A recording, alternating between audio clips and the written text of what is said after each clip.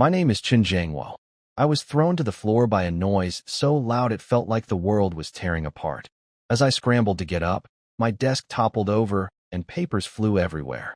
My first thought was an earthquake, but the sensation that followed was impossible. I felt a strange weightlessness, as if my body was drifting upward. I watched in total disbelief as a potted plant lifted off its surface and hung suspended in midair. When I looked out the window, my heart stopped. The chaos outside was beyond anything I had ever imagined. Vehicles were losing control because the laws of physics seemed to have vanished. From my office, I could see people on balconies screaming as their buildings began to float. On the school playground, children watched their basketballs drift into the sky instead of bouncing back down. Inside stores, shelves shook and people panicked, certain that the world was ending. That was when I noticed the light. A thin, shimmering film was rising from the earth at an incredible speed. It looked like a giant, colorful bowl made of glass, slowly wrapping itself around the entire town of Licheng. Beyond this glowing barrier, I saw figures from the nearby village. They were pointing and shouting in terror. I saw a firefighter in his orange suit running toward us, his hand outstretched as if he could pull us back or hold onto the city. But the boundary was final. As the city crossed some invisible line, the ground shook violently. I watched helplessly as the firefighter and the familiar green fields grew smaller and smaller, fading into the distance like a receding wave. The world we knew, the roads, the mountains, and our neighbors, was gone. In its place were rolling clouds and strange, floating islands. A cold chill ran through my body as I realized we had been physically removed from our dimension. The faces of those left behind, frozen in fear and desperation, stayed burned into my mind.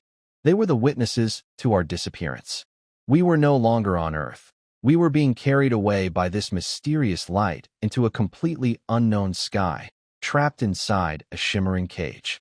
While the world outside watched in terror, I was trapped within the city, but the story of what happened on the other side reached me later. From the perspective of those left behind, the disappearance of Licheng was a nightmare. The village head of a nearby town saw our entire city, the streets, the tall buildings, and the homes of 80,000 people, simply fade away. It was as if an invisible eraser had wiped us off the map, leaving only a massive, shimmering dome of light where a busy city used to be. Panic quickly moved from the local villages to the highest levels of the government. When emergency workers tried to check the cameras in our town, they saw nothing but static and that strange, glowing barrier. The news traveled fast, reaching the National Command Center. Experts and officials were shocked to find that all satellite images and radar signals from our location had vanished. They realized that Licheng had physically separated from their world and moved into a different dimension. The government immediately activated a top-level emergency protocol.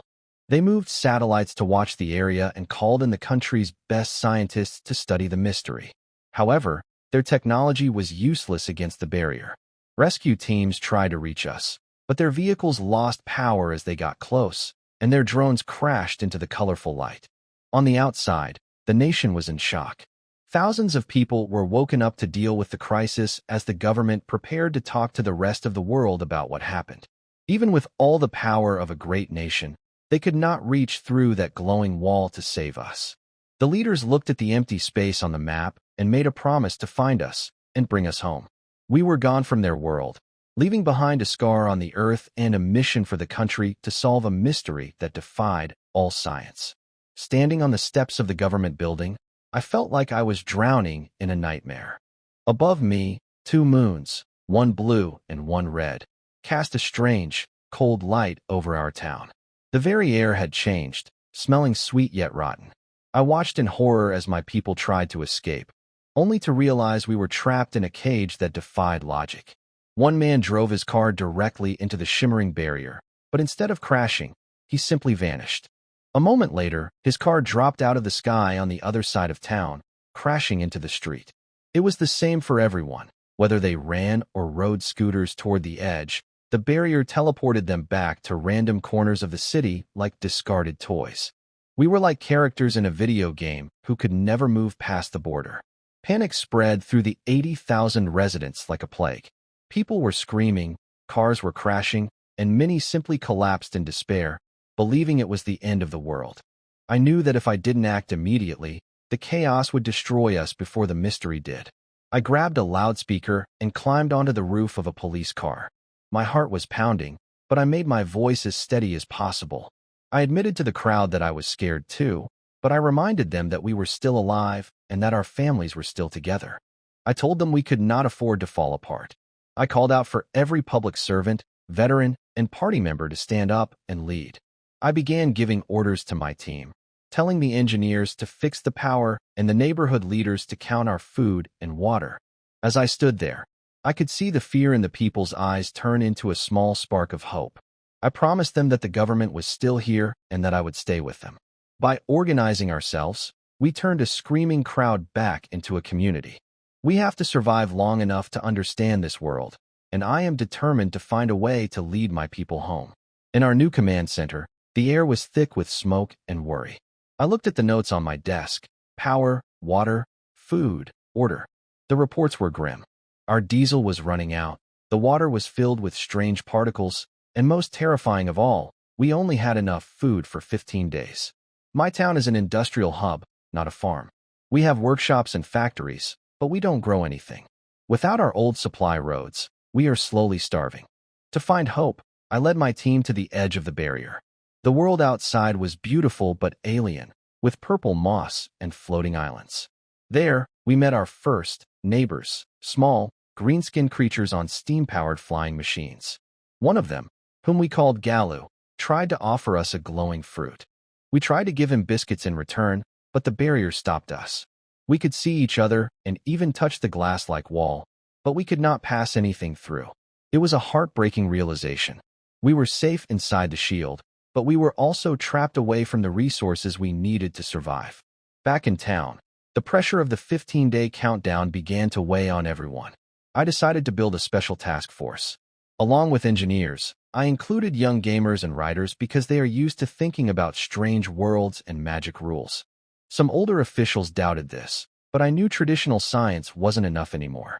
We needed creative minds to figure out how to unlock the barrier. While the town lived in fear, something small but strange was happening. A young woman named Su Xiaoya noticed her phone acting up. As she helped keep peace in the food lines, her screen showed a message about order contribution and a progress bar. It seems that maintaining order is actually generating some kind of energy. While the rest of us look at the sky for answers, a hidden system might be watching our behavior. My goal remains the same. I must keep order and manage our tiny food supply. Every choice I make now determines whether 80,000 people live or die. By the 5th day of rationing, the atmosphere in Carp Town was as tense as a stretched string.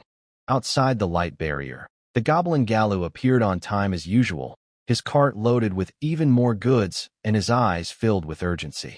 Inside the barrier, Wang Taizhu and his technical team had tried every physical method they could think of, but the soft-looking yet unbreakable shield remained unmoved. Still no progress?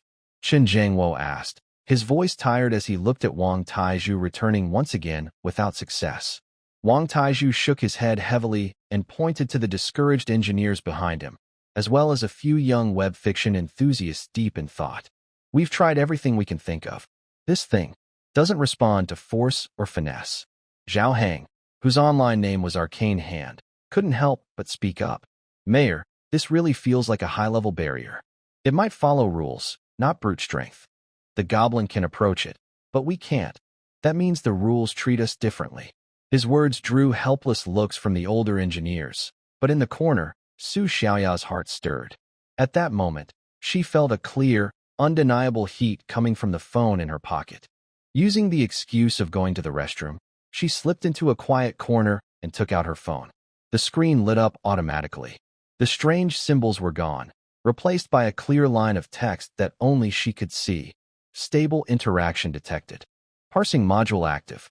Suggestion: use established digital symbols as an order medium. Contribution points 0.5. Below the text, a faint, almost vanishing progress bar slowly took shape, showing initializing 0.1%. Su Xiaoya's heart raced. The phone was actually talking. It mentioned contribution points and an order medium. Could it be that her earlier efforts to maintain order had somehow charged this thing? And now, it was giving her a clear suggestion. A mix of fear and determination surged through her. She had made up her mind. She had to step forward. Taking a deep breath, she returned to the crowd. Her voice was calm but firm. "Mayor, Engineer Wong, may I try my phone again? I think it might be special." Under the crowd's curious and expectant gazes, she stepped up to the glowing barrier once more. This time, her movements were steady and confident. Instead of showing a number right away, she first picked up a standard 100-gram compressed biscuit and pressed it against the barrier, making sure Galu could see its size and packaging clearly. Then she turned on her phone, opened the calculator, and carefully pressed 1. She didn't show the screen immediately. Instead, she held the phone tightly in her hand, as if passing her determination into it, before finally showing the bright red 1 to the goblin outside the barrier. Gala's large eyes widened instantly. It recognized the symbol. Excited, it pointed at the 1, then at the biscuit, letting out a series of quick, eager sounds. Next, Su Xiaoya made an even bolder move. She pressed the phone screen directly against the glowing barrier. Buzz! A faint hum echoed from the point of contact. The shimmering, multicolored barrier glowed softly where it touched the phone, the light matching the red number on the screen. The glow was steady and gentle, like a newly lit transfer mark. "Quick! Officer Lin, pass the biscuit over. Aim for the glowing spot." Wang Taizhu reacted instantly, his voice trembling with excitement. Holding his breath, Lin Xiaofeng picked up another identical 100-gram biscuit and carefully pushed it toward the glowing red point. Under everyone's astonished gaze, the moment the cookie package touched the red, it passed through without any resistance. As if sinking gently into warm water, steady and smooth, it went right through. It worked. It really worked. The crowd erupted in cheers, people hugging each other in excitement. Outside the glowing film, Galu was stunned. It froze for several seconds before suddenly leaping forward, grabbing the divine gift that had crossed over, holding it tightly in its arms. Facing Su Xiaoya and her phone, it let out joyful, grateful cries and even tried to imitate a human bow, clumsy but sincere. "Quick, do the reverse exchange. Xiaosu, keep it steady. We need that light moss fruit," Chun Jingwo ordered, trying to control his excitement. The same process followed. Galu carefully pushed a light moss fruit toward the glowing red dot, and the fruit passed through smoothly. The first physical exchange was completed, verified by Su Xiaoya's mysterious phone. Chun Jingwo immediately gave a series of commands. Record everything. Exchange base established. 1 unit equals 100 grams of standard compressed biscuits or 1 standard light moss fruit. All future trades must follow this ratio. Lin Xiaofeng, you'll draft the detailed trade list and exchange rates. Engineer Wang, your team must focus on finding a way to replace Xiaosu's phone. He knew that this fragile digital key was now the lifeline of leeching. After 2 successful exchanges, Su Xiaoya felt her phone growing hot in her hand. In her mind, the once blurry progress bar suddenly became clearer and jumped forward to initialization. 5%. At the same time, a new message appeared, primary order established. Energy infusion. Personal mission module preparing to start. Looking at the cheering crowd, Su Xiaoya gripped the hot phone tightly, realizing that she and this device were now bound to the fate of the entire city. The news of the first successful trade spread like a ray of sunlight breaking through heavy clouds, bringing long-lost warmth to the hearts of Liqing's people. But that light was still too weak to drive away all the cold. The news was deliberately released by Mayor Chen Jiangwo through the neighborhood committees, aiming to calm and reassure the citizens. The results were immediate. At the supply station, the crowd waiting in line was filled with talk and anticipation. "Have you heard? The government made contact with those little green people outside and traded for glowing fruits that can fill your stomach," said a man in work clothes, his voice full of excitement. The woman next to him was more practical. "My daughter helps at the command center. She said they can't trade much each day. Everything depends on a student's phone as the key, passing things out bit by bit. It's really slow." Hope brought conversation and eased some anxiety, but the amount of supplies each person received was still shrinking. People looked at the small portions in their hands with mixed feelings.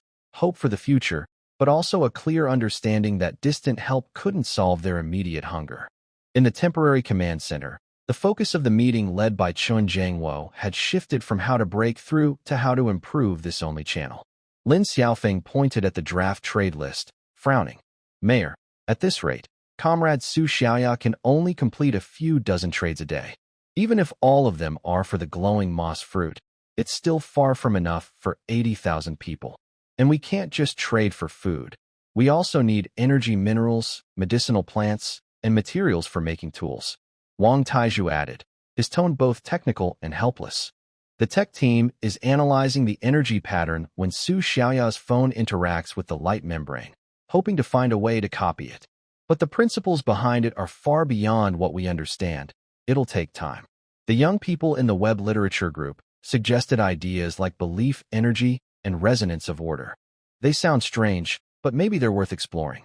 Time is exactly what we don't have, Chen Jiangwo said in a low voice, tapping the red-marked inventory report on the table. Director Li, how are the people feeling? Li Xiaoying reported.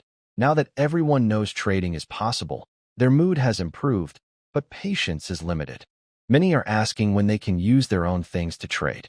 We explained that the current channel is official and unified. Some understand, but others are starting to have their own ideas. This was clearly a new risk. The people's desire to trade was growing, but the only fragile channel had to remain under strict control. Still, the energy among the people was quietly awakening. Some quick thinkers had already begun to act. The retired teacher who once helped Su Xiaoya guide the crowd brought a few students to test the calming effect of a small amount of soothing herbs they had traded for. The hardware store owner, Master Wang, studied a piece of energy he had received from the authorities, wondering if he could make a long-lasting lamp from it. A few young people even began to observe and record the behavior of the goblin Galu and the types of goods it brought, hoping to find some patterns.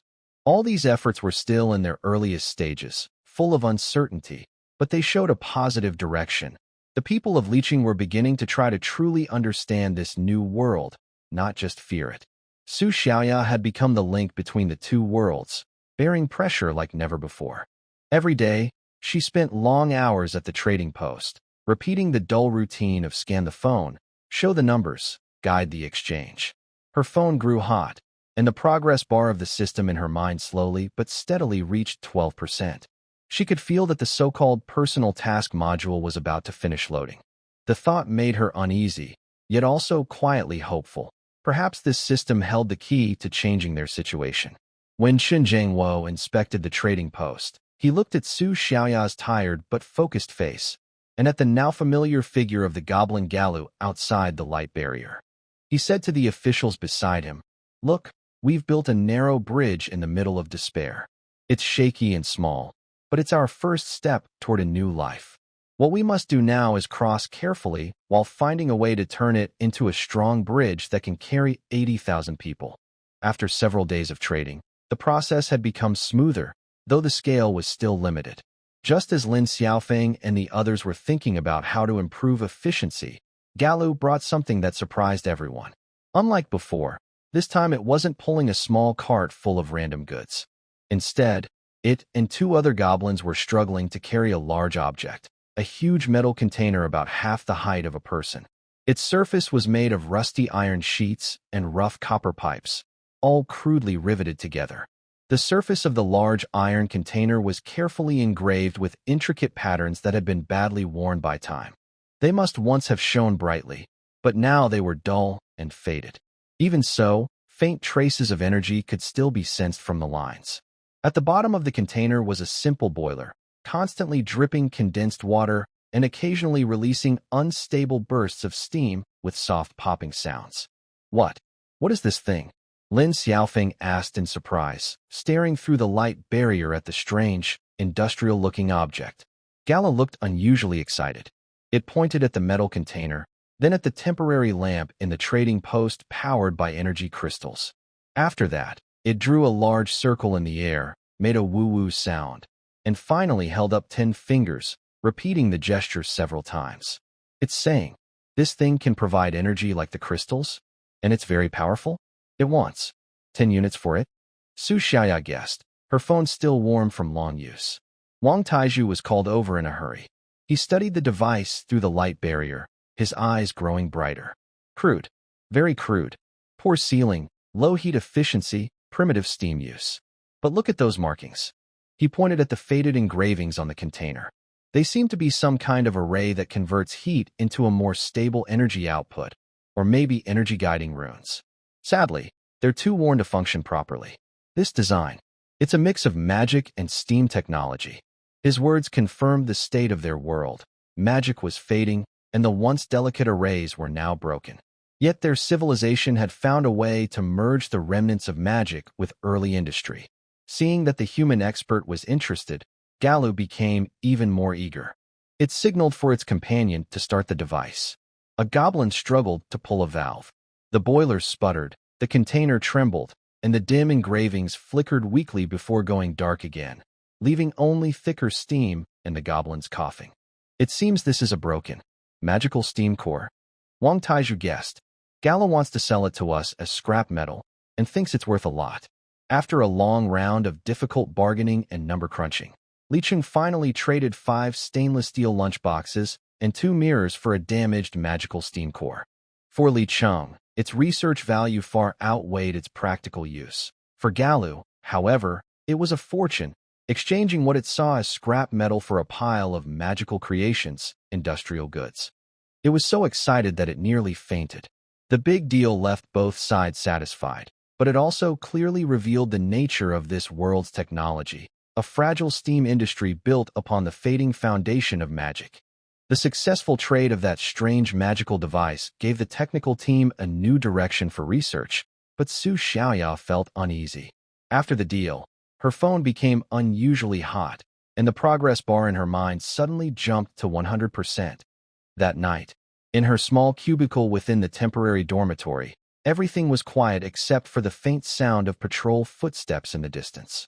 Her phone screen lit up on its own, casting a soft white glow that not only illuminated the screen, but also projected a three-dimensional, high-tech, semi-transparent interface before her eyes, completely out of place in this world of steam and magic. Interworld Civilization Link System, Beta, Initialization Complete. Host, Su Xiaoya, Current Access Level. Personal, Civilization Link Energy, 15 out of 100. Energy comes from order and cultural exchange, slowly recovering. Function modules. 1. Personal mission system, unlocked. 2. Contribution store, locked, requires 30 energy. 3.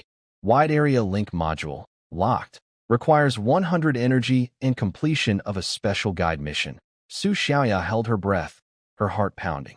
She instinctively tried to touch the interface, but her fingertip passed right through the light. What? What is this? She whispered, her voice unusually clear in the silence. As if responding to her question, the interface shifted and a new message appeared. Personal mission issued. The foundation of order, mission description. A stable order is the cornerstone of civilization's survival and growth, and also a vital source of system energy. Please help maintain stability within Carp City, resolve potential conflicts, and strengthen the current fragile balance.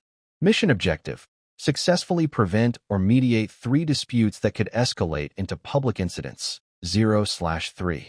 Mission reward: contribution points 50, basic rune analysis, beginner, knowledge infusion ×1. Failure penalty: none, system energy recovery speed will be greatly reduced. Foundation of order. Disputes. Su Xiaoya murmured, recalling the scattered complaints she had overheard earlier that day while accompanying Director Li Xiuying on her visits. Why are we trading away the town's resources for something we don't even know? If I could trade my old toolbox, maybe I could get several days' worth of food. Is the government keeping all the good stuff for themselves? At the time, she had thought they were just complaints, but now she realized these were sparks that could ignite disorder. She remembered Mayor Chen Jiangwo shouting himself hoarse from the top of a vehicle to keep order, Engineer Wang Tieju's bloodshot eyes from sleepless nights, and Lin Xiaofeng's focused gestures as he worked with the goblins, drenched in sweat. If order collapses, trade stops, and research halts, then we might truly lose all hope. A sudden understanding rose in her heart. This system, it seems to be guiding me to do what helps everyone survive. She focused her thoughts and asked the interface, what are contribution points for? And what is knowledge infusion? The interface responded to her thoughts, showing a gray preview of the contribution store. Inside were items that made her heart race. Universal Language Mastery Scroll, small. Basic Physical Enhancer, Designed Blueprint Pack, random, each marked with the required points. As for knowledge infusion, the system displayed a line of text. Information will be directly transferred into the host's deep memory in a way that can be understood, without the need for study. Without the need for study? Su Xiaoya gasped.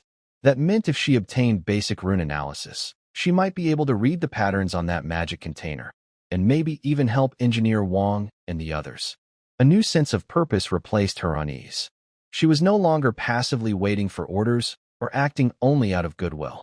Now, she held in her hands a mysterious tool that could help her actively find a way forward for the city and for its 80,000 people. The next day, she joined Director Li Xiuying's community work with renewed enthusiasm.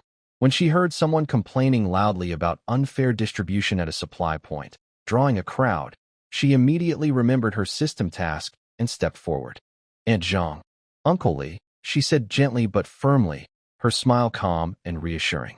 The list and shares have all been checked, and everyone can see that. If you think there's a mistake, let's go check the records together, okay? Arguing here only wastes everyone's time.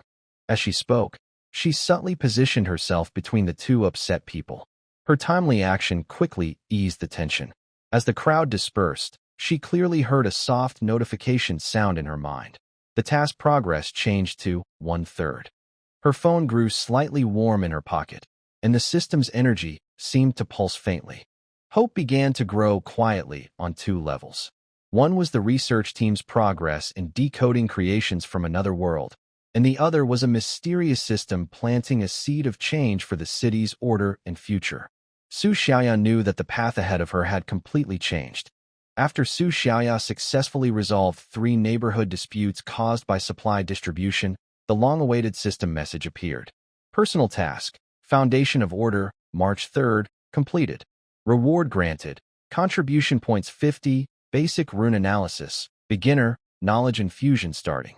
Suddenly, a fresh and powerful stream of information surged into her mind like a bursting flood. It wasn't just plain text. It was like a vivid, colorful painting filled with endless mysteries and wondrous scenes. It contained countless dynamic models showing the flow of energy, complex geometric patterns, and the subtle harmony between elements. When she looked again at the damaged magic core, everything appeared completely different. The once chaotic and confusing carvings now seemed alive, naturally separating and rearranging into vibrant energy circuits. These circuits moved gracefully in the air, like lively spirits dancing in the void. She could now clearly see how the glowing energy struggled through the uneven spiral runes, trying to gather together, only to fade away helplessly at a broken point. She could almost feel those dimmed energy nodes, like dying embers struggling to shine, sending out desperate calls into the air. But the surrounding magical elements had become so scarce that they could no longer meet their needs. She nearly ran to find Wang Taizhu. Engineer Wang, I think I understand something, she said, grabbing a piece of chalk and drawing quickly on the blackboard. This time, it wasn't simple copying, it was reconstruction based on understanding. This thermal gathering rune is too old and clumsy, far too inefficient. If we replace the chaotic spiral here with a hexagonal symmetry, the energy flow will be much more stable. And here, the energy channel is too narrow. If we use our copper wire drawing technique to make fine parallel splits. As she spoke, her improved design took shape. Simple, elegant lines filled with the beauty of math and energy. Wang Taizhu and the other engineers, including Zhao Hang, were all stunned. This isn't just inspiration, Xiao Su. Wang Tiezhu's voice trembled as he pointed at the drawing. This is pure enlightenment. Your optimization increases efficiency by more than 300%. You've touched the very foundation of this world's rules. He looked at Su Xiaoya as if she were a priceless treasure. Zhao Hang was so excited he could barely speak. Understanding at the rule level. Xiao Su, you're more amazing than the heroes in my stories. At that critical moment, a sharp, piercing scream suddenly came from outside the light barrier. The sound was as chilling as a night owl's cry, sending shivers down everyone's spine. At the same time, there was a strange puffing noise, as if something was on the verge of destruction. Everyone froze for a moment, then rushed outside without hesitation. What they saw left them speechless. Gala's aircraft was trailing thick black smoke, swaying dangerously. The once bright green canvas wings were torn to shreds, with only a few pieces still fluttering weakly in the wind. Gallo himself looked nothing like his usual clever self. He was a mess. His old leather armor was in tatters, his body covered in foul-smelling green slime. Even worse, one of his arms was twisted at a strange angle, clearly broken. At that moment, his terrified face was filled with despair and helplessness, like a poor soul who had just escaped from the underworld. He didn't even care about the trade anymore. Using his uninjured hand, he clung tightly to the light barrier, pointing toward a direction in the sea of clouds and letting out a desperate cry. Trembling, he pulled something from his chest. It wasn't metal, but a piece of chitinous shell with knife-sharp edges, a foul smell, and disgusting suction marks. A cold, eerie aura still lingered on it. Even through the light barrier, just seeing that shell sent a chill down everyone's spine. What on earth did it encounter? Lin Xiaofeng's voice was dry and tense. The terrifying token brought by Galu hit the command center like a block of ice. Chen Jingwo, Wang Taizhu, Lin Xiaofeng, Li Xiuying, the police chief, and the militia captain all stood around the strange shell placed in the isolation tray, their faces grim. Under the light, the shell gleamed with an oily purple-black sheen, and the suction marks seemed to twitch faintly.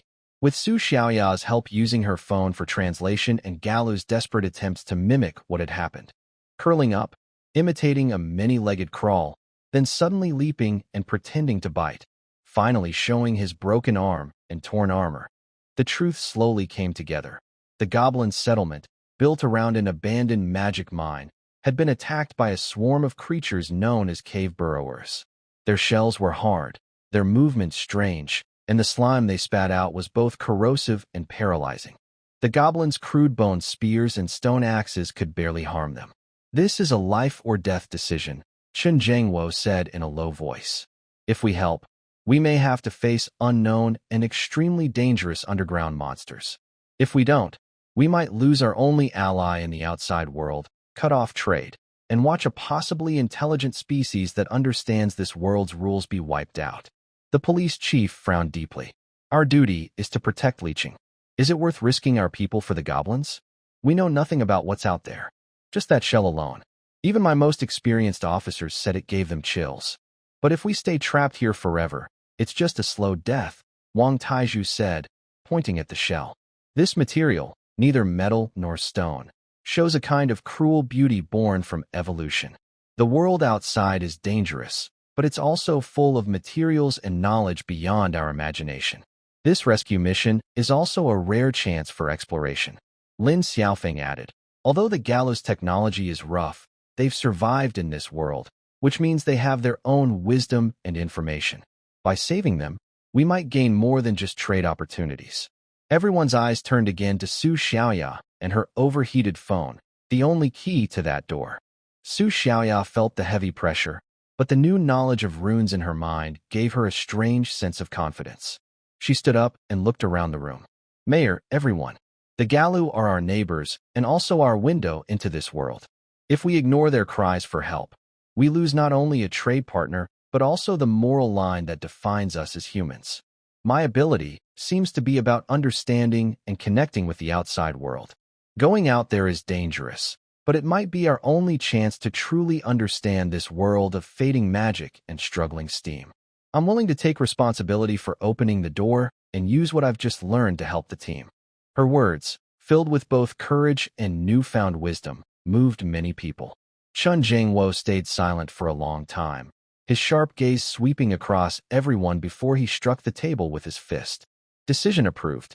We'll form the interworld reconnaissance and support team. Wang Taizhu will be the technical advisor and choose 2 assistants skilled in machinery and energy. The police station will send 2 elite officers with protective gear and modified weapons. The militia will send 2 agile members familiar with the terrain. Lin Xiaofeng will handle external communication. Su Xiaoya will be the core, responsible for opening the passage and providing rune technology support. Mission priorities. First, everyone's safety. Second, creating an initial military reconnaissance report. Third, helping the goblins if possible and building deeper trust. The order was final.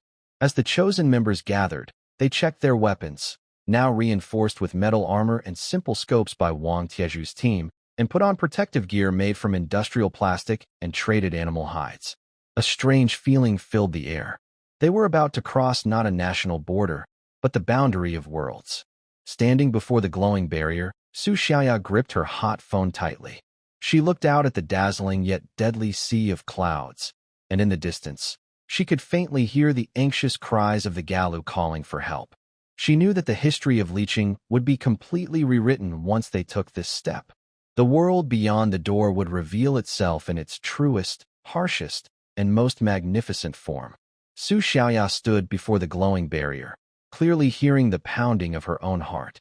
The phone in her hand felt burning hot, its screen showing a complex symbol made of tiny points of light. An improvised pass permit she had designed using her knowledge of basic rune analysis with the system's help. Chun Jiangwo stood behind her, his eyes serious as he looked at the mixed group of armed members. Remember, your first mission is to come back alive. If you face danger you can't handle, retreat immediately. His voice came through the temporary throat microphone to every team member. Understood. The team leader, Deputy Chief Zhou, an experienced detective, checked his modified rifle with a bayonet and a simple handguard. Taking a deep breath, he nodded to Su Xiaoya. Carefully, Su Xiaoya pressed the glowing screen covered in mysterious runes against the light barrier. The moment they touched, it was as if a massive explosion had been set off. A dazzling light burst forth like an erupting volcano, blinding and breathtaking. Then, as if under a spell, the light began to gather into a swirling rainbow glow, turning slowly and gracefully.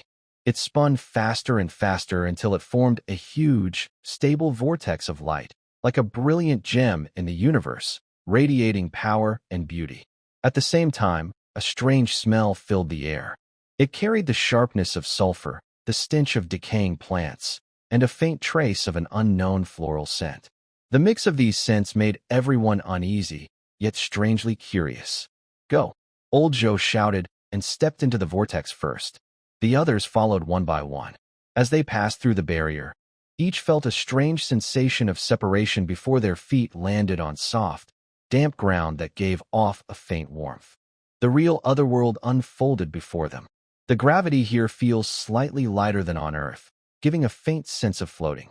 2 moons hang high in the sky, their bright, silvery light pouring down without restraint, covering everything in a strange and mysterious glow.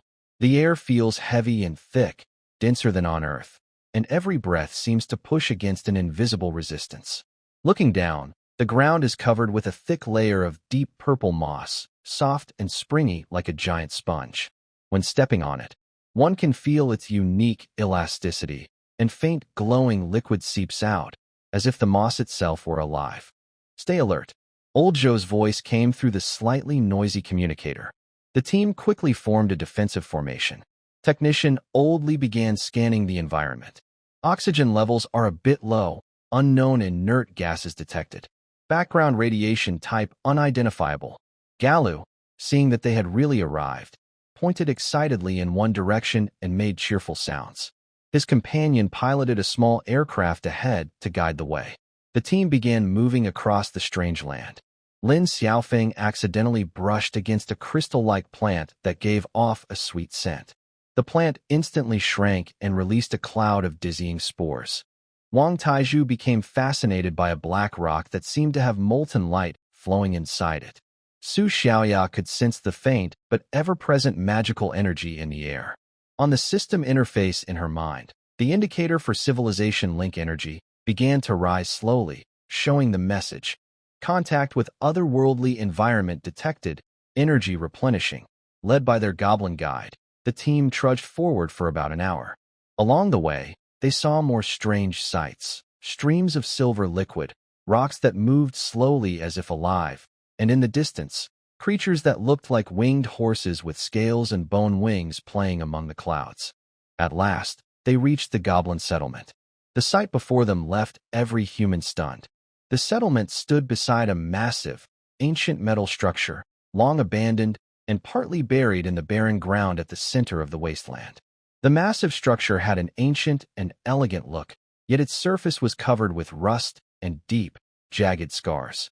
Strange runes remained on it, far more complex than the magic core Galu once possessed, though much dimmer and less vibrant. The goblins' dwellings were made from fragments of old buildings, natural caves, and simple tents stitched from animal hides. These makeshift shelters were scattered around the ruins in a chaotic, unplanned way. Many goblins bore wounds, and their faces showed deep fear and exhaustion. The tools in their hands were crude and pitiful, sharp stones tied to wooden sticks as spears, or roughly made bows and arrows. Among them, a few broken rune stones gave off a faint, flickering light.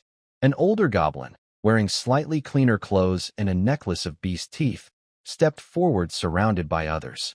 He was Elder Mogus. When he saw the fully armed human team, his eyes shone with mixed emotions, hope, awe, and a trace of cautious wariness. After some difficult communication, the humans learned the situation. The burrowers had taken over the goblins' water source and mines. As Elder Mogus gestured to explain their troubles, Wang Tieju's attention was drawn to a goblin craftsman working on a simple steam forge. It was built from scrap metal barrels and rough copper pipes.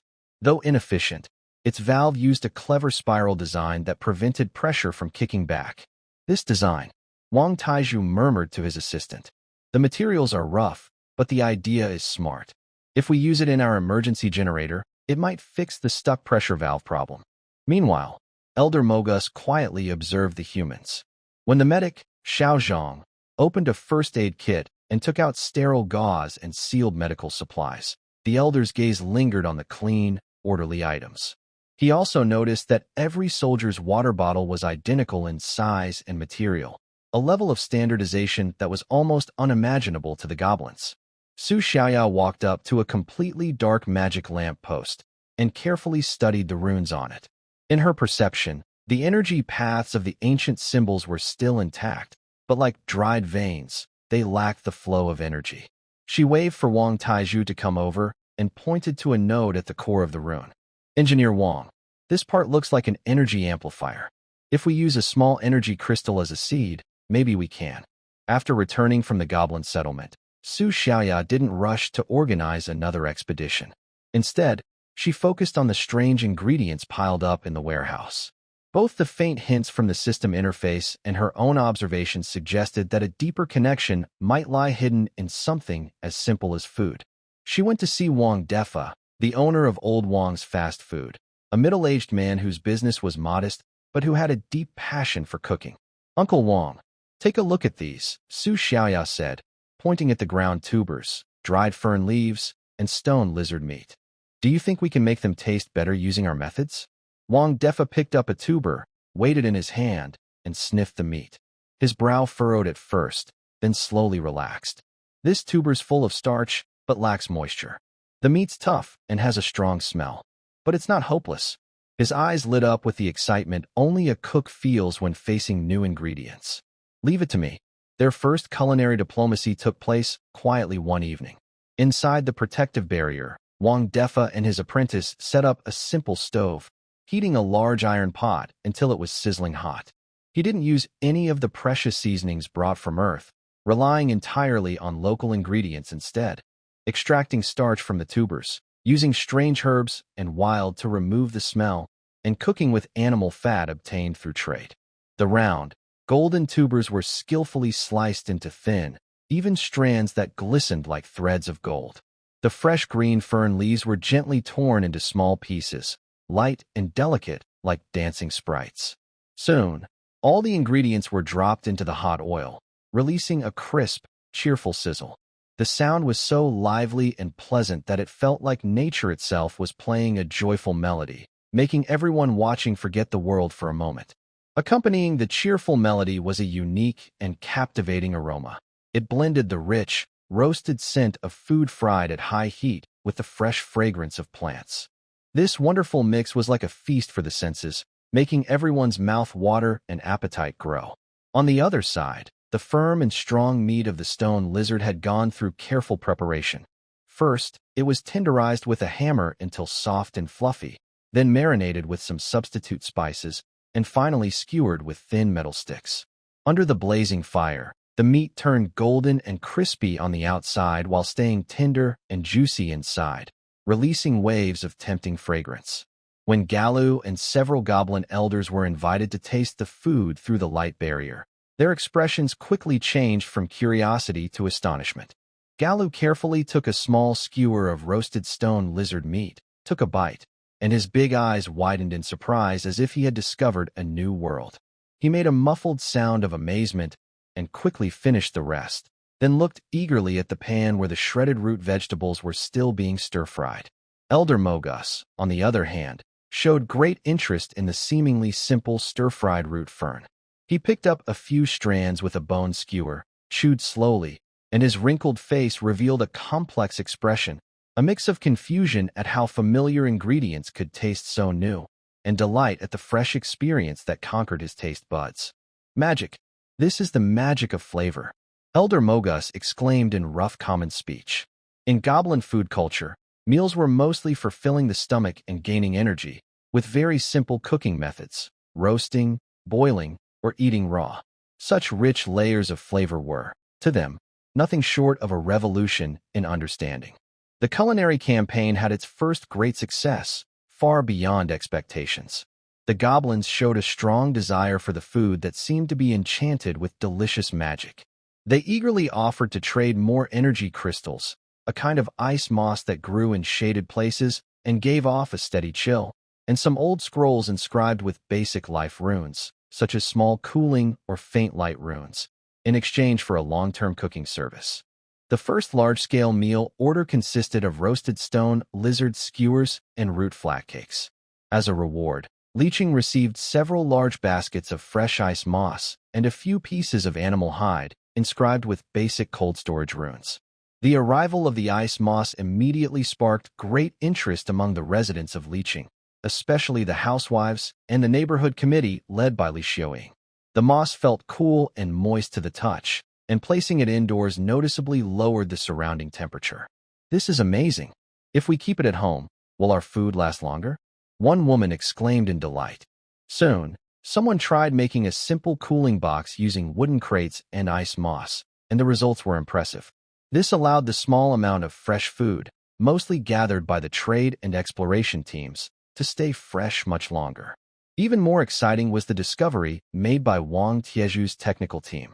They found that the ice moss contained a stable, cold energy that matched perfectly with the energy patterns described in the basic cold storage runes. This isn't a coincidence, Wang Taiju announced excitedly. These runes might be the ancient people's imitation and refinement of natural energy sources like ice moss. We can try using the moss as a power source to activate the runes. With her basic knowledge of rune analysis, Su Xiaoyao worked with Wang Tieju's team. They chose the simplest cold storage rune, carefully carved it onto a thin metal plate, and placed a small cluster of ice moss on the rune's energy node. Buzz. The lines on the metal plate glowed faintly blue, and a steady, gentle chill spread outward from it. The effect was several times stronger than using the moss alone. We did it. We've made an otherworldly version of a refrigerator, even if it's just a cooling box. The lab erupted in cheers. Behind this seemingly small success lay great value and far-reaching impact. It marked a crucial step for Leeching. The city had finally gained the ability to actively use the magical resources of this mysterious world, even at the most basic level, to improve its difficult living conditions. Once, magic had been nothing more than ancient relics scattered among the ruins of the goblin settlements. Now, it was slowly becoming a practical, understandable, and usable source of power, quietly blending into the everyday lives of Leeching's people. At the same time, in Su Xiaoyao's mind, the system interface showed that the civilization link energy was steadily increasing through this deep, cooperative, and pleasantly harmonious exchange. In the contribution mall, several basic blueprints related to cooking, farming, and raw materials had been unlocked. The residents of Carp City also faintly felt that their connection with this world was growing stronger and more real through their taste buds and these small new conveniences. A new kind of symbiotic relationship, based on survival needs and cultural attraction, was quietly beginning to take shape. The jeep returning from the goblin settlement had just stopped in front of the town hall when Chun Jangwo came forward with Wang Taizhu, Li Xiaoying, and the others. Without wasting time on greetings, Chun Jangwo went straight to the point. We've seen the situation. Well done. Xiao Su, how are you feeling? Su Xiaoya pushed aside her physical fatigue, feeling more mentally excited than tired. Mayor, the goblin's attitude has become friendlier. I think our cooperation is becoming more solid. And, she paused, sensing a strange pulse from the system in her mind. My intuition tells me that we're about to reach some kind of critical point. Chun Jangwo's eyes sharpened. He nodded and turned to the others. Everyone, to the meeting room. We need to move fast. Inside the temporary command center, the air was thick with smoke. A rough map of Carp City and a list of supplies hung on the wall. The news Xiao Su brought is encouraging, Chun Jangwo began directly, but we can't rely only on the goodwill of the goblins. Engineer Wang, speed up the rune research. Director Li, refine the data on public morale and supply distribution. He tapped the table, the dull sound echoing through the room. We must take the initiative. Before anyone could respond, Su Xiaoya suddenly stood up as if struck by lightning. At the same moment, her phone, gripped tightly in her hand, seemed to be controlled by an invisible force. It burst out with a dazzling light. Then, an astonishing scene unfolded. A mysterious and intricate virtual rune appeared, shining like the brightest star in the night sky, spinning in midair and releasing waves of powerful energy. Here, it's coming. Su Xiaoya's voice trembled with nervousness. It's about to swallow the whole city. But before she could finish, the meeting room filled with gasps of shock. Everyone was stunned to see their phones glowing with strange light, and from outside came waves of frightened screams, as if a great disaster was about to strike. Amid the chaos, only Su Xiaoya kept her eyes fixed on the flickering phone screen before her. In an instant, a line of clear text appeared. Leeching Home Support System, Test Version, loaded successfully. The simple yet mysterious message made the noisy room fall silent, as if time itself had stopped. Wang Taizhu was the first to react, his eyes lighting up. This is great. If we can use it to manage manpower and set up standard procedures, our efficiency could skyrocket. Li Xiaoying focused on the people's needs. Contribution points? If they can be exchanged for real goods, everyone will be more motivated to work. The police chief asked cautiously, is it safe? Could our communications be monitored? Chun Jangwo placed both hands on the table, leaned forward, and looked at each core member before making one of the most important decisions of his leadership. There's definitely risk, but we can't back down because of fear. This is an opportunity, the key for Leeching to organize, survive, and maybe one day fight back. He turned to Su Xiaoya, his tone firm. Xiao Su, you'll handle the connection with this system. You brought it here, so you know it best. Engineer Wang, gather a tech team right away to study how it works and check its safety. Director Li, work with Xiao Su to draft the first public task that can boost morale and solve real problems. Comrades, his voice was steady and strong. This is a new beginning for Leeching. We must show everyone that the government is still functioning, that we haven't given up on anyone, and that we've found a new way to face the future together. At that moment, the official machinery of Leeching began to move efficiently around this sudden new system. The lights in the command center stayed on all night. The next morning, as the first rays of the twin moons from another world shone down, all the residents of Leeching felt their devices vibrate at the same time. This time, it was not just a simple message on the screen, but also an announcement signed by the Leeching Temporary Management Committee, followed by the first nationwide task. Announcement: to all residents of Leeching, dear fellow citizens, we understand that everyone has been through difficult times. To gather strength and face challenges together, the government has started using the Leeching Home system. This system will be used for posting tasks, recording contributions, and distributing supplies. Our first goal is to solve the urgent problem of food preservation. Below is the first nationwide task. Please participate within your ability and work together. Nationwide task: Number 001, build community cold storage task goal. Within 36 hours, build 3 shared cold storage facilities in the North District, East District, and Central Square. Strategic importance. Significantly reduce food spoilage, store more supplies for survival, and lay the foundation for future medical storage. Detailed division of work. 1. Construction team. 300 people needed responsible for earthwork and foundation building. Meeting point. Command centers in each district. Leader. Zhang Jianjun, former deputy director of the City Construction Bureau. Contribution points. 50 per shift. 2. Rune technology team. 50 people needed responsible for carving, checking, and installing the cold storage rune boards. Meeting point. Power plant technology department. Leader. Wang Taizhu. Requirements. Prior experience in electrical work, engraving, or precision operations preferred. Contribution points. 80 per shift. 3. Logistics support team. 150 people needed responsible for distributing tools, providing water and food, and medical patrols. Meeting point. Neighborhood committees. Leader. Li Xiaoying. Contribution points. 30 per shift. 4. Planning advisory team. Unlimited members collect written proposals on storage structure, insulation material alternatives, and energy circuit optimization. Submission channel. Internal system. Leader. Lin Xiaofeng. Rewards for accepted proposals. 200 contribution points each. After the task was announced, Liqing did not fall into chaos. Instead, under official organization, it showed remarkable order. Under the coordination of Li Xiaoying and neighborhood committee leaders, young and strong residents were guided in an orderly manner to various construction sites based on their living areas. Those with technical backgrounds headed to the power plant to report to Engineer Wang. The school playground became a temporary logistics center, with roaring fires and rising smoke.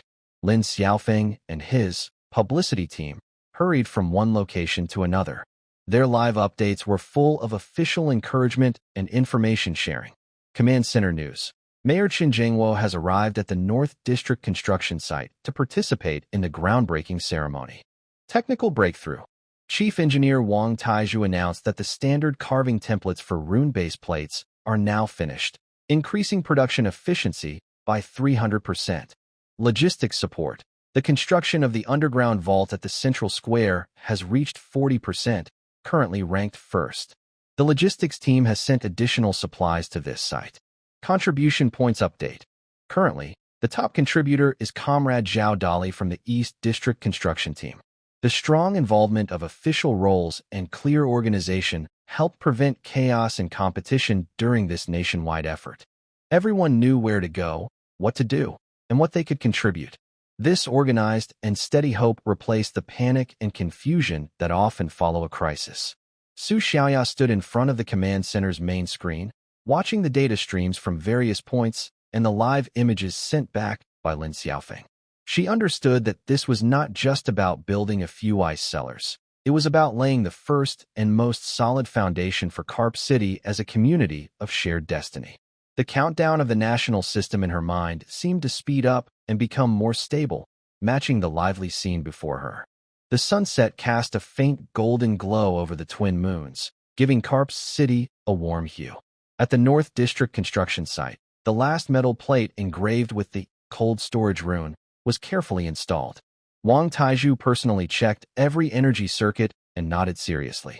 Close the circuit, he ordered in a deep voice. A technician pushed down the heavy circuit breaker. Buzz. A deep hum of energy sounded, and the blue runes on the outside of the 3 cold storage vaults lit up one after another, as if given life, flowing steadily. The thermometer at the vault entrance suddenly dropped sharply, finally stabilizing at -5 degrees Celsius. We did it. We succeeded. Someone shouted first, and the long-suppressed excitement exploded across the site. Great. Now we can store meat. My kids' medicine won't spoil anymore. We built all of this ourselves. People cheered and patted each other's shoulders. Their faces, covered in sweat and dust, showed pure and bright smiles. This feeling of achievement was more powerful than any empty slogan. National task, number 001, build a home ice cellar. Status update. Completed. Contribution points being calculated. Almost as soon as the system notification appeared, the cheers on the construction site grew louder. It's here. I got 50 points. Haha. I worked both the technical and construction shifts and earned 130 points. Check if the shop is open yet. Contribution point shop, officially open. People eagerly took out their phones, trembling fingers tapping on the glowing icon. Wow, there's dried meat. Made by Wang Defa. 50 points for it. A muddy man grinned widely, almost without hesitation. This spicy sauce costs 80 points. And it's limited? What kind of flavor is so precious? Someone nearby exclaimed. Mom, look. The cold storage priority access is 200 points. We can save up and find the best place for Dad's medicine next month. A young girl held her mother's hand, eyes shining with hope. A long line formed in front of the exchange points, orderly and careful. Everyone carefully operated their phones, confirmed their exchanges, and received their rewards from the staff, symbols of their hard work. The first man to get dried meat tore open the package right there, took a big bite, and didn't bother to wipe the grease that dripped down his mouth. He mumbled to his companions, "Smells great. It smells amazing. Better than compressed biscuits by 1,000 times. This work was worth it." Li Xiaoying watched the lively scene, her eyes slightly moist. She said to Chen Jiangwo beside her, "Old Chen, did you see? Everyone's spirits are different now." Chen Jiangwo stood with his hands behind his back, a relaxed smile on his face that hadn't been seen in a long time. Yes, when there's hope, people get motivated. If we use this system well, it will be our biggest support in leeching. At this moment, Lin Xiaofeng pushed over, holding a bag of dried meat, excitedly saying, "Mayor, Director Li, you should see the lively chat in the channel.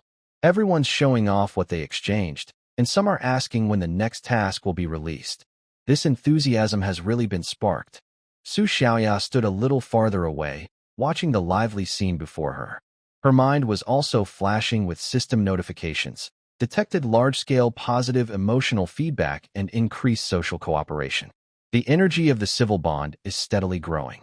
Wide area connection module loading progress, 68%. She knew that the potential of the city was gradually being unlocked. And this was only the beginning. She gently bit into the dried meat she had exchanged for, the rich aroma spreading in her mouth. The taste was indeed good, but what made her even more satisfied was the achievement behind this flavor, everyone's joint effort. While Leeching and its people celebrated the success of the first round of national tasks, new visitors arrived outside the light shield. They were not goblins. The visitors were 3 humanoid beings. They wore faded linen robes, with simple, dull silver patterns embroidered on the cuffs and collars. They held tools that looked like wooden staffs or measuring rulers. The leader was a serious-faced middle-aged man with a tired, scrutinizing look in his eyes. Behind him were a young man and woman, seemingly apprentices. Their robes were dusty, and their expressions showed exhaustion from long travel, along with shock at the city covered by the light shield, a steel city. Humans? Lin Xiaofeng, on duty at the trading station, almost couldn't believe his eyes and immediately reported. Chen Jiangwo, Su Xiaoya, and others quickly arrived. Through the light shield, both sides could sense that the other's aura was similar yet completely different. Stranger travelers, the middle-aged man spoke in a strange accent, but in a recognizable common language, his voice hoarse. "I am Errol, a rune surveyor. We sensed a powerful and stable energy barrier in this area, along with a force of order that we cannot understand. We come to investigate." His gaze swept over the neat streets and bright lights inside the light shield, some lit with energy crystals and runes, finally resting on the well-equipped humans. A faint hint of envy and caution flickered in his eyes. Under Chen Jiangwo's instructions, Lin Xiaofeng tried to communicate kindly. He took out some small items, a mirror and a stainless steel kettle. 2 young apprentices' eyes lit up instantly, but Errol remained cautious and doubtful. At that moment, a woman in charge of logistics pushed a small cart loaded with the freshly exchanged Koi City spicy sauce, passed by, preparing to distribute it to various community kitchens. The bright red color and unique mixed aroma immediately caught the attention of the female apprentice behind Errol. She sniffed deeply with her small nose, her gaze fixed firmly on the glass bottles. Lin Xiaofeng quickly noticed this detail. He thought for a moment, picked up a small sample bottle of the spicy sauce, held it up to the light, then unscrewed the lid. Using a clean wooden stick, He dipped a little and tasted it himself, making a pleased expression. Then, he carefully passed the wooden stick and the small bottle through the exchange channel maintained by Su Xiaoya. The female apprentice, under Errol's approving gaze, carefully took it. She imitated Lin Xiaofeng, gently licking the wooden stick. Suddenly, her face turned red at a visible speed, not out of anger, but because she was overwhelmed by the intense, rich, and spicy flavor she had never experienced before. She covered her mouth and coughed twice, but her eyes sparkled with amazement. "Teacher, what is this? Some kind of flame and spice? No, is it the essence of life and the blazing sun?" she exclaimed excitedly, tugging at Errol's sleeve, words tumbling out. Errol frowned and also tasted a bit. His serious face twitched slightly, and his eyes first showed shock, then deep confusion. He couldn't understand why a seemingly ordinary food could contain such a strong, impactful taste. It completely overturned his understanding of food. He looked at the humans inside the light membrane, and his gaze, which was once scrutinizing, softened considerably. Instead, it reflected a sense of solemnity and a faint, almost imperceptible desire to understand this unknown civilization's creation. "We can trade," Errol finally said, his tone much more serious. "We will exchange knowledge for your flavor." Lin Xiaofeng and Chen Jiangwo exchanged glances, knowing that Koi City's gourmet diplomacy had once again successfully opened a new door. And this time, the target was closer to them, yet on a different path of development. A kindred spirit.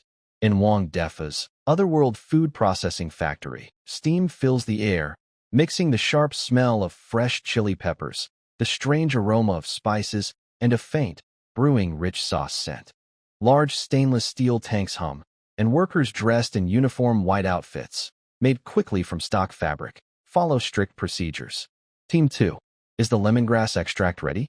Hurry up! Wang Defa stands at the main work table, speaking loudly. He holds a wooden spoon, occasionally scooping some semi-finished product from a nearby tank, smelling it carefully with a furrowed brow. "Boss Wang, according to your instructions, the third batch of mixed spices has been added," a young apprentice reports, face flushed from the heat. "Not enough? Still missing a bit of soul." Wang Defa shakes his head, glancing at the shelves filled with various exotic plants collected from the wild and by goblins. "Lingonshire, the perilla leaves, and the dream whisper flowers you brought back last time. Crush them and add a little. Remember, just a little. We're adjusting the flavor, not making herbal medicine." At the workshop entrance, Chen Jingwo walks in accompanied by Li Xiaoying and Wang Taizhu. Smelling the complex aroma, Chen Jingwo coughs slightly. "Old Wang, your place is quite lively," Chen Jingwo says, looking at the growing production line with a hint of anticipation. "Mayor, you're just in time." Wang Defa brightens upon seeing Chen Jingwo. He picks up a clean small dish, scraping a bit of deep red sauce from a fermenting clay jar nearby, and hands it over. "This is a small batch we made yesterday. Try it and give us some feedback." Chen Jingwo takes the dish, but instead of tasting immediately, he first observes the sauce's thickness and color carefully. Then he dips a finger into it and tastes it. He closes his eyes, savoring the flavor. A few seconds later, he opens his eyes, a look of surprise in them. It's spicy enough, but there's a rich aroma behind it, and a very unique aftertaste. Not bad. Much better than I expected. Li Xiaoying also tastes a bit, coughing from the spiciness but nodding repeatedly. "Good stuff. If this works out, our negotiations with the goblins will be much more confident." Wang Defa received praise and smiled happily, but then he looked worried. "The flavor is almost right, but Mayor, the main issues are the production volume and packaging. Our glass bottle stock is almost gone. Using oil paper wraps makes the flavor easy to escape and doesn't last long." Li Xiaoying quickly responded, "The command center has already discussed this. Our priority is to ensure enough glass bottles for the Rune Master Errol's trade. For internal use, we will first use thick oil paper wraps. The logistics team is also testing wooden jars made from a fragrant, easy-to-cut material called oil skin wood to see how they work." At that moment, Lin Xiaofeng rushed in like the wind, holding a small, opened clay jar, his face full of excitement. "Uncle Wang, Director Chen, quickly, smell this. According to the best fermentation window system from Su Xiaoya's side, I just opened it. I think it's ready. A rich, layered, and perfectly blended complex aroma burst out instantly. Powerful, but not harsh, fresh and tempting, even slightly overpowering the other smells in the workshop. Wang Defa almost snatched the jar and took a deep breath, trembling with excitement. Yes, yes, that's it. Fragrant, spicy, fresh, mellow, layers are coming out. Quickly, bring some freshly baked sweet potato cakes. Soon, a few crispy, fragrant sweet potato cakes were brought over. Wang Defa personally spread a thick layer of deep red chili sauce on the cakes and divided them among Chen Jingwo, Li Xiuying, Wang Taizhu, and Lin Xiaofeng. Chen Jingwo took a big bite, chewed carefully, feeling the spicy flavor explode in his mouth, followed by the complex aroma of spices and the richness of the sauce wrapping his taste buds. Finally, a faint sweetness lingered, making him want to eat more. He took a deep breath, as if releasing all the stress of these days, and patted Wang Defa's shoulder heavily. Old Wang, you've made a great contribution. This thing is our city's hard currency for opening up outside connections. I'll arrange to increase production right away, Wang Defa said with enthusiasm. Don't rush to fully roll it out yet, Chen Jingwo said clearly. Shaolin, use the system to issue a temporary nationwide task.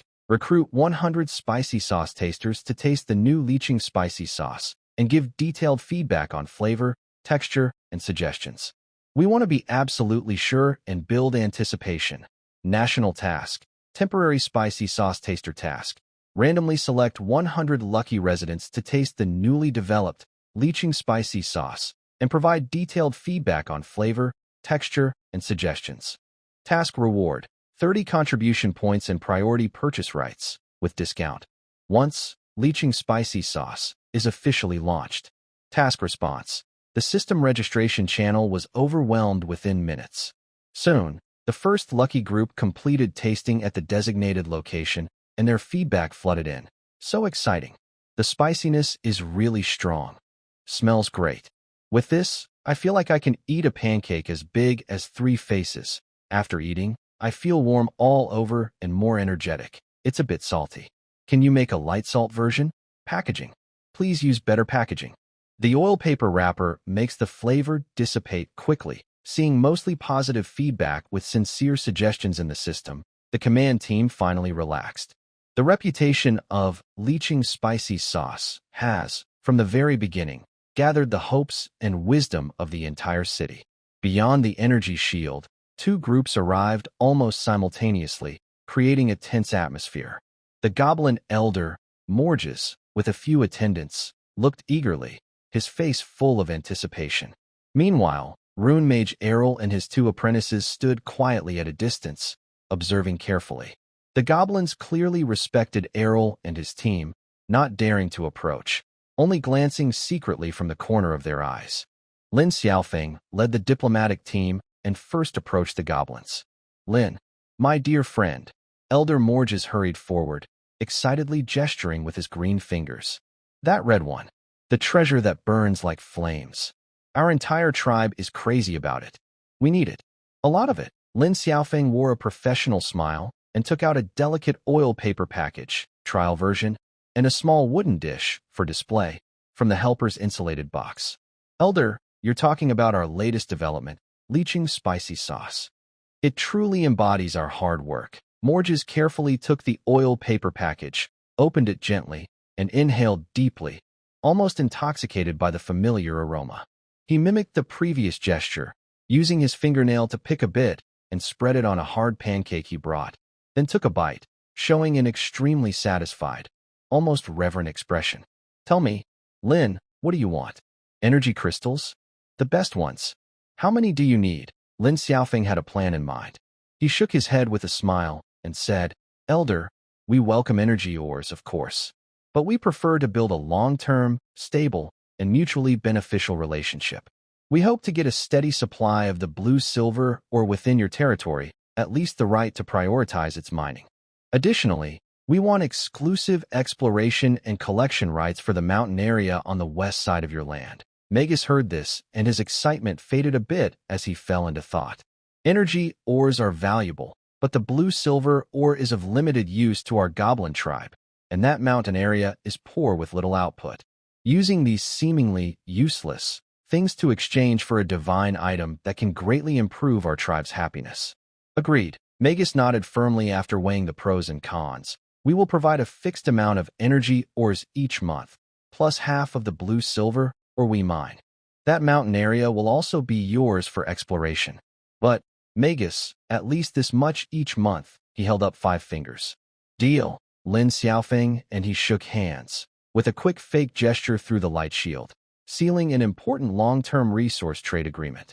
After sending off the cheerful Magus and his group, who were holding a few bottles of spicy sauce samples as a deposit, Lin Xiaofeng adjusted his expression and walked toward Aylar. Impressive diplomatic skills and products, Aylar said calmly, unable to tell if he was pleased or annoyed. So, are you ready for our trade? Lin Xiaofeng signaled his assistant to bring over a tray, which held 5 glass bottles labeled Luo City Spicy Sauce and 2 small mirrors. Mr. Aylar, these are the agreed items. The spicy sauce is a symbol of our friendship. We look forward to the exchange of knowledge and wisdom. Aylar's gaze swept over the bottles, pausing on the clear labels and tight seals. Knowledge requires an equal exchange. I can offer the construction principles and energy flow models of a more advanced small energy gathering rune than basic charging techniques. It can more efficiently guide the increasingly scarce energy in the environment. He paused, his sharp gray-blue eyes fixed on Lin Xiaofeng. And what I want in return, besides these spicy sauces and mirrors, is the secret of the guardian power that allows food to be stored long-term and resist spoilage. He was referring to the core techniques of food processing, sterilization, and vacuum sealing. Lin Xiaofeng was deeply surprised. This request exceeded his previous expectations. He immediately reported to the command center through his earpiece. Chen Zhengwo, Wang Taizhu, and Su Xiaoya were paying close attention. Wang Taizhu whispered, Mayor, if what he says is true, the small energy gathering rune is very important for improving our energy core. It could double our efficiency. Its value is huge, Su Xiaoya added. In the system database, the basic food sterilization and vacuum sealing techniques are not cutting-edge technology, but their principles might be revolutionary in this magic declining world. Chen Zhengwo thought for a moment and decisively ordered, trade. Use our more mature technology to exchange for the key to improve our entire civilization's energy level. It's worth it. But we must ensure the way the technical information is presented is accurate and does not reveal our core electronic and industrial systems.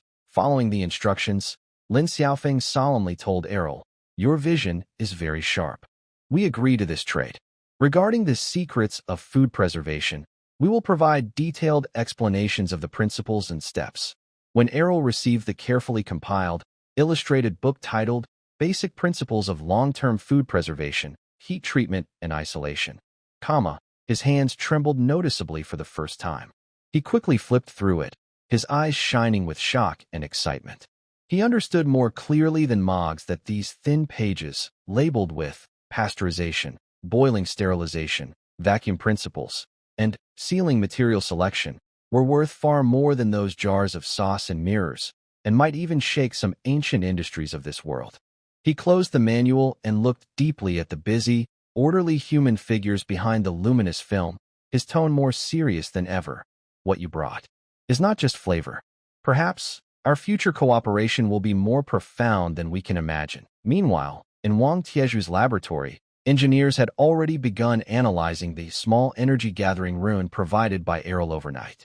Preliminary simulations showed that applying it to the developing arcane steam core could theoretically increase energy collection efficiency by an astonishing 150%.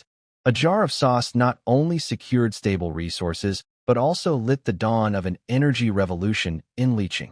Everyone understood that their path under this unfamiliar sky was becoming broader and brighter. In the temporary workshop of Leaching Food Processing Factory, a strong, unusual smell filled the air.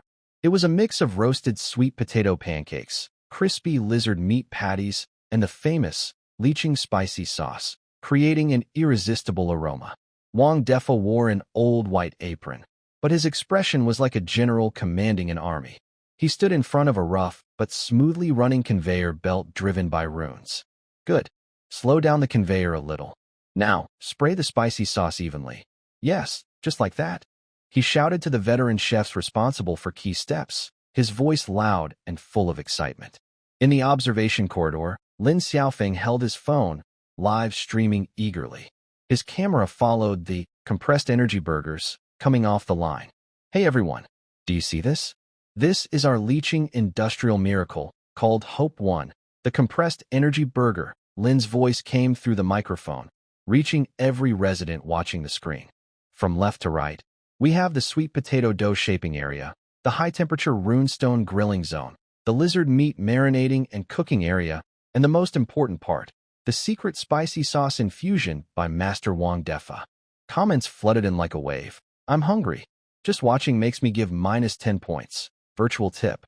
This production line is faster than our old world's fast food places. I want to try some. I'll trade 3 glowing mushrooms I found today. Master Wang is so cool. His focused look is amazing. Everyone, watch closely. Lin zoomed in the camera. The power core of the whole line is provided by our goblin friends, microenergy rune array, combined with our own gear transmission technology. What does that mean? It means leaching is forging its own path of magical industry. Just then, the workshop door opened. Wang Taizhu led a few people inside. Besides Galu the goblin, there were 2 humans wearing rune robes. Elvin, a rune apprentice who had helped with the refrigerator project, and his companion Lena. Engineer Wang, Mr. Gallo brought rune masters to visit and learn, Wang Taizhu said with a smile. Wang Defa wiped his hands and warmly welcomed everyone. Welcome. Just in time, the first batch of finished products is about to be ready.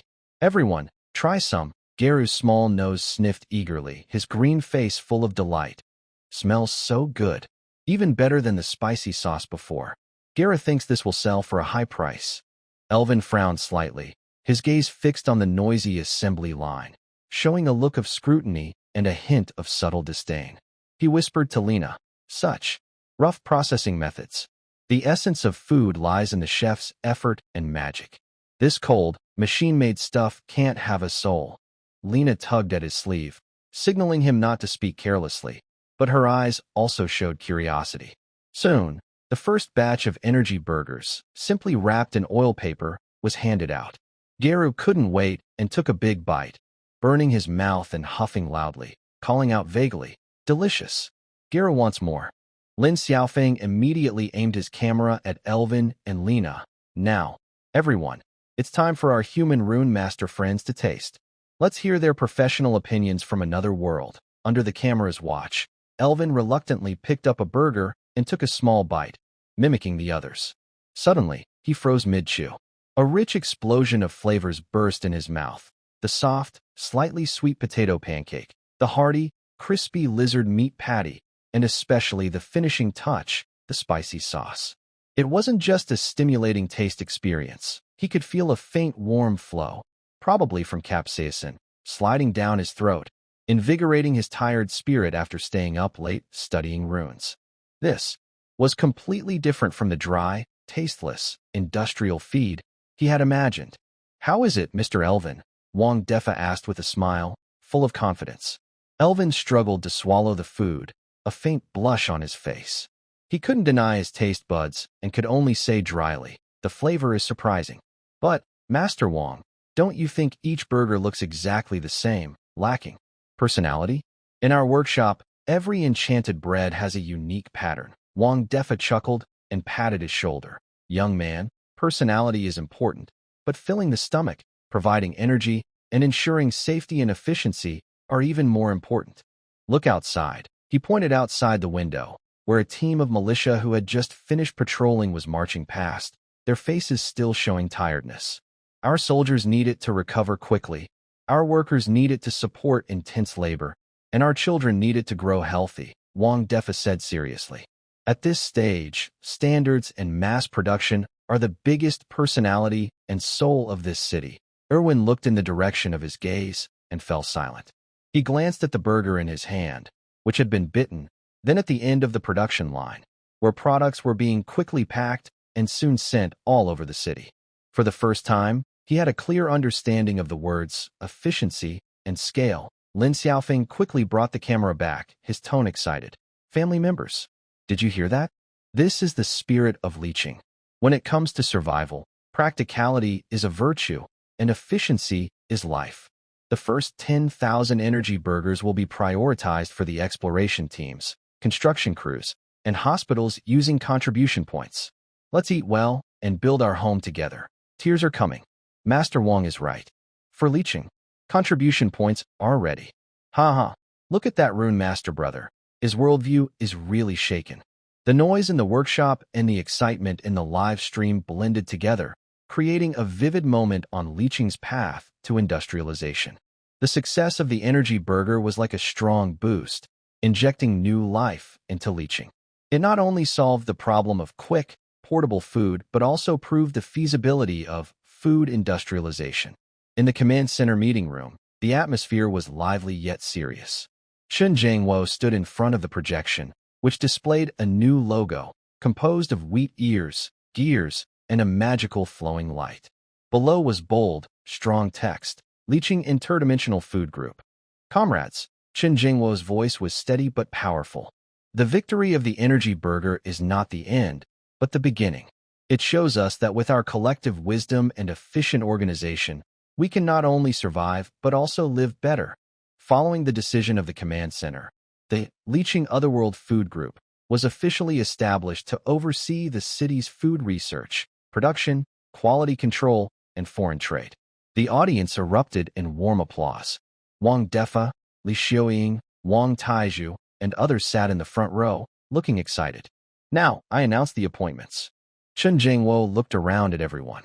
I appoint Comrade Wang Defa as the chief engineer of the food group, responsible for all product research and manufacturing processes. Wang Defa stood up straight, his usual cheerful face now serious. I promise to complete the tasks. Let the people of Leeching not only eat enough, but also eat well. I appoint Comrade Li Xiuying as the head of quality control, ensuring every piece of food from our group is safe, hygienic, and up to standard. Li Xiuying, a former health control officer, adjusted her glasses and nodded seriously. Rest assured, Command Center. The whole city will supervise. Food safety is very important. At the same time, running the food group needs everyone's participation and support. Chen Jingwo switched to a PowerPoint slide. 2 nationwide tasks will be released at the same time. Almost as soon as he finished speaking, all residents' phones vibrated. National task, A002 Food Packaging Design Contest. Content. Design product packaging for Leeching Otherworld Food Group. Must include logo, suitable for energy burgers, spicy sauces, etc. Requirements. Easy to recognize, portable, reflecting Leeching's culture and confidence. Reward.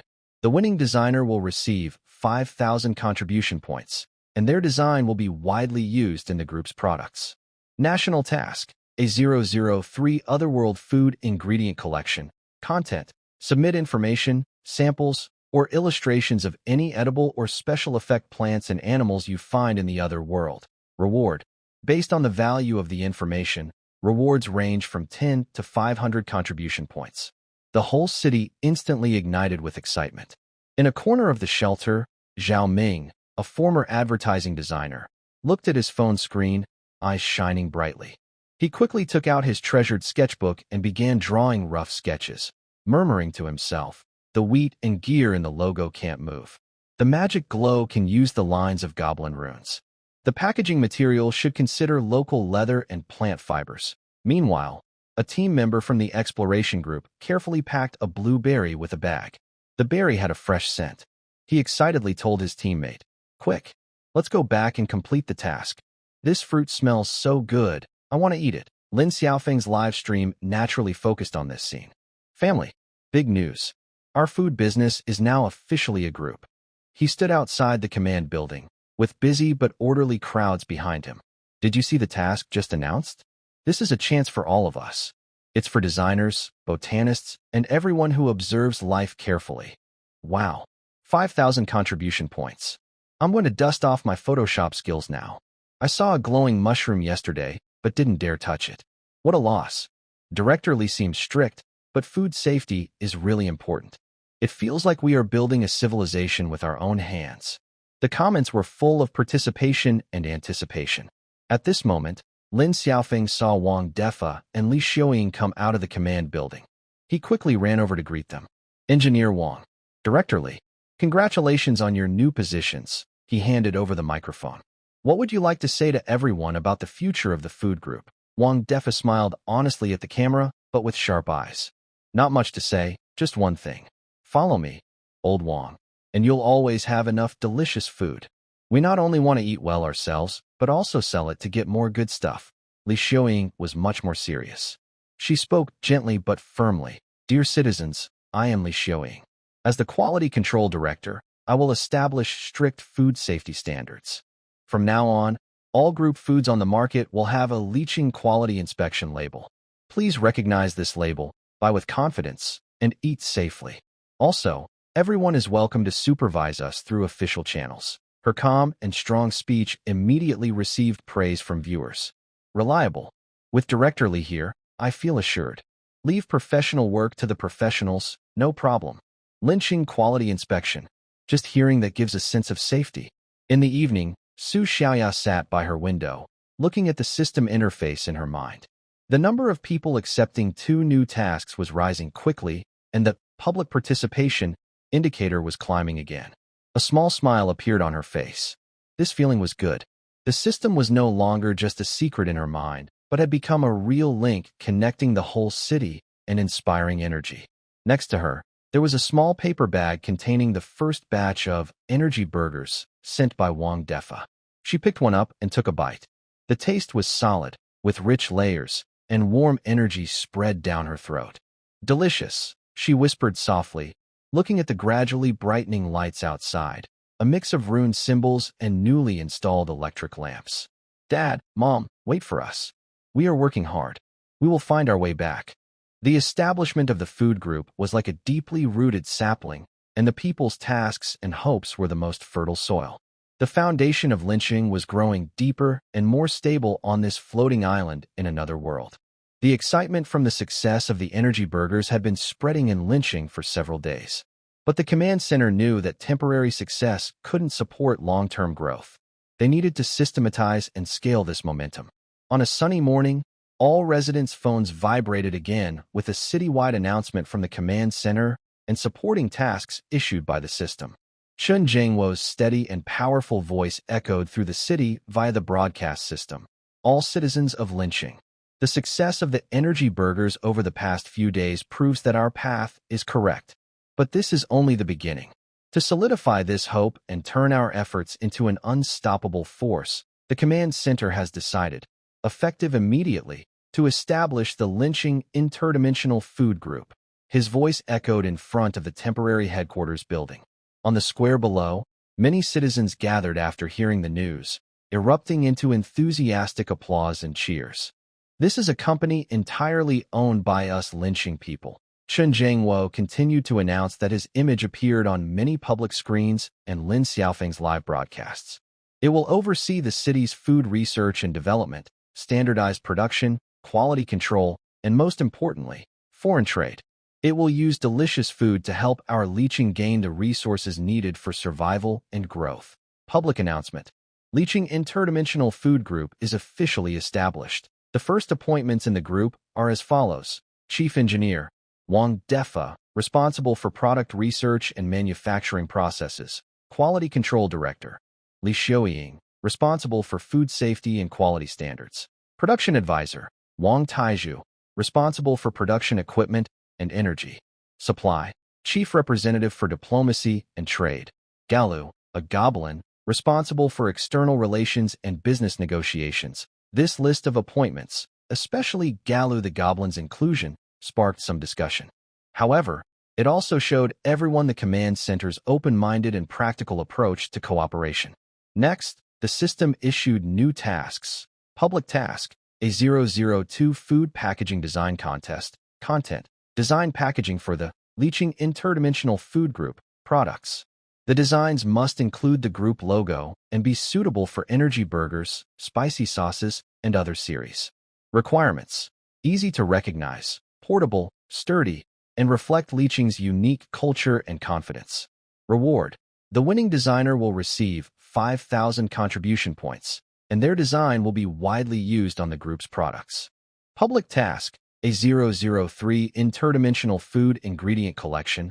Content: submit any information, samples, or illustrations of potentially edible or special effect creatures and plants from other dimensions that you discover.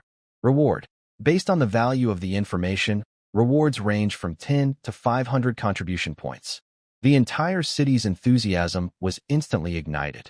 In a temporary design room converted from a library, Zhao Ming, a former advertising designer, suddenly stood up excitedly and said to his companions, "It's here.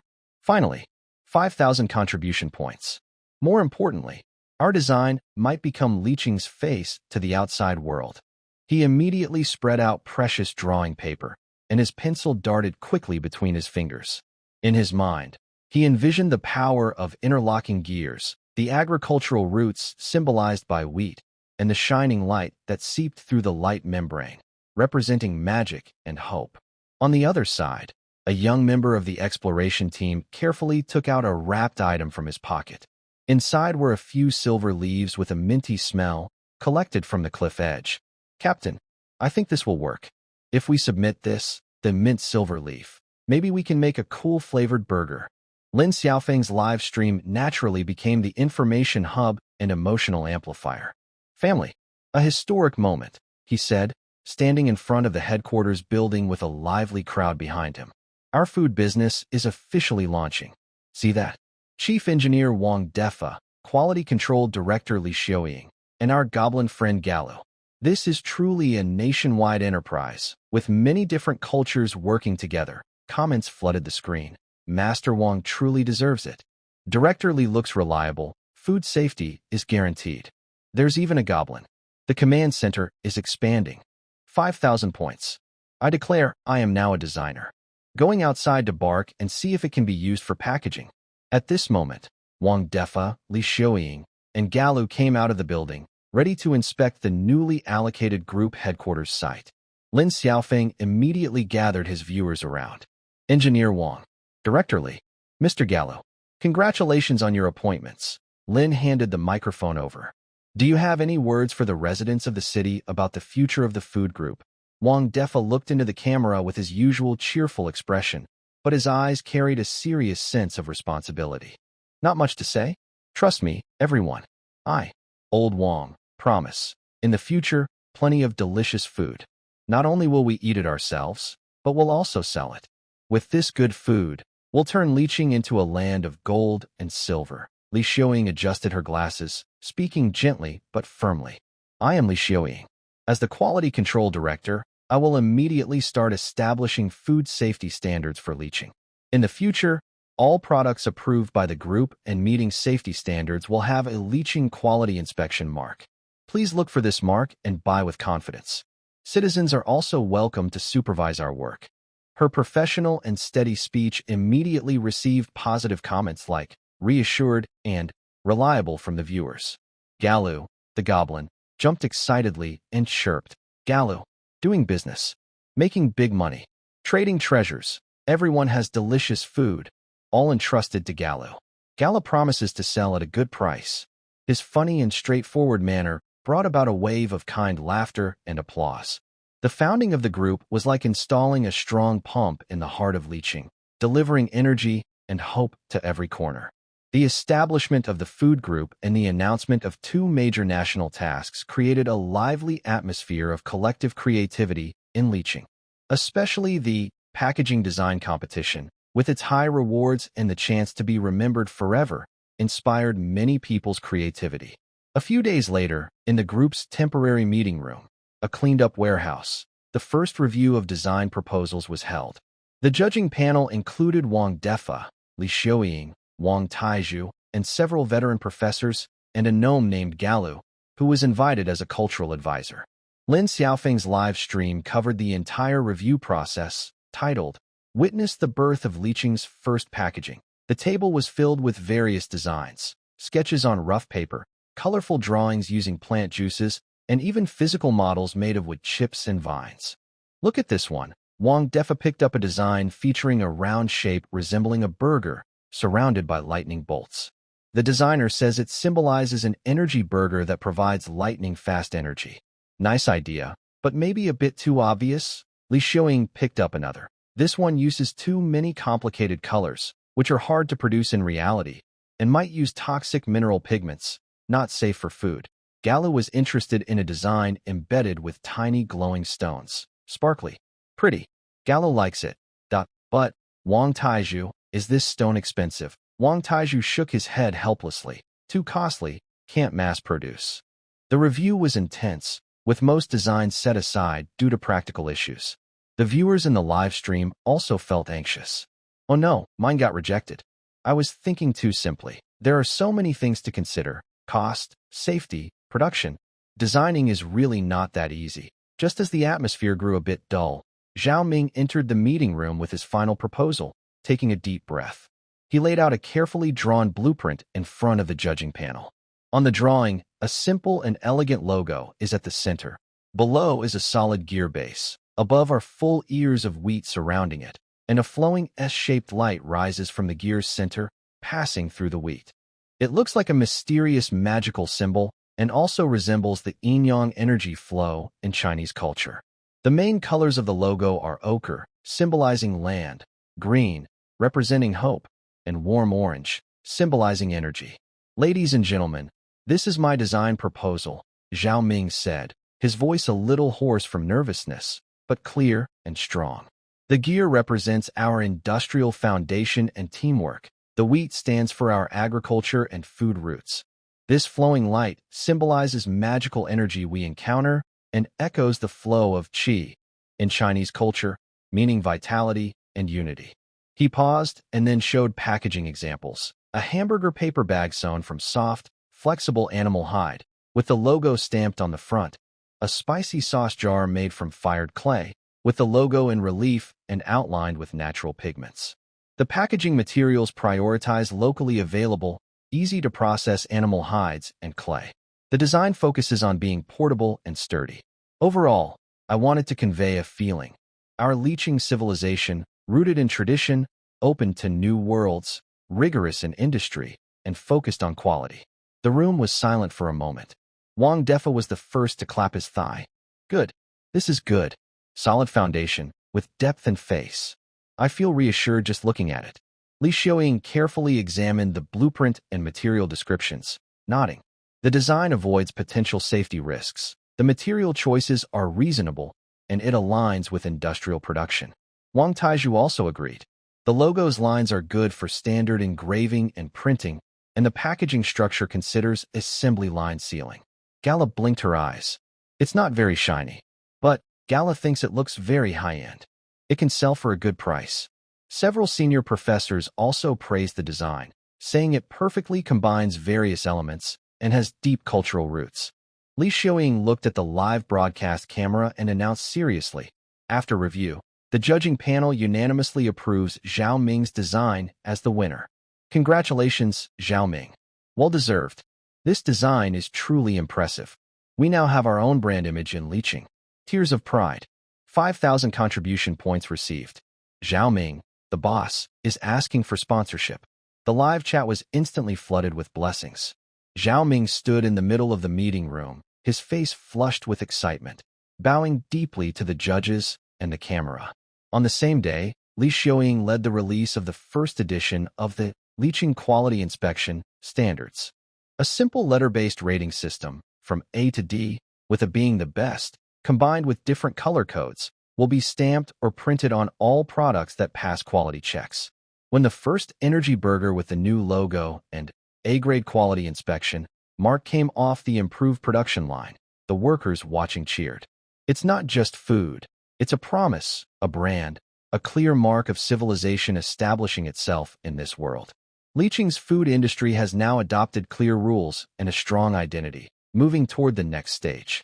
The success of energy burgers and standardized production boosted Leeching's food supply. But a big problem appeared: preservation. Especially when exploration teams brought back perishable ingredients from far away, or when the group tried to expand production. The lack of a reliable cold chain became the biggest obstacle. Wang Tiezhu's industrial lab was now full of rune templates, gear parts, and steam pipes. He was working with a few technicians around a modified small cargo platform from a goblin trade, frowning. No, the cold storage rune isn't sustainable or wide enough. One young technician wiped sweat and reported. It works well when carved on boxes, but covering the whole wagon spreads the energy field too thin, reducing cooling effectiveness. And it consumes too much ice moss, making long-distance transport impossible, another added. Wang Taiju stroked his beard, glancing at the scrolls of basic theories exchanged from Rune Master Errol stored in the corner of the lab. Suddenly, he had an idea. We're going the wrong way, he exclaimed, slapping his thigh. Why do we need runes to cover the whole space? Can't we let the cold move by itself? He grabbed chalk and quickly drew on a blackboard. Look, we concentrate cold storage runes on a few special cold source plates and install them on the inside walls of the wagon. Then, we used a small steam engine at the front of the vehicle to drive a fan system, forcing air inside the carriage to pass over these cold source plates and create a circulation. He drew a simple diagram of the cooling cycle. With this, we turned a static refrigeration box into a dynamic cooling space. Energy is focused, and efficiency is greatly increased. We can even add temperature control runes to adjust the temperature as needed. Everyone in the lab was stunned, then burst into excited discussion. Engineer Wang. Brilliant idea, this. This is like turning a refrigerator into an air-conditioned vehicle, steam-powered fan. A perfect mix of machinery and magic. They started working immediately. A few days later, the first prototype vehicle was built on an old-world truck chassis. The outside was covered with reinforced wood panels, and the inside lined with 3 shining metal plates that radiated cold. The roof had a small chimney and a drive shaft. Wang Taiju personally jumped into the driver's seat and started the mini steam engine, strengthened with goblin runes. The boiler hummed, and the fan driven by a belt began to spin inside the carriage. Li Xiaoying held a thermometer and stood at the open door, everyone watching closely. 1 minute, 2 minutes. The temperature dropped.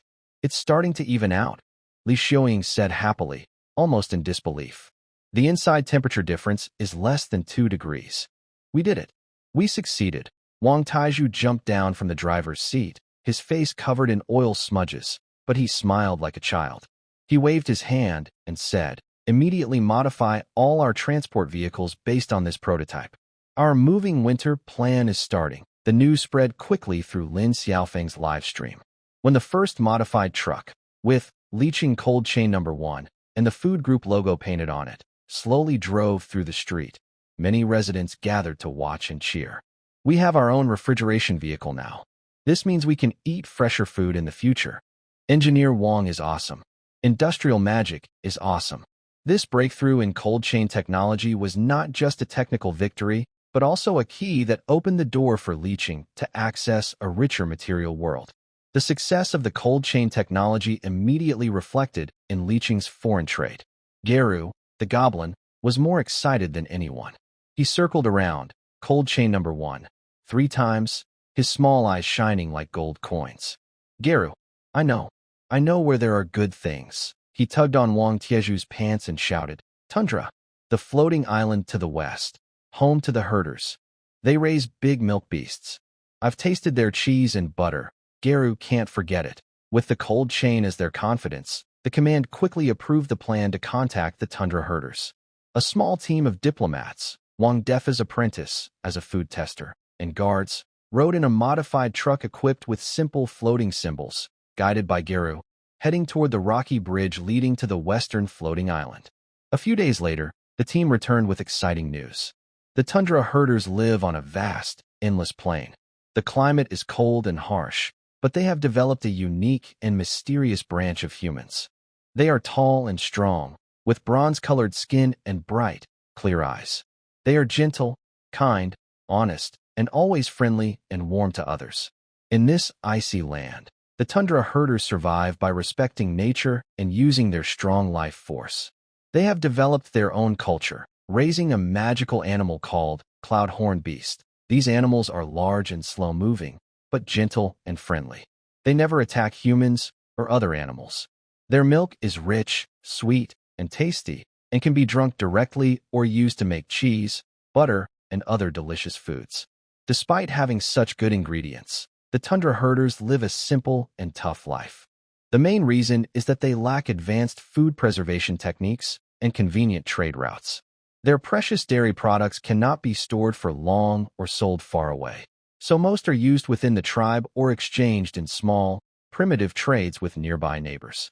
The arrival of the Car City team, especially the cold chain truck that constantly emitted cold air, greatly surprised the herder leader, Buren.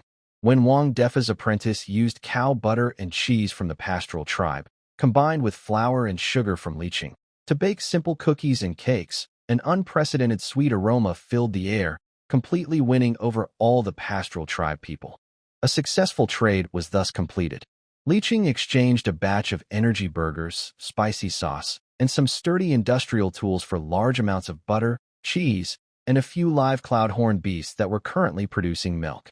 When the cold chain number 1, carriage, loaded with the aroma of foreign milk, slowly returned to leaching, almost everyone in the city could smell the warm, rich scent. In the newly established dairy processing workshop, Li Xiaoying wore a mask and gloves, carefully inspecting the new raw materials.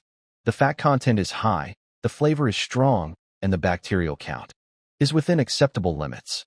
It can be used for pasteurization and further processing. She meticulously recorded the data. Wang Defa was already eager to start testing. Rolling up his sleeves, he personally took charge, directing his assistants. Quick! Soften this butter, sift the flour. Today, we will let the whole city taste what real cake is. News spread quickly. Lin Xiaofeng's live stream title had already changed to Historic Moment. Witness the birth of Leaching's first cream cake. On camera, Wang Defa carefully spread the whipped cream onto the baked, golden cake base, then used a homemade piping bag to squeeze out a crooked dollop of cream. Although it looks a bit ugly, Wang Defa chuckled, but the taste definitely won't disappoint. Qin Zhengwo's voice echoed through the loudspeaker. Today, we are not just celebrating our new food.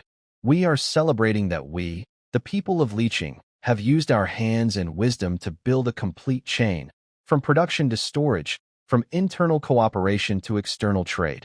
Under this unfamiliar sky, thunderous applause erupted from the crowd. This proves that no difficulty can defeat us.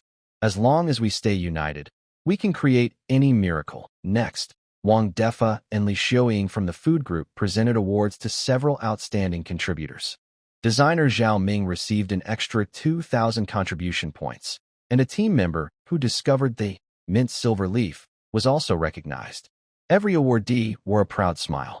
Then, the most exciting moment arrived. Wang Defa stepped forward. Behind him, assistants pushed a large object covered with a white cloth. Ladies and gentlemen, Wang Defa's voice was loud and full of excitement. Our Leaching, after so long, has eaten compressed biscuits and energy burgers. Today, I, Old Wang, will treat everyone to cake. He suddenly pulled off the white cloth. A huge cake appeared. Though its decoration was simple, it was covered with white cream and decorated with fresh berries from another world. Wow! The square burst into amazed cheers, especially from the children, whose eyes widened in surprise. With help from staff, the cake was carefully cut into many small pieces and handed out to the waiting residents by volunteers. Everyone received only a small piece. But as the soft, sweet cake and smooth, rich cream melted in their mouths, many people's eyes welled up with tears. This was not just sweetness. It was the taste of normal life, the taste of happiness, a flavor they had almost forgotten, belonging to the civilized world. A little girl, held in her mother's arms and licking the cream at the corner of her mouth, said softly, "Mom, it's so sweet." Are we dreaming? Her mother hugged her tightly, voice trembling. It's not a dream, sweetheart. This is not a dream. It's real. Lin Xiaofeng's camera captured these touching scenes. Elderly people savoring carefully, young people excitedly chatting, children with faces covered in food. The live chat comments became much quieter, filled with teary-eyed, moved. And this is the meaning of our hard work. Geru, the goblin, held his portion and ate with cream all over his beard, muttering, "Geru, I want to sell this to the whole world." Exchange for the most coins. Chief Buren, the envoy of the pastoral tribe, tasted the new food made from their provided ingredients, which looked and tasted very different. His eyes were full of shock and respect. He spoke to Chen Jiangwo in simple universal language. You are not ordinary exiles. You are the creators of civilization. Our pastoral tribe is willing to form a forever brotherhood with Liqing. Chen Jiangwo tightly held his hand. In the bright square, the sweet smell of cream and the joyful voices of people blended into a hopeful symphony. At this moment, all the people of Liqing felt their hearts closely connected. They were not just sharing a piece of cake, but sharing the results of their joint efforts and a very sweet dream about the future. The cold chain connected not only space, but also people's hearts. The aroma of milk nourished not only bodies, but also spirits. On this floating island, Liqing finally took root, truly heading toward prosperity. The sunset cast a warm golden glow over Liqing. The Guangma Square was bustling with voices, and the lights were just coming on. Thanks to days of repair and optimization by Wang Tieju's team, the Rune Street lamps in the square and nearby streets now operated at full power and stability. Their soft, bright light dispelled the gloom and unease often seen at night in the other world, illuminating the square as if it were daytime. Today, a celebration was held for all of Liqing, marking the founding of the Otherworld Food Group and the completion of the cold chain. Not only the residents of Liqing, but also Geru the Goblin, several pastoral tribe envoys, including Chief Buren, and Human Rune Mage Apprentice Erwin and his companions were invited guests. Curious and excited, they immersed themselves in the joyful atmosphere. The air was filled with a mixed aroma: roasted meat, sweet potatoes, and an even more tempting, warm, rich milk scent. On the temporary stage, Chen Jiangwo, Wang Taiju, Wang Defa, Li Xiuying, and others stood side by side, looking at the crowd below with uncontrollable excitement on their faces. Fellow citizens, friends, Chen Jiangwo's voice rang clearly through the loudspeaker across the square. Today, we are not here to declare victory, but to celebrate a solid step we have taken together. We are not celebrating the achievements of one person, but of all of us: engineers, chefs, explorers, farmers, teachers, students, everyone who has worked hard with their hands and sweat to create all this. Applause erupted, and many people's eyes were moist. The hardships, confusion, and fears experienced along the way seemed to be comforted at this moment. We now have our own factory, our own standards, a cold chain leading to distant places, and friends willing to work with us. Chen Jiangwo pointed toward the direction of Galu, Buren, and Erwin, and the crowd responded with enthusiastic applause again. Next came the highlight moments for Wang Defa and Li Xiuying. They represented the group and awarded residents who made outstanding contributions in food packaging design and new ingredient discovery. When the young explorer Zhao Ming received a symbolic certificate of contribution points from Wang Defa, his hands trembled slightly. The young team member who discovered mint silver leaf received a commemorative badge of Liqing Quality Inspection from Li Xiuying, blushing with excitement. Then, the most eye-catching part of the celebration. Wang Defa stepped to the front of the stage, took a deep breath, and wore his signature, slightly naive yet confident smile. Behind him was a large display made of several long tables covered with clean white linen. Ladies and gentlemen, friends, his voice was loud and clear. Our Liqing, from eating compressed biscuits to enjoying hot energy burgers, today, I, Old Wang, along with everyone in our food group and friends from the tundra herds, have prepared a real gift for everyone. He suddenly pulled back the white cloth. In an instant, a wave of amazed exclamations, "Wow!" swept across the square. On the display table, over 100 cakes were neatly arranged. They varied in size, with some decorating skills still a bit rough, and some cream even unevenly spread. Each cake is covered with pure white cream, decorated with locally gathered, colorful berries and edible flower petals. Under bright lights, these cakes shine with an irresistible glow and sweet aroma. The largest cake in the center has red jam writing the words, "Liqing Home," in a crooked way. These cakes are made with our own flour, and the cream and butter are provided by our friends from the pastoral tribe. The fruits are collected by our exploration team and many residents. Wang Defa announced loudly. This is our first cream cake, made in Liqing. Now, everyone, share it. Staff and volunteers quickly stepped forward, carefully cutting the cake into small pieces and handing them out to the long line of residents. The line moved slowly but in order. Everyone who received a small piece of cake felt like they had found a treasure. A little boy carried on his father's shoulders eagerly took a bite, his face covered with cream. He squinted and shouted vaguely, "Dad, it's so sweet." Like a dream, his father smiled, with tears in his eyes. He also took a bite and tasted the long-missed, sweet flavor from the civilized world. It instantly touched his heart. He whispered to his son, "It's not a dream, son. This is real." Many people worked hard together to make it happen. An elderly professor with silver hair savored the cake carefully and sighed to his old friend, "Have you tasted it? It's not just sugar and cream. It's the taste of order, the taste of hope." In Lin Xiaofeng's live stream, the camera eagerly captured these touching moments. Children's satisfied smiles, excited sharing among young people, and the comforting eyes of the elders. The comments no longer buzzed with noise but were filled with words like moved, respect, and long live Liching. Geru, the goblin, got a big piece. He ate messily, his green face covered with white cream. Licking his fingers, he excitedly said to the nearby pastoral leader, Buren, did you see? This can sell for a high price, worth 100 times more than cheese itself. Geru wants to sell the cake to all floating islands." Leader Buren was also deeply impressed by the cake's taste. He had tried many dairy products, but never imagined they could be presented in such a way, bringing such direct happiness. He looked at Chun Jiangwo and spoke very seriously in simple, formal language. "Leader Chun, what you have is not just food. It is the magic of turning stone into gold. The pastoral tribe is willing to be forever friends with Carp's City." Rune's master Elvin and his human companions stood together, eating cake quietly, with complex expressions. He finally understood that Carp's City brought a revolutionary idea about how to live. He whispered to his companions, "Maybe efficiency and scale can also be a kind of beauty." Li Xiaoying didn't stay in the celebration for long. She quietly left the crowd center, bringing along a quality inspector to check the food distribution points. She examined hygiene and softly reminded, "Make sure to disinfect cutting tools and ensure each portion is enough." Her carefulness silently ensured the safety of this sweet feast. The smell of cake, people's laughter, and bright lights blended into a warm, powerful flow that spread through every Carp's City resident's heart. At this moment, they shared not just a piece of cake, but also a sense of achievement from their hard work and hope for the future. This bond, woven from delicious food, connected everyone tightly, no matter where they came from.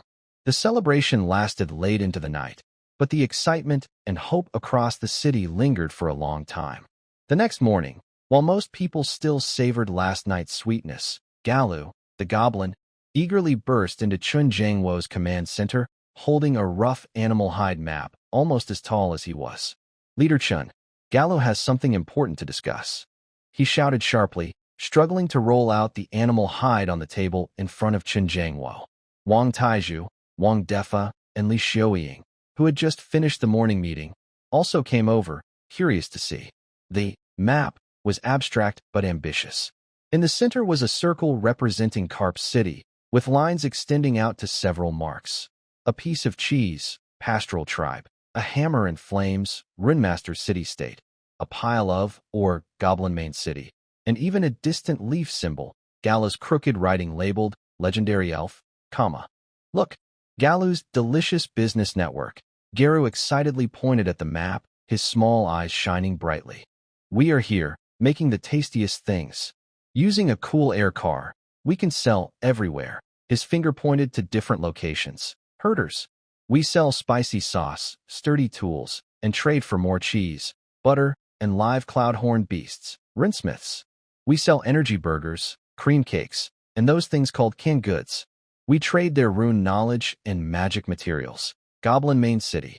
We sell all the good stuff from Carp City. Trade for ores, rare materials, and ancient treasures they've dug up." Finally, he mysteriously pointed to a leaf. "When we find the elves, we will sell the finest, most beautiful food.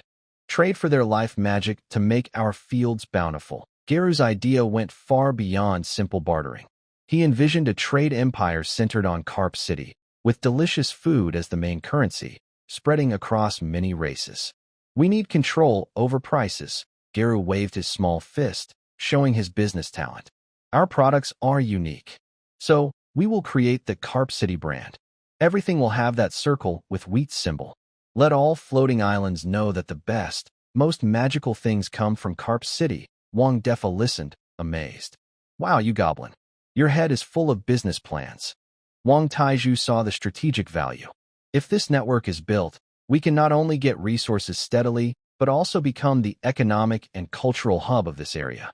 Our influence won't be limited to just one city. Li Xiaoying nodded, adding from a quality control view. A unified brand and standards will help us manage quality and food safety across the entire chain. Garu's plan aligns with our group's growth. Chen Jiangwo looked at the simple but imaginative map, gently tapping the table. After a long moment, he looked up, scanning everyone, finally focusing on Garu. Mr. Garu, your plan is very ambitious and strategic, he said seriously, with admiration and caution. But it must be based on our strong strength and absolutely reliable product quality. Otherwise, great wealth will only attract greedy wolves. He paused, then made a decision. I generally agree with this strategic direction. We can start by strengthening trade with the pastoral tribes and deepening our connections with the Rune Master city-states, gradually expanding. Comrade Wang Defa, your production system must support future needs. Not only should it meet quantity demands, but it must also maintain the high quality of the Carp City brand. Comrade Wang Taiju, the cold chain fleet needs to grow, and the transportation routes, whether via suspension bridges or other methods, to various places should be planned and secured. As for you, Mr. Galu, I officially appoint you as the trade director of the Carp City Interdimensional Food Group, responsible for building and negotiating our external business network. Galu promised to complete the task. The goblin excitedly jumped up, gesturing enthusiastically. Galu will make the Carp City brand known across all floating islands. At that moment, the office door was knocked, and a messenger quickly entered, handing a report to Chen Jiangwo. Commander, Exploration Team 3 has returned with news. They found some unusual traces on the edge of the southeastern floating island. It's not like any known race, and it seems they are interested in the signal markers we set up at the island's edge. The relaxed atmosphere suddenly grew more serious. Chen Jiangwo finished reading the report and placed it next to Galu's ambitious business map. On one side was a blueprint for prosperity, and on the other, subtle signals from unknown realms. It seemed our development was already attracting attention from farther away. Chen said thoughtfully, "It looks like our progress has begun to catch the eye of distant regions. Everyone, the celebration is over. Next, we may face broader opportunities or even more serious challenges." Outside the window, Carp City was vibrant under the morning sun. But everyone understood that this vast floating world had only revealed the tip of the iceberg. The road ahead was full of golden trade routes like those Galu envisioned, but also hidden storms of the unknown. After intense preparations led by Lin Xiaofeng and officially endorsed by the command center, the live broadcast channel, Carp City Home, finally launched on a morning with especially clear signals. All the residents' phone screens received prominent notifications. The icon was the familiar gear and wheat logo, with 4 lively characters below, Carp City Home. At the moment the broadcast started, the number of viewers exceeded 100,000 and was rapidly increasing. Lin Xiaofeng stood in a carefully decorated studio with a large floating island landscape as the background. Although he had experienced many big events, his voice carried a hint of excitement he couldn't hide. Family members of Carp City, and all our friends from other worlds who are watching. This is the official broadcast from the Carp City Temporary Command Center, hosted by me, Lin Xiaofeng, the Carp City Home channel. From today, this will be our shared window to witness every step forward in Carp City and to share all the new wonders from other worlds. The comments flooded the screen like a waterfall. Here it comes. Official live stream. So impressive. Brother Xiaofeng looks so handsome today. Looking forward to it. What kind of programs will there be? Our first flagship program will take everyone deep into the source of delicious food, using our perspective to interpret this magical world. Lin Xiaofeng turned slightly to give space for the camera. Let's give a warm round of applause and send your comments to welcome the soul of Carp City's cuisine, Master Wang Defa, and his brand new show, Taste of the Other World. The camera switched to Wang Defa, who appeared a bit nervous. He was dressed in a brand-new chef's uniform, wearing his signature tall hat, with a simple but excited smile. Instead of a kitchen, the background was transformed into a themed, broadcast kitchen, filled with local ingredients and cooking tools. Hello everyone. I'm Old Wang. Wang Defa waved at the camera, looking a little awkward. But as soon as food was mentioned, his eyes became focused. Our show, Taste of the Other World, aims to show everyone where these foods we eat every day come from and how they turn into delicious dishes on our tables. Master Wang. Idol. Finally, it's here. Foodies are thrilled. Master Wang, don't be nervous. We love you. Today, for the first episode, we're going to a special place. Wang Defa picked up a small piece of butter brought by the pastoral tribe, which emitted a rich, milky aroma. The Tundra Pastoral Tribe. Let's see how this fragrant butter and cheese are made from cloud beast milk and become the soul of our cakes. The live broadcast then cut to a carefully edited video segment, footage shot earlier by Lin Xiaofeng's team during a visit to the pastoral tribe. In the shot, there is a vast tundra with gentle, huge cloud creatures. The herders skillfully milk, ferment, stir, and press the cheese, accompanied by Wang Defa's lively commentary. Look at this. The grass the cloud creatures eat is covered with dew. So fresh. That's why this milk has a natural green grass aroma. The herders' fermentation skills have been passed down through generations. The taste of time is right here. See this butter? It's whipped just right, with the moisture controlled perfectly, making it so rich and fragrant. When the video ends, the scene switches back to the studio. Wang Defa has prepared some homemade cheese and simple seasonings from leaching in front of him. Just looking isn't enough. We need to taste the real thing. He cuts a small piece of cheese, tastes it carefully, then nods.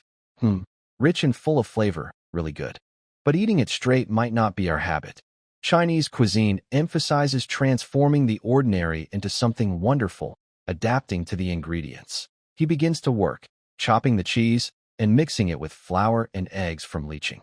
As he does, he explains, we're blending East and West. No, it's a fusion of different styles.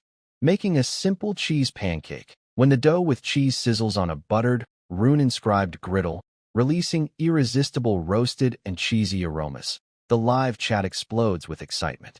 Tip notifications start ringing constantly, and donation points fall like snowflakes. Even more surprising, a donation message with unusual wording is highlighted by the system. Donor, Rune Academy Apprentice, Errol. Message, Master Wang. How do you control the energy output during cooking to balance the Maillard reaction and caramelization, so that the proteins and fats reach such harmony? Please explain. Donation points are not an issue. This scholarly message stands out amid the barrage of comments like, craving so much, and requesting a taste test, sparking laughter and discussion. Haha, the little rune scholar is obsessed with energy science. Master Wang. I just focus on tasting, I don't worry about reactions. Maybe the end of science is mysticism, and the end of gourmet food is energy science? Wang Defa looks at the message, pauses, then laughs. Errol, you ask a good question. Controlling the heat. Well, it sounds mysterious, but it's really just experience. When to be bold and when to be gentle depends on the state of the ingredients and listening to the sounds from the pot. Next time you visit me, I will teach you step by step. The first episode of Exotic Flavors ended successfully amid comments praising the cultural exchange and admiration for Master Wang. Wang Defa, once an ordinary chef, has become a popular idol across cultures thanks to his pure love for food and down-to-earth way of speaking. The popularity of Exotic Flavors made the Leaching Home channel very popular and greatly encouraged residents to learn about other worlds and participate in cultural integration. The command center quickly seized this opportunity. In the evening, Leaching was bathed in a soft orange glow. The red lantern hanging outside the old library just lit up, attracting a crowd. A large poster was pasted on the library wall. On the left, a steaming dish of exotic fungi.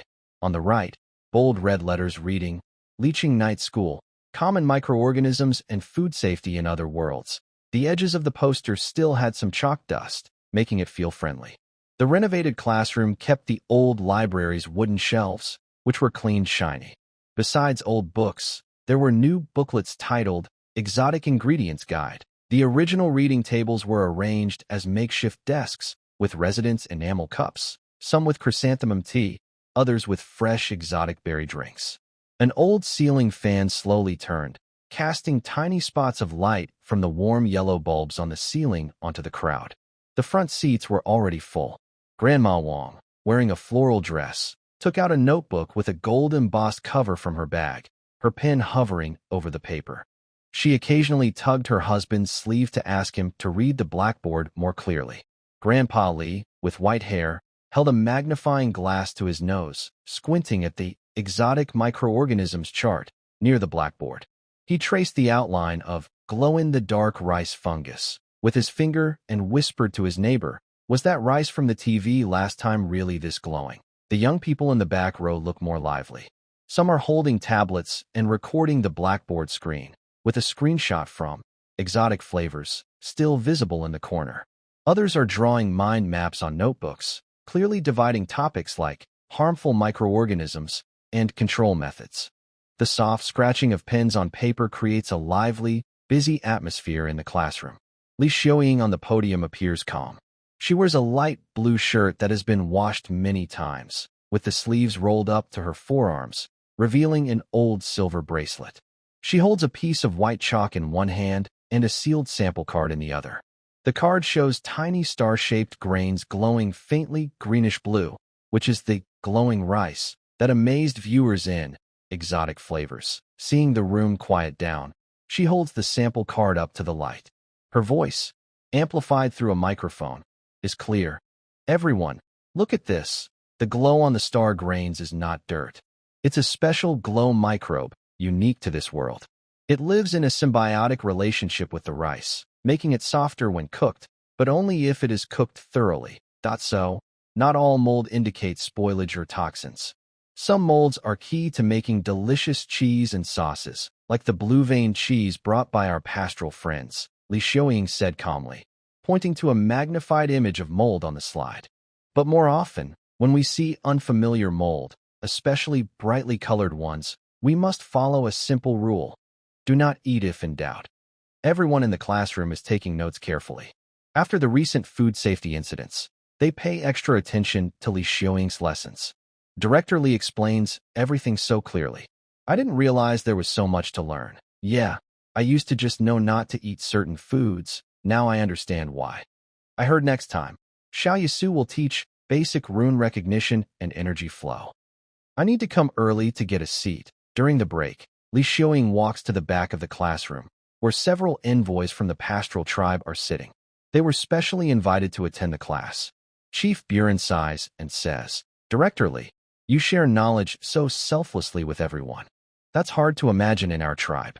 It makes us more confident about the future of Carp City." Li Xiaoying smiles and replies, "Knowledge is only valuable when shared. We also hope to learn more about animal husbandry and dairy processing from our pastoral friends."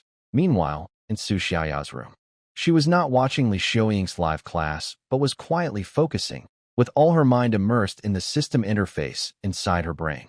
The energy bar was fuller than ever due to recent stable development in the city and the success of the arcane steam generator.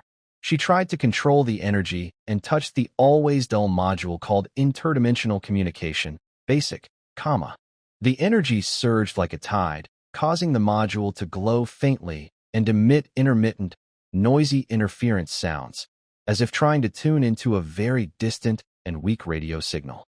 Static, abnormal, waves, location, static. Repeat, search, code, carp city, static. Broken words flashed by, and the module dimmed again because of unstable energy supply. Su Xiaoya opened her eyes, beads of sweat on her forehead, but her eyes sparkled with hope. "There's a signal, even if weak and unstable. Our homeland is really looking for us," she whispered, clenching her fist tightly. She only reported this discovery to Chen Jiangwo and the top decision-makers for now, to avoid unnecessary chaos and false hopes. They needed more stable and powerful energy to truly make the call work. The Carp City home channel, Delicacies of the Otherworld Episode 2, started on time. The live preview titled Wang Defa teams up with a runes apprentice to recreate classic braised pork using magical technology had already excited the city's viewers. The online viewers easily broke previous records. On screen, Wang Defa and a slightly nervous but bright-eyed Errol stood in front of a rune experiment table filled with carvings, crystal tubes, and faintly glowing runes. Behind them was Errol's workshop, stacked with scrolls and strange tools. Family, stay tuned. We're trying something new today. Wang Defa, dressed in his signature chef's uniform, cheerfully greeted the camera, then patted Errol's shoulder. This young man is a talented rune scholar from the Rune Academy. Today, he's going to use his precise energy control skills to cook a simple dish, braised lizard meat. I'll be here to supervise with my old experience. Errol took a deep breath, trying to keep his voice calm as he explained to the camera. Master Wang's cooking process involves very delicate energy transformation and material change. We will try to use the heat-focusing rune array to create a stable heating environment and apply the constant energy flow technique to ensure even heat distribution inside, simulating Master Wang's idea of slow simmering.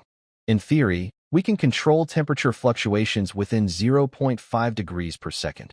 As he spoke, he activated several rune plates embedded in the special metal stove. Soft orange-red light appeared, forming a visible energy field that covered a uniquely shaped metal stew pot. The pot also had intricate energy-conducting patterns engraved on it. First, we sauté the meat to lock in the juices, Wang Defa said, pouring the chopped stone lizard meat into the pot. The meat touched the bottom and made a slight sizzling sound, but there was no intense oil popping or rising steam like in quick stir-frying over high heat. Errol, at this point, the fire needs to be strong enough to generate steam and bring out the aroma of the meat, Wang Defa guided from beside him. Errol quickly adjusted another rune plate. Activate the auxiliary instant heat pulse. Energy output level, 10%. The glow at the bottom of the pot flickered slightly, and the temperature rose a bit, but the sautéing effect still seemed too gentle. Not enough, not enough, Wang Defa shook his head. It's like scratching an itch through a shoe. Must really heat the bottom until it boils. When you see faint blue smoke, that's the goal. That's called martial fire. Errol's forehead beaded with sweat as he adjusted again. Increase pulse energy to 20%. No, 25%. Pay attention to the stability of the energy field. Another burst of slightly stronger light flashed, and the temperature inside the pot noticeably increased. The edges of the meat began to show a tempting char, but it still lacked that full wok aroma. The live chat was already laughing. Ha! Master Wang's martial fire versus Errol's energy pulse. Errol, I've done my best. Master Wang, no, you haven't. Feels like watching scientists trying to decode mysticism with formulas. Master Wang, as long as it feels right. Errol, what does feeling mean? Can I eat it? Starting to doubt life. The stir-frying process was completed in a delicate rhythm of chicken talking to duck, a strange but harmonious pace. Then, seasonings and broth were added, entering the crucial, low-heat slow simmer stage. At this point, you need to use a gentle heat, Wang Defa indicated. This is where Errol's constant energy array showed its great advantage. Once the rune array stabilized, the broth inside the pot maintained a nearly perfect gentle simmer, with no vigorous boiling, allowing heat to evenly each piece of meat. Hey, this is good. This is steady. Wang Defa looked at the calm surface of the pot, amazed. This heat control is more accurate than us watching the fire and adjusting the damper. Young man, your skills are impressive. With Wang Defa's approval, Errol finally relaxed and smiled, carefully recording data. In the steady, gentle simmer state, heat efficiency increased by about 30%. The extraction efficiency of flavor compounds still needs evaluation. After some time of simmering, Errol's precise rune red braised lizard meat was finally finished. When the lid was lifted, a rich aroma of sauce spread out, and through the live broadcast equipment, it seemed to reach every viewer's nose. The finished dish was bright red, with the sauce perfectly absorbed, tightly coating each piece of meat, looking very appetizing. At the tasting table, set up temporarily in the corner of Errol's workshop, Wang Defa, Errol, the invited tribal chief Buren, and Galu, a goblin who was eager to squeeze and because of the smell, were all seated. Lin Xiaofeng's camera was focused tightly on them. Come on, everyone try this runic science achievement. Wang Defa, as the host, took the lead, picking up a piece of meat and carefully chewing. Everyone held their breath, watching him intently, especially Errol, who was nervous and sweating. Wang Defa savored it carefully, then nodded after a moment and said, the meat is cooked perfectly, tender but not falling apart, melting in your mouth. The flavor has also seeped in, salty and light, with a rich soy aroma. Young man, your control of the gentle heat with the constant temperature method is truly impressive. Compared to my usual pot, the meat is more evenly cooked by a large margin. Errol's face immediately lit up with joy, almost ready to cheer. But Wang Defa shifted his tone, revealing his picky foodie nature. This meat tastes a bit dull.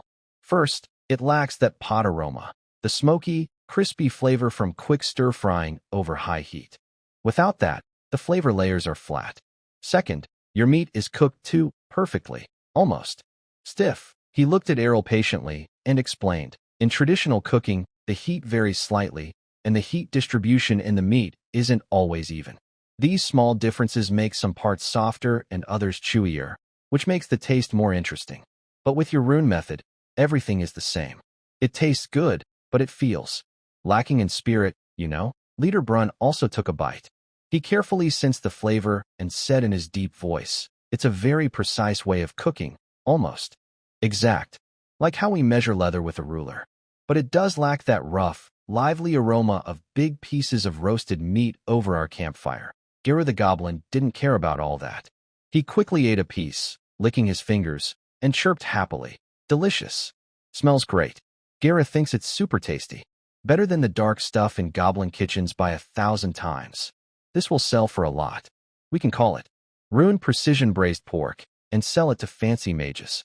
Double the price. Errol listened carefully to every comment, especially Wang Defa's critique. Instead of feeling discouraged, he quickly took out his recording crystal and excitedly jotted down notes. Pot aroma missing. Related to insufficient initial energy peak, which failed to trigger Maillard reaction and lipid oxidation. Texture too uniform. Need to introduce a controllable energy output curve that simulates natural heat fluctuations. Complexity of variables increased. His murmuring amused the audience again. Errol, a new challenge has appeared. From cooking to energy science, only one master, Wang, is missing. Gero understands marketing.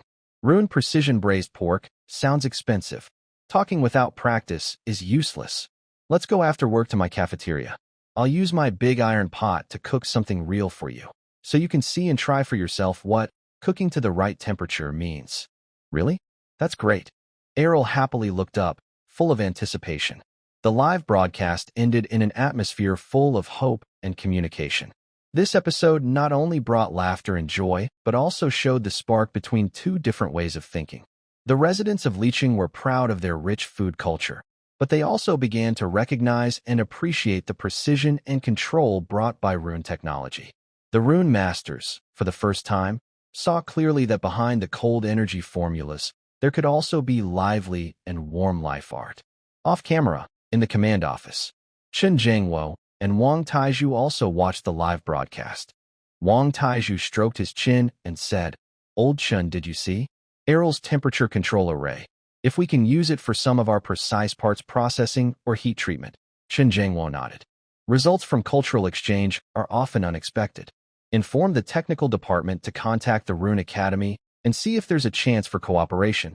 In Su Xiaoya's room, she had just finished an experiment.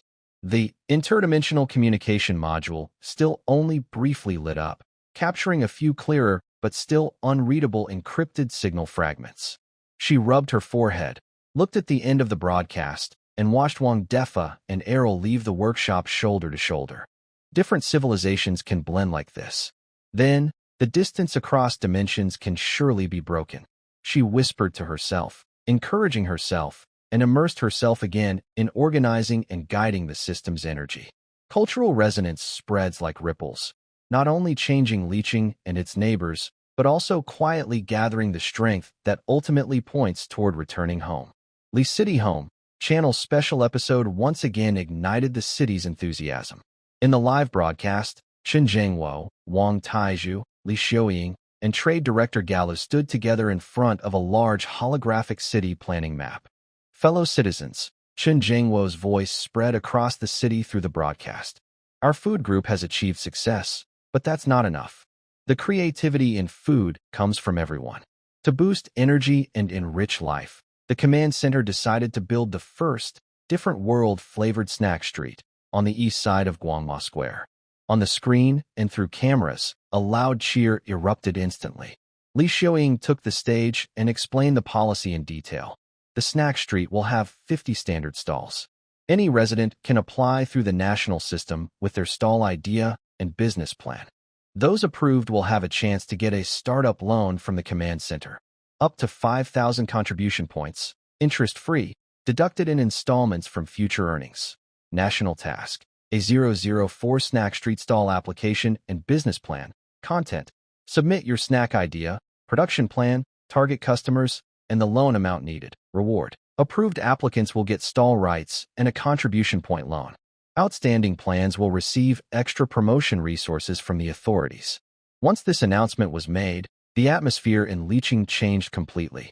Contribution points, originally used to exchange for supplies and learn knowledge, now became a tool to turn dreams into reality. Lin Xiaofeng's camera turned to the street, randomly interviewing a few eager residents. One young man wearing thick glasses, a former programmer, excitedly said, "I plan to make rune skewers. I studied the precise temperature control runes from Errol. I don't fully understand it yet, but I want to miniaturize it for the grill to automatically control the perfect cooking for different ingredients. I've already submitted my plan and applied for a 3,000 contribution point loan to customize the equipment." A former elementary school Chinese teacher, with a gentle face and a blush, said, "I found several kinds of exotic plants with unique scents and sweet aftertaste. I want to develop a different world herbal tea stall, combining our traditional health ideas. I've checked the plant guide in the system's knowledge base to ensure safety. I applied for 1,500 contribution points to buy raw materials and customize teaware." Even an uncle who used to work in construction, smiling honestly, said, "I don't have much education, just strength. But I'm good at curing meat.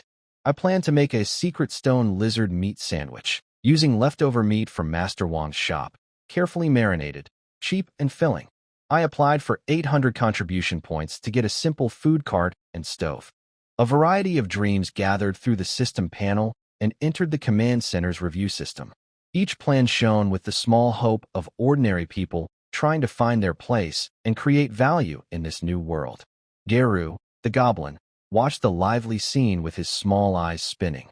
He tugged on Li Xiaoying's sleeve and said, "Director Li, Gera thinks we could hold a best snack contest. Use contribution points for voting. The winners, Geru will help sell their snacks outside. Take a small commission." His business mind was always working. Wang Defa looked at these creative plans and couldn't hide his happiness. Good. That's life. In the future, after work, I can go out and enjoy snacks too. It's wonderful. However, Li Xiaoying, who was in charge of the review, felt a lot of pressure. She and her team had to carefully evaluate each plan based on feasibility, food safety, and innovation. This glowing mushroom sashimi is definitely not okay. The guidebook clearly states it has mild nerve toxicity and must be cooked. The idea of an automatic stirring rune pot is good, but is the technology mature? Does it need technical support from engineer Wang Tieju's team? Spicy strips? Interesting idea, but the search for soy-based substitute ingredients and food safety standards must be clarified first. Strict reviews are meant to ensure that the seeds of dreams can take root and grow in safe soil, rather than wither prematurely. After a tense and detailed review, the list of the first 20 snack stalls was finally announced. The joy of those selected and the slight disappointment of those not chosen mixed in the air of Liqing, but it felt more like motivation than discouragement. The system thoughtfully offered some suggestions for improvement to those who missed out, encouraging them to keep refining and wait for the next batch of spots. On the east side of Guangma Square, it instantly turned into a large construction site. Residents who got stalls used their contribution points borrowed through loans. Under the unified planning of the command center, they began building their dream shops with great enthusiasm. Lin Xiaofeng's live broadcast started a series called Birth of the Snack Street, closely following several representative stall owners. Zhao Ming, a former programmer now known as Rune Skewer Brother, was arguing with technicians sent by Wang Tieju's team in front of a simple grill. Here, the output of the microenergy heating rune must be related to the thickness of the ingredients. But our current sensing runes are not precise enough, and the cost is too high. Maybe we should set some fixed levels first? Fixed levels would lose the meaning of precision. I will think more about optimizing the algorithm. Lu, the former language teacher and now the owner of the herbal tea stall, carefully sorts and labels dried exotic herbs. She is testing her first product, refreshing mint herbal tea, and diligently records how different brewing temperatures and times affect the taste. Her stall is decorated in a traditional style, made from reclaimed wood, giving it a scholarly feel. The secret meat sandwich, Uncle's stall, is very simple, a sturdy wooden cart and a large pot. But he is very serious about mixing his sauces, repeatedly adjusting the spice ratios he bought from the contribution points shop. What we sell is honesty and flavor, he cheerfully tells the camera. Most eye-catching is the rune mage Errol's activity. He surprisingly submitted a plan, which was approved. His stall is right next to the planned snack street, originally part of his workshop. The stall's name is bold and straightforward, Errol Rune Fried Chicken. The live camera shows him together with Galu, pointing at a lively, transparent winged, cloud-winged beetle. Gala guarantees this fried, crispy, and fragrant. A high-level snack from the goblin tribe, Galu enthusiastically promotes. Errol, holding a magnifying glass, carefully examines the beetle's shell and wing membranes. The chitin content in the shell is high, so it should become crispy at high temperatures. The internal muscles need to determine the best frying temperature and time to kill parasites while keeping it tender. He turns to the camera and explains very academically. I will use the improved flame rune precise temperature control technology to keep the oil temperature stable within 1 degree. This is key to making fried food crispy outside and tender inside, while reducing harmful substances. Wang Defa, hearing this, curiously comes over to watch. Looking at Errol's complex oil temperature rune device, he laughs and says, "Wow, frying a bug is more elaborate than your braised pork. But I like your seriousness. Here, let me teach you a batter recipe that will make it even crisper." So, the scene changed to Wang Defa teaching Errol step by step how to mix the batter. Meanwhile, Errol was trying to explain the batter's behavior at high temperatures using energy flow principles. This wonderful combination once again brought joy to the live stream and symbolized that leeching and local culture were blending more deeply, moving from food exchange to joint entrepreneurship. In the evening, after work, Su Xiaoya strolled to the developing snack street.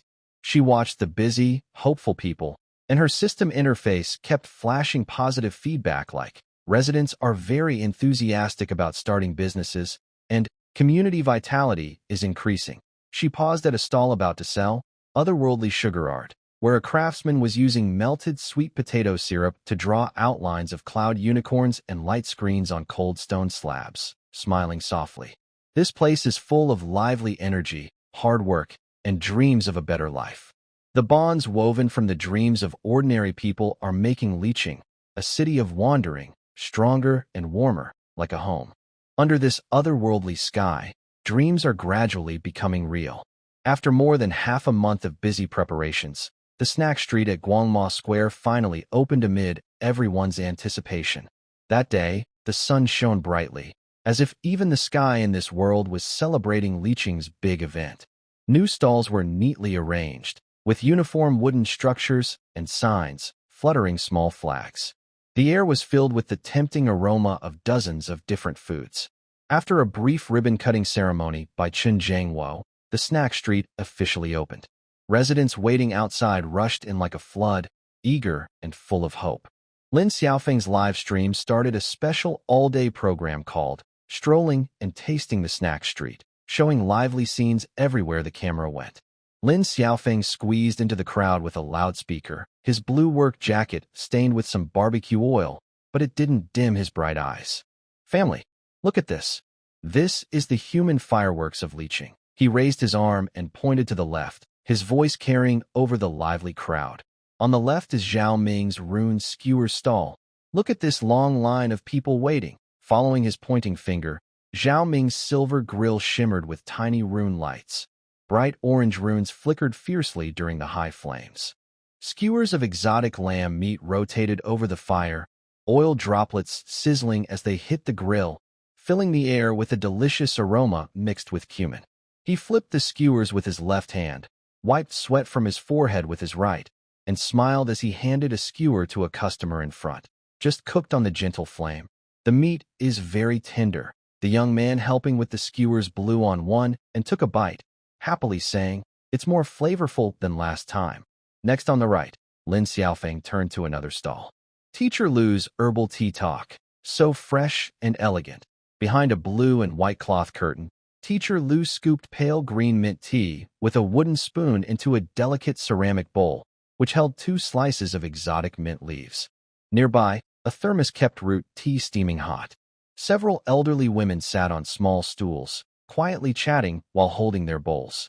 A young woman in a dress took photos with her phone, which had a logo of Taste of the Exotic on the case. Healthier than milk tea, and with a warm kick at the end of the line, someone carried a thermos cup, eyes full of anticipation. Teacher Lu softly explained the benefits of different teas to her customers, turning her stall into a peaceful corner amid the busy street.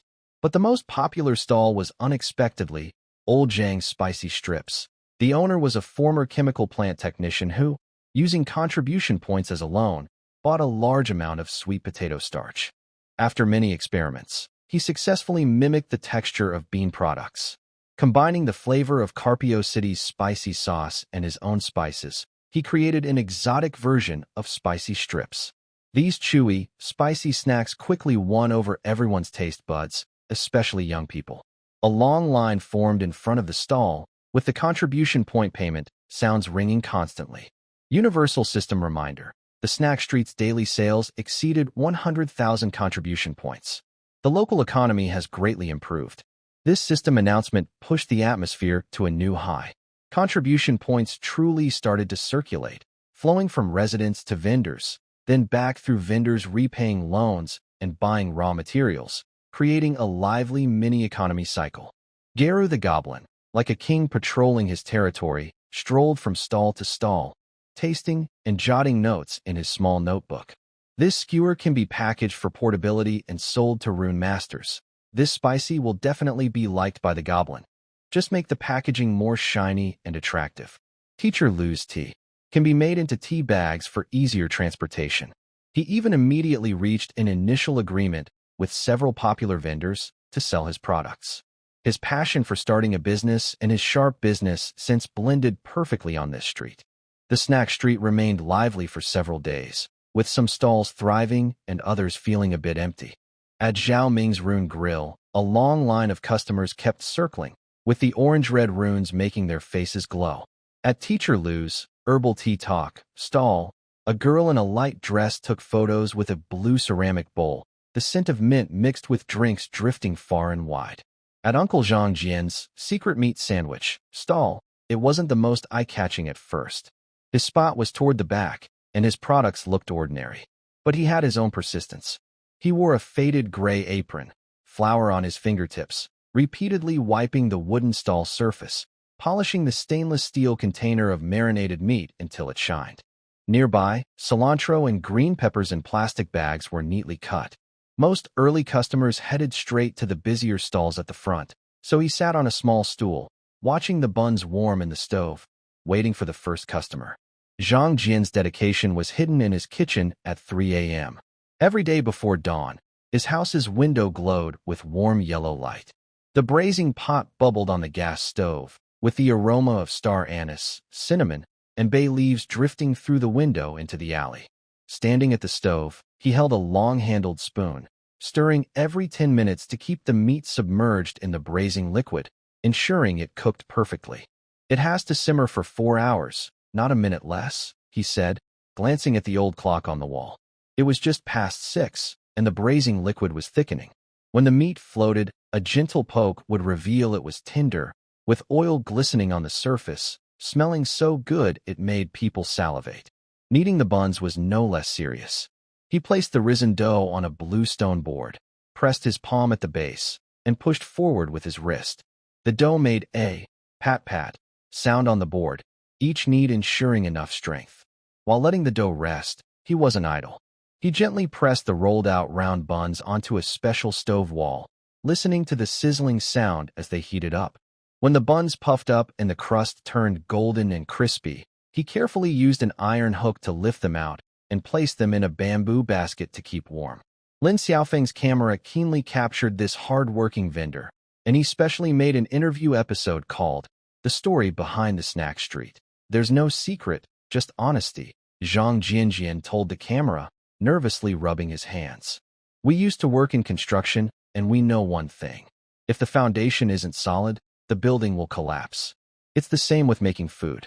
The ingredients must be genuine, and the skills must be proper. You can't cut corners." He showed his small notebook, filled with detailed notes on daily adjustments to his marinade and customer feedback. "Yesterday, Engineer Li, Wang Defa, came to eat and said our marinade smelled good, but the aftertaste lacked some layers. I'm thinking about adding some spices." This simple and sincere attitude was shared through the live broadcast. The next day, many more people queued up in front of Zhang Jinjian's stall.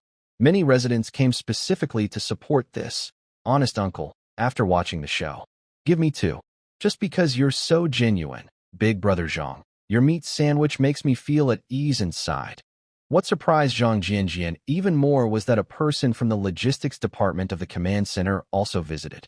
After tasting his food, they signed a long-term supply contract, providing 100 meat sandwiches daily as late-night snacks for night shift militia members and engineers.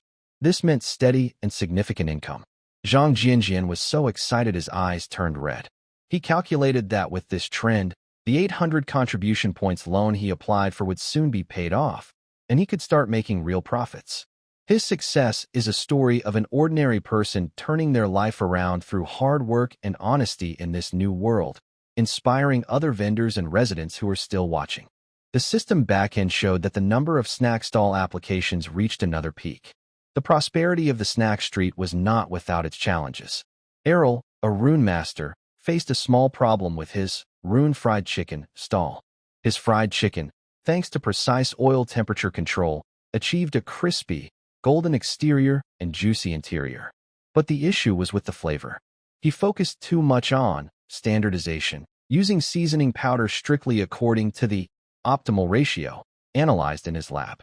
This lack of variation made the taste somewhat monotonous after a while. Looking at other stalls, whether it's the variety of sauces for skewers, the spicy and crispy snacks, or the refreshing drinks from Teacher Lu, all of them are full of flavor layers and surprises. A few days after opening, Errol's stall clearly didn't attract as many customers as expected. He looked at the sales data in the crystal record, frowned, and fell into academic-like confusion. Energy control is perfect, sterilization meets standards, taste data is excellent. Why isn't it popular? He muttered to himself. Geru, the goblin, tried it once and pointed out sharply, "Errol, your fried chicken is missing its soul. That kind of unexpected delight that makes people want to eat more. It's too proper." Wang Defa also came over, took a bite, and clicked his tongue. "The cooking is spot on, crisp skin, tender meat. Top quality fried chicken. But this flavor, it's like eating a fancy banquet in a suit. Looks good, but not comfortable. You need to add some fireworks to it." With Geru and Wang Defa's guidance, Errol finally understood. He temporarily set aside his data models and went to observe successful stalls to learn. He watched Zhang Jianxi how to mix marinade, asked Zhao Ming about spice combinations, and even boldly inquired about the secret of layered flavors from Old Zhang spicy snacks. Then he returned to his workshop and started new experiments. He didn't abandon his precise temperature control but developed various flavored, rune seasoning powders, such as spicy volcano powder, inspired by spicy snacks, secret spice mix, like meat sandwiches, and fresh herb powder, like herbal teas. He even designed a small rune device that, when sprinkling powder, produced a gentle airflow to make the seasoning more evenly stick to the fried chicken. The improved Errol multi-flavor rune fried chicken was launched and immediately became popular. People could choose their favorite flavor while enjoying the ultimate crispy texture brought by technology. His stall also lined up with long queues, attracting many rune masters' colleagues who came to admire and discuss the energy science behind it. This scene became the best example of cultural fusion on the snack street. The technology, runes, of Karp's city and the wisdom from another world, local ingredients and cooking ideas, collided to find a perfect balance, creating more popular products. Amidst this lively, smoky atmosphere, Su Xiaoya stood on the rooftop of the command center, overlooking the brightly lit, bustling snack street. In her mind, the system interface displayed another set of data. Energy reserves continue to grow. Arcane steam generator runs steadily. Stable and active social activities with positive emotional fluctuations detected. Energy field becoming more stable. Basic interdimensional communication module energy level, 71%. Attempting to establish a weak connection. The food street brought more than just economic growth and vitality. It also fostered a sense of collective will and strengthened the idea of home. This invisible, powerful force was providing unprecedented stability to Su Xiaoya's system and fueling her distant dream of returning home. She gently exhaled and looked at the floating islands sinking into the evening glow in the distance. Almost there. I can feel it. It's almost within reach. The success of the food street caused a huge ripple, fully activating the hidden creativity and vitality of the people of Liqing. The command center quickly realized that this energy should not be limited to food alone. To further promote the magical industrialization process and tap into the wisdom of the people, a larger plan was set in motion. During a special live broadcast on the Liqing Homeland channel, Chen Jiangwo, Wang Taizhu, and Li Xiuying appeared together again. But this time, their background was not food or maps, but a dazzling poster filled with gears, runes, lightning, and light bulb patterns, with bold words. Liqing's first National Creation Festival. Your wisdom, lighting the future, fellow citizens. Chen Jiangwo's voice was steady as always but carried a strong passion. The food street showed us that everyone has a creator inside. Now, we are expanding this stage infinitely. Whether it's improving a tool, inventing a new device, or suggesting a wild idea. If it can improve our lives, increase our efficiency, or enrich our civilization, we welcome it. Wang Taizhu stepped forward to explain the rules in detail. The festival is open to all residents. Entries must use local materials and encourage the integration of our technological knowledge with the runes and magic elements from the other world. The scope of the work is unlimited. Production tools, daily necessities, entertainment facilities, and even new ideas for energy applications. All are welcome. Li Xiuying added an incentive.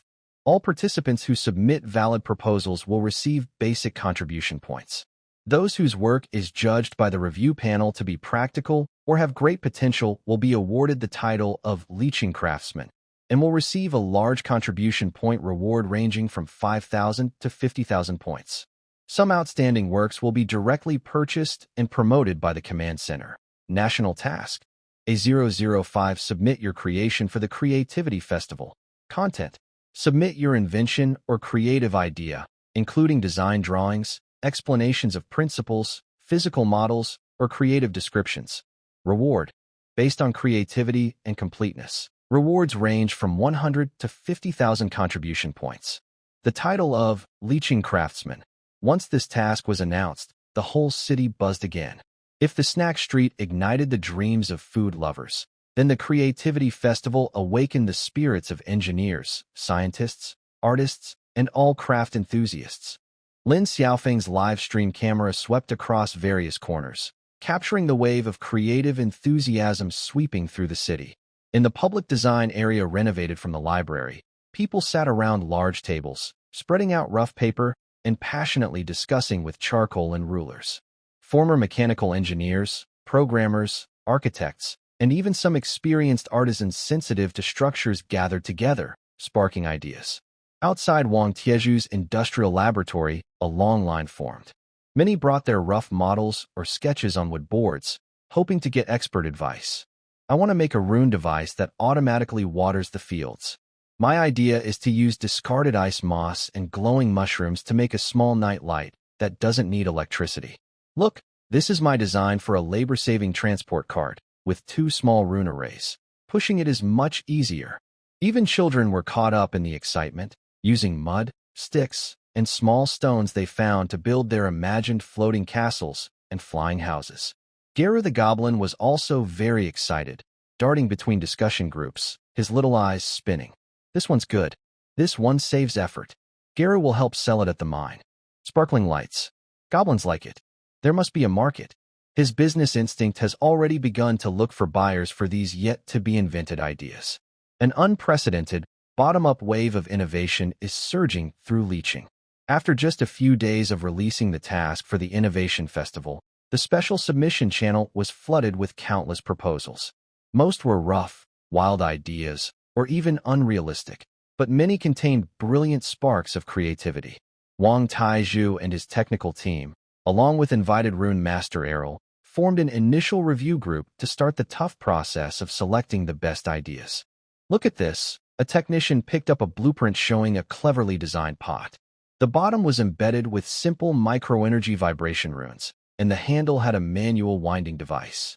This is a manual power auto-stirring pot.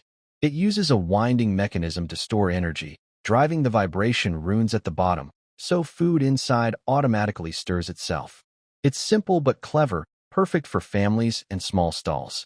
The submitter is a former housewife. Wang Taizhu examined it carefully and nodded in approval. Good. Practical and down-to-earth. This can move to the next round.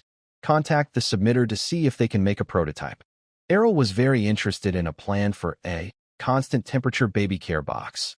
The designer used the idea from his previous project with the energy constant array, miniaturized it, and combined it with woodworking skills to create a small box that maintains a steady temperature, protecting infants in environments with large temperature differences. Applying energy control to life care, Errol thought deeply, quickly jotting down ideas for improvements. Maybe we can add a simple humidity regulation rune, Li Xiaoying focused on inventions related to people's daily lives and health. One idea used capillary principles and water-absorbing plant fibers to create a simple water purification charm, not a real rune, just shaped like one. Although not very efficient, it was very low cost and showed potential for ensuring safe drinking water in extreme environments. Lin Xiaofeng's live stream naturally wouldn't miss these highlights. He interviewed several of the folk inventors whose ideas had passed the initial screening. A middle-aged woman who designed the auto-stirring pot looked a bit shy on camera. It's just to save effort when cooking. I get tired arms from stirring all the time. I don't understand all the big principles, but I think that runes are very useful. The designer of the constant temperature baby care box is a young carpenter who just became a father. He proudly holds his rough prototype and says, "I just don't want my baby to catch a cold." When I saw Mr. Errol's constant temperature pot, I wondered if I could use it here. Turns out, it really works. Even more exciting, a few engineers from the aerospace field combined their ideas to create a concept drawing of a personal flying device. Using anti-gravity runes, lightweight materials, and stable wing designs, it could theoretically allow short-distance, low-altitude personal flight. Although it's just an idea on paper now, its forward-looking design amazed even Wang Taizhu. Unbelievable. Truly incredible. Wang Taizhu looked at the imaginative concept drawing with awe. The wisdom of the people is endless. We used to only think about how to survive and build factories, but they are already thinking about flying. The Creativity Festival is like a big storm of ideas sweeping through the city. It not only brings out useful inventions, but also breaks down the barrier between magic and technology in people's minds. Runes are no longer mysterious powers. They can be understood, used, and integrated into daily life as a new kind of energy and technology. A unique, magical industry style of Carp City is quietly taking shape on this floating island, ready to bloom brilliantly in the upcoming showcase. On the day of the Creativity Festival's display, the Guangma Square was decorated like a huge outdoor tech expo. Crowds wandered from booth to booth, marveling, discussing, and laughing. Lin Xiaofeng's live stream started with multiple cameras, titled The Big Explosion of Wisdom in Carp City. The camera first focused on the automatic stir-fry pot booth. An ex-housewife, Sister Lu, was nervously demonstrating. She turned the winding handle on the pot, and the tiny runes at the bottom glowed faintly. The beans inside the pot began to stir evenly on their own. Look, just turn it a few times. And it can stir itself for a while, Sister Lu explained to the onlookers and the camera with a simple pride on her face. It saves effort and prevents burning the food. A woman wearing an apron immediately pushed forward and said, "Big sister, this is great. When can I get one? I cook at the construction site every day, and my arms are almost tired out." Big Sister Lu smiled kindly and said, "We have to wait until the command center finishes the evaluation. If it can be mass-produced, it will definitely be prioritized for our cafeteria and everyone." Nearby, Teacher Lu from Herbal Tea Talk also arrived. She looked at the automatic cooker with bright eyes and asked, "Big Sister Lu, can this principle be used for roasting tea? We currently do it by hand, and controlling the heat is very hard." "Yes, absolutely." Big Sister Lu excitedly grabbed Teacher Lu's hand. "Let's figure it out together later." The scene then shifted to the constant temperature baby care box booth. Young carpenter Father Liamo was carefully holding his improved baby care box. The box was made of smooth, polished, fragrant wood, with the interior walls embedded with a miniature constant temperature and humidity rune array, optimized with Errol's help, giving off a comforting warmth. "Look, here's a to adjust the temperature," Liamo explained to a young couple holding a baby. His wife stood nearby, gently watching her husband. "It uses the most stable low-level runes, so it consumes very little energy. One small energy crystal can last several days." The mother reached out to feel the warm, moist air inside the box, her eyes slightly red. "That's wonderful. Last night, the baby caught a cold, and my husband and I didn't sleep well. With this, I feel much more at ease." Errol also stood nearby. He was no longer just a student concerned with data, but added, "We also improved the airflow design to avoid the problems of traditional sealed insulation. The needs of life always come first." His words drew approving looks from those around. The most eye-catching part of the scene was undoubtedly the cleared-out flight test area. A team of former aerospace engineers, called the TIpny group, was testing their prototype, the Windrunner board. It was a metal board similar to a skateboard, engraved with complex anti-gravity and airflow guiding runes, with foldable stabilizing wings on the edges. The team leader, the gray-haired engineer Zhao, took a deep breath and stepped onto the Windrunner board. He activated the runes, and the board emitted a low hum, slowly lifting off the ground by about a foot, hovering in the air. "Wow!" The crowd erupted into deafening cheers. Engineer Zhao controlled his body's balance as the Windrunner board began to move slowly forward and turn. Although the speed was slow and the altitude low, it was definitely flying. "We did it. We succeeded." The members of the TIpny team excitedly hugged each other. Geru, the goblin, rushed to the front like a green lightning bolt, his small eyes wide with excitement. "Flying. Flying. Geru wants to invest. Must invest. This thing is faster than all pack animals. Transporting goods, delivering messages, exploring." Geru can see mountains of gold coins. Chun Jingwo, Wang Taizhu, and others stood on the stage, watching the lively scene, their hearts full of pride. "Old Chun, did you see that?" Wang Taizhu's voice was a little choked up. "What we brought back isn't just survival technology. We brought the dream of flying." Chun Jingwo nodded heavily. "That's the spark of civilization. It can ignite everywhere." After the display segment, a grand award ceremony began. Li Xiuying stood on stage, holding the final judging results, her voice clear and strong. After unanimous review, the jury awards Comrade Lu Ijuan the title of Carp City Craftsman and 8,000 contribution points. The command center will acquire the patent for the automatic stir-fry pot and start production.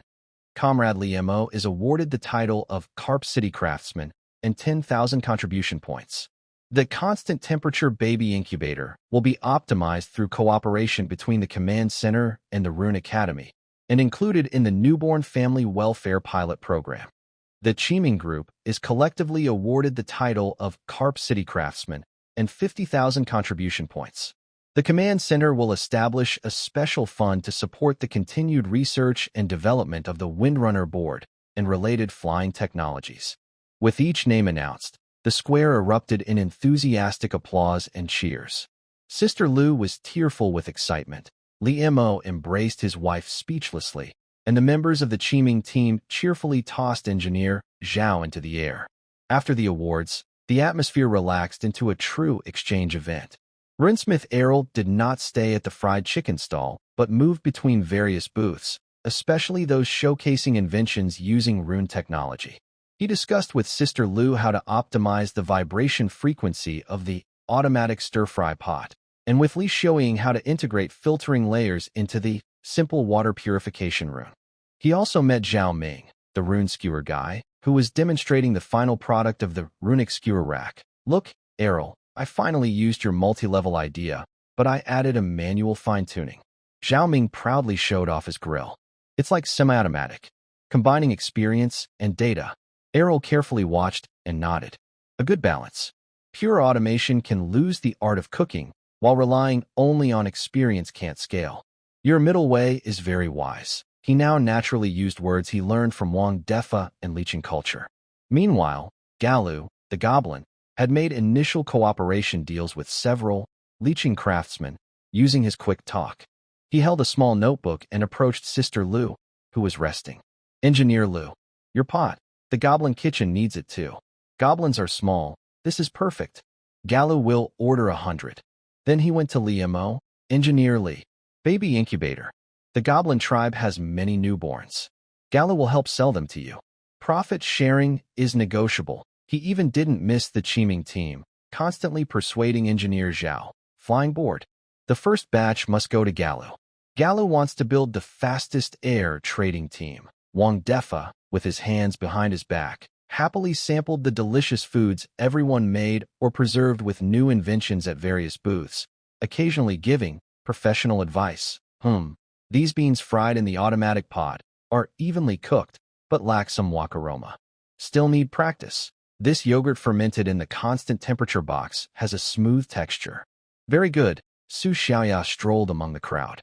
She looked at the faces full of achievement and hope, and her system interface's energy feedback was more stable and lively than ever. She stopped at a girl's booth displaying glowing mushrooms and discarded crystals used to make small night lamps, exchanging a few contribution points for one.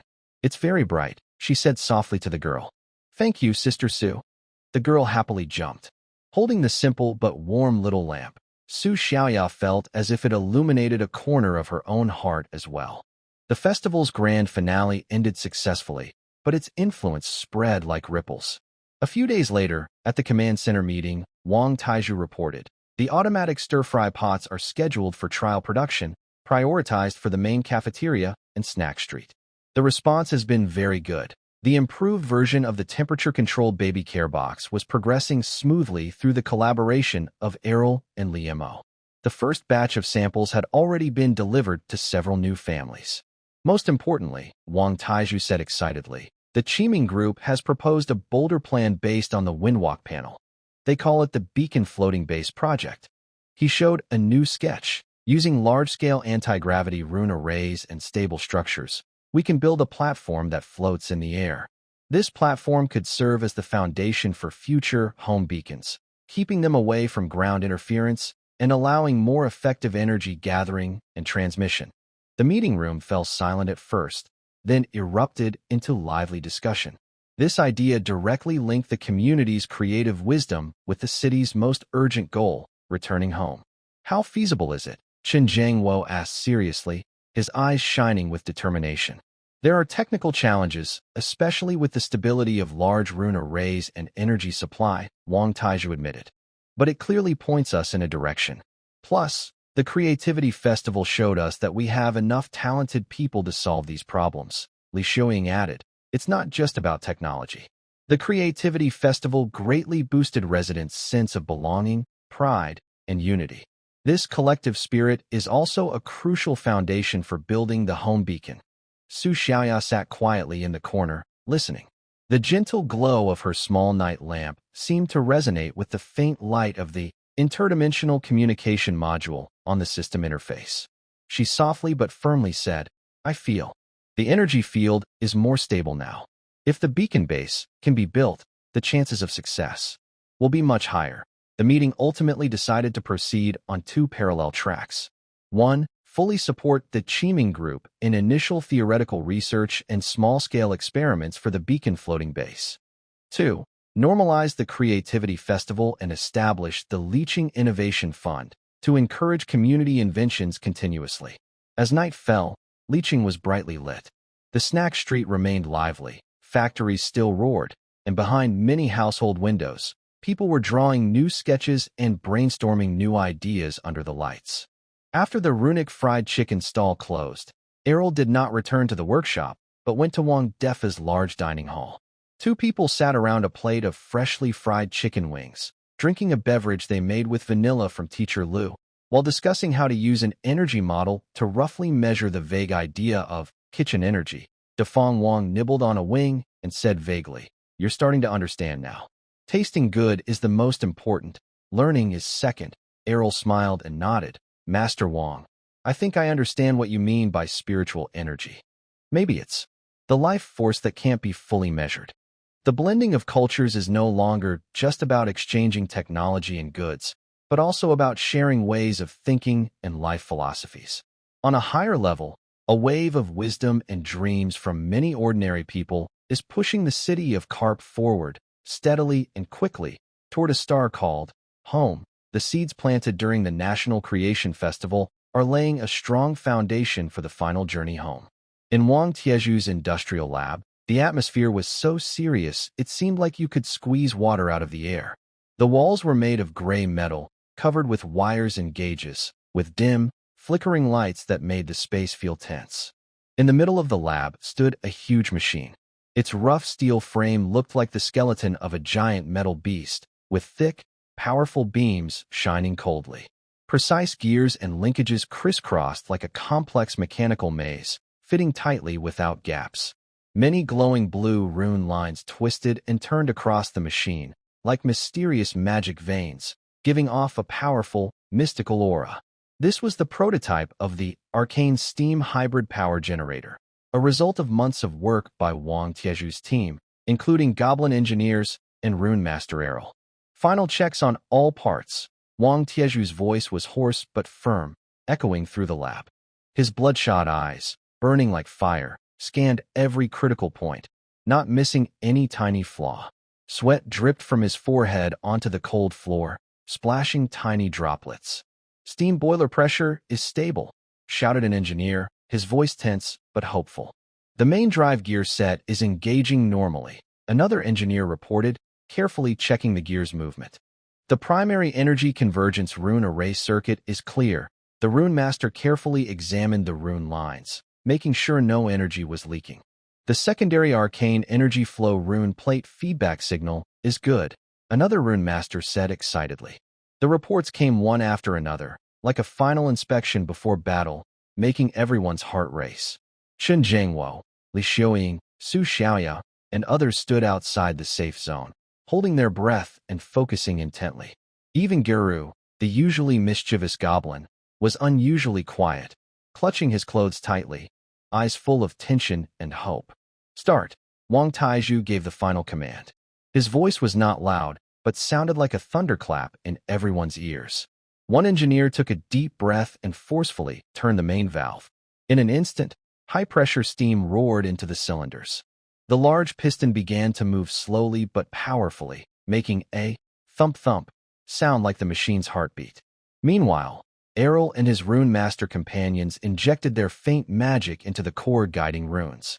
Their faces were serious and focused, with blue threads of magic slowly flowing into the machine.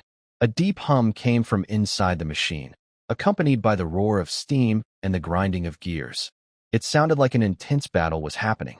Runes embedded throughout the machine lit up one after another, from dim to bright, like stars shining in the night sky. Eventually, they emitted a gentle blue glow steadily. Powerful energy waves spread out from the machine, causing everyone's hair to flutter slightly, as if touched by an invisible force. A set of test rune lamps connected to the output flickered a few times, as if testing something. Then, suddenly, they burst into bright light, illuminating the entire laboratory like daytime. The light was steady and pure, far surpassing any previous effect achieved with scattered energy crystals or unstable rune arrays. "Output power is stable," an engineer shouted excitedly. "Energy conversion efficiency has reached 115% of the expected value. Another engineer's voice trembled with excitement. We did it. We succeeded. The laboratory fell silent for a second, then erupted into deafening cheers. Engineers hugged each other, tears welling in their eyes. Rune masters high-fived excitedly, their palms turning red from the impact. Galu rolled on the ground happily, constantly making cheerful sounds.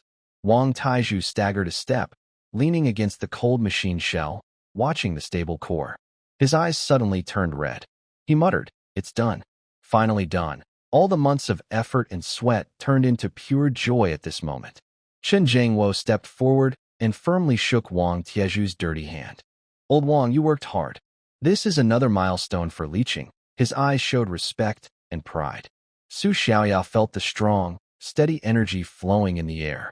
The system interface in her mind, which had been slowly growing, was now filling up very quickly. A new, shining module icon appeared. High-dimensional communication array, unlocked, comma. She held back her excitement, knowing it wasn't time to report yet. The success of the core generator gave Liqing endless power. The work to upgrade and lay the power grid sped up quickly. Rough but sturdy metal poles rose along main streets, carrying cables made of insulating runes and conductive copper. As night fell again, like black velvet, Liqing entered its most historic moment since its founding. At Guanma Square, crowds gathered. Not only residents of Liqing, but many goblin craftsmen, pastoral messengers, and even Rune Master Errol and some colleagues were invited or came to witness. The air was filled with a nearly tangible sense of anticipation. Chen Jiangwo stood beside the core generator model, which had become a symbol of the city. Facing countless eager eyes and Lin Xiaofeng's live broadcast, his voice, amplified by rune magic, reached every corner. Fellow citizens, friends, today, we say goodbye to darkness and welcome eternal light. Liqing's Energy Independence Plan, Phase 1, is successfully completed. I now declare, let there be city-wide illumination. He took a deep breath and pressed the rune device connecting to the core energy network. In an instant, a miracle happened. Centered around the command building and the light film square, the glow is like a living tide rushing outward in all directions. On both sides of the street, newly installed rune streetlights light up one after another. They do not flicker or hesitate, but shine steadily and firmly with a gentle milky white glow, like two strings of sparkling pearl necklaces embedded instantly on the main road of Carp City. The light is so bright and stable that it completely dispels the darkness and shadows that had long depended on campfires, oil lamps, and scattered energy crystals. Inside the factory windows, the sparse lights have been replaced by bright illumination. Behind the large window frames, the silhouettes of machines dance quickly under the lights, and the roaring sounds seem to carry a joyful rhythm. Even more touching is the residence area. Windows that were once dark now seem to be lit by invisible brushes, with warm, orange-yellow light shining through paper and glass, spreading out. These are the lights of families, ordinary lives glowing softly, connecting into a shining river of human warmth in the city. From a high-altitude view of the floating island, Carp City looks like a giant beast suddenly opening its starry eyes, or a carefully polished pearl suddenly shining brilliantly in the endless void. The square falls into a brief moment of absolute silence, then erupts with deafening cheers, cries, and screams like a volcano bursting. It's lit, fully lit, just like before. No, even brighter than before. An old man, leaning on his cane with tears in his eyes, points excitedly at the sky. "Grandpa, there are so many more stars in the sky. We made those stars ourselves." Zhao Ming, once a programmer and now known as the runic skewer brother, looks at the especially bright advertising sign above his stall, trembling with excitement as he speaks incoherently to the live camera. "Did you see that? Friends, we can sell skewers at night now. This light gives my skewers soul. Get your contributions ready. Late-night snacks are on the way." Lu Lauscher from Woodland Tea Talk carefully hangs up her new sign for night reading calm tea under the warm, bright lights, her face full of peaceful joy. Several residents who could only work during the day are now sitting nearby at her stall's rest area, flipping through a foreign plant guide under the lights. The reactions of visitors from another world are even more wonderful. Geru the goblin opens his mouth wide, his pointed ears trembling slightly with excitement. Light. So much light. It's like it's free. This saves a lot of money on lighting crystals. Gala's shop will also stay open all night. Gold coins. More gold coins. He has already started planning how to use nighttime logistics to expand his trade network. Chief Brun of the Mu tribe looked up at this. They've standardized and industrialized the basic rune structure of the light shine technique to this level. The energy efficiency far surpasses our workshop's handmade products. Could this be the qualitative change brought by scale? He even saw residents on their balconies using miniature rune lamps to illuminate exotic night-blooming flowers, creating a dreamlike scene. This natural integration of magical creations into daily life gave him a new understanding of magical civilian use. Lin Xiaofeng's live drone hovered in the air, transmitting the bright, lively cityscape to every screen. The comments were no longer just words but were overwhelmed by countless emojis like crying, proud, and this is my home. In this sea of light, Su Xiaoya stood alone on the rooftop terrace of the command building. The night breeze brushed her hair, and below her was the entire illuminated city, bustling with life. In her mind, the system interface clearly displayed environmental energy field stability, 98%, core energy access. Stable, high-dimensional communication array module. Energy full. Ready.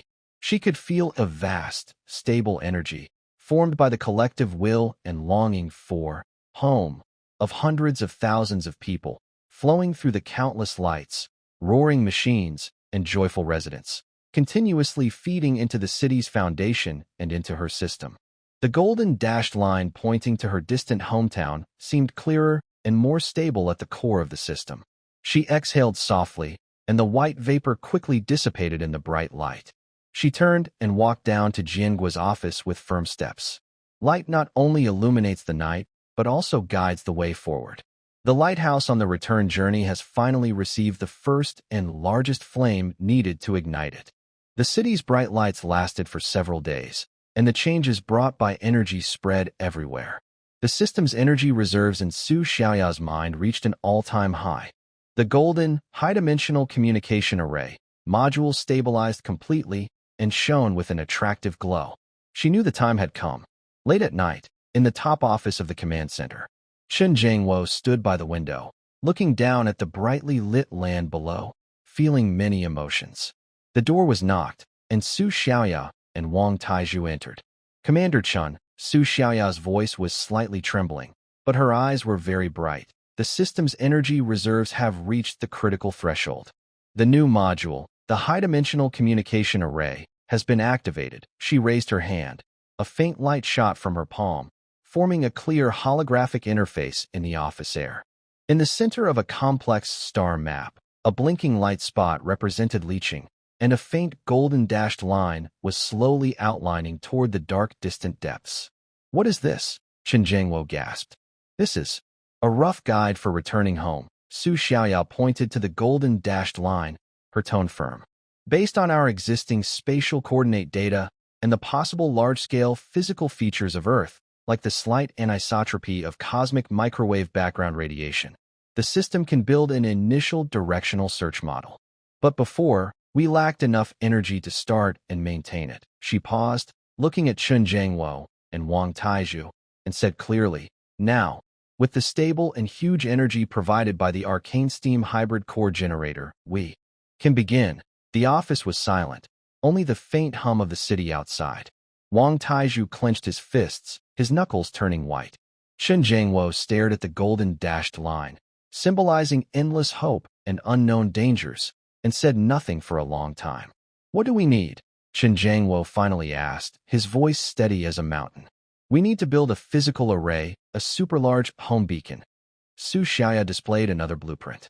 It was a large building combining a giant parabolic antenna, a complex rune energy-focused device, and precise mechanical structures. It needs to use more than 70% of our current power supply to send a strong enough signal with our unique mark through the dimension barrier. 70%. This is a very shocking number, meaning that once it starts, most of Kelly City's industrial and daily electricity use will be limited. Wang Taiju took a deep breath. Then his eyes became very firm. Let's build it. Even if we have to tighten our belts, we must make it. This is our only hope to go back. Shun Jiangwo walked to the projection, reached out as if to touch the golden dashed line. His fingers passed through the light and shadow, but his gaze seemed to see the blue planet at the end of the line.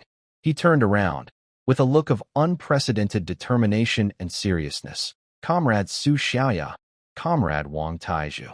Yes, I order. Activate the Homeland Beacon Plan. Use all of Kelly City's resources, spare no effort, and build our home's lighthouse. With this order, an epic project carrying the final dreams of tens of thousands of people was about to begin under the sky of this strange world. Kelly City, shining with lights, celebrated the victory of the energy revolution while quietly looking toward the deep starry sea, on a long and difficult journey home. The order to start the Homeland Beacon Plan sounded like a loud bell, shaking every corner of Kelly City. After the initial shock, a deeper, more passionate emotion spread through the city, a long-held, almost bone-deep longing to return home. The official announcement from the command center explained the grand and difficult nature of the plan, honestly admitting that it would consume most of the energy. Surprisingly, there was no panic or complaints. Instead, a nearly tragic resolve took hold. That evening, all resident system panels received an unprecedented task message at the same time. It is no longer just plain white or blue text, but now shines with a bright gold border, filling the center of the screen. Epic Chain Mission, E001 The foundation of the Starry Sea return, final goal, build a cross-dimensional communication array, home beacon, to establish a stable connection with the homeland. Current stage, 1. Energy reserves and the accumulation of the fire of civilization. Stage Goal 1. The total energy reserve of the city reaches. Return Obsession LV.3 requires the core generator to run at full capacity for 30 days and complete 3 peak energy output tests. Stage Goal 2. The total return contribution points of all residents surpass 100 million. Contribution points are earned by completing daily tasks, production tasks, exploration missions, and automatically converting at a set rate. Stage Goal 3. Explore and obtain more than 3 key, spatial attribute materials, list provided. Stage Reward. Unlock detailed designs for the home beacon and start the second stage of the mission. All players receive the limited title Return Pioneer and many contribution points. Failure penalty, none. The exploration team is still recruiting. I heard discovering new mineral veins can give at least 5,000 points. At Guangma Square, a mother pointed at the system panel and told her young child, "Baby, if we work hard to gather enough of this little star number, we can ride the big spaceship home to see Grandpa and Grandma." The child seemed to understand vaguely, but nodded firmly. Vendors on the snack street spontaneously formed a night snack support team, deciding to donate 10% of their nightly profits directly to the Beacon Fund. The system automatically converts this into contribution points that count toward the city's total. Geru the Goblin looked at the mission list, especially the spatial attribute materials, the Goblin's main city treasury, Void Crystal. His eyes sparkled with excitement. Void Crystal. Geru has a way. But the price. He immediately ran into his small hut, frantically shaking his communication crystal to contact various connections in the Goblin main city. Rune Master Errol marked the stable space beacon technology on the list, frowning deeply. This is a secret of the Rune Masters Association. He found Wang Taiju and Chen Jiangwo and solemnly said, "I will do my best to persuade my teacher and other senior mages. This is not just for leeching, but also to explore higher possibilities of magic in a hidden corner deep within Su Xiaoya's system interface." As the entire city's residents' homesickness linked with the task system, vast amounts of pure mental energy, flowing with contribution points, began to pour into the system. She saw a thin progress bar labeled Bidirectional Signal Sensitivity below the high-dimensional communication array module, slowly but steadily growing, inch by inch. Meanwhile, some more vague, broken signal fragments occasionally flickered across her perception. Whisper, global. Joint Command. Ongoing scan. Dimensional Rift. Abnormal Energy Focus. Suspected. Uh, leaching. Persisting. Waiting. These fragments vanished in an instant, like fireflies in the dark, proving that on the distant side of another dimension, there are also people working hard for them. She kept silent, encrypting and recording this information, her inner faith growing stronger. Homecoming was no longer an empty dream but a clear goal within the system, reflected in the blinking numbers of contribution points, and in the united effort of the entire city to break through the first fortress. The epic has begun. After the epic mission was announced, leaching entered a strange, dual-track state. On one hand, daily production and life continued, even more efficiently due to the high morale of the city. On the other hand, almost all activities carried a clear sense of return. Wang Tieju's energy team began extreme tests on the core generator. 3 peak output tests were scheduled at midnight, during which all but critical facilities would cut power. That night, as the generator roared to its peak and the energy beam almost broke free from the rune's constraints, all residents watching via live stream held their breath. When the system announced, Peak Test 1 passed, they erupted in cheers. Personal return contribution value has become the hottest term. On the personal homepage of the system panel, a rotating star icon representing contribution value is the most prominent. Next to it is a percentage bar showing the city's overall progress. In the factory, workers compete to increase production, as each completed standard part adds a little to their contribution value. In the farmland, farmers carefully tend to their crops. The joy of harvest now also carries a sense of mission to stockpile supplies for the return journey. Exploration teams are going out more often. Their task list highlights find space attribute materials and related clues, with generous rewards. Lin Xiaofeng's live stream features a series called Ordinary People on the Return Journey. It shows a humble cafeteria chef who improved the food cutting process, saving time and effort, and earned high contribution value awards, and young workers who turn discarded parts into useful tools in their spare time and donate all their contribution points to the Beacon Fund. This atmosphere of small steps leading to great progress deeply inspires friends from other worlds. The leader of the herders, Buren, sent the second batch of cloudhorn beasts and a large amount of cheese. He roughly told Chen Jiangwo, "We don't know how to make those big creatures, but we have strength and food. This is our herding tribe's gift." The system converted these supplies into a significant contribution value, credited to the collective herding tribe account. Runesmith Errol, after difficult persuasion, finally returned with a copy of the basic theory scroll for the stable space beacon. Though only introductory knowledge, it marked the initial openness of the Runesmith Association. His contribution value also surged because of this. Geru, the goblin, used his skills well. He not only brought back the first samples of sky crystal stones, though not very pure, but also used his trade network to gather rumors about the third material, Star Realm Dust, near the ancient life tree of the elves. When the news was confirmed, the city's total contribution value jumped significantly. However, progress was not smooth. Continuous high energy output caused subtle wear on the core generator, requiring Wang Tieju's team to work tirelessly to maintain it. The mission-defined, Star Realm Dust, hit a dead end, as the elves remained elusive and were known for being very secretive. Personal contributions quickly reached a plateau, and the points gained from daily tasks no longer seemed enough to reach the huge goal of 100 million. Feelings of impatience and exhaustion began to grow in some corners. How much longer do I have to keep saving? It feels like there's no end in sight. Facing the signs of fatigue and bottlenecks, the command center knew it needed to give the whole city a boost of confidence. One weekend evening, a simple progress meeting was held at Guangma Square. On the large holographic screen, encouraging data was displayed. City's total energy reserve. Return obsession level 2, 78%. Total contribution points for return. 31,457,821/100 million. Space attribute material collection.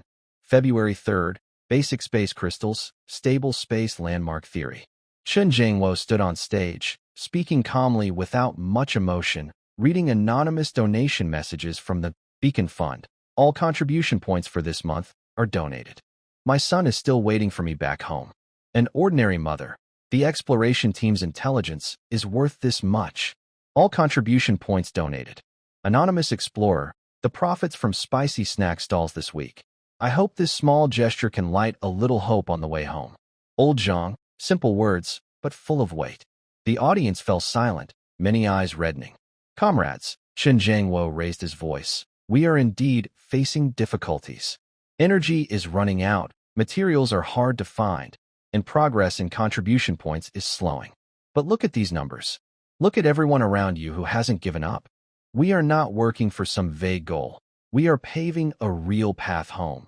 For ourselves, for our families, for the entire civilization behind us. This path will be full of thorns. But every contribution point, every material, every successful energy test is a solid step forward. This road depends on each of us, using our hands, sweat, wisdom, and even our lives. I believe that as long as our obsession remains, the stars and the sea will be reached.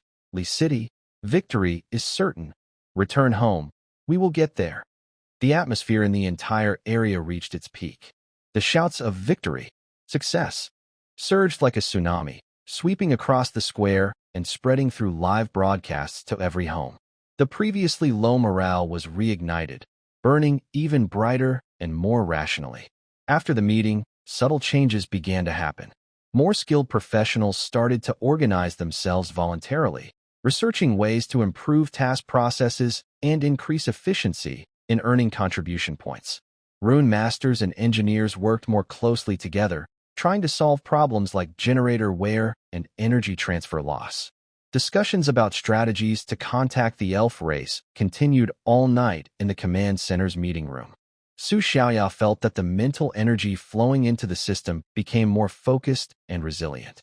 The progress bar for the bidirectional signal sensitivity seemed to be moving a little faster. She also sensed that the fragments of Earth signals she was capturing became slightly clearer, almost imperceptibly.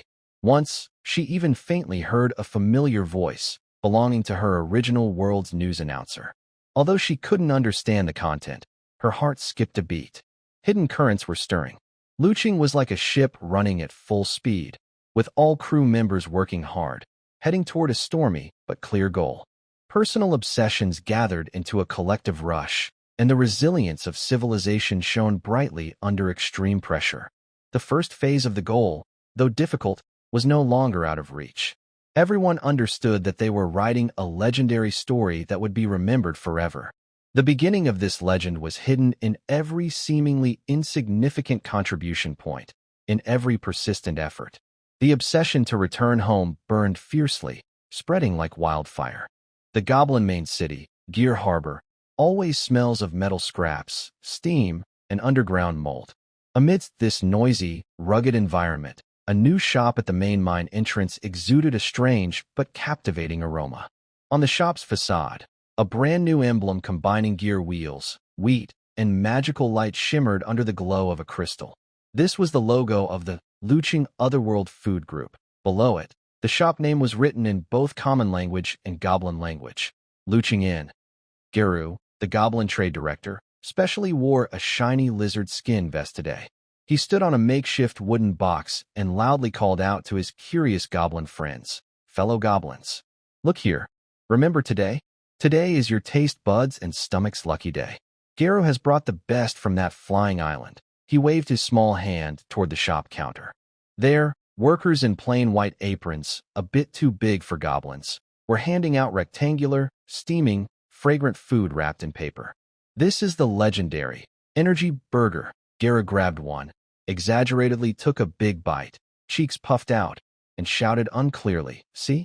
Potato flour pancake. Delicious stone lizard meat patty. And Geru's favorite, spicy soul sauce. One bite fills you up for half a day, gives you strength, and makes mining easier." The waiting goblins stretched their necks, faces full of longing.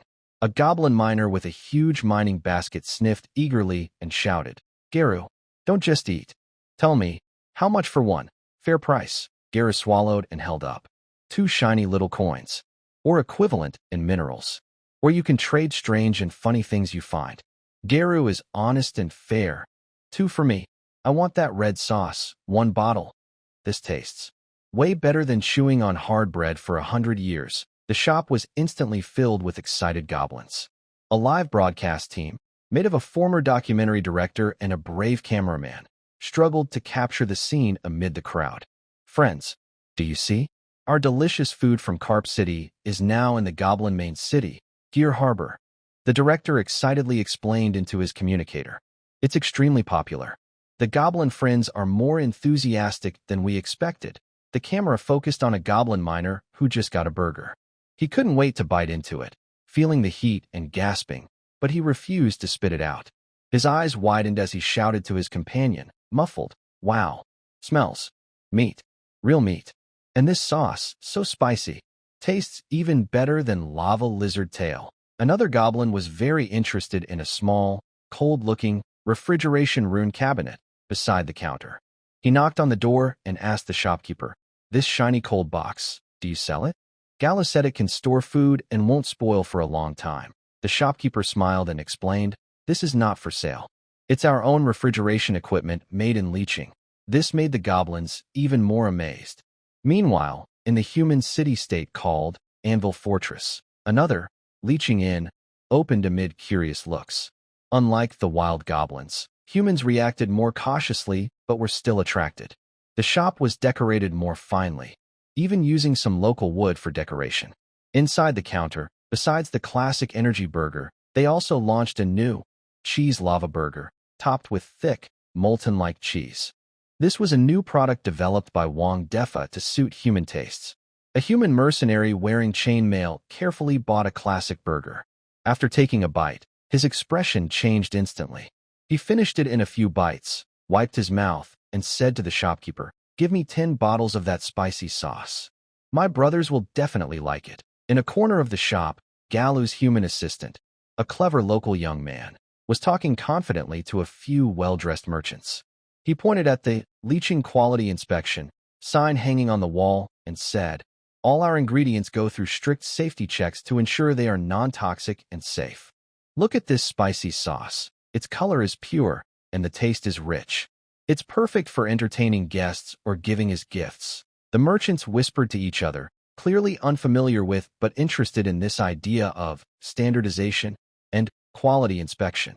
A live broadcast was showing the scenes from both places in real-time back to leeching. In the command room, Chen Jiangwo, Wang Taizhu, and Li Xiaoying watched the lively sales scenes and the constantly scrolling contribution points representing foreign exchange income, all smiling happily. "Step 1 is finally a solid start," Chen said. Li added, "More importantly, our standards and brand are beginning to be accepted by the outside world." Wang Taizhu chuckled, "I told you, delicious food is the real key." Galu really knows how to do business. Galu's business empire, led by food, is now planting its first flag on the land of this different world. The success of the leeching post means more, our people, are needed to keep things running and maintain standards. The first group of expatriate employees from leeching has been sent out. In the kitchen of the leeching post at Iron Anvil Fortress, Zhao Ming, a former programmer now known as the Runic Skewer Brother, faces a tough challenge in his career, debugging local apprentices' cooking habits. Not right. Aji, how many times have I told you?" Zhao Ming points at a row of meat skewers on the grill, speaking with the persistence typical of a programmer. The spacing between the skewers must be even, 3 fingers wide.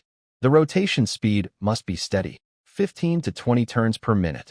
Only then can the heat be evenly distributed, and each skewer will taste the same. The young blacksmith apprentice he calls Aji looks unconvinced, muttering, "Master Zhao, when we used to grill meat, we just looked at the color and flipped it. Who needs so many rules? As long as it tastes good, that's fine. Taste is the result, rules are the process." Zhao Ming pulls out a small notebook filled with charts and notes. "Look, these are records from the past few days. Skewers grilled strictly according to the standard process get a 95% customer satisfaction rate. Those grilled by feel alone fluctuate a lot, dropping as low as 70%. Data doesn't lie." Aji leans in to look at the dense numbers and graphs, his eyes widening. He clearly can't understand this way of thinking. 95%. What does that mean? Zhao Ming sighs and explains differently. It means that out of 10 customers, 9.5 will say it's delicious. Do you want almost all your customers to say your grilled meat is tasty? Aji pauses, then nods firmly. Yes, I do. Then follow the rules. Xiaoming pats his notebook. Write it down. Practice until you master it, and it will become your new feeling. Aji looks at the notebook and then at the grill, deep in thought for the first time. Maybe, behind these strange rules from another world, there really is some truth? Meanwhile, at the leaching post, branch in Gearwheel Harbor, teacher Lu from Herbal Tea and Nature faces a different challenge. She spoke gently to a goblin customer, recommending the calming mint herbal tea. Sir, this tea can help you relax and refresh your mind. The goblin, a mine foreman, interrupted impatiently. Relax? I don't want to relax. I want excitement. Do you have something that makes me strong enough to punch through a rock vein? Ms. Lu couldn't help but laugh. After observing for a few days, she noticed that goblins generally preferred strong, stimulating flavors and had no interest in anything soothing or peaceful. She remembered what Master Wang always said, adapt to local needs. So, she changed her approach. She chose several herbs with strong aromas and a slightly spicy taste, mixed them again, and gave the new product a goblin-style name, Energy Blast Herbal Tea. The slogan became, a must for miners. 1 sip to refresh, 2 sips to energize, 3 sips to mine with ease. Surprisingly, this rebranded tea became a huge success. Goblins rushed to buy it, claiming it made their minds clearer and their work easier, most likely just a placebo effect. Ms. Lu watched as her goblin apprentices clumsily practiced rinsing cups and washing tea leaves, a process she had simplified. Their movements were far from graceful, but they were very serious. She smiled and said to the live camera, the inspection team sometimes visited the shop. It seems that cultural exchange shouldn't be rigid.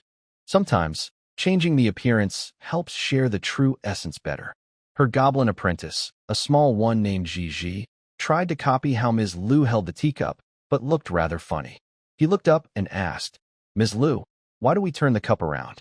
Ms. Lu answered kindly, it's not necessary, Gigi. It just helps the tea's aroma spread more evenly. What matters most is the care you put into making a good cup of tea for your guest.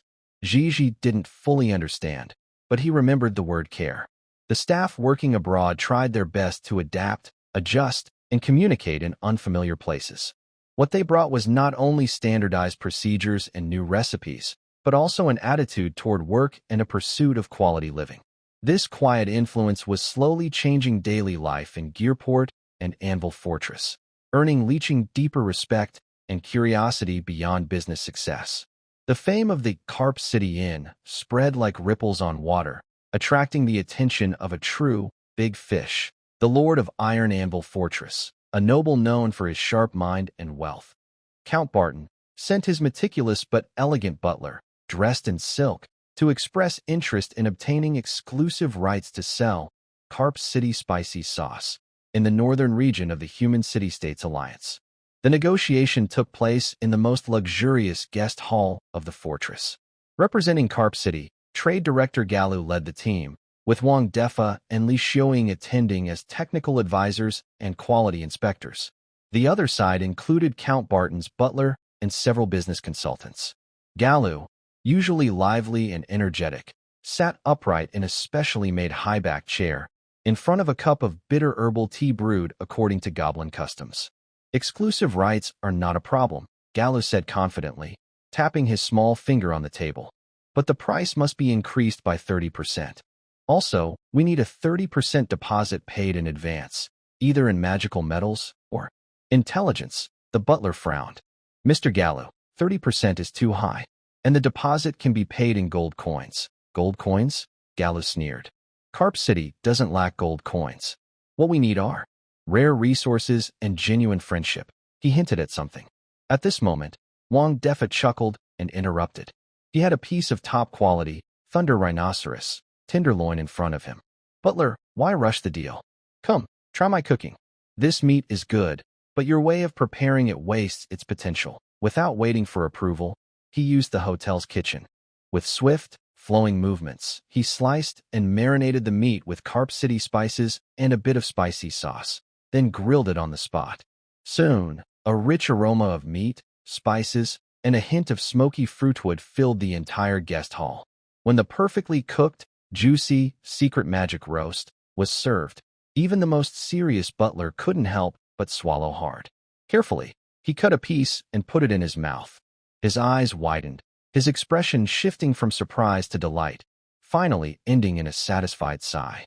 "Is this thunder rhinoceros meat?" He was amazed and said, "I've never tasted anything with such rich layers of flavor." Wang Defa smiled simply and said, "Good things need the right method. Just like our partnership, it's not just about money, but also about trust and shared vision." Li Xiaoying stepped in at the right moment. She took out a beautifully bound booklet and pushed it toward him. "Mr. Steward, this is our leaching quality inspection report on the safety standards, ingredient analysis, and production process for our hot sauce and other products. We ensure every bottle exported maintains the same high quality. We sell not just food, but peace of mind." The steward looked through the detailed data, clear procedures, and the certification page stamped with the red seal of leaching quality inspection. His expression became more serious. This transparent and standardized approach was new to him in business negotiations, but it carried a convincing strength. Galu saw the chance and spoke again in a low voice. "We heard that the Hill Dwarf tribe has a special strong drink and makes weapons too. We're very interested.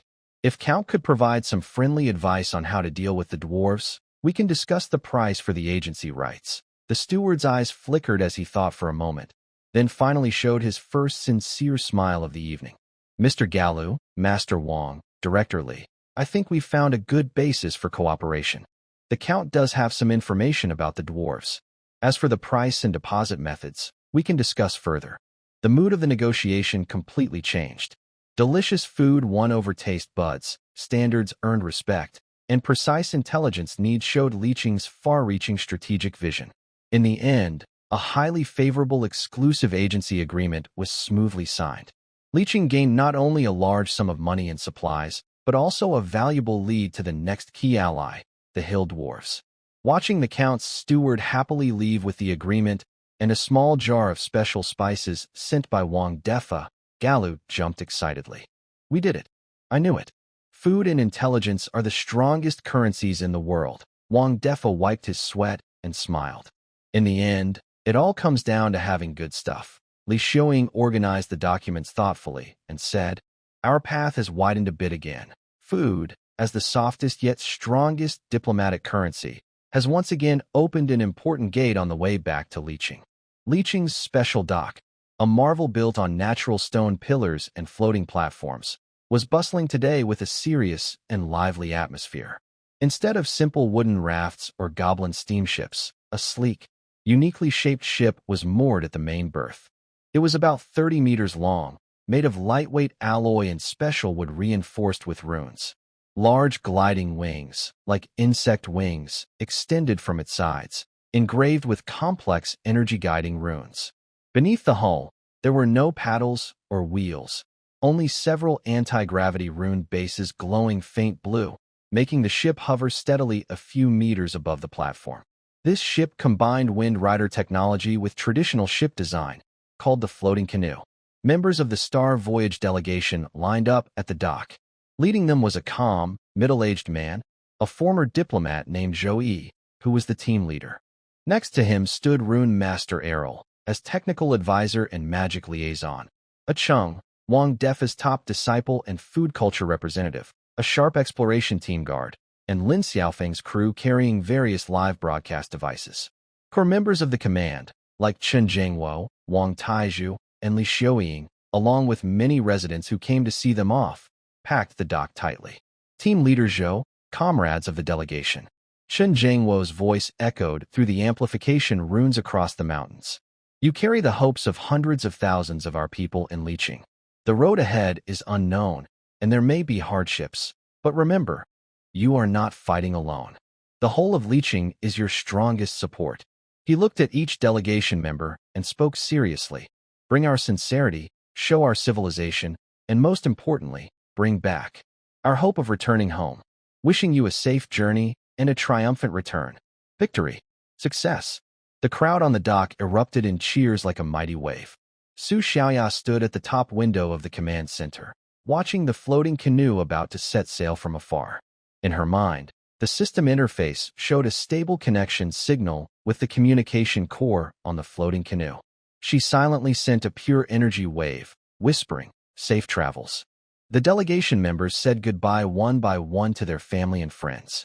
Errol hugged a few rune masters who came to see him off tightly, exchanging final instructions.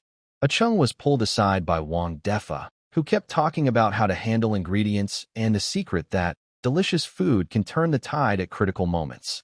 Lin Xiaofeng adjusted the camera and did a final live broadcast before departure. Family. A historic moment. The Star Expedition delegation is about to set off. The cool ship in the camera is our ride. The floating airship Hope. It will carry our dreams into the distant unknown. Activate the anti-gravity core. Boost the flow rune array to 60% power. The captain's order came through the ship's communication rune. The rune base below the floating airship shone brightly, humming softly. The ship steadily lifted upward, and the runes on the gliding wings lit up one by one, guiding the surrounding airflow. Raise the mainsail, not a traditional sail, but a huge, rune-wind sail, made of flexible photoelectric materials and energy-conducting fibers. It can capture energy from specific directions and also serve as an extra energy collector and signal amplifier. The Hope slowly turned its direction, its bow aimed at the distant sea of clouds and the scattered floating islands. "Let's go." The floating airship sped up, leaving a sleek trail of energy behind like an arrow shot from a bow, flying out of Carrot City's airspace and rushing into the vast, boundless sky of the other world. At the dock, cheers lasted for a long time. Many people looked up at the ship's gradually shrinking silhouette, waving their hands vigorously until it disappeared into the clouds. Lin Xiaofeng's camera finally focused on the distant ship and the tiny but firm Carrot City below. His voice was full of passion. "The Star Expedition documentary begins now. We will use our camera to record this magnificent journey back home." The Hope crossed several star fragments filled with strange magnetic fields, bypassed the calm space inhabited by giant floating manta rays, and after more than 10 days, finally reached the first important destination of this trip, the fortress city of the Hill Dwarves, Furnace Heart. From an aerial view, this city is not built on a flat floating island, but is carved directly into a huge, slowly erupting volcano that constantly spews steam and fiery sparks. Rough stone buildings are embedded like a hive on the steep cliffs, with large lava waterfalls rushing out of some caves, pouring into cooling pools below, making loud roars and billowing white steam. The air smells of sulfur, metal, and malted beer. The floating raft, guided by a dwarf-powered boat, a heavy stone vessel driven by volcanic jets, docked on a large, blackened stone platform. King Muraldin Copperbeard, a strong dwarf with a broad chest and fiery red beard, waited on the platform with his elders and guards. He crossed his arms, shining in his copper armor under the glow of the forge fire, with sharp, watchful eyes. Humans from afar, and other guests. Muraldin's voice boomed like thunder in the cave-like dock. Muraldin welcomes friends, but dislikes empty talk and lies. "Say what you want." Joey stepped forward confidently, bowing politely to show respect and express the desire for friendship and cooperation. Muraldin listened patiently, then snorted. "Friendship? Cooperation? We dwarves only trust what is real. Good wine. Oars. Weapons that can smash enemies' heads. What do you have?" The scene grew tense. The dwarf elders whispered among themselves, clearly unimpressed by the delicate, industrial goods brought by the Carp's City delegation. At this moment, Chung took a deep breath. Following the plan, he presented a sealed clay jar. He stepped in front of Muraldin and loudly said, "Honorable Dwarf King, our Carp's City indeed has something real. This is a strong liquor brewed from special grains and techniques unique to our floating island, called Carp's City Fire Spirit. Please, your majesty, taste it." Wine. Muraldin's bright eyes, like copper bells, lit up with suspicion. "Strange world wine. How strong can it be? Can it compare to our dwarf's thunder malt?" Chung broke open the clay seal, and a powerful aroma of rich, toasted grains and a unique fragrance burst out instantly, even momentarily overpowering the sulfur smell in the air. Muraldin's nose twitched sharply, and his beard bristled. He snatched the clay jar and ignored the bowl, tilting his head back to gulp down a large sip. All the dwarves around held their breath. Suddenly, Muradin's movements froze. His eyes widened, and his cheeks turned bright red at a visible speed. He put down the jar, opened his mouth as if to say something, but only coughed violently, as if the fiery liquor burned his throat. Cough, cough, cough. Huh! A burst of hot white vapor shot out from his mouth. He pounded his chest hard, caught his breath, and his eyes shone with disbelief. He shouted loudly, strong, intense, like lava flowing down my throat. Good drink. Truly good. He hugged the jar as if it were a rare treasure, showing off to the elders and guards around him. Smell this. The taste. This is real wine. The tense atmosphere instantly melted away.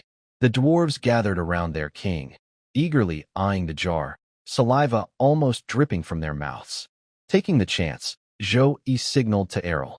Errol stepped forward, unfurling a carefully drawn scroll showing a design for a warhammer. The design cleverly combined dwarf forging patterns with energy rune circuits from Car City. Your Majesty Muradin, Errol said respectfully, this is a small gift from us, a design for a new type of warhammer. It can withstand greater impact, and the rune array inside can release small shockwaves when hitting a target. It also has some self-repair ability. The dwarf blacksmiths immediately gathered around, initially skeptical. But as Errol explained, their eyes changed from doubt to shock, and finally to excitement. Self-repair? How is that possible? Look at the rune embedding. Clever. So clever. If we use dense gold as the core energy conduit. Muradin listened to the elders' discussion, then took another big gulp of the fiery liquor, slapping Zhou-Yi the shoulder. Zhou-Yi felt his bones almost shatter. His voice boomed like a bell. Ha! Good drink. Good plans. You foreigners are interesting. I, Muradin, acknowledge you as friends. Tell me, what do you want? Besides my throne and beard, everything is negotiable. The negotiation proceeded smoothly during the dwarves' feast, mainly featuring Car City fiery liquor and various roasted meats. Finally, Li Qing used strong alcohol and rune forging techniques to successfully exchange for the dwarves' treasured golden metal and volcano heart steel. They also signed a solid trade and mutual aid alliance with the Hill Dwarf Kingdom. Before leaving, Muladin personally saw the delegation off at the dock, holding the last jar of firewater and feeling reluctant. Friend Zhou, next time you come, bring more of this wine. And that self-repairing hammer. Once you make it, the first one must be given to me. Leaving behind the excitement and noise of the heart of molten fire, the Hope ship, guided by Galu's intelligence, headed toward a neutral city called City of 1,000 Sails, Galvin. This city belongs to no major nation and is managed by a merchant council. It is a melting pot of information, goods, and races. From afar, Galvin looks like a huge nest made of many different ships, airships, sailboats, and even tamed giant flying creatures, combined with new buildings. It looks chaotic but lively. Colorful sails, glowing magic lamps, and flags of various races create a strange and vibrant scene. The unique shape of the Hope attracted a lot of attention. After paying docking fees and passing a simple inspection, mainly to check for plague or weapons of mass destruction, it was allowed to dock at a relatively quiet berth. The delegation members stepped onto the creaking wooden pier of Galvin, immediately overwhelmed by the noise and smells. Goblin merchants shouted about suspicious glowing minerals. Human mercenaries loudly boasted around barrels of alcohol. Elves mages walked past stalls selling magical materials with blank faces, and a few sneaky lizardmen in cloaks could be seen lurking around. Lin Xiaofeng's live stream eagerly captured everything. Family. We've arrived at the neutral city Galvin. It's like a miniature world of floating islands. Look to the left, goblin mechanical toy stalls. To the right, human mercenaries arm wrestling. Oh, and there's a lady elf over there. She looks at us with a kind of coldness. Chung was very interested in the local food market. He saw many strange fruits, vegetables, and fungi that he had never seen in Liqing.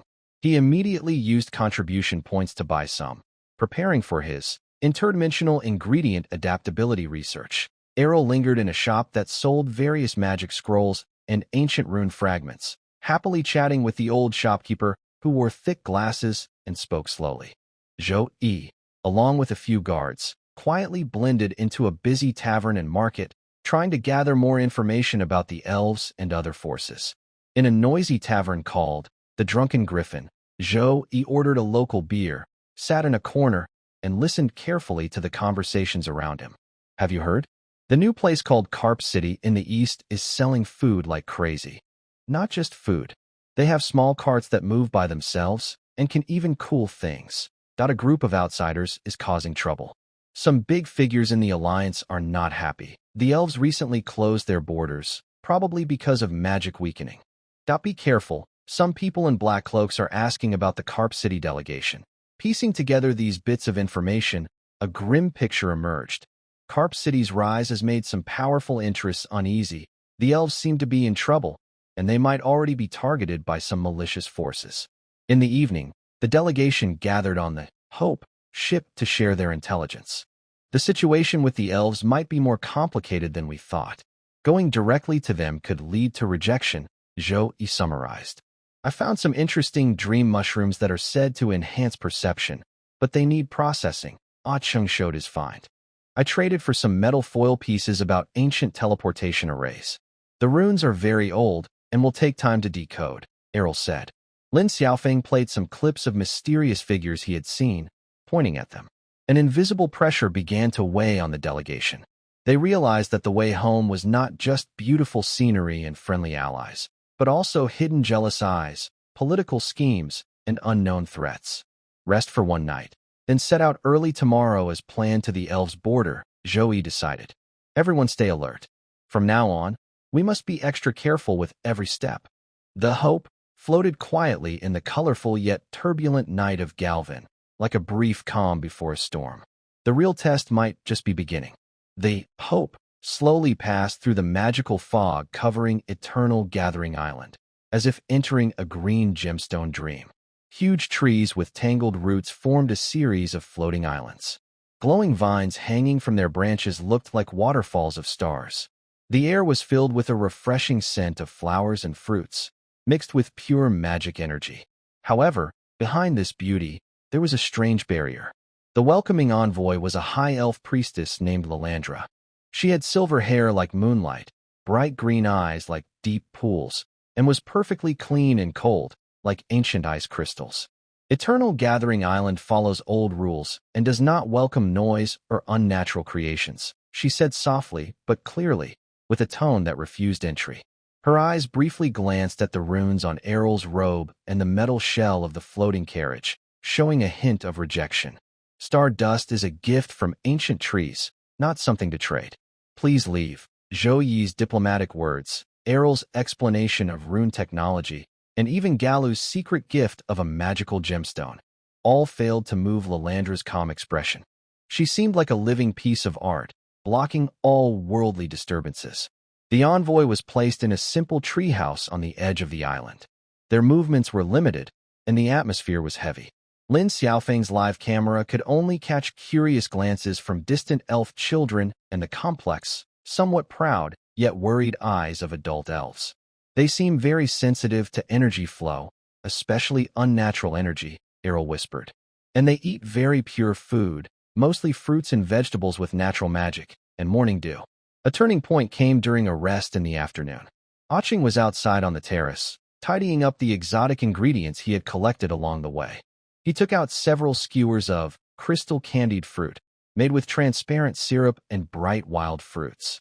The bright red, crimson flame fruit, the translucent purple, dreamberry, and the golden, sun plum, were covered with a clear sugar shell. Under the soft, dreamy light of the elves, they shimmered like precious gems. A small elf girl hiding behind a large fern was finally drawn to a sparkling string of gems she had never seen before. Her big green eyes blinked nonstop, full of longing. Ah-chung noticed her, smiled gently, and offered her a string, speaking softly. Would you like to try? It's sweet, and the fruit was picked from the forest. The girl hesitated, clutching the edge of the fern tightly. In the end, her natural curiosity about sweet and sparkling overcame her caution. She slowly moved closer, took the sugar-coated fruit, and carefully stuck out her pink tongue to lick it. Suddenly, Her eyes widened in disbelief as she looked at the treat in her hand. Gathering her courage, she gently bit into a dreamberry. The shell cracked with a crisp sound, followed by the burst of sweet and sour juice. Her face lit up with a pure, joyful smile, like the sun melting away winter snow. Her smile was so infectious that the surrounding air seemed to warm up. This scene was seen by Lilandra, who was passing by on her routine patrol. She paused, watching the long-lost, unreserved happiness on the child's face. Then she looked at the seemingly simple string of sugar-coated fruit, which seemed to hold sunshine and laughter. For the first time, a feint appeared on her otherwise perfect, icy face, an emotion called being moved. She didn't leave immediately but stood quietly, her gaze fixed on the sugar-coated fruit for a long time, as if contemplating a new philosophy of living in harmony with nature and creating pure happiness. Since the sugar-coated fruit incident, the elves' attitude toward the envoy had subtly changed. Although they still didn't allow them to enter the core area, restrictions were eased considerably. Lilandra even silently approved a small outdoor tea gathering in a designated forest clearing. Achung carefully prepared this forest fruit banquet. He chose a few magical fruits that elves usually ate but prepared simply. Moonlight berries, sweet and cool, flame fruits, passionate, breeze grapes, crisp and juicy, and life seeds, mild and rich. He didn't do complicated processing, but instead showcased the art of arranging a fruit platter. He carefully cut and arranged fruits of different colors and shapes, using their natural colors and forms to create a picture of, for seasons in the forest, like an edible painting. Next, he began making a drink called, Four Seasons Flower and Fruit Tea. He first took some dew from flower petals collected in the morning as the base. Then, based on the unique qualities of each fruit, he precisely controlled water temperature and soaking time. For example, the moonlight berry needs to be brewed slowly at low temperature to preserve its cool and charming flavor. For the flame fruit, a slightly higher water temperature can be used, but not too hot, to fully bring out its warm and rich aroma.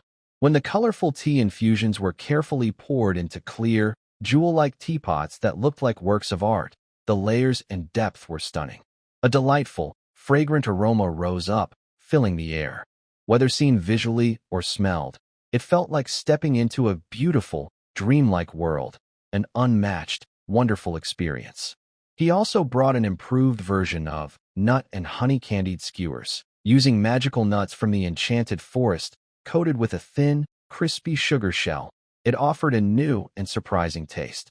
There was no oil smoke or heavy seasoning, only a deep respect for the natural flavors of the fruits and clever techniques to bring them out. Larandula and several wise, open-minded elf elders arrived as guests. At first, they maintained a graceful and reserved attitude, but after tasting the Four Seasons in the Forest dish, they could no longer hide their excitement. The different magical properties of the ingredients intertwined and blended on their tongues, creating an extraordinary and unforgettable flavor feast. After taking a gentle sip of the Four Seasons flower and fruit tea, I felt a cool, sweet taste flowing down my throat like a gentle stream. The flavor was pure and simple, like a poem or a painting, as if nature itself was condensed into this small teacup.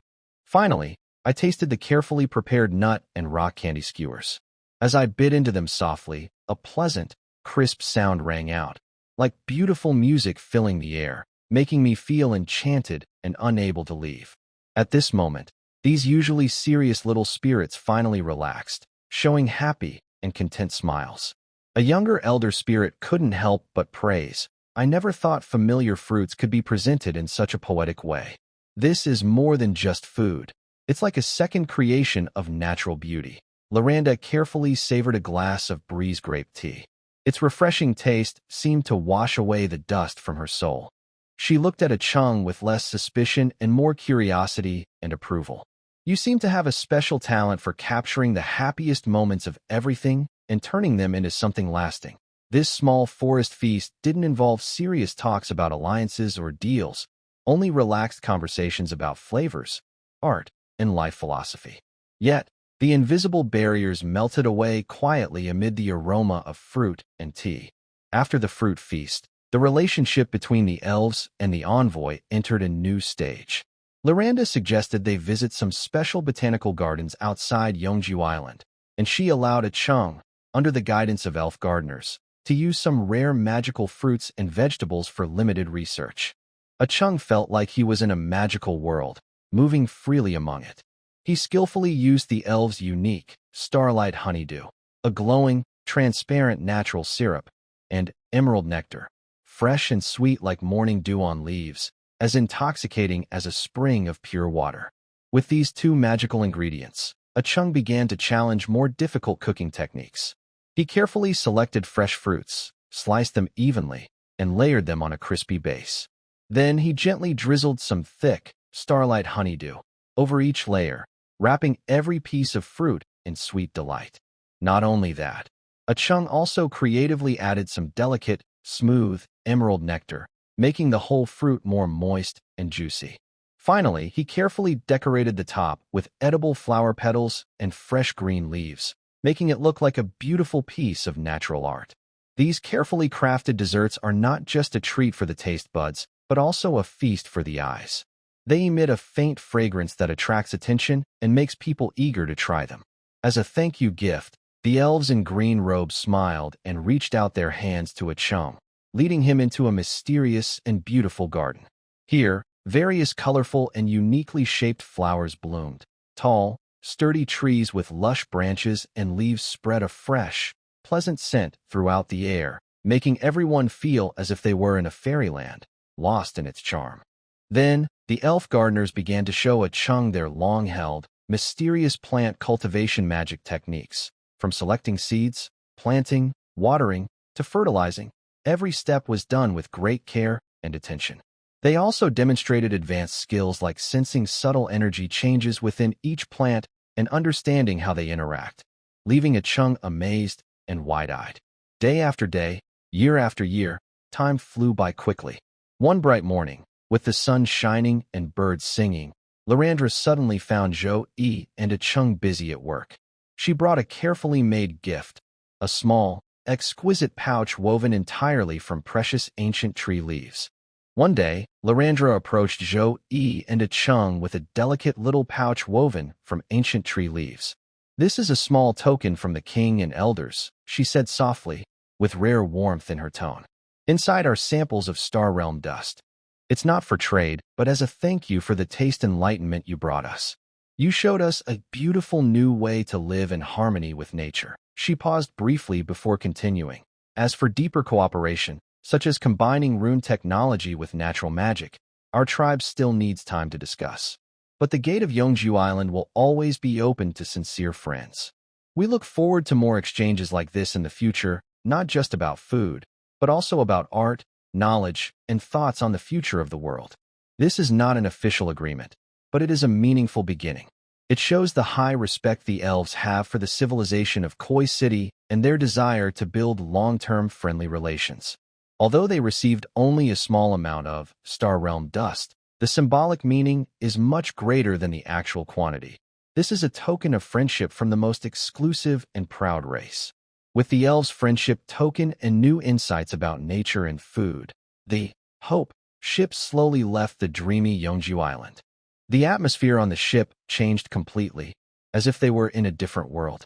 The tense and heavy feelings disappeared, replaced by happiness and peace.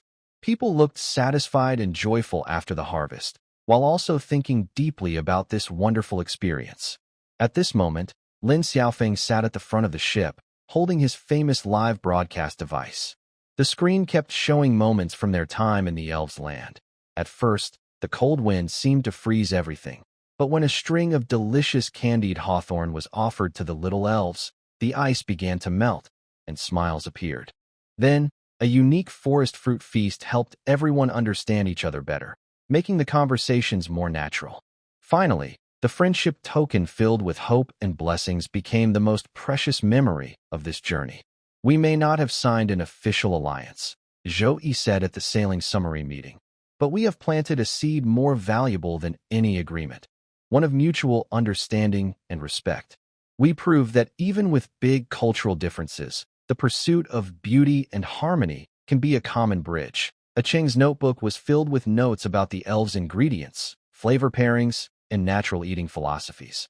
"This experience is so precious," he said with emotion.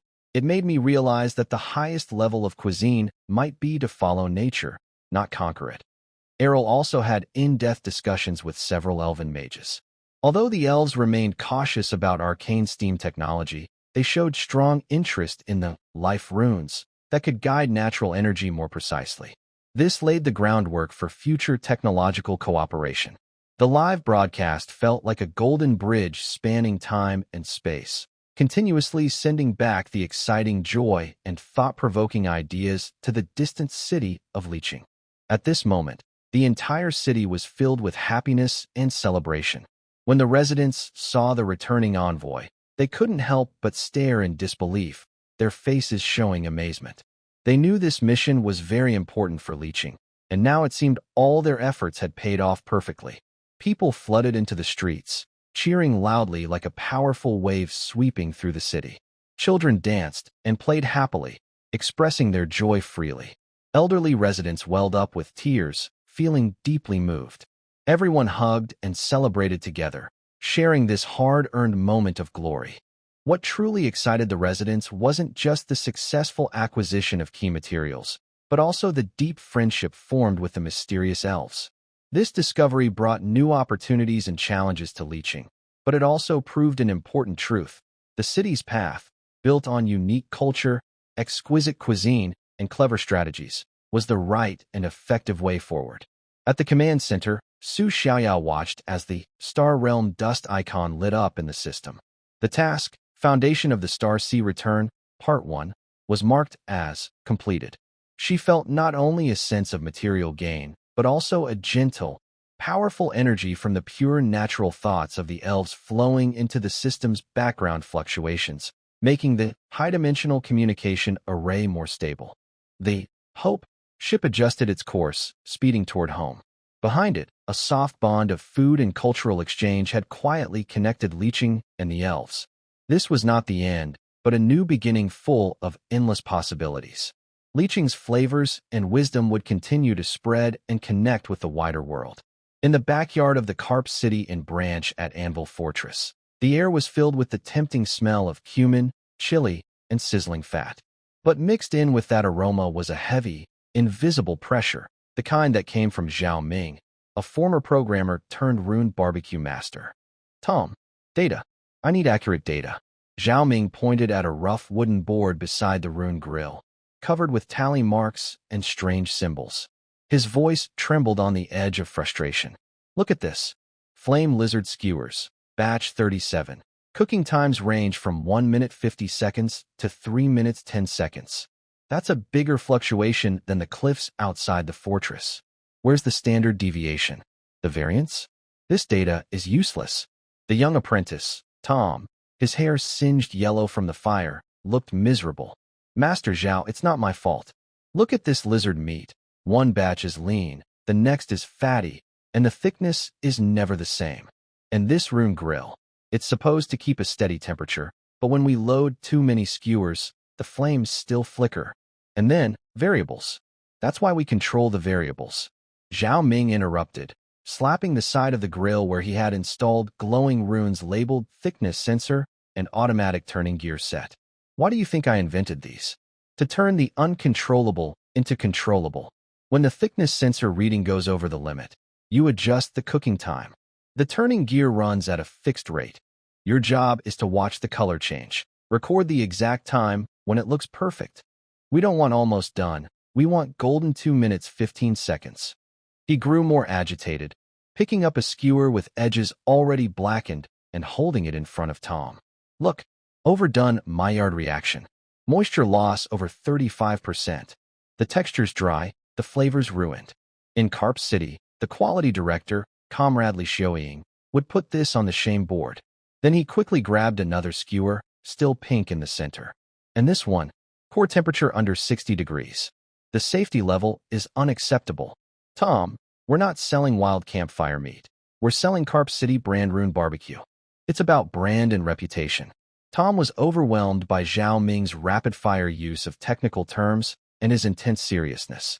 Previously, Tom worked as an assistant at a blacksmith shop, where the most the master would shout was, "Too much heat," or "Not cooked enough." He had never seen someone elevate grilling to concepts like data, standard deviation, or Maillard reaction. Internally, Tom even wondered if this otherworldly master Zhao was a bit obsessed. It's just grilling meat. It's edible, fragrant, and that's enough, right? But watching Zhao Ming's bloodshot eyes from staying up late designing diagrams, now shining with almost a religious glow, Tom swallowed his sarcasm. He drooped his shoulders and picked up a charcoal pencil, ready to continue his crooked, scribbled notes on the record board. "Stop." Zhao Ming grabbed his hand, took a deep breath, and tried to speak calmly. "Tom, watch me do it once." He personally selected 3 skewers of fire lizard meat of similar thickness and placed them on the designated grill spots. The faint glow of the thickness sensing rune flickered, and data was transmitted to a simple display device on his wrist, modified from a calculator. Thickness, 1.8 centimeters. Set the base time, 2 minutes and 10 seconds. Zhao Ming explained as he worked. Pay attention to the color change of the meat, from bright red to light pink, then edges slightly turning yellow. The automatic flipping device clicked, turning the skewers over. "Now watch the juices." See, the juices are just starting to be forced out, forming tiny bubbles on the surface, but they shouldn't flow out. When the time was up, Zhao Ming quickly removed the skewers and sprinkled them with a secret seasoning. The meat was golden, sizzling with fat, and smelled delicious. He handed one to Tom. "Taste it. Remember this texture and flavor. This is the standard taste." Tom hesitantly took a bite. The outside was slightly crispy, the inside tender and juicy, and the seasoning perfectly absorbed, better than any skewers he had grilled before. A whole level more delicious. He froze, looking at the skewer in his hand, and then at Zhao Ming. For the first time, he had a clear sense of what the word standard meant. "It really is different," Tom muttered. "Not just different, certainly," Zhao Ming said confidently. "From now on, this will be your goal. Every time you cook, you get closer and closer to this standard." Since that day, the correct mark on Tom's record board became much neater. Next to it, he started drawing simple symbols he invented himself, representing perfect timing, juicy enough, and a bit overcooked. Although he still didn't understand what standard deviation meant, he began to work hard to make each of his skewers approach Zhao Ming's defined golden 2 minutes and 15 seconds. A few days later, an old mercenary who often visited, after eating one of Tom's skewers, surprisingly patted his shoulder and gruffly said, "Kid, your skills are improving. Every time you come, it's the same good taste. Reliable." This simple compliment made Tom feel as sweet as honey. Suddenly, he understood why Zhao Ming was so persistent. This reliability brought not only customer satisfaction, but also a kind of indescribable sense of achievement. At closing time, Zhao Ming reviewed the records Tom submitted. Although his handwriting was still wild, the data clearly clustered between 2 minutes and 5 seconds to 2 minutes and 20 seconds. Zhao Ming rarely showed a approving smile and patted Tom's strong back firmly. "Very good. Keep it up. Remember, as people from leeching, standards, and quality are our business cards wherever we go. This isn't just about earning coins. It's about dignity and the foundation of returning home." Tom rubbed his sore shoulder and looked into Zhao Ming's familiar eyes. This time, he seemed to truly feel a bit of warmth behind that light. Silently, he walked to the shop's system terminal and exchanged all the copper coins he had saved that day, originally meant for a mug of beer, for a small amount of homecoming contribution points. The flickering numbers on the screen were almost negligible, but Tom felt strangely at peace. For the first time, he actively added a small brick to the distant dream of going home that all otherworlders talked about. Squeaky's actions lack grace. She grabs a handful of tea leaves and throws them into the teapot.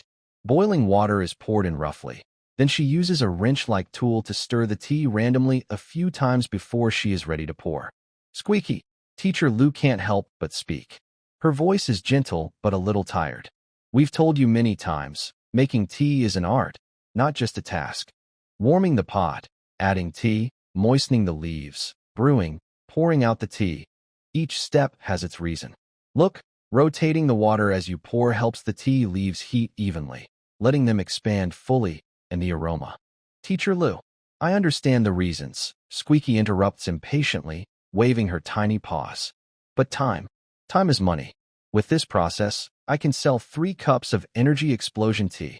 Customers want that strong taste. Who cares if the leaves are fully expanded? Teacher Lu sighs, knowing that explaining mindset and ritual to a goblin is like talking to a wall. She thinks for a moment and changes her approach.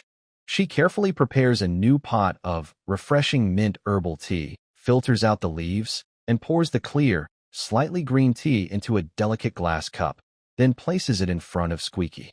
Squeaky, don't think about the process or the money right now. Lu points to the cup. Close your eyes and treat it as just water to quench your thirst. Take a big sip and see how it tastes. Squeaky hesitantly follows her advice, picks up the cup, and gulps a large sip. The expected bland, leaf water doesn't appear. Instead, a cool liquid with a subtle sweetness and herbal aroma fills her mouth, sliding down her throat. A strange, indescribable feeling of calm washes over her, like a gentle stream flowing through nerves that had been tense from calculating prices and coordinating goods all day. Squeaky chews her lips and blinks her little eyes. It's like the gears in my mind aren't turning so loudly anymore. Exactly, Lu encourages patiently. Everyone in Gear Harbor spends their days among metal, steam, and noise, so their nerves are like tight springs. This tea might not give you gold coins directly, but it helps loosen those springs. When the springs are loose, they don't break easily. Thinking becomes clearer, and maybe you'll notice business opportunities you usually overlook, or find better ways to make money, right? Better ways to make money. Gold coins. The word is like a key, instantly unlocking a locked safe inside Squeaky's heart. He first began to truly think about the word tea. Besides quenching thirst, perhaps it could also have a mysterious connection to more gold coins. Since then, Chi-Chi's attitude toward learning about tea changed completely. Although his tea-making skills still looked like he was disassembling delicate machinery and lacked grace, he started to seriously promote his tea to passing goblin customers with a set of persuasive words. Drink our energy explosion tea, and you'll see clearly, think faster, and never make mistakes. Want a cup of calm mint tea? Drink one before negotiations, and you'll stay calm and make your opponent confused. He even learned to sell in bundles, buying 3 skewers of grilled meat from Zhao Ming and getting a small cup of special fruit tea as a free gift, calling it helps digestion and keeps you energized. What made Teacher Lu both amused and confused was that one day, Chi-Chi stared at the floating tea leaves in his cup and suddenly had an idea. He rummaged through his box and found some tiny, edible sparkling crystal fragments left from polishing. When Teacher Lu wasn't paying attention, he secretly sprinkled some into the tea. Teacher Lu, look, starlight tea. It's sparkling. The noble lords will definitely like it. Chi-Chi excitedly held up his cup, and the tea shimmered under the light with a cheap but dazzling glow. Teacher Lu looked at the tea, which seemed to be sprinkled with glitter, and felt a bit overwhelmed from an aesthetic point of view. Just as she was about to correct him, she noticed several elegantly dressed goblin nobles passing by the shop, attracted by the sparkling appearance and showing great interest in this ostentatious starlight tea, willing to pay much more than regular tea. Teacher Lu watched as Chi-Chi happily poured large amounts of gold coins into the contribution terminal, and she shook her head helplessly, finally letting out a laugh. She realized that the way culture spreads isn't always straight and elegant. On this highly practical land that values sparkle, perhaps Chi-Chi's accidental, down-to-earth approach could instead help the seed of tea take root and grow stubbornly in an unexpected way. She also opened her system interface and organized her recent research on goblin tastes, exotic herbal properties, and cultural adaptation strategies into a detailed report, which she uploaded. The system quickly approved it and awarded her a modest but meaningful knowledge contribution point. For her, witnessing and participating in the transformation and growth of a culture on unfamiliar soil is one of the most precious rewards on this long journey home. This unknown floating island seems like a painter's palette casually dropped by the creator. The dense vegetation is so thick it's hard to see through, and the air is filled with the smell of damp, decaying earth and the sweet scents of strange flowers, some strong, some faint. Large, glowing blue fungi look like silent street lamps, lighting the way for the explorer, Old Cat, and botanist Sunli. Stay calm, breathe slowly. Old Cat whispers softly.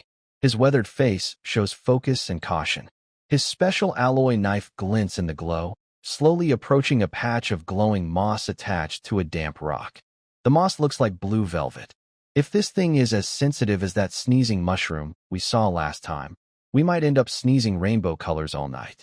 He carefully scratches a small sample with the knife and puts it into a sealed box marked with a silent stasis rune. As he closes the lid, a faint light flashes, and the sample's activity almost stops. Not far away, Sunli kneels half beside a strange plant, almost holding her breath with excitement. It's a purple, trumpet-shaped flower about half a person tall, with thick petals like velvet and veins that seem to flow with silver liquid. She holds a universal observation mirror, a device combining a microscope, spectrometer, and rune detection tools, and points it at the complex, stunning structure of the flower's reproductive organs. Old Cat, come look. Sunli's voice is low but trembling with excitement. She forgets to use her communicator. It's pollen sac structure, completely asymmetrical. And look at these tiny ducts. This isn't designed for insect pollination at all. Plus, it reacts to specific sound frequencies. I just hummed a bit of jasmine flower, and the petals shrank by 15%. This could overturn current plant classification theories. Old Cat, having finished sampling the moss, crouches over and grins, showing yellowed teeth from tobacco use. Stay calm. Professor Sunday, don't worry if it can understand a little tune. Try this instead. He handed over a simple tuning fork set made from different materials. Use this. The frequency is more accurate. The main point is to first check if it's toxic, edible, or medicinal. That's the key goal for our exploration team. Then he took out another portable rune board and began testing the collected cat's eye moss for alkaloids and toxicity. Sunli rolled her eyes at the Old Cat, unhappy with his practical attitude, but she still took the tuning fork. She gently struck a low-frequency fork near the trumpet flower. The flower trembled slightly, and its petals closed a little. Then she used a high-frequency fork, and the petals opened up again, with the center of the flower emitting a richer, more enchanting sweet scent. Incredible! It reacts very differently to different frequencies. This goes beyond normal stress responses. Sunli said excitedly as she recorded her observations, lost in her scientific enthusiasm. Their daily exploration was full of danger and surprises, like twin vines tightly entwined. They had almost entered the territory of trap grass, which can secrete strong corrosive slime instantly. They also found a tuber that, when roasted, tasted like chocolate and made them feel full. Old Cat jokingly called it power bar potato. Every sample and data record was filled with awe for the unknown and excitement as pioneers. At night, in a temporary camp built with faint beast-repelling runes and camouflage cloth, the campfire kept the damp cold at bay. Old Cat, by the firelight, clumsily tapped on a waterproof, shockproof electronic journal with his thick fingers. Exploration log, Day 127. Location, unnamed floating island. Temporary code, Gamma 77. The terrain is complex, and the ecology is strange. Successfully collected a new glowing moss sample, temporarily called cat's eye moss, suspected to contain faint light-sensitive compounds or have night vision potential. Needs further lab tests. Professor Sun discovered a plant called song-speaking flower, temporary name, which shows extraordinary sensitivity to specific sound wave frequencies. Recorded complete sound wave shape response data. Today's main contributions: discovering new species, initial ecological records, and precise local terrain mapping. My personal contribution points. He checked the system interface. Still a long way to go, but every little bit counts. The starry sky here is quite beautiful, sparkling like a spilled diamond plate. But after looking at it for a while, I still feel warmer thinking about the greasy lights and noisy voices at the rooftop barbecue stall back home. He encrypts the logs along with the collected data packets and sends them back to the main system in Carrot City using a small portable relay rune device. These valuable first-hand data not only earn them exploration contribution points, but also gradually improve Carrot City's understanding of this unfamiliar sky, like pieces of a puzzle. This helps with future resource development and potential risk warnings, providing essential information. In a tiered classroom at the Rune Industry College in Carrot City, the atmosphere is lively, like a crucible melting new alloys. There are no traditional stiff classroom walls. Instead, large diagrams of energy flows and strange geometric rune models cover the walls. The air smells of ozone, old parchment, and fresh coffee mixed together. Errol, a returning elf, stands at the podium. His usual reserved rune mage demeanor now mixes with a more open and sharing enthusiasm from Carrot City. The audience is diverse. Some are traditional mage apprentices with serious expressions. Others are engineers in work clothes with oil-stained hands. Many are former programmers with glasses and eyes shining with code. Elves perceive and guide energy more like an ancient art of intuition passed down through thousands of years, Errol explains, drawing a blue glowing rune pattern in the air that accurately depicts the energy field he sensed under the ancient tree on Eternal Gathering Island. They can communicate with plants and feel the pulse of the earth, but this knowledge is hard to quantify and is passed down slowly. We might try to describe, analyze, and even optimize it using a more structured language. He switches the display to show a simple model made of basic rune units, resembling a circuit diagram. For example, we can take the core runes of the elves' nourishment technique and abstract them into a function. The input parameters are the environmental energy density and the current health status of the target plant. The output is the expected growth rate increase or disease repair rate, quantified. Then, we can try to adjust the variables inside the function. That is, the way runes are connected, the energy input ratios, and the waveforms, just like debugging a piece of code. Through many experiments, we can find the best algorithm. A former algorithm engineer in the audience excitedly pushed up his glasses and couldn't help but interrupt. Mr. Errol, isn't this like a magical version of gradient descent or genetic algorithms?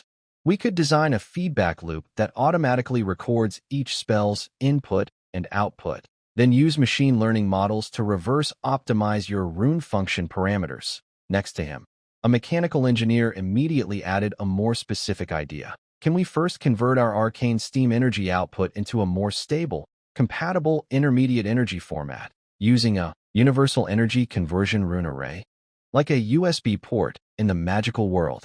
That way, both the elves' natural magic arrays and the dwarves' forging fire runes can connect more easily to our energy network. The class instantly turned into a creative workshop where different disciplines collided. Magic apprentices tried to understand functions and parameters. Programmers eagerly asked about the energy properties of various rune combinations, and engineers discussed how to realize the abstract, intermediate energy format with specific runes and mechanical structures. Errol stood in the middle, listening to these unprecedented yet logically sound ideas. It felt like opening a door to a new world. Returning to Car City and communicating with these scholars from a different realm didn't weaken his understanding of magic. Instead, it added a new dimension full of endless possibilities to his familiar magical world. He carefully organized these intense discussions, initial theories, and collaborative proposals into a detailed report and submitted it to the system.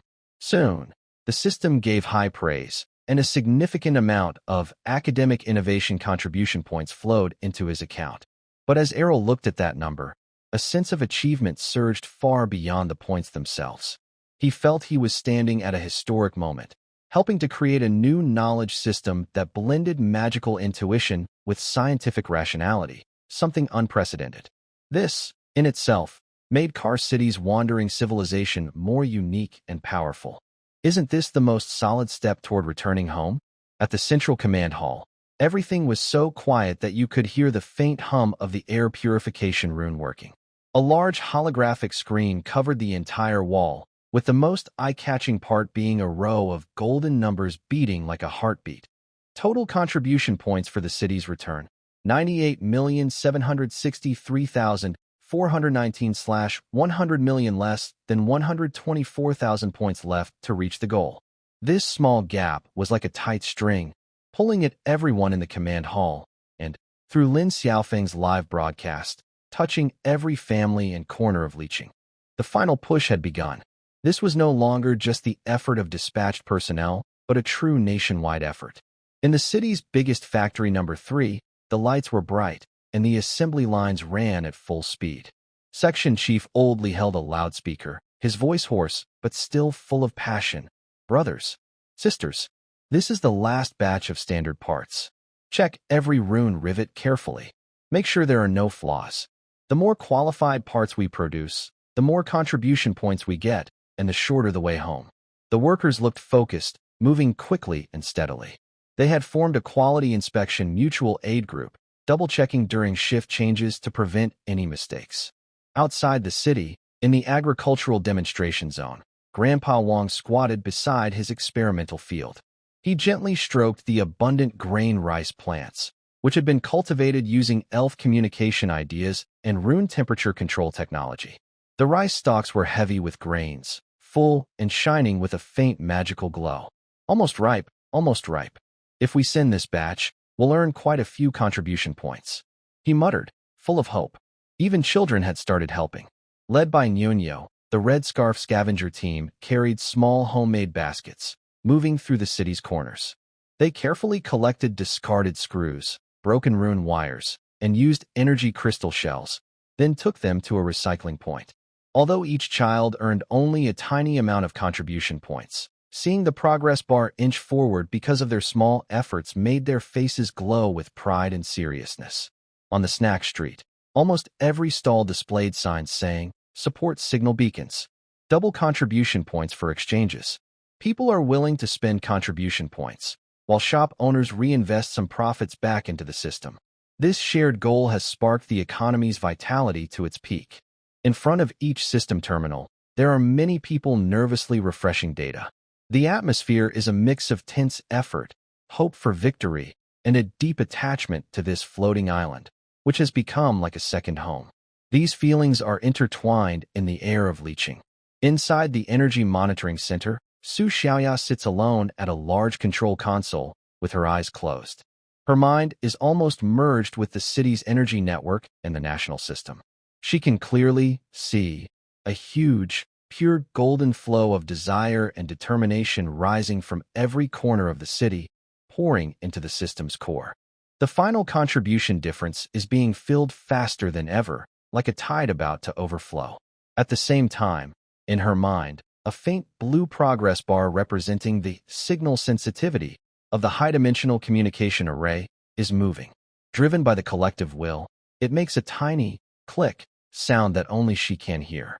Slowly but surely, it crosses the last mark and reaches 100%. Buzz.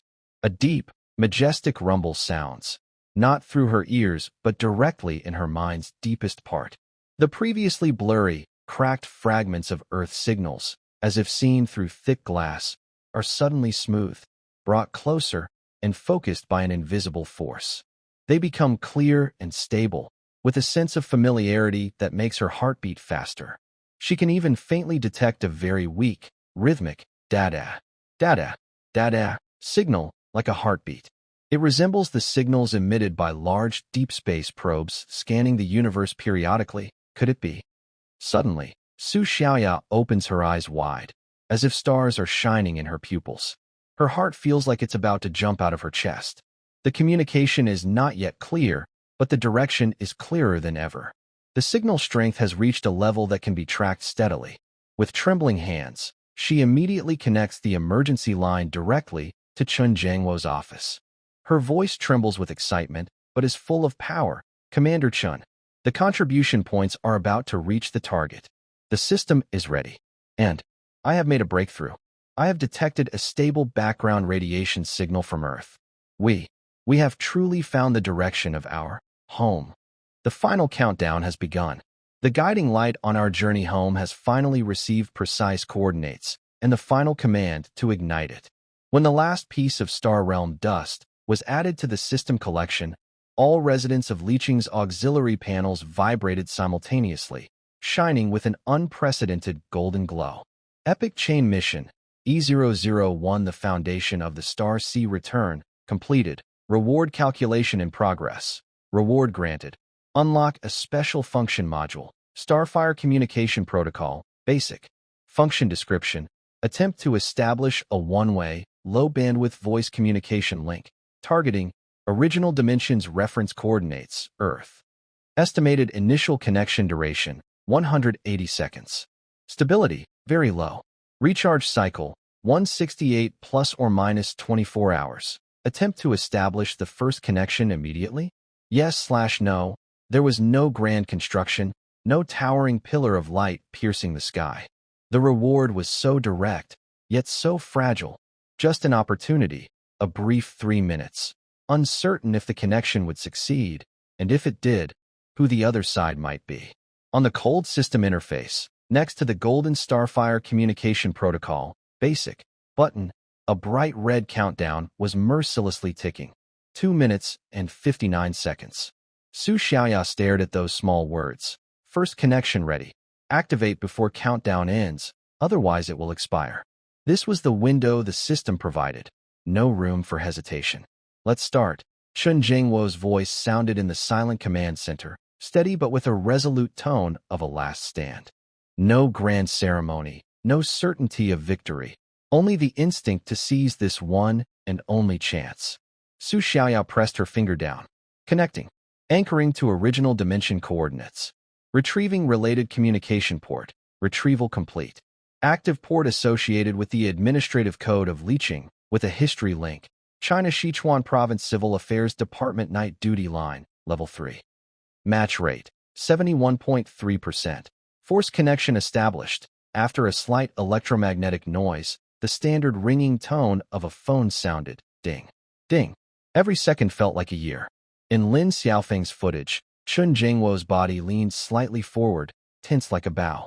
Hello, this is the duty room of the Provincial Civil Affairs Department. A slightly hoarse, clearly awakened middle-aged female voice replied, with a calm, official tone. The sound of papers being shuffled could be faintly heard.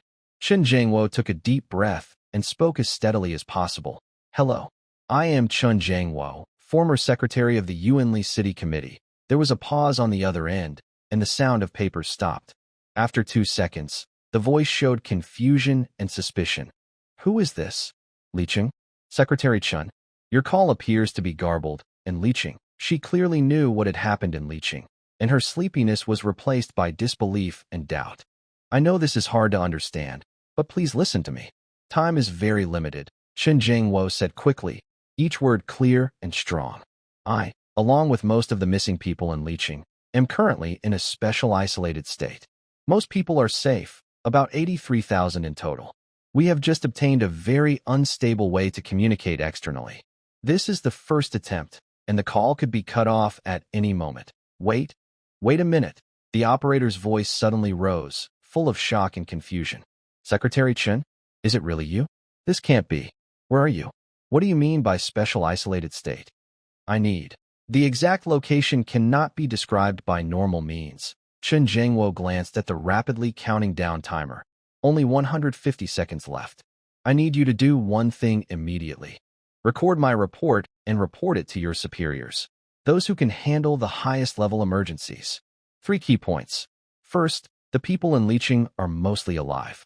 Second, we can't return yet, but a basic order of survival has been established.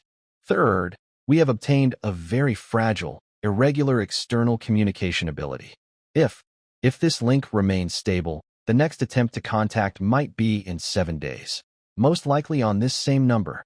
7 days later. But Secretary Chun, how can I verify your identity?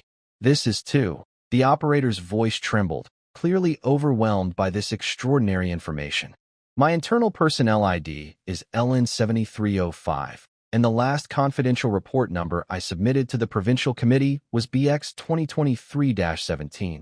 Chun Jingwo provided 2 pieces of information known only to himself and a few top officials. These can serve as initial proof. But now there is no time to argue. Please decide immediately. Should you report a possibly absurd but crucial message about the whereabouts of 80,000 people, or should you hang up on this potentially prank call? For the sake of 80,000 families, act now. On the other end of the line, there was hurried breathing and the sound of a chair being suddenly pushed back. I understand. I will report immediately. Can you stay on the line? I will get the person in charge. The connection is unstable and may cut off at any moment. Remember, in 7 days, this number, Chun Jiangwo almost shouted the last words. Warning, energy is running out. Connection weakening. Suddenly, a sharp noise, like metal scraping, sounded, drowning out all other sounds. Connection forcibly terminated. A busy signal rang out, and a heavy silence filled the command center. Chun Jiangwo slowly straightened up, sweat covering his forehead, his shirt soaked on the back. He closed his eyes briefly, then opened them to look at Su Xiaoya and others, who also looked pale. The seed has been thrown out, he said hoarsely.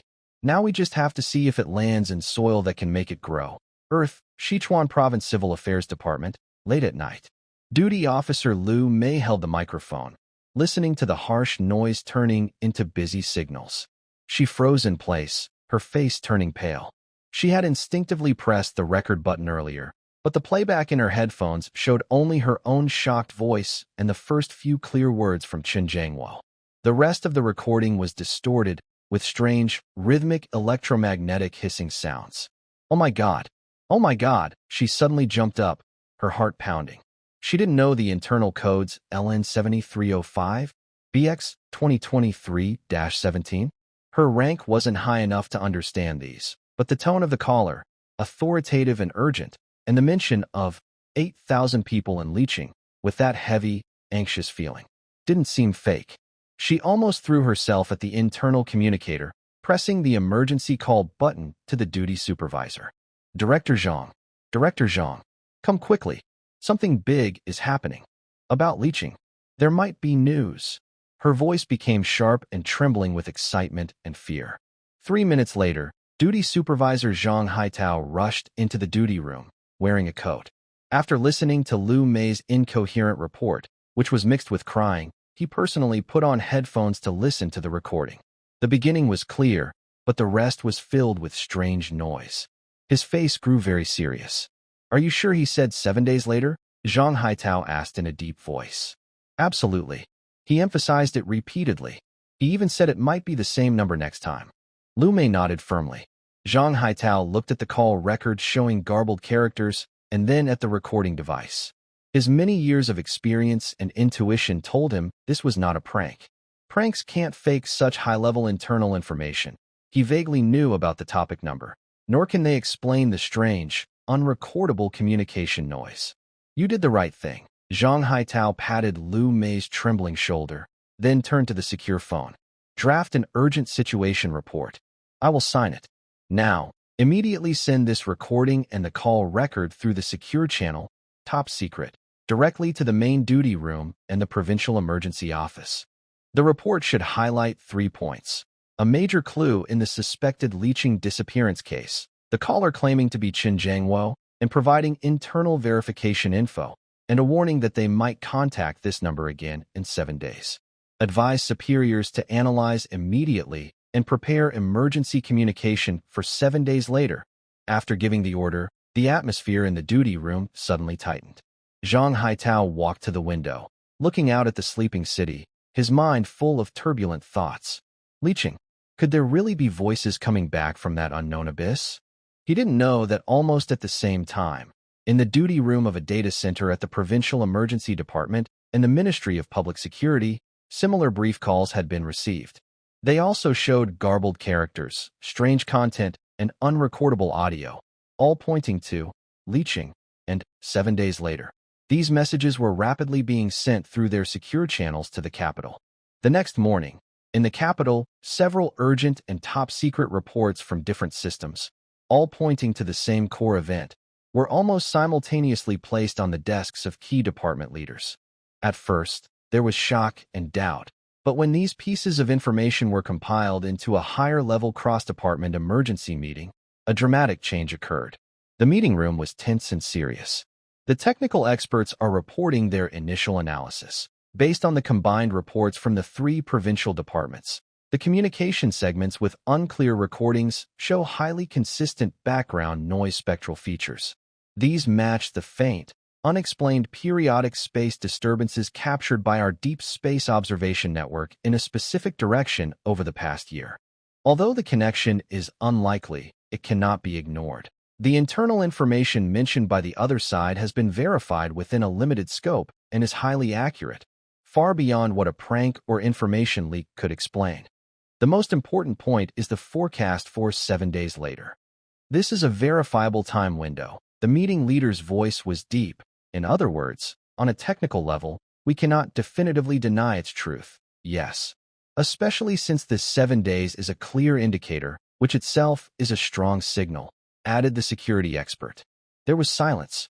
A huge, unimaginable silence filled the room.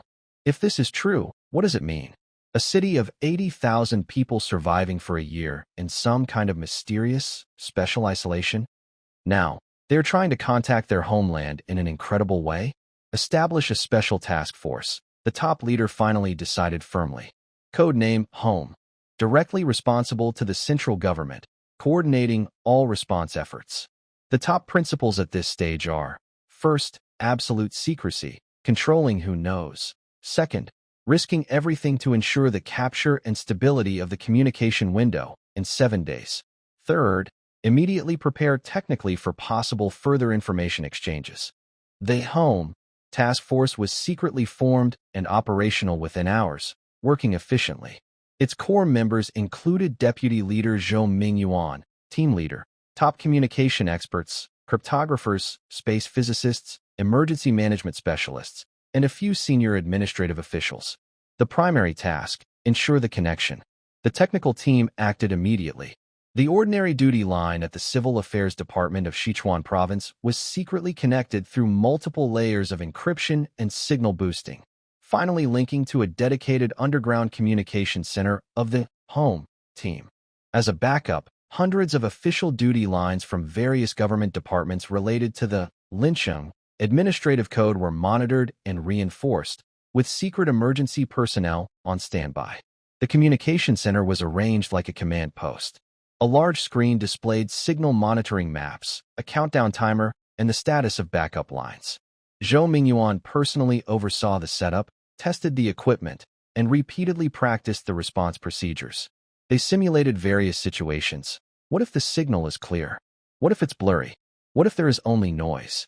What if the other side changes their number? Remember, Zhou Mingyuan emphasized to the first operator on duty, an experienced and mentally strong senior communication officer. No matter what the other person says, stay calm and professional. The main goal is to confirm the connection, stabilize the signal, and gather key information. Every word we say represents our country. Next, assessment and prediction. Another team worked intensely. They reviewed all files related to the Karps City disappearance case, analyzing the personalities and decision-making styles of Chun Jiangwo and his leadership team. They gathered experts from different fields to carefully and boldly speculate based on just a few words: special isolation state, basic survival order, irregular communication ability. Physicists proposed hypotheses like space folds and dimension bubbles. Survival experts guessed at possible resource, social, and psychological challenges. Diplomacy and security specialists began considering complex issues if the team was indeed in a place with native civilization. Highly confidential reports were produced. Although filled with words like possible, perhaps, and if, these reports provided a preliminary framework for the decision-making team. Third, limited internal mobilization. Under strict secrecy, civil and police authorities were asked to carefully review the families of the missing persons in Karps City, citing the need for long-term case tracking. The goal was to update contact information, assess family situations, and subtly suggest that the country has never given up and every small possibility is being pursued, without making any clear promises. This was a difficult task, requiring staff to be empathetic yet highly disciplined. Meanwhile, the propaganda and internet security departments received instructions to gently but effectively guide and manage any related rumors or speculations, ensuring social stability. 7 days passed quickly in the relentless preparations of the Homeland Task Force, amid countless secret gears working precisely together. Everyone's heart was tense. The unknown, 7-day promise, hung like a huge suspense, a mystery weighing on those who knew. It might be an unprecedented beginning of a miracle, or it could be a false hope, or even a warning of some unknown danger. Zhou Mingyuan often stared at the marked number of the Civil Affairs Department of Sichuan Province on the screen in the communication center. He knew that in 7 days, this ordinary number might become the only link connecting two worlds. Deep underground, in a top-secret laboratory, experts were analyzing an incomprehensible communication noise more closely. A young researcher pointed at a faint, regular pulse on the spectrum chart and nervously said, "Team leader, this noise seems to hide a very special, unnatural code structure. We've never seen anything like it before." Chen Jiangwo looked around at everyone and announced clearly, "Every 7 days, we will have a one-way communication window of no more than 180 seconds. The next one will be in 7 days. One cycle every 7 days." Li Weiguo's eyes sharpened. "That's good. Old Zhao, you can plan long-term supplies and mental support based on this cycle. Our police station should also strengthen order maintenance during this period, especially before and after calls, to ensure that hope brings unity, not noise." "Understood," Zhao Jigang responded immediately. "Stability is the top priority. I will mark 7 days as an important mental and work cycle for everyone, so they have clear goals and daily management becomes more predictable. The call itself is the best confidence booster." "Exactly," Chen Jiangwo agreed with their ideas and quickly gave orders. "Immediately, in the name of the management committee, issue the first communication report. 3 main points. First, we have established our first contact with the motherland. Second, the basic communication system is set up, and we can contact once every 7 days. Third, all citizens must keep order, stay at their posts, and use more positive efforts in production and daily life to prepare for the next contact, so the motherland can see the spirit and strength of the people of Liqing." The report was soon broadcasted and posted on bulletin boards throughout the city. When news of having contact with the motherland and a 7-day communication window spread like spring breeze through every corner of Liqing, the isolated city in this strange world seemed to be infused with a boost of confidence. In the streets, production units, and residential areas, wherever the message reached, people were first surprised, then happy, and soon burst into great energy. "We made contact. The motherland heard us. 7 days. Just 6 more days, and we can talk again. Stay strong. Work hard and do a good job, so next time the higher-ups see that the people of Liqing are capable wherever they go." The longing for home was still strong, but now this longing had a clear, cyclical outlet, turning into motivation for more active work and life. People discussed what progress they should report next time, making plans for the future that were specific and full of hope. Chen Jiangwo, Li Weiguo, Zhao Jigang, and others stood high in the command center, looking at the city's renewed vitality and orderly scene, their hearts filled with excitement. "Old Chen," Li Weiguo pointed to the central square, "I suggest that during the next call, we broadcast live across the whole city. Let our 80,000 fellow citizens hear it firsthand. This will be the strongest act of organization and confidence building." Zhao Jigang nodded. "I agree. Make it open and transparent, so hope can spread to every corner. It will be more effective than hundreds of propaganda efforts. It also helps everyone stay updated on progress and reduces rumors caused by information gaps." Chen Jiangwo nodded firmly. "Good. Technical support must be ready immediately. This is not just a call. It's the foundation of our city's new phase. We want the country to hear not only my words, but also the heavy, passionate hope shared by all 80,000 of us as we listen together." The news spread, igniting the city's hope. Large loudspeakers began testing, and people talked about the moment. In 6 days, their eyes bright with anticipation. Hope had never been so clear and powerful. With 7 days left, the city moved forward steadily, united and orderly, waiting patiently. Earth, home, task force headquarters in a windowless, sealed room. Time was felt differently, not by the passing of days or nights, but by a countdown on the screen, precise to the millisecond, and piles of analysis reports and plans on the desk. The air was cool, filled with the low hum of equipment and the faint rustling of papers. A tense focus filled the space. Since that shocking, garbled call, 7 days ago, codenamed Home, the secret organization had been racing against time, preparing carefully. On the main screen, the ordinary number from the Western Province Civil Affairs Department was protected by countless invisible barriers and monitoring links, like the comm center of a storm. Their main task was simple but difficult: To be fully prepared for the possible second verification of the 7-day plan, all backup lines and signal enhancement arrays have completed the 7th round of simulation tests and are in optimal condition. The spectrum monitoring network has covered all potential weak points and set up automatic alert triggers. The targeted numbers directional protection and connection plan have been rehearsed with 3 emergency plans. The call reception and analysis team has completed over 50 scenario simulations, focusing on extracting information from extremely fuzzy signals. Commands and reports are calmly passed within the command center. Team leader Zhou Mingyuan stands firm at the front, like a steady star. The pressure does not come from busy tasks, but from the unknown nature of the goal. They are using the strictest scientific methods and engineering logic to prepare for a phenomenon that might be completely beyond these systems' understanding. In the technical analysis area, the atmosphere is especially serious. Top domestic experts are struggling with an unusual noise from the first communication, facing an unprecedented challenge. All known communication protocols, encryption methods, and even natural electromagnetic pulse models have failed, says a leading signal expert. It doesn't resemble any code we understand. It's more like an external expression of a rule itself, but we can't read its meaning. Mathematical tools are almost useless, says a mathematician pointing at the complex waveform on the screen. We tried everything from Fourier transforms to nonlinear chaos models, but we can't find a stable pattern to predict. Its regularity seems to only exist in that one observation, and we can't forecast the next. We might be facing a kind of unique existence that can't be measured by our usual rules. Another physicist summarizes more directly.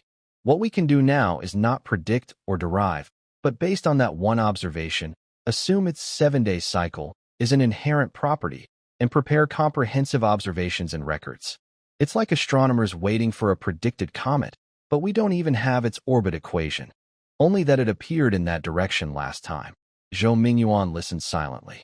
These conclusions deepen the sense of waiting. This is not just technical support, but a kind of scientific vigil facing the unknown. The entire home team works like precisely meshing gears, moving quickly in silence. The communication team repeatedly refines the response process to react professionally in an instant. The intelligence team continuously refines key information extraction. The strategy team explores possible chain reactions from various verification results.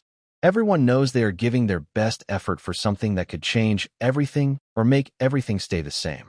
Time quietly passes amid busy work and waiting as the window period approaches. The communication officer responsible for the first call each day undergoes intense scenario training to stay calm and clear in any situation. Zhou Mingyuan calmly but firmly said at a briefing, "We are in the final stage of the first 7-day wait. Remember, our mission is not to create miracles, but to be ready to observe, analyze, and respond professionally and calmly if a miracle, if it happens, occurs again. Stay alert until the waiting period is over."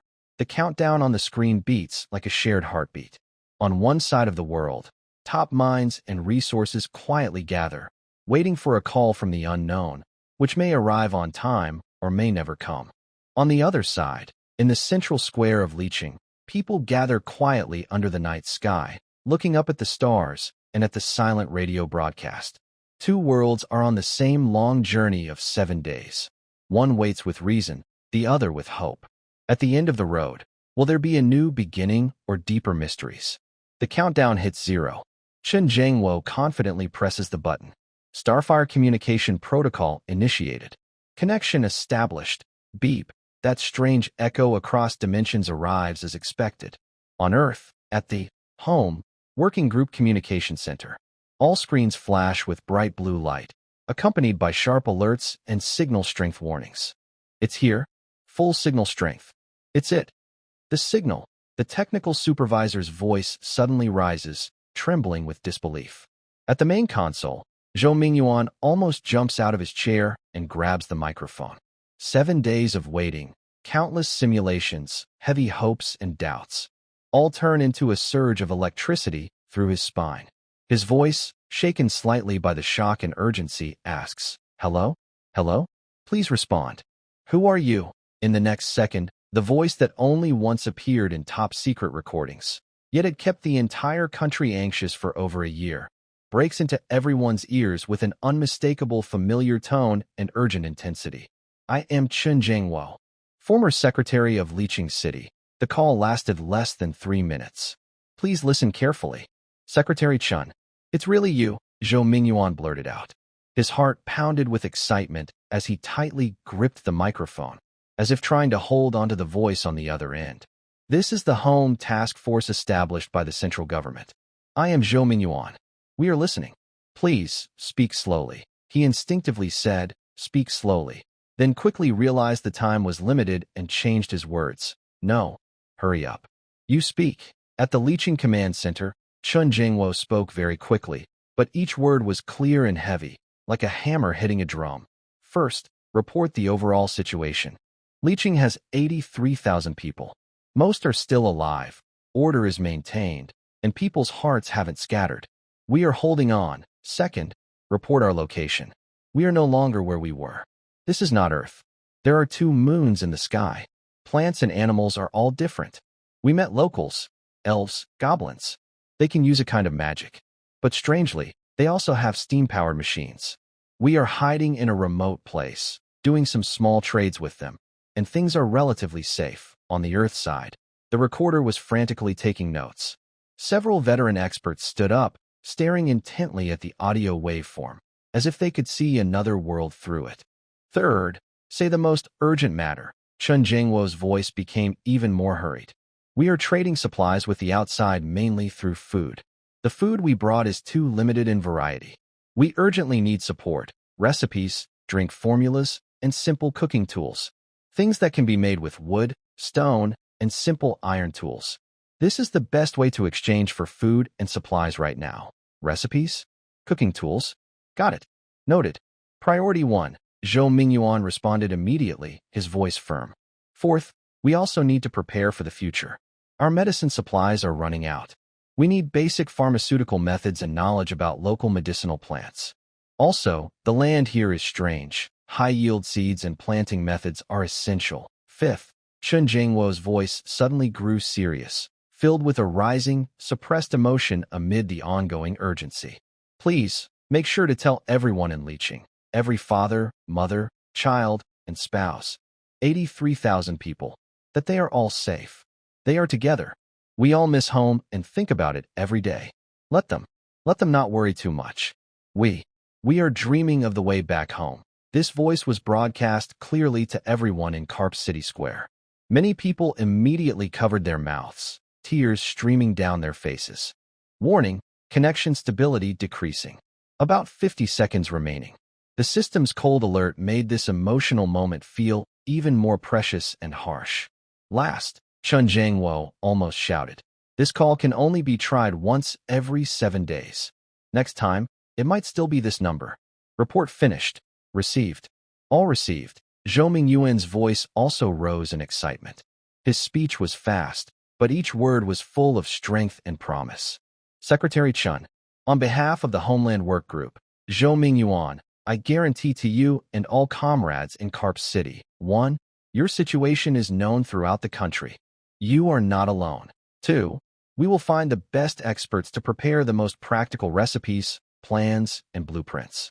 Within 48 hours, we will have everything ready. 3. We will also start on medicines and seeds at the same time. We will choose the easiest and most likely successful options for you. 4. We will immediately pass on messages from loved ones. We will visit each family and make sure everyone hears that you are safe. 5. In 7 days, we will keep this line open. This connection will always be available for you. 6. Please pass on to your comrades. The country is waiting for you. Stay strong. Take care. Warning, energy is about to run out. Connection weakening. Rest assured, the country. Chen Jiangwo's final voice cut through the growing noise, rough from the battle, but full of unwavering strength. The people of Karp City. Their backbone is unbroken. Their spirit is still strong. Over and out. Connection forcibly cut. The busy tone once again became the only sound between two worlds. But this silence was completely different from 7 days ago. In the center of Karp City Square, the busy tone lasted about 3 seconds. On the fourth second, someone first let out a choked motherland. Then, a huge wave of sound erupted like a volcano. Crying, laughing, shouting, stomping, and clapping blended into a boiling, nerve-tingling flood. It's true. The country listened. We have the recipes. We can get more food now. Mom and Dad will find out. They'll find out. Someone knelt on the ground, crying uncontrollably. Hope is no longer just a distant spark, but a warm campfire lit by the voice of the motherland. At the command center, Li Weigua, an experienced police officer, slammed his fist against the wall and growled. Good. Excellent. Zhao Jigang had already grabbed the internal communicator, his voice trembling with excitement. Attention at all stations. Immediately follow the first-level plan for guidance. Collect information on skilled cooks and handy people from the community. Hurry. Chen Zhangwo slowly sat down, his back soaked with sweat. He closed his eyes, took a long, deep breath, and then said to Su Xiaoya, "Remember, the Homeland Task Force is led by Zhou Mingyuan. This is our only bridge to the family. Earth, the Homeland Task Force." As the busy tones sounded, the center erupted with cheers and applause. Many people patted each other's shoulders hard, their eyes red. But their professional training helped them quickly calm their emotions. Record backup. Transcribe the minutes immediately. Break down the needs list. Form teams for recipes and drinks, simple tools, medical supplies, and agriculture. I want the lists now. Family connection activated. Follow the planned steps and act immediately. Zhou Mingyuan stood amidst the busy scene, clutching the microphone tightly. He felt his hands trembling slightly, an involuntary reaction to extreme tension and excitement. He slowly loosened his grip, placed the microphone back on the desk phone, and looked at the calm line on the screen. It's done. Truly done. People are still here, hearts haven't scattered, and what they need is specific and practical. And they have given the most firm response. Communication team, he began, his voice returning to its usual calm, but with a fiery gleam in his eyes, report to the Central Command. The second contact was successful. The other side is resilient. Their needs clear and practical. Our response plan is clear. Also, request to immediately expand the scope of family information collection to prepare for future transmissions. Yes. The command turned into invisible waves of energy and the footsteps of countless people, spreading rapidly from this underground hub to every corner of the country. A few hours later, as night deepened, many cities across the country began to hear the warm and solemn sound of knocking on doors. The staff faced faces filled with shock, disbelief, and then overwhelming joy. They spoke in clear, serious voices, delivering a very important message. The country officially informs you that your loved one has been confirmed safe. The authorities have established direct contact and are organizing full support. Please take care and hold on to hope. There were no more details, but that was enough. Many families, lost in long nights of worry, finally saw the first light of dawn. Tears flowed freely, and silent hugs were exchanged. The lights that had gone out were gradually turned back on. In the underground, home, team headquarters, the lights stayed on all night. Every team was now in full action. Analysis of unknown species tastes. Considering possible leftover seasonings, how suitable is Sichuan spicy flavor? Is the popularity of noodles higher? Simple tools. Prioritize designs for basic equipment like steamers, stone pots, and simple grills. Simplify the process of homemade penicillin production. Which steps can be made easier? For medicinal plants, which families should be prioritized for screening? Each question was about feeding and supporting fellow beings from another world, ensuring successful trade, and increasing chances of survival. That night, many people in Lianqing couldn't sleep under the glow of the twin moons. They quietly discussed whether they could recreate the spicy and sour noodle recipe or the traditional local noodle dish.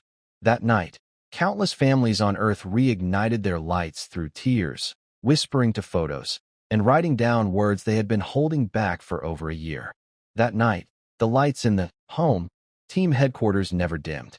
Keyboard sounds, flipping pages, and soft whispers blended together, forming a lifeline across dimensions, nourishing the effort with strength.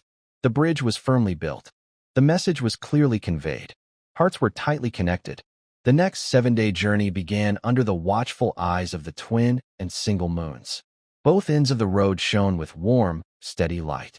He looked up and scanned the room, his gaze passing over Li Weigua, Zhao Jigang, and several key department leaders, finally settling on Su Xiaoya in the corner. The young female college student remained quiet, but her eyes held something different, an unusual calmness unique to someone connected to the system, sharing this surreal situation. Our country has given us direction and a key, Chen Jiangwo said steadily, breaking the silence. Whether that key can open the door, and whether we can walk steadily through it, depends on us. Lao Zhao, how should we handle the emergency response? Emergency Director Zhao Jigang had already drafted a plan overnight. We will do this in 3 steps. First, immediately form a technology reception and localization team, drawing people from the machinery factory, Polytechnic Institute, and the old food and pharmaceutical factory's technical staff. Comrade Su Xiaoya will also join, responsible for coordinating system-level efforts. He chose his words carefully, and everyone understood. Second, start a citywide skills survey, not just chefs and craftsmen, but anyone who is skilled, creative, and eager to learn. Record them as a reserve team. Third, before we receive the official blueprints and recipes, we can't just wait. We need to make use of what we have now and conduct preliminary experiments, using local tubers, wild vegetables, and strange meats to see how many different ways we can prepare them, gathering first-hand experience. Police Chief Li Weigua quickly added, I'll handle the morale. The whole city is fired up. That's a great thing. But if the fire burns too fiercely, it could get out of control. I've already instructed community police and grid workers to go into neighborhoods and do 2 things. First, accurately and warmly communicate the country's response to everyone, especially those whose families are not in leeching. Second, guide this enthusiasm. Encourage those who are good at cooking or skilled in woodworking and metalwork to sign up at the community centers, turning their hope into motivation. Chen Jiangwo nodded and turned his gaze to Su Xiaoya. Xiao Su, any new updates from the system? Su Xiaoya closed her eyes slightly, as if listening to something, then opened them after a moment. The system interface has been updated. She considered her words carefully, trying to explain in a way everyone could understand. It indicates that the first regular connection has been confirmed. There is a feature called Low Bandwidth Data Reception, showing that the unlock progress is 1/7. That means, if we can successfully make this kind of call 7 times in 7 days, we might be able to receive some simple, nonverbal information, like data packets, 7 times, 49 days. Jinghua Chun did some mental math and thought, we need to take it step by step. First, focus all our energy and prepare to receive information from the voice. Xiao Su, on the technical team, your main role is to support the system level and help interpret any unusual information formats. The specific technical conversions should be led by Engineer Wang, the former chief of the mechanical factory, and his team. Understood, Xiao Yasu replied softly. At dawn, the notice board in the central square was already crowded with people. Staff had just posted a large handwritten summary of the call notes. The ink was still drying. The motherland has formed a special home task force. The necessary technical materials are being prepared urgently. We'll contact again in 7 days. A loud-voiced middle-aged man was reading aloud. When he reached the part that said, Please tell all loved ones, we are all safe, his voice suddenly choked, and he angrily wiped his face with his sleeve. The crowd was silent for a moment, then began to murmur with excitement and hope. Food plans. What kind of meal plans will the country give us? My grandma's sour soup noodles are the best. If we could get the recipe, tools, and equipment blueprints. Our old factory still has the original plans. As long as we understand the drawings, we will do our best to build them. An experienced worker squeezed out of the crowd and shouted back, Machinery factory folks, don't just stand there. Go back to the workshop. Tidy up those old machines that can still move, and get ready. Meanwhile, in several community trial kitchens, coordinated by Zhao Jigang, the atmosphere was just as lively. Volunteer restaurant owners, housewives, and even young people who just loved cooking and experimenting gathered around local ingredients. We won't wait, said Boss Wang, who was temporarily chosen as the stove master, rolling up his sleeves. We'll try out different dishes with these mud lumps and wild vegetables. I remember the country once promoted emergency cooking guides. Does anyone have a faint memory? I think I remember the principles, said a young man wearing glasses, raising his hand. Different heating methods greatly affect the taste of food, and also, good. You'll be our technical advisor, Boss Wong said, patting his thigh. Today's goal: use ready-made stone pots and clay jars to make at least 3 different dishes. Every step must be recorded clearly. When the official secret arrives, we'll be ready. Meanwhile, the trade team brought back unexpected news. Little Lu, leading the team, excitedly reported to Chen Jiangwo and Li Weigua. The goblins are very interested in the patterns on the cookie wrappers and the words on the metal boxes. They pointed at the words "Leaching Food Factory" and gestured and chattered excitedly, as if they really wanted to understand what these symbols mean. Are they interested in writing? Li Weigua asked sharply. Not so much in reading, more like they're curious about the regular shapes, Little Lu analyzed. I think they might have just started to understand writing. Also, they are willing to trade twice as much grain for an empty metal box. Chen Jiangwo and Li Weigua exchanged a look. This might be an unexpected discovery. Symbols of culture. Simple industrial items, Chen pondered. Next time we communicate, we should report this. Maybe, besides food, some small objects with our Earth's marks could become valuable currency. Su Xiaoya listened quietly nearby, then softly said, if they like regular patterns. Maybe we can try making some simple objects that can produce rhythmic sounds? Chen Jiangwo looked at her and nodded. That's worth trying. Little Lu, next trade, bring some empty cans and see if you can find thin metal sheets that can be struck. Night fell again, with the twin moons, one silver, one red, shining together. In the temporary office of the tech team, the lights were bright. Chief Wong from the old machinery factory and a few key members were analyzing the possible types of blueprints they might receive, trying to predict the difficulties in understanding them. Su Xiaoya sat nearby, opening her notebook and jotting down notes from time to time. People still came quietly to register at the skill points in each community, forming long lines under the night. Chen Jiangwo stood by the window of the command center, looking at the city's denser, warmer lights than usual. He whispered to Li Weigua and Zhao Jigang, "Did you see? I hope this isn't something that just falls from the sky and lies there for people to pick up. It's built by everyone, bit by bit, with their hands." Li Weigua, arms crossed, had a faint smile. As long as people work together, even the hardest road can be crossed. Zhao Jigang looked at the registration form in his hand, then sighed. Now I'm worried. When the real thing arrives, will we have enough people to handle it? 3 weathered men exchange a brief look, and finally, a genuine smile of hope, not burden, appears on their faces for the first time in days. Another 7-day countdown begins, moving steadily and confidently through busy days filled with clear hope. At 3 a.m., the meeting room is still lit. Zhou Mingyuan places a note in the center of the table that reads, Menu, Medicine, Equipment Plans, and taps it with his finger. Comrade Chen Jiangwo needs these 3 things most urgently. They are the top priority. Everyone sitting around the table nods. These 3 needs are clear and specific, reflecting the basic calls of those fighting for their lives. First, to solve food, drink, and daily essentials. But we can't just give these 3. Professor Zhang from the medical team leans forward. I'm a doctor. I know how dangerous injuries and hygiene issues are in a new environment. They might not realize it yet or haven't mentioned it, but we must provide help. She pulls out some papers from her folder.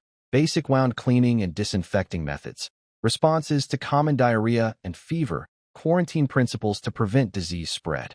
These must be in the first aid supplies, and also daily necessities, adds Engineer Lee from the Light Industry Institute. Having food and supplies isn't enough. We need items to maintain basic living standards, simple cleaning supplies, basic sewing materials, even methods to make substitutes for toilet paper. People need to live with dignity. Old Zheng listens and slowly nods. That's right. Comrade Chen Jiangwo's goal is to stay alive. Our focus should be on how to live like a person. Zhou Mingyuan looks at the tired but focused faces around the table and begins to think clearly. He picks up a pen and writes on the whiteboard. Key points for this call, responding to Comrade Chen Jiangwo's needs. 1. Menu. Select some simple, easy-to-prepare options. 2. Recipes, suitable for the general public, with easily available ingredients. Simple. 3. Equipment. Prioritize what is needed most in Carp City. During these 180 seconds, Focus on clearly and honestly explaining these 3 points. He circles the words with his pen. Use the simplest language to tell them exactly what to do. He paused, then moved his pen to the other side of the whiteboard. Simultaneously start preparations to support future calls, basic health and simple injury treatment, led by Professor Zhang. Replacement and creation of daily supplies, led by Engineer Li. These 3 are what they currently need for external trade and emergency relief. But survival can't rely only on quick fixes. He looked at Professor Zhang and Engineer Li. Medical care, sanitation, and basic living support are just as important. In this meeting, we've set the collection focus, and we'll start working immediately to gather practical folk methods and old experiences from the community, so we're ready for the next call or the one after that. But for now, let's focus on solving their most urgent needs. No one objected. The plan was simple and clear, addressing both the immediate needs of leeching and the essential survival knowledge they might not have thought of. Where will we get the specific content? Xiao Wu asked. Recipes, herbal remedies. We experts understand the principles, but practical, down-to-earth methods, especially those suitable for outdoor and resource-scarce environments, probably need to come from the community. This question made the room fall silent for a moment. Exactly, Old Zheng suddenly said. What we're discussing here is textbook, industrial knowledge. But what leeching needs now is the wisdom of making do without conditions, how to use a pot, some stones, and wild vegetables to get through the day. This kind of knowledge is often found among ordinary people, elders, and those who have experienced hard times. Professor Zhang also responded, medical skills too. First aid in war zones, disaster medicine, folk remedies in remote areas lacking medical supplies. These experiences are scattered everywhere and need to be collected. Engineer Li nodded. And those old craftsmen, they know how to make durable things with the simplest tools. Old farmers, they know how to read the sky and find life in the land. The ideas suddenly became clearer. Zhou Mingyuan quickly made a decision. Good. We'll do this in 2 steps. First, the expert team will immediately organize the core principles of each field and set the framework, like building a house. First, putting up the main beams. Second, we'll start collecting folk wisdom at the same time. He looked at everyone present and said, Old Zheng, please contact the Cooking Association, local traditional shops, and experienced old chefs and homemakers who have gone through tough times. Gather practical tips on food preservation, simple processing, and using local ingredients. Professor Zhang, through the medical system, reach out to doctors and nurses who have participated in foreign aid medical teams, worked in remote areas, or have battlefield rescue experience. Collect simple medical treatment methods. Engineer Li, from the light industry and handicraft sectors, find master craftsmen and skilled workers, especially those good at making things using traditional methods. Gather ideas for making simple tools and daily necessities. 3 days. Zhou Mingyuan looked around at everyone. In 3 days, we need to combine the core principles from the experts with the practical experiences collected from the people to create the final communication content. With a clear task, everyone felt more motivated. In the early morning, the meeting room was filled with the sounds of phone calls, keyboard typing, and quick note-taking. Xiao Wu sat in front of his computer, creating a shared document titled Leeching Support Information Database. It had several folders: food, drinking water, tools, medical, and daily supplies. He started filling in the first batch of keywords: fermentation, smoking, air drying, filtering, distillation, mortise and tenon joints, weaving, disinfection, bandaging, and alternative materials. Outside the window, the sky gradually lightened from deep blue to pale white. Zhou Mingyuan stepped out of the meeting room and went to the window at the end of the corridor for some fresh air. The morning breeze was cool, waking him up. He knew these 3 days would be a tough challenge, sorting through countless folk experiences to find what was truly useful and safe for leeching, refining scattered tips into clear principles, and compressing everything into just 180 seconds. But he also knew this was all they could do for leeching now. It was not just about sharing knowledge, but also about sharing a belief. You are not fighting alone. People on the other side of the world are thinking of ways to help you, gathering wisdom accumulated over decades and centuries to help you survive, and sending it to your hands. When he returned to the meeting room, everyone was already working. Old Zheng was on the phone, Speaking urgently. Yes, the simplest methods that can be done with the most basic conditions. What? Fermentation with earth? Yes. Write it down in detail. Professor Zhang was flipping through an old, yellowed notebook. This was written by my teacher when he was in the mountain medical team. It includes methods for stopping bleeding using wild herbs. I need to confirm their safety with a botanist. Engineer Lee was drawing sketches on paper. This hand-cranked water filter can be made with sand and charcoal. The design needs to be simplified further. On Xiao Wu's computer screen, the document's content was growing rapidly, visible to the eye. Zhou Mingyuan walked to the whiteboard and wrote 2 words at the top. Do your best. Below, he added a small note. Let them know that the people from our hometown have never given up. Outside the window, the sky was fully bright. A new day had begun, and this silent support was just getting started.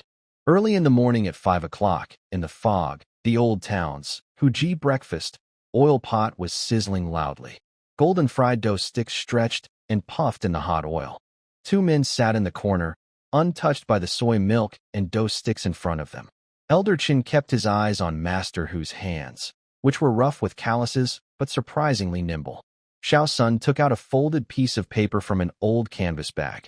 It had a few printed lines and a blurry photo. Several people wrapped in thick clothes gathered around a stone stove, serving food from a black pot. In one corner of the photo, half a familiar pressed vegetable stone was visible. That's him. His niece's husband works at the district emergency office. He recently secretly inquired about the old methods. Master Hu finished a pot of fried dough sticks and wiped his sweat with a darkened towel. Elder Chen approached.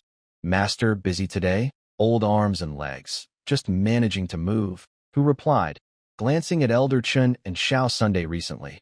There were whispers in the neighborhood. People secretly asking about traditional methods without machines or chemicals. The messengers seemed to be connected to that big event. Your fried dough sticks look authentic, like the taste from childhood, Elder Chen said casually. Now, it's hard to find the old dough and alkaline that give that flavor. Master Hu's movements slowed slightly, almost imperceptibly. Old dough needs to be nurtured, which is troublesome. Young people don't like to bother with that. He paused. From your accent, you're not local? Are you interested in these old methods too? Work requires it. I'm just looking around and learning. Elder Chen smiled. He quickly took out his ID, flipping it open and shut again, a special steel seal flashing briefly. Some traditional skills are at risk of being lost. We're trying to rescue and organize them. Especially in situations where resources are very limited, it takes wisdom to make food taste better and last longer. Master Hu looked at the closed certificate and then at Old Chen's calm eyes. He felt a spark of understanding. He turned off the stove, and the oil pan quieted down. There's a lot of smoke here, he said, taking off his apron. If you don't mind, would you like to sit in the back? They passed through a small courtyard filled with clutter, where there was a small stone mill. Master Hu led them into a dim room and turned on a dull yellow light bulb. The air smelled of old flour, oil, and a faint sourness from fermented grains.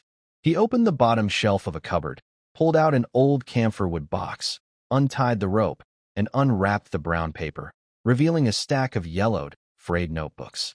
These are notes my father kept, some from my grandfather, and these are my own recordings, he said softly, touching the cover gently.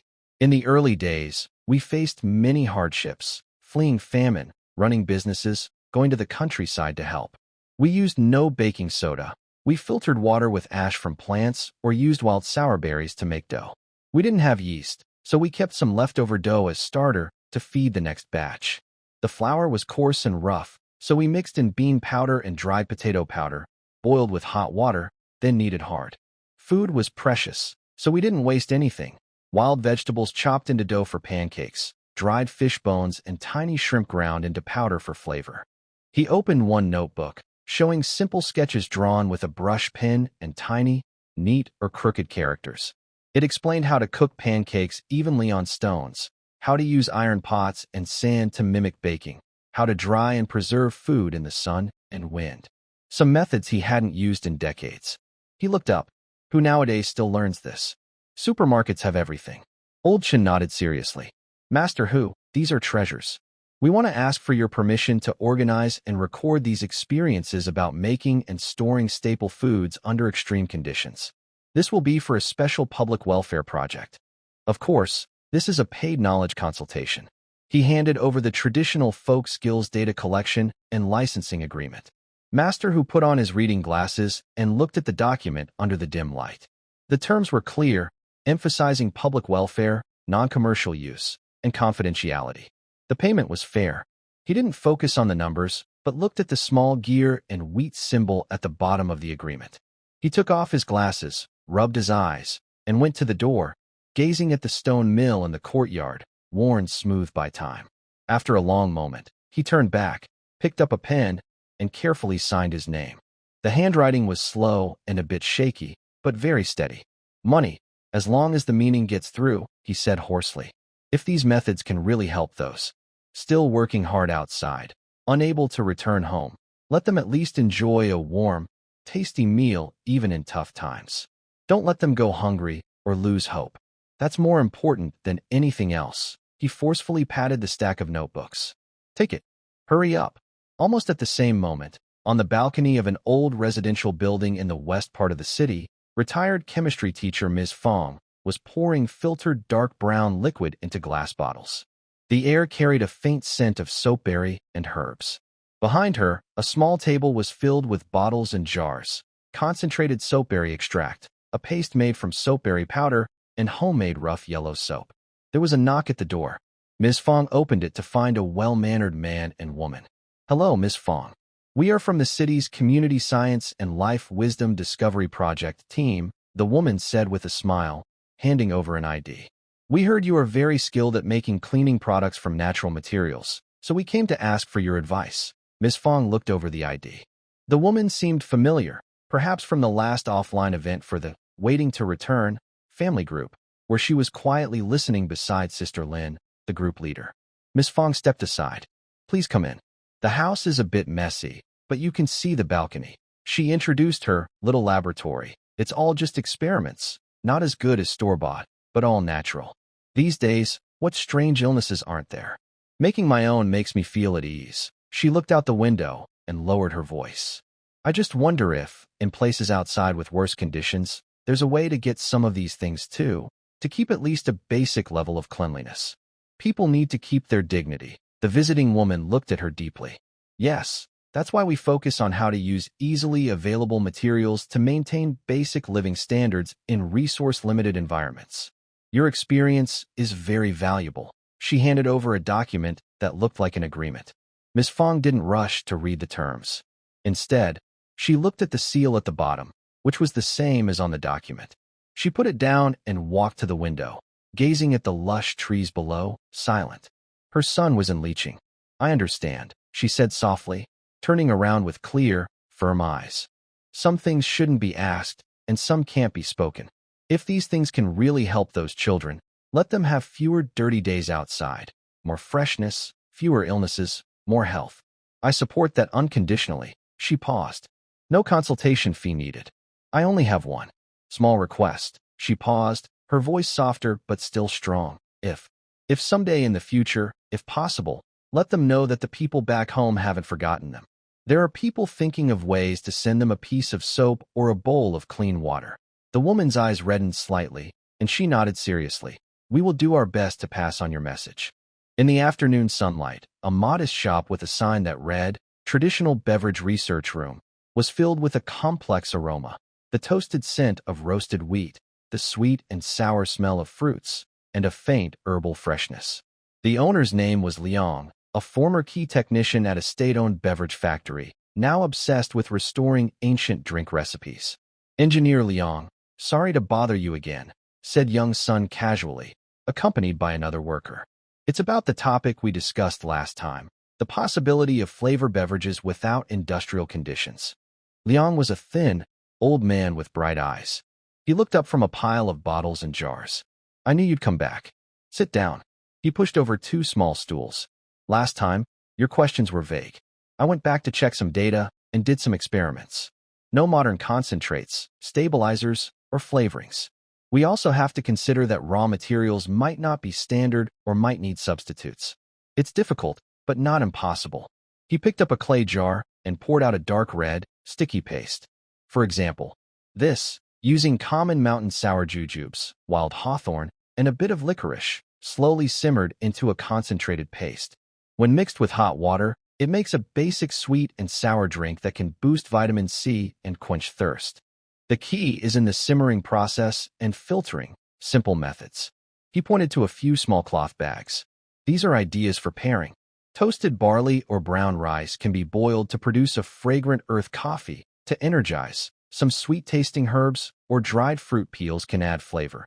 Even edible flowers, dried and used as decoration, can improve appearance and mood. The idea is to use local ingredients and primitive techniques like boiling, roasting, and fermenting to extract and combine natural flavors. He pulled out a stack of papers filled with notes and sketches. I've organized everything, from identifying raw materials with hand-drawn diagrams, processing tips, to mixing ratios and precautions. Oh, and he remembered something and moved to a corner, bringing out a small clay jar. He broke the seal, and a rich, complex aroma of fruit vinegar and wine wafted out. This is a natural fermentation Genghis-style drink, made from dried bread and wild fruits. Fermentation control is key, but when successful, it makes a great supplement drink or a mild alcohol substitute. The method has also been included. Engineer Liang handed over the materials, looking serious. I don't know exactly what you're planning, but working on this project is definitely to help some people enjoy tasty, healthy drinks even in difficult places. These homemade methods may not be appreciated by modern beverage companies, but they might be just right. Take them if they can be useful. In the evening, at the home, workgroup small building, different teams brought back various results. Master Hu's team is from Baoshan. Not only staple foods, but also practical skills for flavoring and aroma enhancement using leftovers and wild plants. Teacher Fang's materials are very thorough, covering everything from cleaning and personal hygiene to simple disinfection, with a complete process. She also introduced Granny Wong, an 80-year-old tailor from West Street, who has a special skill of repairing clothes to last 10 years. They scheduled a meeting for tomorrow. The retired staff from the textile factory provided detailed ideas on fiber processing without professional tools and extreme clothing maintenance, some methods dating back to tougher times. The retired manager from the supply and marketing cooperative wrote a sketch of alternative thinking for daily necessities, covering lighting, animal and plant oils, specific resins, writing, charcoal, colored clay, and simple containers, gourds, bamboo, woven items. The ideas are wild but logically sound. Engineer Liang's team has a rich collection of beverage ideas. From basic thirst quenchers to flavor enhancements and simple fermented drinks, they provided a complete process chain and alternative methods with strong practical value. There is also an experienced farmer willing to share notes on limited space intensive planting, composting, and natural pest control methods. In the small meeting room, the whiteboard has expanded beyond the original sections of recipes, remedies, and tools, with many new labels already attached. Main food flavor enhancement and storage expansion, Master Hu and others, natural sourdough, stone baking techniques, portable energy bars, wild herbs, basic cleaning and personal hygiene, Teacher Fang and others, ash/plant soap, simple disinfection, personal cleaning, fabric care and upcycling, Grandma Wang and others, gentle disassembly, patch reinforcement, transforming old items, alternative household items, old manager, natural light sources, simple writing tools, container making, flavorful drinks and supplements, Engineer Liang and others, natural concentrates, roasted grain drinks, simple fermentation, miniature gardening and recycling, old farmer, dense planting, composting, natural pest control. Old Zheng stands in front of the whiteboard, his finger brushing over the new labels, silent for a long time. We only think about responding to the help requests on the list, he says quietly, but they want to break down the whole homeland's lively spirit into solid bricks, so we can carry them over, allowing the people there to rebuild their lives. Zhou Mingyuan nods silently, his gaze passing over the labels, finally resting on the sections labeled Emergency Medical Extensions and Advanced Tool Maintenance, which still lack detailed content but have reserved space. The list grows quietly, becoming more detailed and overwhelming, yet also heavy enough to suffocate. Meanwhile, Their hourglass of time still only has 180 seconds each. The sieve must be woven tighter, with finer mesh, he says softly, looking out at the deepening night outside. The lights stretch the shadows of the small building, like a silent net tightening, gathering the ancient, resilient sparks of life scattered across this land. Every additional word might push out another vital detail needed for help. Everyone fell silent. They all understood how heavy this choice was. They held not just cold data, but the warmth from Master Hu's cracked hands, the sunlight on Teacher Fang's balcony, and the silent hopes entrusted to them. Zhou Mingyuan tapped the table to bring everyone's attention back. Our problem isn't that the resources are poor, but that the path is too narrow. So, we shouldn't always think about what to give this time, but instead focus on how to plan a steady flow of information. He moved to the whiteboard, picked up a marker, and drew a long, dash-line river with many points along it. The first call is to build trust and solve urgent needs, he marked at the start of the river.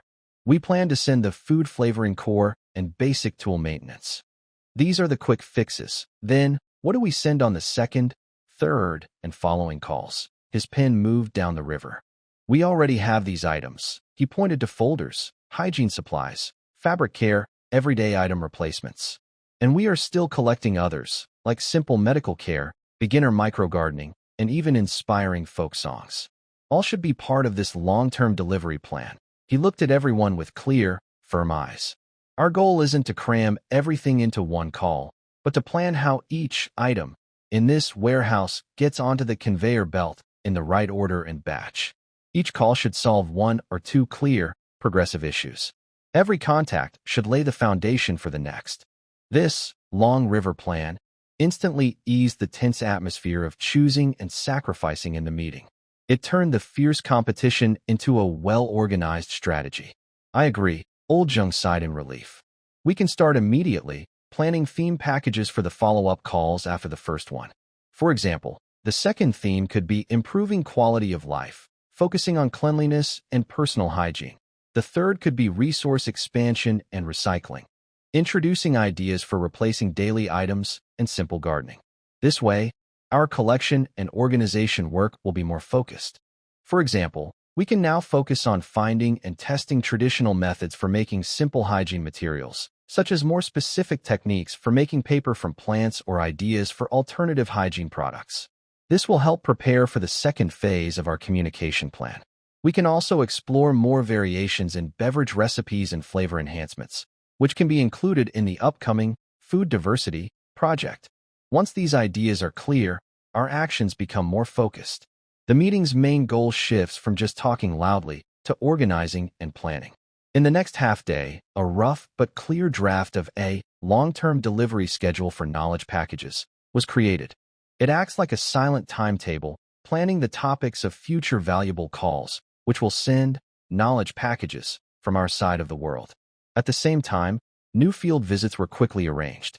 The focus was sharper, to find and verify folk wisdom on how to get basic health care when modern materials are very scarce. A few days later, new information started coming in. A retired military doctor who had worked in remote, tough areas shared a simple, no-gear method for personal hygiene and wound cleaning suitable for battlefield conditions. A traditional paper-making master shared a process for making rough but usable paper from common plant fibers like tree bark and vines. An old Chinese medicine practitioner offered a few herbal steam recipes using plants found everywhere to help clean the environment and prevent illness. Even a gardening enthusiast shared an ancient memory of using certain plant leaves as gentle substitutes for cleaning.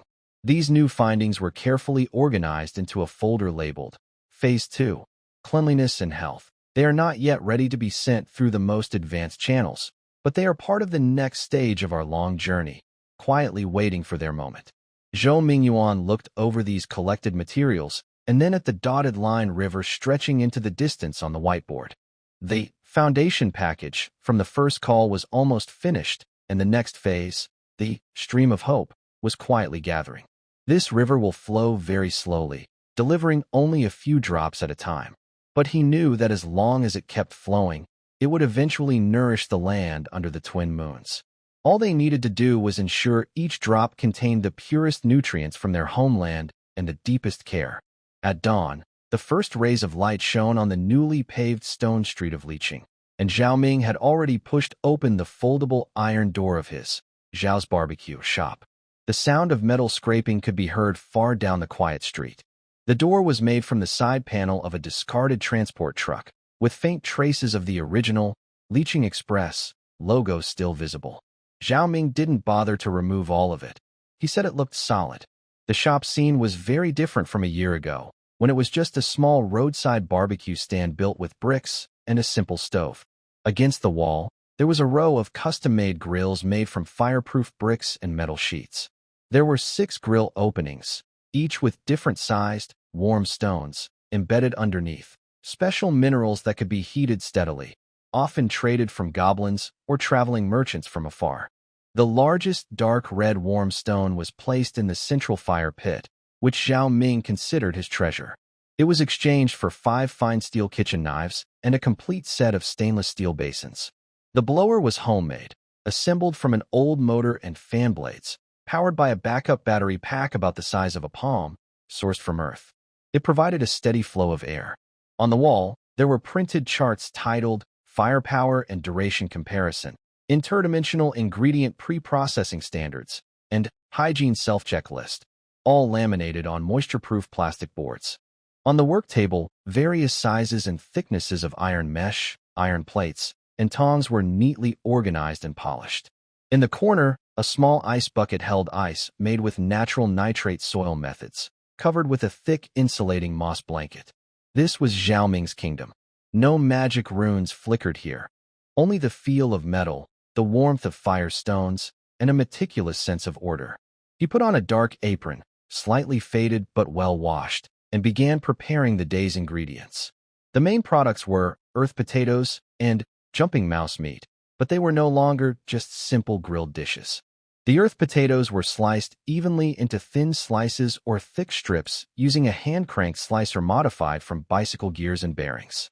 Some were prepared as potato chips, others as French fries. The jumping mouse meat was divided into suitable cuts for grilling, slow stewing, or used for making broth. The broth was simmering in a small clay pot, placed over the smallest warm stone fire, bubbling from morning till night.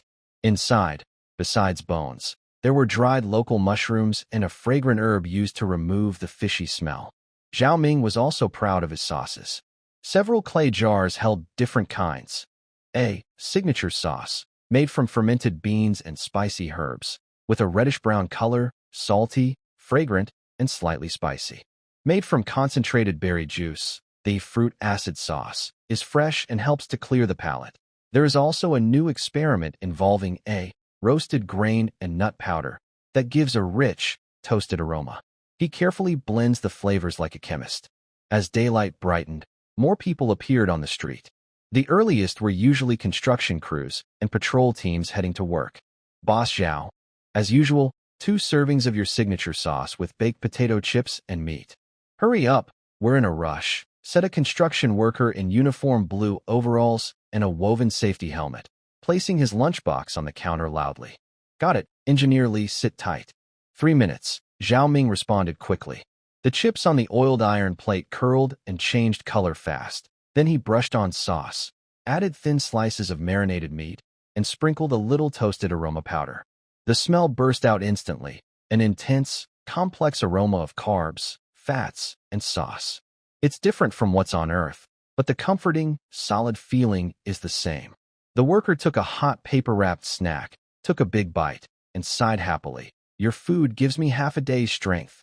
Better than just gnawing on dry bread. Eat well, then you'll have the strength to work, Zhao Ming said with a smile, busy at his work. His business was good, not just because of the taste. His shop was bright, clean, served quickly, and prices were clearly marked with contribution points, fair to everyone. It became a small comfort for many residents of Liqing before their busy day, and also a place where news gathered. Did you hear? The city planning office wants to build a light ball court on the east side of the square, so people can play at night. Seems like the agricultural tech station is crossbreeding local wild wheat with our wheat, creating a new variety. The flour from it is said to be whiter. My kid learned basic geometry at school and now insists on calculating how many bricks are needed to build a chicken coop. He's pretty accurate. People talked about small changes in life. Their tones simple and steady, full of hope. Though their clothes varied in material, they fit better, and patches were neat. Some shoes were made from treated animal skins. Others had soles reinforced with recycled tire rubber. These silent changes seeped into every detail. In the quieter morning hours, Teacher Lu arrived.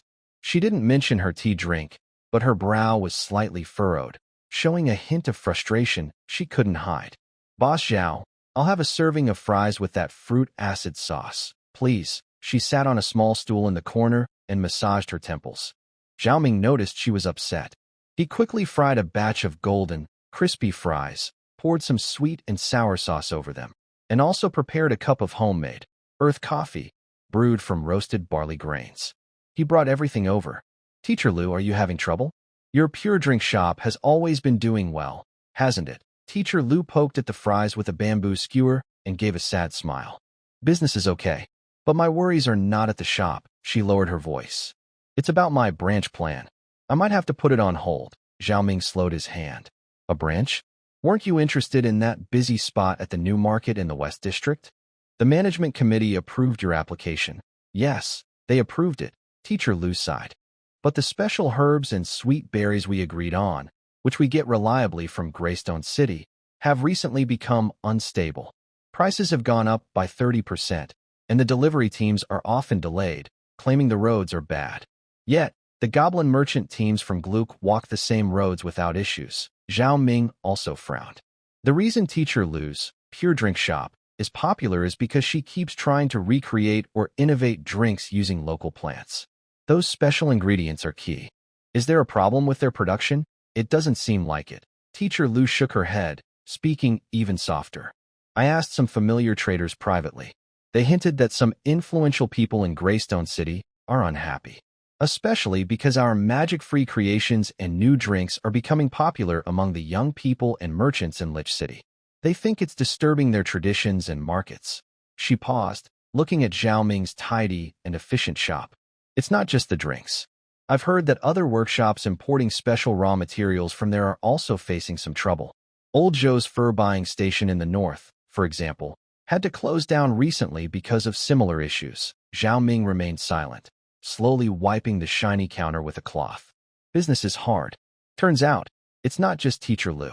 External invisible pressure is starting to seep in through the smallest channels: raw materials, shipping costs, supply stability. It's not aggressive, but it's like a tightening rope." Zhao Ming spoke quietly. "Sometimes, being too good or too different can be seen as wrong, Teacher Lu said as she picked up a cup of earth coffee, smelling its familiar roasted aroma with a complex expression. "We just want to live well and make our days here feel like home. But in the eyes of others, our serious attitude and our different qualities might stand out too much." She didn't say more. After finishing her fries and coffee, she left some contribution points and seemed a bit more energized as she stood up. "Anyway, the shop has to stay open, and we need to try new drinks. If we run out of ingredients, we'll find substitutes. We've faced tough times before. Goodbye, Boss Zhao. Thanks for the fries and for listening." Watching Teacher Lu's straight figure disappear around the corner, Zhao Ming continued working, but felt a bit more serious. In the afternoon, Grok, the goblin, came to deliver supplies. Besides the usual vanilla, he mysteriously brought out a small package wrapped in leaves containing dark purple dried flowers. "Zhao, new stock. Dreamland flowers, a sleep aid used by nobles in Greystone City. It's rare to see this outside. Lately, there's been some tension, so good things like this might become hard to find. Do you want to stock some?" Zhao Ming checked the dried flowers. Their scent was indeed calming and unique. He took a few, but he understood that Grok's words and the flowers themselves were signals of something else. In the evening, after closing the shop, Zhao Ming carefully cleaned all the tools, covered the warm stone stove with a special asbestos cover for insulation, counted the contribution points, and briefly recorded the situation Teacher Lu mentioned and his own observations in a notebook. It's a habit. No matter how small, noting any unusual signs is always helpful. He locked the shop and walked down the street, now lit by soft, modified, light vines guiding the way. The lights were gentle and even. Residents displayed green plants or edible herbs in old containers on their windowsills. Children played simple games in the open space, their laughter clear and bright. Life continued smoothly, even more orderly and lively than before. But Xiaoming knew that some changes were happening in unseen places. Like the warm stones under the stove, its surface stayed warm, but only the stones knew the internal heat flow and pressure. He returned to his small, tidy room. His eyes flicked over the city map of Carps and the family photo on the table, always smiling. The outside world was beginning to show its sharp edges and coldness. Because of this, the fire inside Koi City needs to burn steadily and brightly. They are not just surviving. Each day they make small efforts to protect their hope for a better life and quietly build an invisible barrier. The fire pauses for now, to be rekindled tomorrow. Meanwhile, the night wind carries a cool breeze from the distant mountains, where the snowline has lowered. Under the large tent at Koi City Trade Station, the noise is louder than a waterfall in the rainy season. Li Xiuji stands on the second-floor wooden balcony, holding the painted railing, her gaze sharp like a scale, sweeping over every trading spot below. This is her market, open for over 8 months. There are no dazzling magic crystals, only real goods flowing. The east side sells farm products, improved sweet potatoes shaped into neat cubes, shiny green leafy vegetables, and preserved meat strips with a healthy dark red color. The west side sells handmade items, sturdy woven baskets, farming tools with iron plows, and durable mixed fiber fabrics. The busiest area is the central, special exchange zone, where relics from Earth and strange items from other worlds are traded. Li Xiuji walks down the stairs, her leather shoes tapping steadily on the solid dirt ground. Today, she wears a dark blue high-collared suit made from local and old canvas, crisp and easy to clean. A small, Koi City trade embroidery is on her left chest pocket.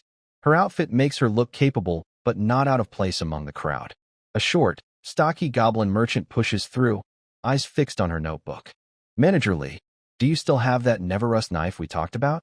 The chefs and nobles from Greystone City are crazy about it. They're willing to trade double the blue-patterned steel ingots. Li Xiuji makes a note on her book, smiling politely. Jelen, the alloy knives from Earth are part of our strategic stock. We have limited monthly supplies.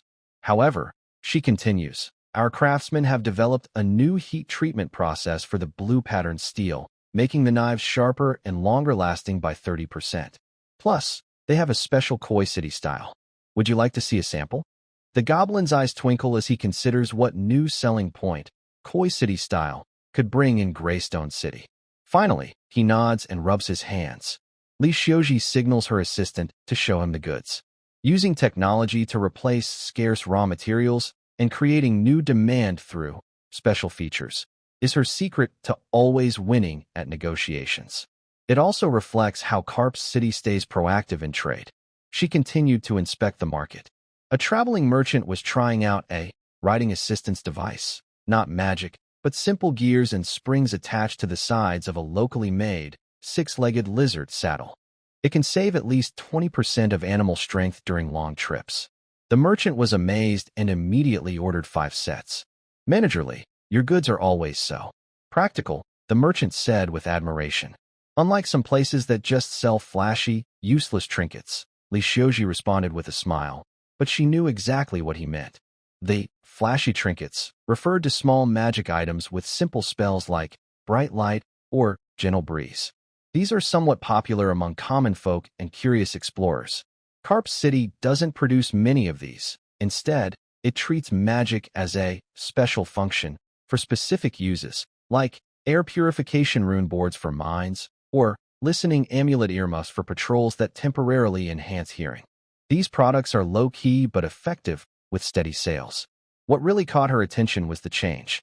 She moved to the information corner, where contributions are used to buy news and maps from distant places. An old man responsible for this pushed his glasses and whispered, Xiuji, the reports from the west, near Greystone City, have decreased by about 30%, especially those about their internal affairs. The wandering adventurers and singers who share news are asking for higher prices and often hesitate to speak openly. And what about the information you've collected? Mostly fragments. For example, the Elder Council of Greystone City has been arguing loudly lately about whether to limit the influx of large-scale magical constructs without magic. Their Craftsmen's Guild complains about losing business. Also, there are rumors of a purification faction gaining influence among the militia, believing that outsiders bringing laziness devices will weaken their courage. The old man paused. And the two medium-sized merchant teams that cooperated well before haven't appeared this month. Someone sent word that the road is unsafe, so they're resting for now. Li Xiuji nodded silently. She quietly increased the information purchase budget by 15%. The wind is changing, and the value of information is rising. In the afternoon, she personally participated in a large trade deal. The other party is a representative of the elf race from the southern forests. They are elegant and aloof, showing little interest in tools and fabrics from Car City, but they are very interested in a complete set of standardized, marked glass measuring cups and test tubes. Elves are skilled in magic potions, but struggle with relying on personal experience and feelings for dosage. Precision is one of the virtues of alchemy, the elf representative said in a melodic, universal language. These clear crystal tools are surprisingly orderly. We are willing to exchange equal weights of moon dew flower, pollen, which has a remarkable calming effect on mental agitation. Li Xiuji knew that moon dew flower, pollen was one of the substances Su Xiaoya had mentioned before, which the system analyzed as potentially helpful in stabilizing the mental state of travelers. She kept a calm smile and quickly calculated her stock and needs. In the end, she traded a set of measuring tools for 20% more pollen than expected, plus a simplified map of nearby magical plant distributions approved by the elves. Cultural clashes are not always conflicts. Sometimes, they are opportunities for mutual benefit. The elves saw what they lacked, standardization and precision, while Car City gained much-needed supplies and knowledge. When the trade was completed, both sides felt satisfied. In the evening, Li Xiuji was organizing accounts and data in her office. The trade curve was still rising, but the sources were subtly changing. Trade with goblins and scattered merchants was steady, but imports of bulk raw materials related to Greystone City, especially through middlemen, showed signs of stagnation or decline. Meanwhile, exploratory trade with distant regions like elves and dwarf remnants was beginning to bring new growth points. Outside the window, a faint buzzing and children's cheers could be heard. She looked up and saw a few teenagers practicing on simple, flying skateboards in the square. The skateboards were just wooden boards embedded with stable, light wind runes, floating about half a meter above the ground. They weren't fast, but the teens were excited. Nearby, an old man sat in a rocking chair with gentle fall runes, relaxing leisurely. Magic elements are quietly and practically integrated into Car City's daily life, filling gaps that Earth technology cannot yet solve, such as short-distance personal transportation and assistance for the elderly. No one worships them. They are simply useful tools. Li Xiuji closed her ledger and walked to the window. The distant mountains looked like dark ink, with the twin moons gradually becoming visible. The trade lines stretched out like Car City's tendrils reaching outward. At this moment, some of these tendrils felt an invisible pressure, and new directions were being explored. Time flows through bargaining, cargo counting, and information sorting. Changes arrive quietly, but the trade station remains brightly lit, with the sound of calculators clicking, now replaced by digital devices, indicating that, no matter how the outside world changes, the carefully maintained survival machine inside Koi City keeps running and seeks new balance. When tomorrow's sun rises, new trading caravans will arrive, bringing goods from afar and stories or warnings. Early in the morning at 7, Li Baoguo pushed open the glass door of the substation. The glass was made locally from quartz sand, with some bubbles, but clear. The morning breeze carried the smell of cooking smoke and a fresh plant scent similar to mint. He took a deep breath and habitually adjusted his hat. His uniform was new, made of blended fabric, but better fitted. The collar and cuffs had subtle dark trim, and a round badge was on his left arm. It had the word, security, at the top and a simple symbol of crossed swords and an olive branch below, designed by some young people from the design team to improve recognition and authority. His vehicle, was parked at the door. It was no longer the bike with rune-enhanced shock absorbers, but a assist tricycle. The front looked like a bike, but the back was a cargo box with a railing. It was powered by foot pedals, but the rear wheel had a small power rune embedded, about the size of a fingernail, injecting a little magic from a standard magic crystal fragment in the slot on the handlebar, lasting about a week. Pedaling felt effortless, like going downhill, and it could carry more weight. Inside the cargo box were a toolbox, a first aid kit, a folding stretcher, and a new Resident Safety Manual, Spring Edition. Today's first stop was at the West Street entrance.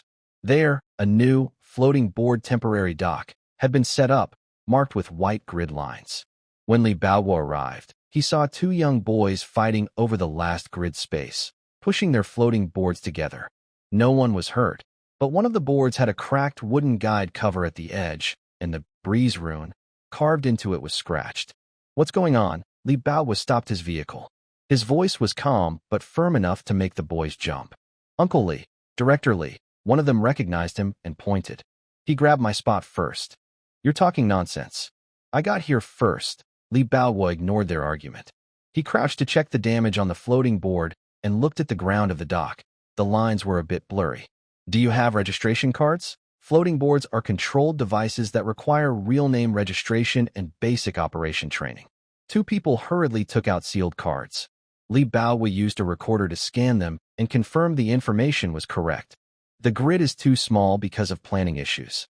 But rushing and colliding violates Article 3 of the float board traffic rules. The deflector shield is damaged, rune carvings are worn, which affects stability. It must be sent to the workshop for repairs, and a repair order is needed before reapplying for permission. As he spoke, he issued 2 traffic guidance notices and deducted contribution points. "Now, push the board to the 3rd workshop for repairs. If you argue again, you'll be fined and required to assist with traffic guidance for 2 hours." The two boys looked disappointed and pushed the float boards away, muttering. Li Baoguo turned around and used the walkie-talkie to call the municipal department. The floatboard docking point at West Street is full.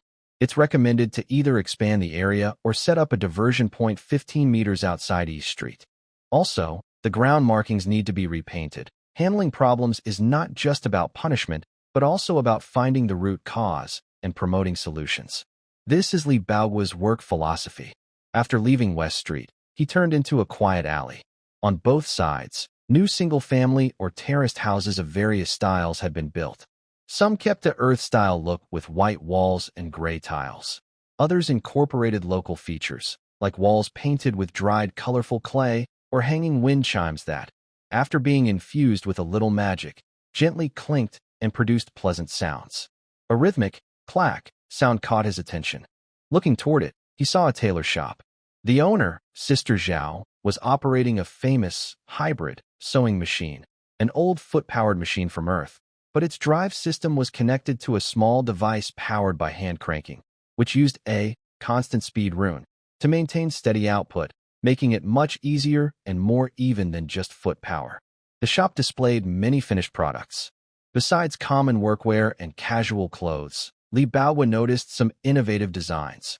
One was a rough cotton jacket dyed indigo, with delicate glowing vine fibers woven into the cuffs and collar. During the day, it looked plain, but at night, it faintly glowed, outlining the wearer and adding both beauty and safety. There were also children's vests embroidered with lively animal patterns using colorful threads, with real tiny, glow stones sewn into the eyes, which children loved. "Good morning, Director Li," Sister Zhao greeted warmly when she saw him. "Come take a look at my new ice silk fabric, which contains fibers from marsh plants. It's said to be cooler than pure in summer and also insect-resistant. Should I get some for my sister-in-law?" Li Baoguo waved his hand and smiled. "She'll choose herself. Business is good. Do young people like these shiny new styles?" "Yes. Especially those who often go out or work night shifts," Sister Zhao lowered her voice. "Just a few days ago, a traveling merchant passing by saw this glowing vine fabric I have. He frowned and said, 'Clothing should be simple and modest. Using these shiny things is flirtatious and unlucky.' Then he walked away mumbling." She pouted. "We just think it looks nice and practical. Sometimes, cultural differences show in how people feel about decorating clothes. Li Baowu took note of this detail.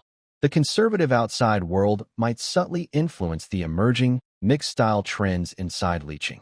As they continued walking, they passed Lu Laosher's Qingyin workshop.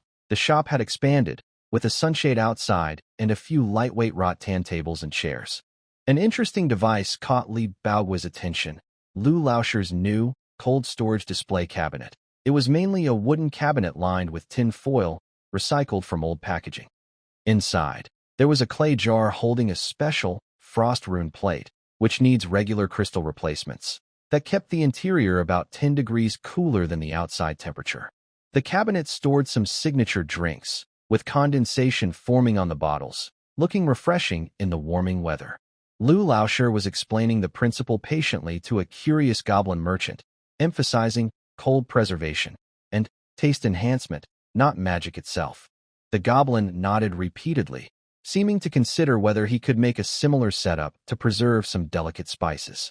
Magic, as a tool to improve life quality, is being developed for more and more everyday uses. Li Baowu noticed a sign next to the display cabinet: cold preservation, magic-powered. Please do not open frequently. Keep out of reach of children. The safety measures were clear. When patrolling the old city renovation area, he encountered a real case. The owner of a new small restaurant specializing in outer city-style dishes was angrily pulling a young apprentice to see him. "Director Li, you need to handle this. This kid is stealing my recipes." The owner, a bearded man in a Greystone city-style long robe, said. The apprentice was a young man from Liqing, blushing and arguing. "I didn't. I was just impressed by how you handled the fragrant thorn beast, meat, as if you could remove the smell and make it more tender. I tried to improve our restaurant's meat preparation process based on that. How could that be considered stealing?" It turns out the young man is an assistant at another barbecue restaurant. The big bearded boss believes his so-called improvement copied the secret recipe that he keeps private. Li Baowu first separated the two and asked each about their specific steps.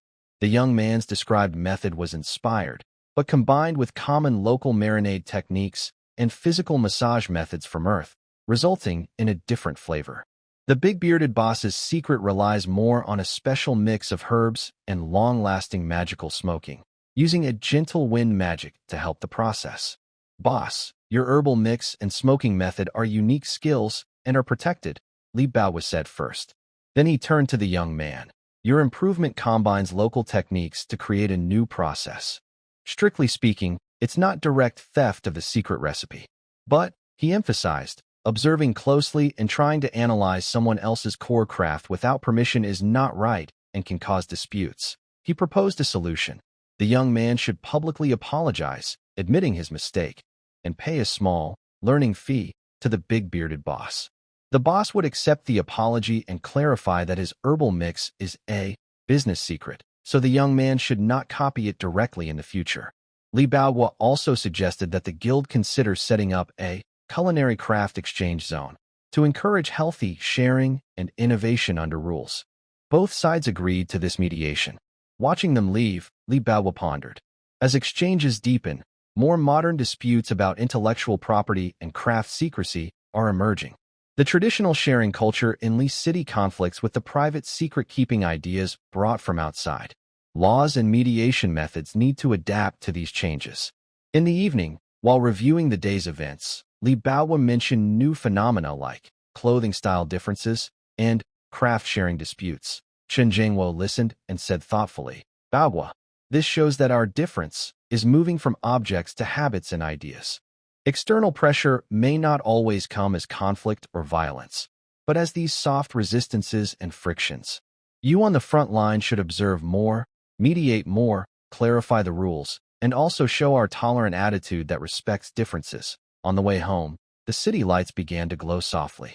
Li Baowu was riding his bike when he saw young people wearing improved glowing jackets walking alongside foreign merchants dressed in traditional long robes in the square.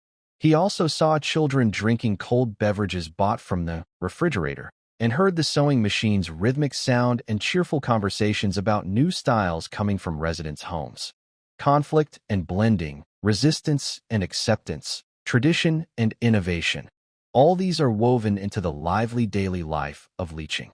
His job is to keep this web of connections balanced and orderly, so that every reasonable need and safe new idea can find its place on this land. As night deepened, the small light on the front of his tricycle, powered by a gentle glow rune, lit the way. Li Baowen knew that tomorrow, the streets would still hold new stories, new conflicts, and new needs for him and his colleagues to discover and handle. This is proof of leeching's vibrant life. In the command center's meeting room, a faint scent of tea and paper filled the air. Chen Jiangwo sat at the head of the long table, his fingers tapping the surface unconsciously, his gaze sweeping over the people sitting around. 3 hours had passed since the third call ended, but the mix of hope and urgency still lingered in the room. Let's hear everyone's thoughts on the materials we received this time, Chen Jiangwo said calmly. Wang Taizhu was the first to stand, holding several freshly printed drawings, his eyes shining. Commander Chen, these are very useful. The manual spiral press is simple in design and can be made with our current lathes. The shell can be made from local hardwood, and the sealing ring can be replaced with treated animal hide. He moved to the whiteboard and drew a simple diagram with a marker. The principle is to use spiral pressure to generate force, which is at least 5 times more efficient than our current stone pounding method. The key is, this device can not only extract oil but, with some modifications, also press juice and extract plant essences. Li Xiaoying adjusted her glasses and looked at the old dough starter cultivation and maintenance tips she held. The agricultural team is also very excited. Master Wang Defa got the compound seasoning powder formula and immediately went to the experimental kitchen, saying he wants to make the first batch tonight. She paused, smiling. What moved me even more was the community's reaction. I just visited several residential areas, and many housewives were gathered together discussing the portable energy block suppression method.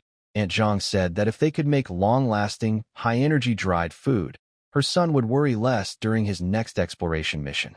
The atmosphere in the meeting room eased a bit. Lin Xiaofeng was recording with his phone and smiled. My live stream's comments are also exploding. Everyone is guessing who will be the first to use the new tool. At that moment, Su Xiaoya, who had been sitting quietly in the corner, suddenly hummed softly, her face turning a little pale. Xiaoyao, Chen Jiangwo quickly sensed something was wrong. Su Xiaoya shook her head to show she was fine, but her fingers unconsciously pressed against her temple. Her phone in her pocket was slightly warm, and a strange feeling was climbing up her spine. Not pain, but a deep resonance as if coming from her consciousness. I might need a few minutes, she said faintly as she stood up. Wang Taizhu immediately said, I'll go with you to the lounge. No need, Engineer Wang. Su Xiaoyao forced a smile. Maybe I'm just a little tired. You all continue. I'll step outside for some air. She pushed open the door and stepped out into the corridor, where the lighting was dimmer than inside. She leaned against the wall and took a few steps before turning into a small and used office nearby, closing the door and leaning against it. The burning sensation in her pocket grew stronger. She took out her phone, and the screen lit up on its own. But it wasn't the usual gentle system interface. Instead, it flickered with chaotic pixels like a poor connection on an old TV. After a few seconds, the image stabilized but displayed a dark gold tone she had never seen before. Buzz, a slight vibration traveled through her body from the phone. Su Xiaoya felt dizzy, and everything in her field of vision seemed to be shrouded in a faint golden mist. She closed her eyes, then opened them again, only to find lines of semi-transparent text floating in the air. It wasn't projected on the phone screen, but appeared directly in the air. Main quest triggered. Maintain the balance of order in the arcane realm. Quest description. Detected unnatural disturbances in the fundamental order energy field of the host subplane, arcane realm. The disturbance source is located at a regional civilization convergence node. Coordinates affected and unclear.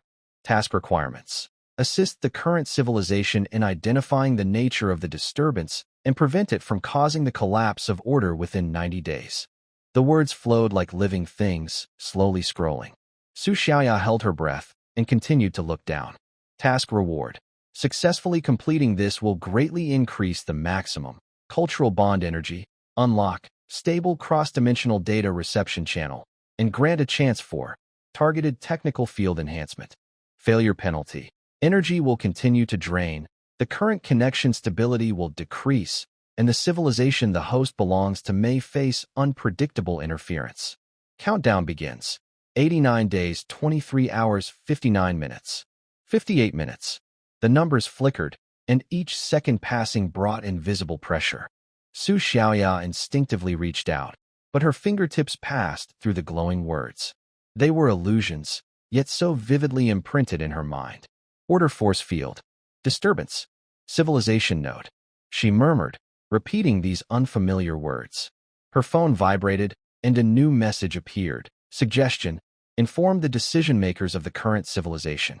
Collective wisdom will improve the chance of success. Su Xiaoya took a deep breath, put her phone back in her pocket, and pushed the door open to return to the meeting room. When she reappeared at the door, everyone turned to look. Chen Zhangwo read something from her expression and asked in a deep voice, "Did something happen?" System. Gave a new task. Su Xiaoya returned to her seat, trying to keep her voice steady. A very strange task. She repeated the task details, describing each part as precisely as possible. When she finished the last word, the room was silent for a few seconds, as everyone digested this complex and somewhat abstract information. Wang Taizhu rubbed his chin, where a new stubble had appeared, and spoke first. Order force field. This concept is a bit beyond what we're used to. If I had to compare, it's like the stable state of a large, precise instrument, but now one part is vibrating abnormally. The system used the word order, not just energy or environment, Li Xiaoying pondered. Considering the mention of civilization convergence nodes in the task, I feel this might not just be natural phenomena. Lin Xiaofeng added, nodes.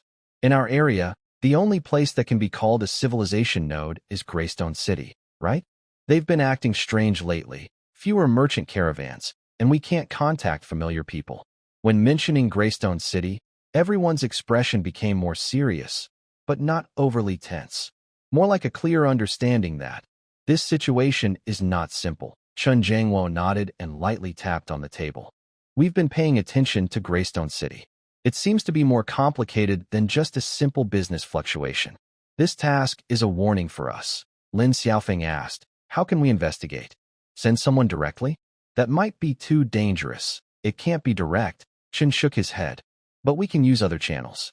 Xiaofeng, do you have traders or travelers who often go to Greystone City in your live stream audience?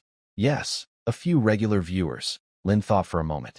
I can try to contact them privately and see if I can gather any information. Xiaoying, use trade routes and contribution points to buy intelligence, especially about what's happening inside Greystone City, Chen continued. But be careful not to let anyone notice we're paying too much attention. Understood. Taizhu, speed up the digestion and localization of new technologies. No matter what happens in Greystone City, strengthening ourselves gives us a better chance to handle it. Wang Taizhu nodded firmly. Finally, Chen looked at Su Xiaoya. Xiao Su, you'll be responsible for following up on the details of this task and the system's response. Report any changes immediately. Yes. As the meeting ended, outside the window, it was already dusk. The twin moons had not risen yet, and the sky was tinged with a faint purple-red hue. Su Xiaoya was the last to leave the conference room. She stood by the corridor window, gazing at the city lights gradually turning on in the distance. In her mind, the countdown still silently ticked.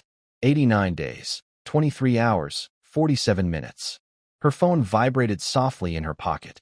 She took it out and saw a message from Lin Xiaofeng. Xiao Su, don't feel too much pressure. We have so many people. If something happens, we'll face it together. Su Xiaoya stared at the screen for a few seconds. Then a faint smile appeared at the corner of her mouth. She typed a reply. Yes, we'll face it together. As she pressed send, her gaze crossed the glass window, looking southwest, the general direction of Greystone City. In the growing twilight, nothing was clear, only a deep shadow. But for some reason, she always felt that within that shadow, something was quietly brewing. Just like the calm before a storm, the sky is filled with the heaviest clouds. The next week, everything in Liqing seemed normal on the surface. In Wang Defa's food group's experimental workshop, strange smells drifted out every day. Sometimes it was the rich aroma of fermented beans, and other times it was the spicy scent of mixed herbs and spices. The chief engineer seemed obsessed, working tirelessly with a few apprentices in the workshop. Engineer Wang, what are you making now? A passing worker asked curiously. Wang Defa didn't look up. He scooped a little dark brown sauce from a clay jar with a small spoon. Trying a new recipe. Using the method from Earth to make bean paste, adding some local chili and herbs to see if I can make a spicier sauce. He tasted it and pouted. Still needs more time. Try again. Meanwhile, in Wang Tieju's mechanical workshop, things were much livelier. Steady, steady. Don't shake. I'm steady. It's just this wooden base that's not flat enough. Nonsense. I carved it myself. Error less than half a millimeter. A few young technicians argued loudly around a newly assembled manual press prototype. The machine was made of metal, but its shell and base used a local hardwood called Taimu. Wang Taiju stood nearby, arms crossed, watching without stopping them. Until one young man was so angry he almost swung a wrench. He finally spoke slowly. Are you done arguing? Now get to work. The friction in the drive shaft is too high. Add some oil. The seal in the pressing chamber needs to be reinforced. It just leaked earlier. The young man sheepishly dispersed and continued adjusting. These lively scenes were part of daily life in leaching.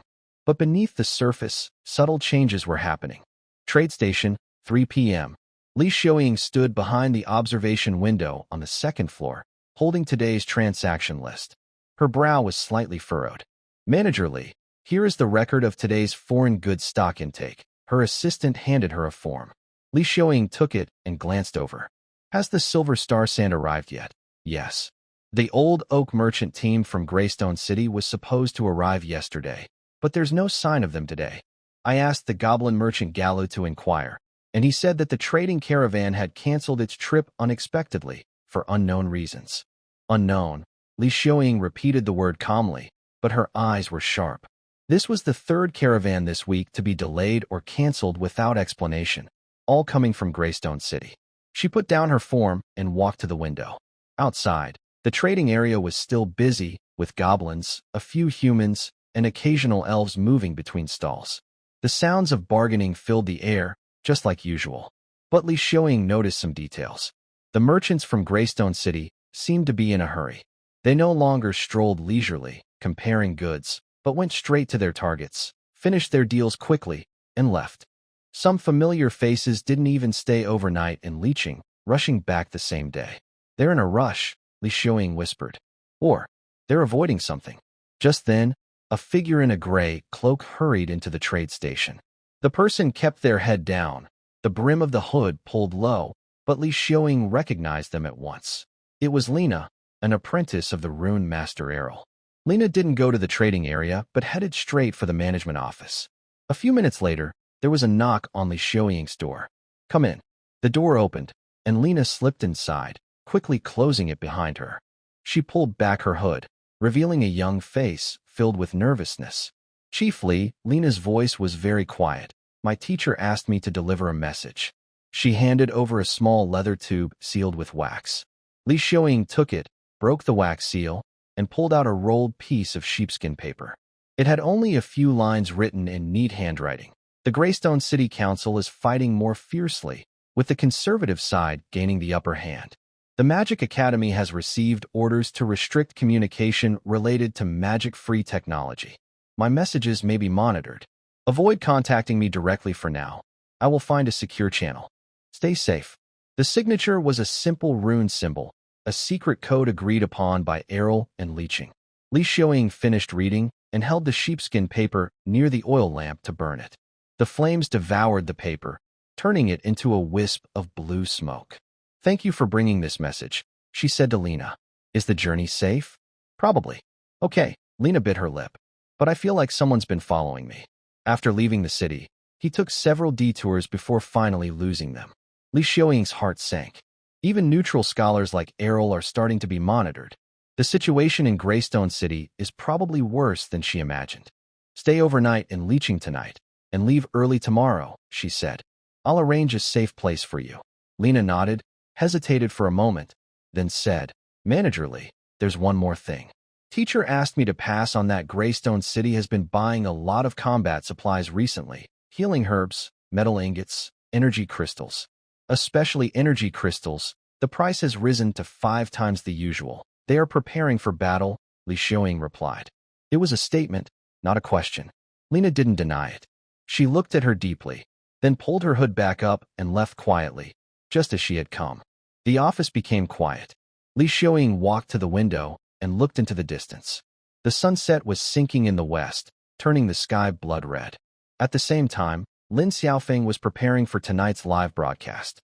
His Leeching Home channel has become one of the most important information sources in this lonely city. Every night at 7, thousands of residents tune in on their phones or gather in front of public screens to see what new updates he has. But today, Lin Xiaofeng was a bit distracted. He was adjusting the camera equipment, but his mind kept replaying the private messages from some regular viewers from earlier that afternoon. One viewer with the ID, Wanderer Carl, is a merchant who travels between floating islands. He messaged, Lin host, the roads to the west are getting dangerous. The patrols in Greystone City have tripled and are very strict. Several of my colleagues have had their goods confiscated, labeled as forbidden items. But when asked what counts as forbidden, they couldn't get a clear answer. Another called Lookout Tower Old John, who is said to be an observer at a small outpost, said, the magic fluctuations near Greystone City have been very strange lately. Sometimes, they detect high-intensity magic reactions 10 or more times a day, mostly offensive spells. This is unusual. What worried Lin Xiaofeng most was a message from an anonymous user. They didn't reveal their identity, only warned, tell your people to be careful. Gordon, the Iron Fist, is connecting with mid- and lower-level officers of the City Defense Army. He's extremely conservative and has openly said that outsiders pollute the purity of arcane magic. His target might not be just Greystone City. Lin Xiaofeng sent this screenshot to Chen Jiangwo and Su Xiaoya. Chen Jiangwo only replied with 4 words, got it. Be careful with words. Being careful with words means speaking cautiously in public. Lin Xiaofeng understood. His live stream is open to the whole city, and maybe some viewers from other worlds are silently watching. There are some things he cannot say, but he can use other ways. At 7 p.m., the live stream started on time. Good evening, everyone. Welcome to Leeching Home. I am your old friend, Lin Xiaofeng. He smiled at the camera with his usual cheerful look. Today, let's first look at the new results from Master Wang Defa. The scene switched to the food group's experimental workshop. Wang Defa was holding a jar of newly made spicy sauce, happily showing it to the camera. Everyone look. This is the second-generation leeching spicy sauce, improved with a new ingredient called flame pepper. It's stronger. Starting tomorrow, it will be tested in limited quantities at major cafeterias. Come try it. The comments on the screen started to flood in. Master Wang is awesome. I'll line up tomorrow. Flame pepper? Sounds exciting. I've already prepared my contribution points. Please produce more. The last spicy sauce noodles were amazing. Lin Xiaofeng smiled and interacted briefly with the viewers. The scene then shifted to the mechanical workshop. Wang Taiju was testing a manual spiral press with his apprentices. Look, everyone. This machine is made entirely from local materials, Lin Xiaofeng explained carefully. The main parts are machined with our own lathe. The shell is made of ironwood, and the seals are treated lizard skins. It's all leeching made. The machine started. Workers poured a basket of chopped oil fruit into the feed. As the handle turned, golden oil slowly flowed out from the outlet into a clay jar below. The comments flooded in again. So efficient. Much faster than before. Wang Gong is awesome. Leeching craftsmen are amazing. When will this be common? I want one at home. Seeing all the praise and anticipation, Lin Xiaofeng's slight unease eased a little. No matter what's happening in Greystone City, leeching is improving and getting better. Here are hardworking people, innovative technology, and a spirit of unity. Maybe this is what Chun Jiangwo meant by making the land you stand on stronger. At the end of the live stream, Lin Xiaofeng usually answers some viewer questions. Today, someone asked, Brother Xiaofeng, I haven't seen many merchants from Greystone City lately. I want to buy some of their spices. This question is quite common, but Xiaofeng's heart tightened.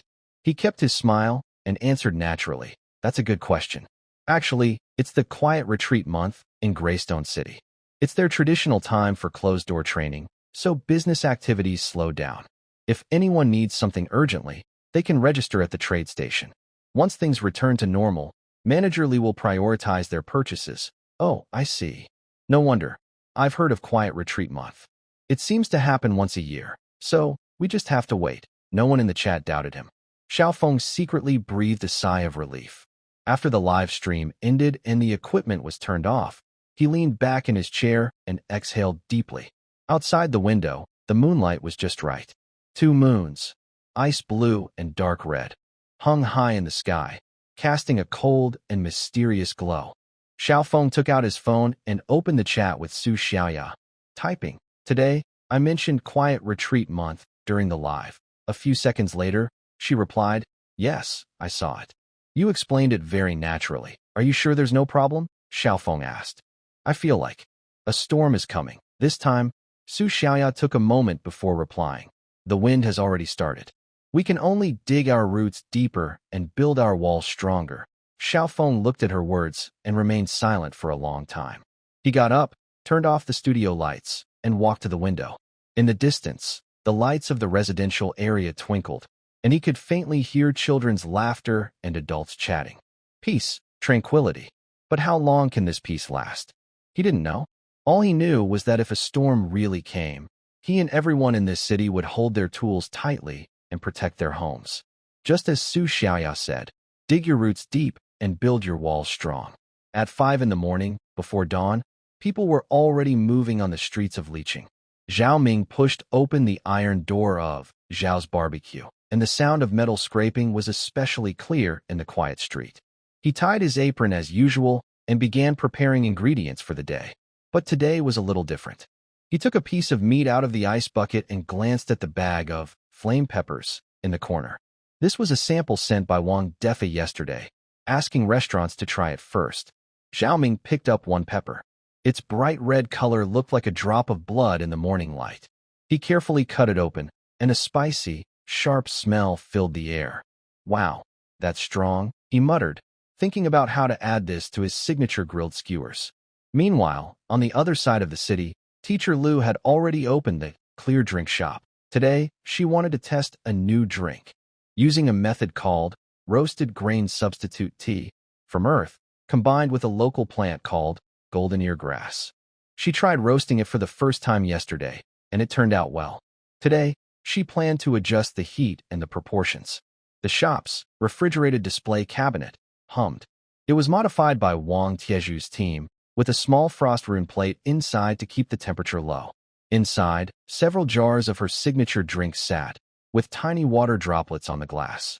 Teacher Lu wiped the counter, but her eyes kept drifting outside the window. Across the street, a few construction workers dressed in indigo uniforms hurried past, carrying toolboxes. They were heading to the 3rd section of the city wall reinforcement project. A new project started last week, aiming to replace the wooden fences around Carp City with stone walls. Although the announcement said it was just a routine upgrade, Lu had a feeling there was more to it. She remembered a goblin merchant who visited her shop yesterday. After drinking her newly brewed, calm spirit flower tea, he lowered his voice and said, "Boss Lu, your tea is good. But lately, avoid buying supplies from the West. I heard things aren't peaceful in Greystone City." "Not peaceful?" Lu asked at the time. The goblin shook his head, didn't say more, just pointed to his eyes, then to the west, making a "be careful" gesture. Lu didn't ask further. Living on this floating island for a long time, she learned when to ask questions and when to stay silent. When the goblin left, she gave him a small package of tea samples. "Drink it on the way. It will refresh you," she said. The goblin gratefully took it and hurriedly disappeared around the corner. At the command center, 8 a.m., 3 reports were spread out on Chun Jingwo's desk. The first report is from Li Xiaoying, who detailed recent unusual trade activities and included a transcript of Errol's secret message in Lena's account. The second report is from Lin Xiaofeng, who summarized various civilian intelligence collected through live broadcasts. Although fragmented, the pieces support the picture painted by Li Xiaoying's report. The third report is from Wang Taiju, providing updates on new technology development and industrial production. On the last page, Wang Taiju wrote in red ink, "Based on current intelligence analysis, there is over a 70% chance of internal conflict in Greystone City. It is recommended to prepare response plans in advance." Chun Jingwo took a red pen and drew a line under that sentence. Then he pressed the communicator. Notify the core team to hold a meeting at 9 o'clock. Also, Comrade Su Xiaoya, please arrive at my office half an hour early. At 8:30, Su Xiaoya pushed open Chun Jiangwo's office door. Commander Chun, sit down. Chun Jiangwo pointed to the chair opposite. Any new updates from the system? Su Xiaoya sat down and took out her phone. The screen lit up, showing the dark gold task interface. The countdown numbers ticked calmly. 88 days, 7 hours, 32 minutes. No new hints, she said. But the disturbance source activity indicator has been slowly rising. It reached its highest point in a week last night. Can it be pinpointed more precisely? No. The system reports that interference is too strong, only confirming it's in the direction of Greystone City. Su Xiaoya paused. However, some reward options for the task have been unlocked. She operated her phone and turned the screen toward Chun Jiangwo.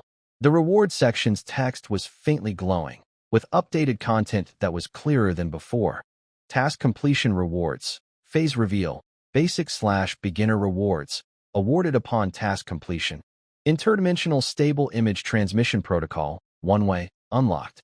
Allows real-time images or stored footage from Carp City to be periodically, e.g., weekly, compressed and transmitted to a designated receiver on Earth.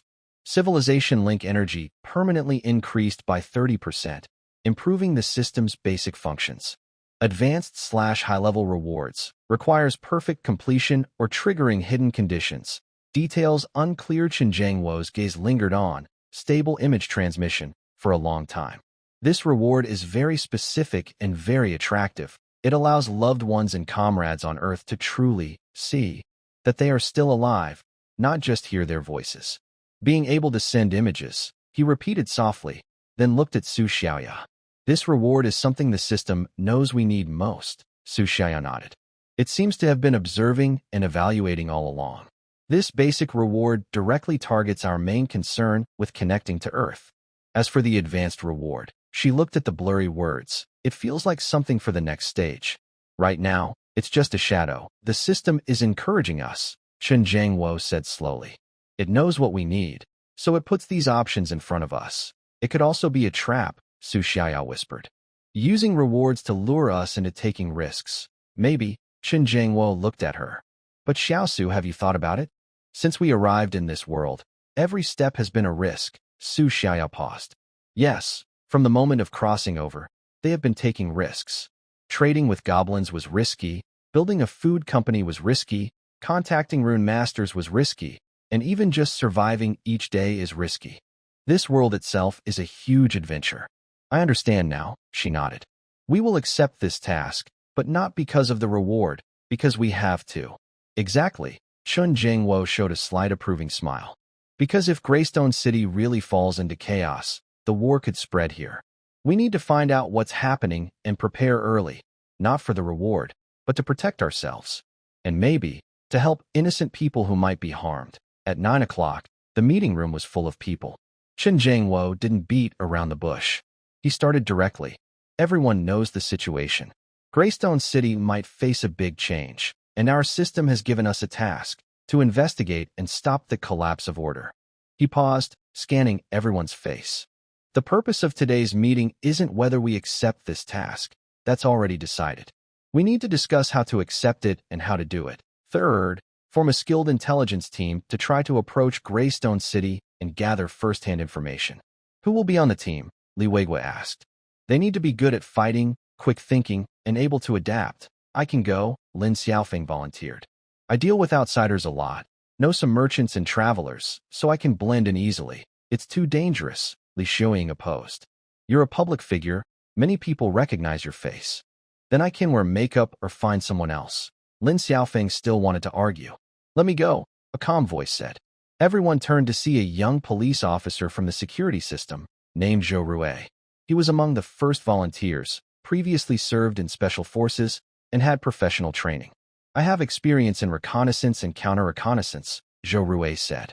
Plus, I have a plain face, so I won't be easily recognized. Chun Jiangwo looked at him, and then at Li Weigua.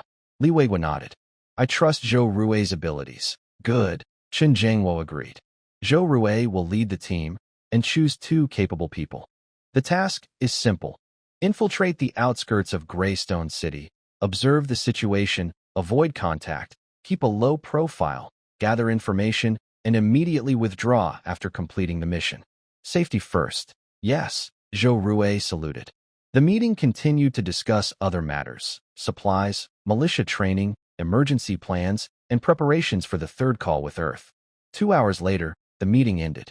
Everyone gradually left, leaving only Chen Jiangwo and Su Xiaoya. Xiao Su, Chen Jiangwo called her. Your system is crucial for this mission.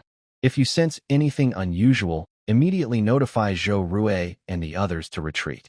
Human safety is more important than intelligence. I understand. Chen Jiangwo walked to the window, looking out at the busy city. In the distance, workers at the city wall construction site were working together to place a large stone on the wall. The sunlight reflected off their sweaty backs, shining with a bronze glow. Do you know, Xiao Su, he suddenly said, sometimes I wonder whether coming to this world is luck or misfortune. Su Xiaoya stepped beside him, both gazing out the window. If we hadn't traveled through, we might still be in our original city, working, eating, sleeping, living an ordinary life, Chen Jiangwo continued. But here, every day, we are making history. We built a factory, made delicious food, and might even be involved in the fate of another civilization. He turned his head and looked at Su Xiaoya. Do you think this is good or bad? Su Xiaoya thought for a long time before softly replying. I don't know if it's good or bad, but I know that since we came here and are alive, we should live well. For the people here, and maybe for those who are still waiting for us. Chen Jiangwo smiled. This was the first time Su Xiaoya saw him smile so peacefully. You're right, he said. Live well. That's what we should do. Outside the window, the sun was shining just right. Liqing was waking up in the morning light. Cars and horses moved on the streets, machines roared in the factories, and cheerful voices came from the schools. People were busy as usual, working for a living and chasing their dreams. They didn't know about the possible storm brewing far away, nor about the mysterious task from the system. They only knew they had to work today, eat, send their children to school, and keep going.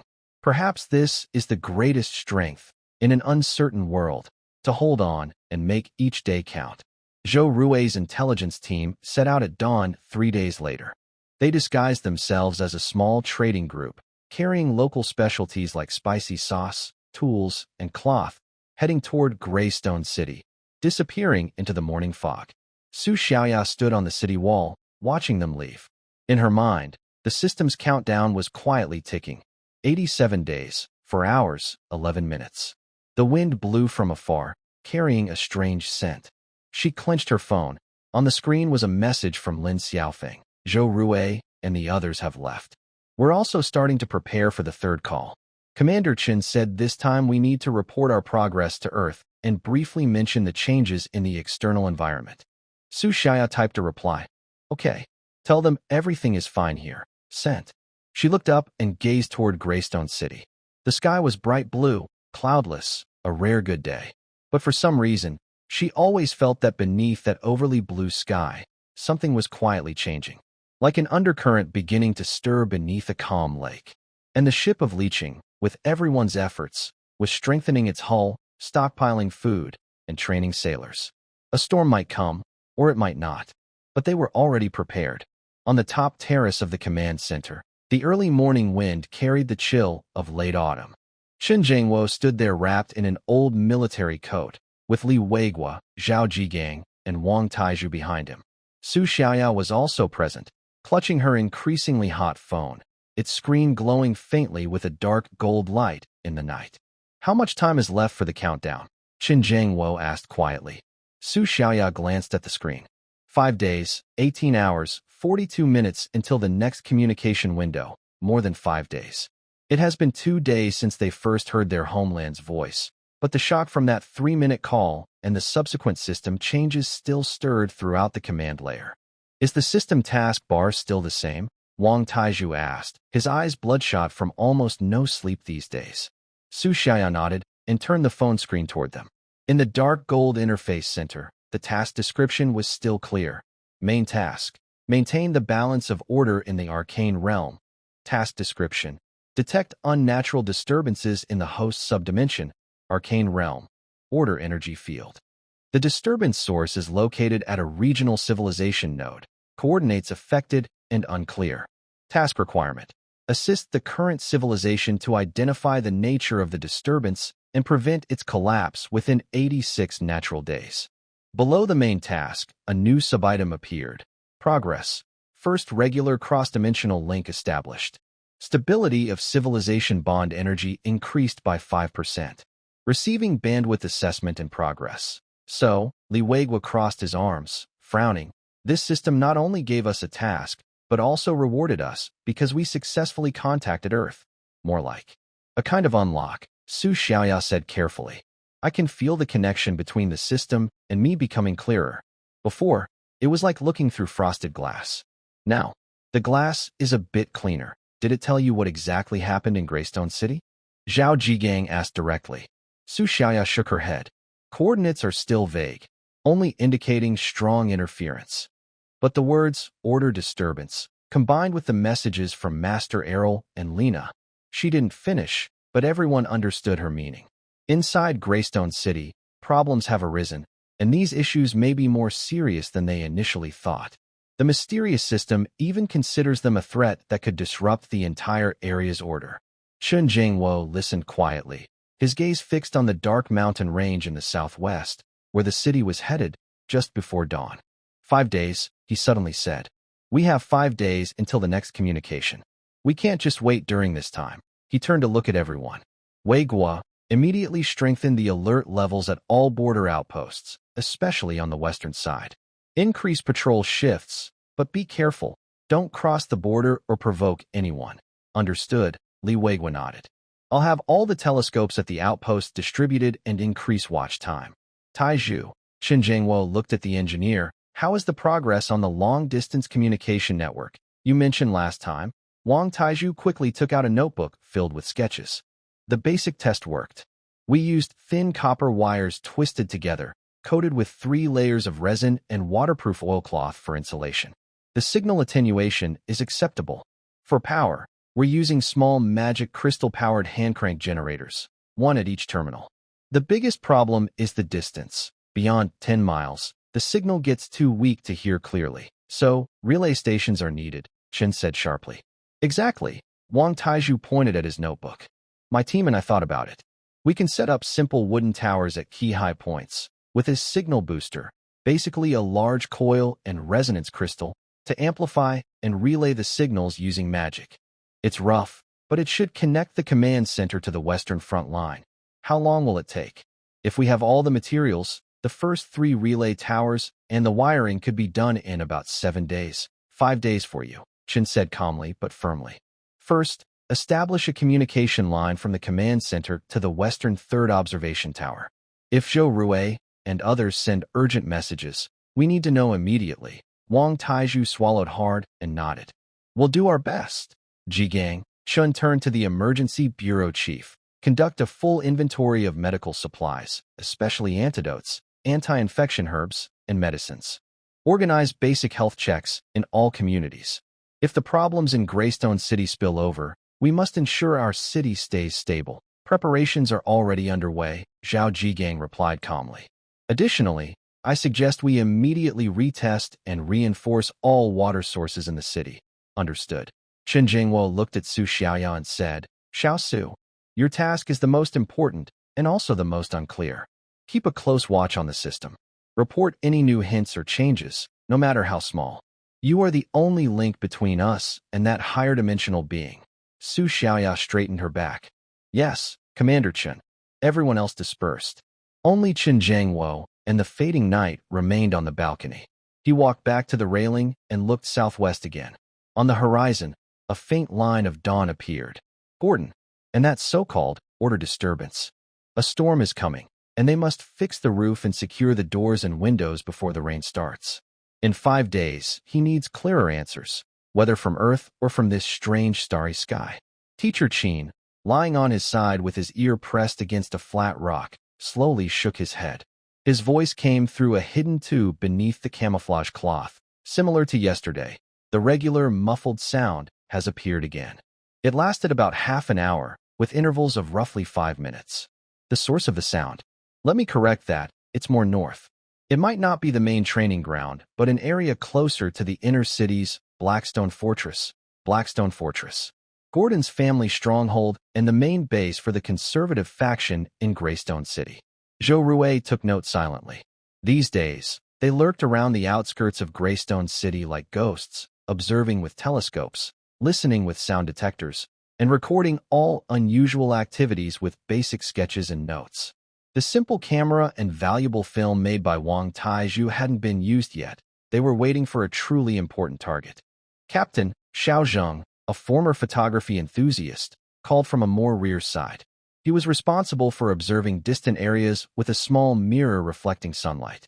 Near the main gate, a group of about 15 riders has come out heading northwest. Their clothing, not regular patrol gear. They're cloaked, and there's a long bundle wrapped in cloth beside their saddles. Not a patrol, carrying an unknown bundle, heading northwest. Zhou Rui's telescope immediately shifted to the northwest. There, rolling hills and sparse woods stretched out, marked on the map with several abandoned mines and quarries. Note this, a suspected elite squad leaving the city, heading northwest, purpose unknown. Xiao Zheng, try to see the shape of the bundle clearly. It looks like a long stick, but not straight, has a slight curve. Xiao Zheng adjusted his lens carefully. A long stick with a curve. A staff? Or something else? Keep watching, Zhou Rui ordered. He knew he couldn't move recklessly. Their job was to be eyes and ears, not fighters. Chun Jiangwo's orders were clear: survive and bring back the intelligence. Time passed slowly during the tense, monotonous observation. The sun rose higher, and the temperature on the plain began to climb. The rocks were heated by the sun, and even through the camouflage cloth, they could feel the heat. Suddenly, Teacher Qin's body stiffened slightly. Captain, his voice was tense. There's new vibration. Very faint, but the frequency is fast. Coming from the northwest, and it's approaching. Northwest? Was it the returning patrol from earlier? Or something else? Zhou Rui immediately turned his telescope toward the northwest hills. In the camera frame, at first, only air distorted by the heat wave and sparse plants were visible. But soon, several small moving dots appeared at the edge of the view. They were not cavalry.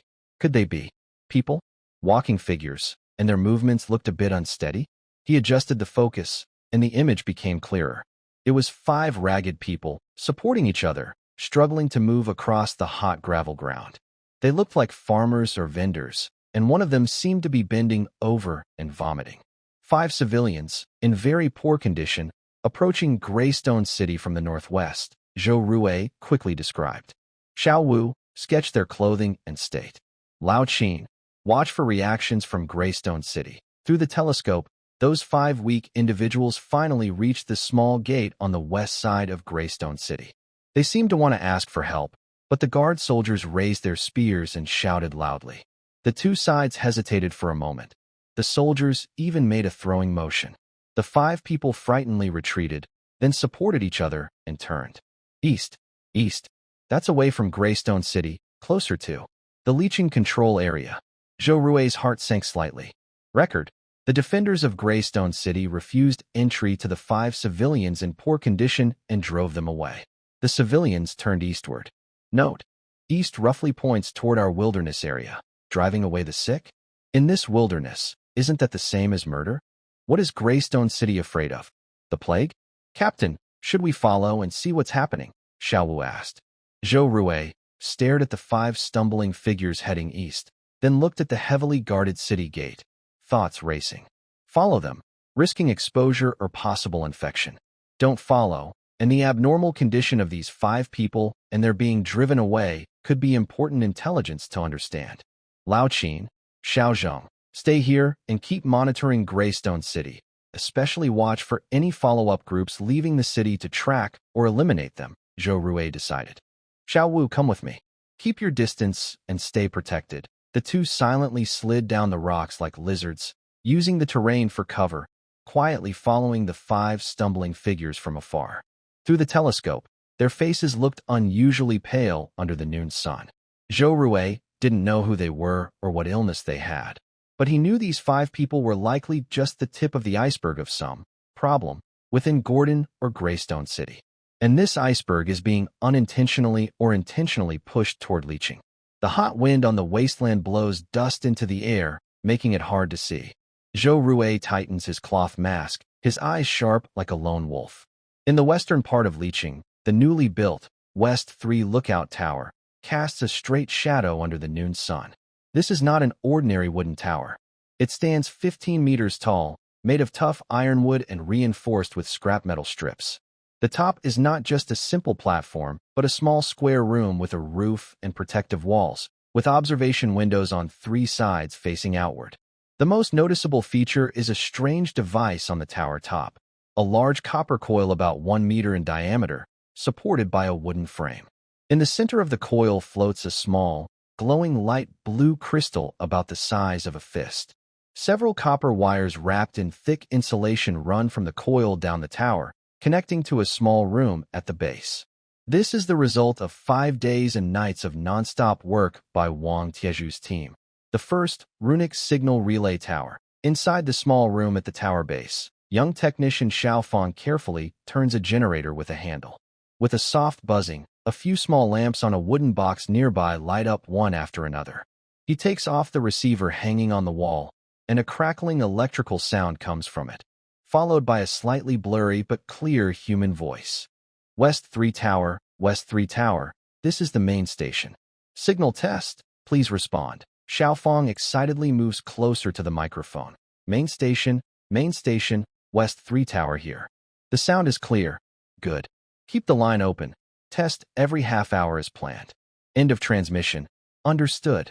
End of transmission. Xiaofang puts down the receiver, wipes the sweat from his forehead, and his face shows undeniable excitement. It works. This telephone line, connecting the command center and the Western Front, nearly 20 miles long, is now operational. Although it can only carry voice, needs the relay tower to amplify signals, and the sound is a bit noisy. It means that any movement on the front line can be reported to the command within minutes. He climbs to the top of the tower and replaces the lookout Xiao Li, who was observing with binoculars. Brother Fong, is the phone really working? Xiao Li asks while rubbing his sore eyes. It's working. The sound is very clear. Xiao Fong takes the binoculars. You go rest for a while. I'll keep watch. Little Li did not go down immediately. Instead, he pointed southwest and said, Fong Gu, you came at the right time. Look over there, about 10 miles away on the dirt road. Are there a few small dots moving? I've been watching for 15 minutes. They move very slowly, not like a caravan. Fong immediately raised his binoculars and adjusted the focus. Sure enough, on the hot, shimmering horizon, a few blurry figures were moving slowly, heading directly toward the watchtower. There are 5 people. No, something's wrong. They seem to be helping each other walk, Fong frowned. Not like soldiers or normal pedestrians. Wait, someone has fallen. In the lens, one figure staggered and collapsed to the ground. The person next to him tried to help, but also seemed unsteady.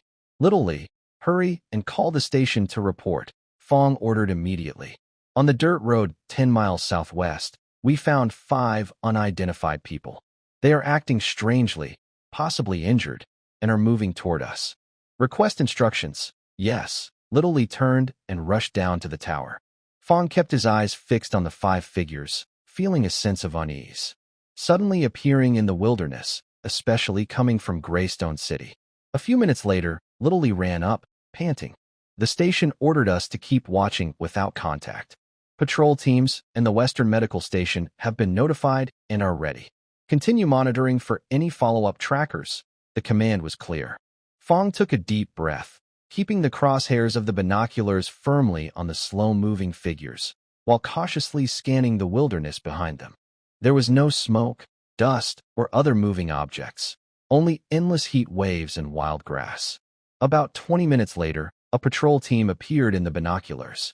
They wore full rough cloth protective suits, thick masks, and gloves.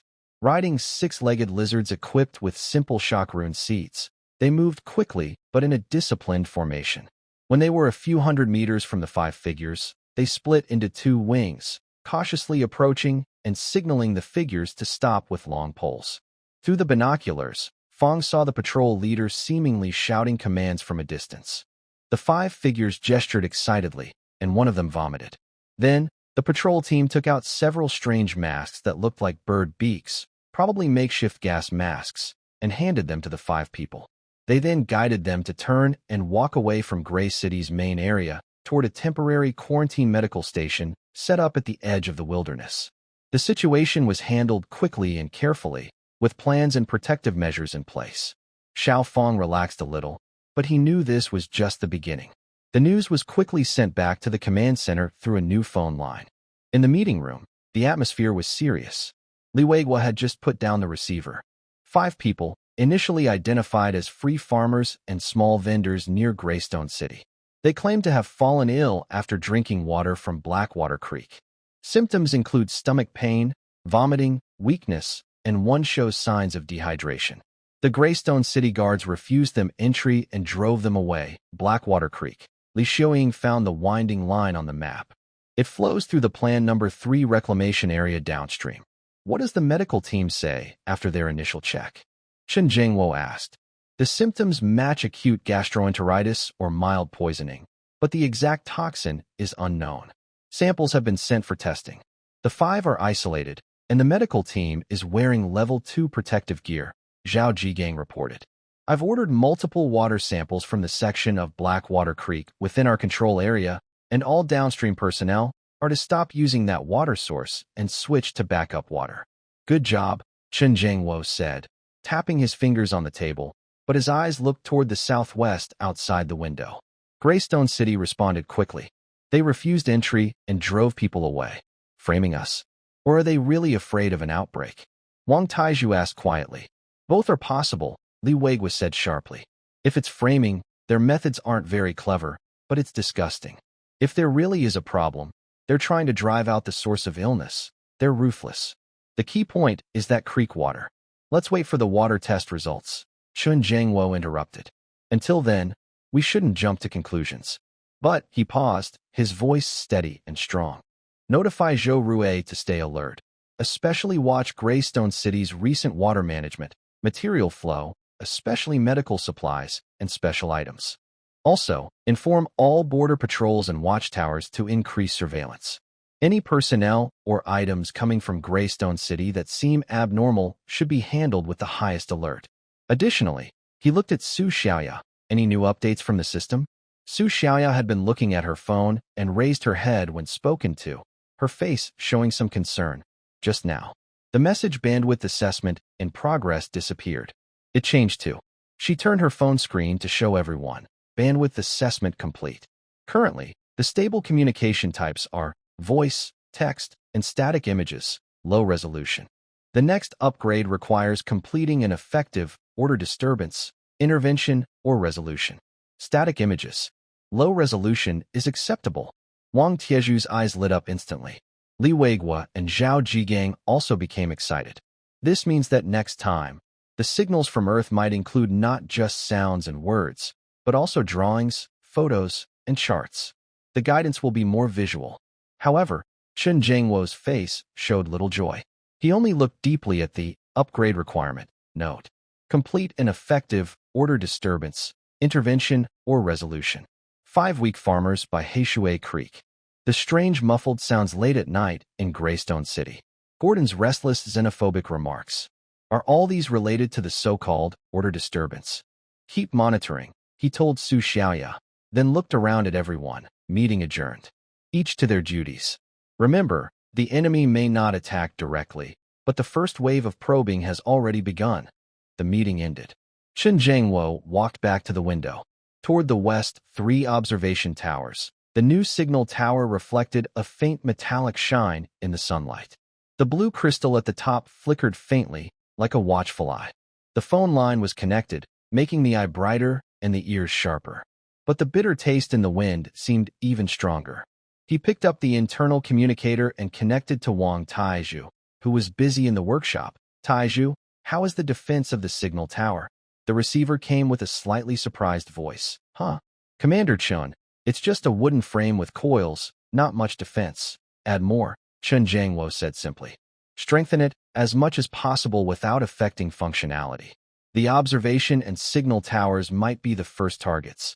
There was a 2-second silence on the line before Wang Taizhu responded heavily. Understood. I'll think of a way right away. At dusk, outside the temporary quarantine medical station in Leeching, several heavily protected figures gathered around a steaming large iron pot. The pot was not boiling food, but water samples taken from different parts of the Blackwater Creek, mixed with several common local testing materials, crushed testing stone powder, juice from colorful ferns, and a handful of glowing dust exchanged from goblin merchants, which is said to react to various energy anomalies. Wang Taiju crouched by the pot, slowly stirring with a long wooden stick, his eyes fixed on the changing surface. Next to him stood Dr. Sun, the head of the medical team, an emergency specialist who had worked for 20 years at a top hospital before crossing over. He was recording notes in a small notebook.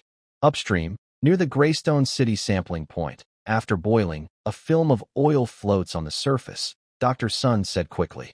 Adding testing stone powder turns the liquid dark green, indicating an abnormal iron reaction. Midstream, at the control zone edge sampling point, the oil film has decreased, but the testing stone still shows a faint green reaction.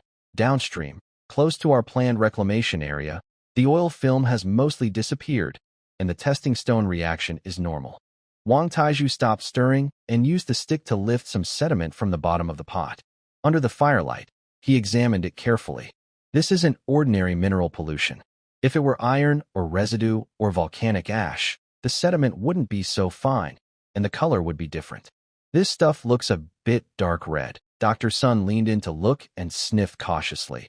Though behind his thick mask, he couldn't really smell anything. He straightened up and said to his assistant, "Bring over the analysis results of the samples from those 5 patients for comparison." The assistant quickly handed over several densely written sheets of paper. Dr. Sun scanned them rapidly, his brow furrowing more and more. Trace amounts of residual black-scale vine alkaloids detected in the patient's bodies. But black-scale vine grows in deep, shady mountains, near streams. There shouldn't be any here. Unless someone added something, Wang Taiju muttered quietly. Just then, a young technician hurried out from the medical station, carefully holding a wooden tray with several photographs. Possibly instant photos? Dr. Sun, Engineer Wang. We found something, the technician said excitedly, almost stammering. Using that silver salt developing homemade method you mentioned, with a little moonlight moss juice to boost sensitivity. It's blurry, but it really developed. Wang Taiju and Dr. Sun immediately moved closer. The photo paper on the wooden tray is still wet. The image is rough, with many noise spots, but the outlines are clear. It's a picture taken by Xiao Zhang's old camera of 5 patients stumbling across the wilderness, and a quick shot of a soldier raising a spear as they are driven out of Greystone City. Sure enough, they were chased out. Dr. Sun pointed at the fierce action of the soldier in the second photo. Wait, Wang Taiju said, his gaze fixed on the corner of the first photo. Magnifying glass. The technician quickly handed over a simple magnifier embedded with a polished crystal chip. Wang Taiju leaned in to examine the photo carefully, focusing on the tattered bags and water bottles carried by the 5 patients.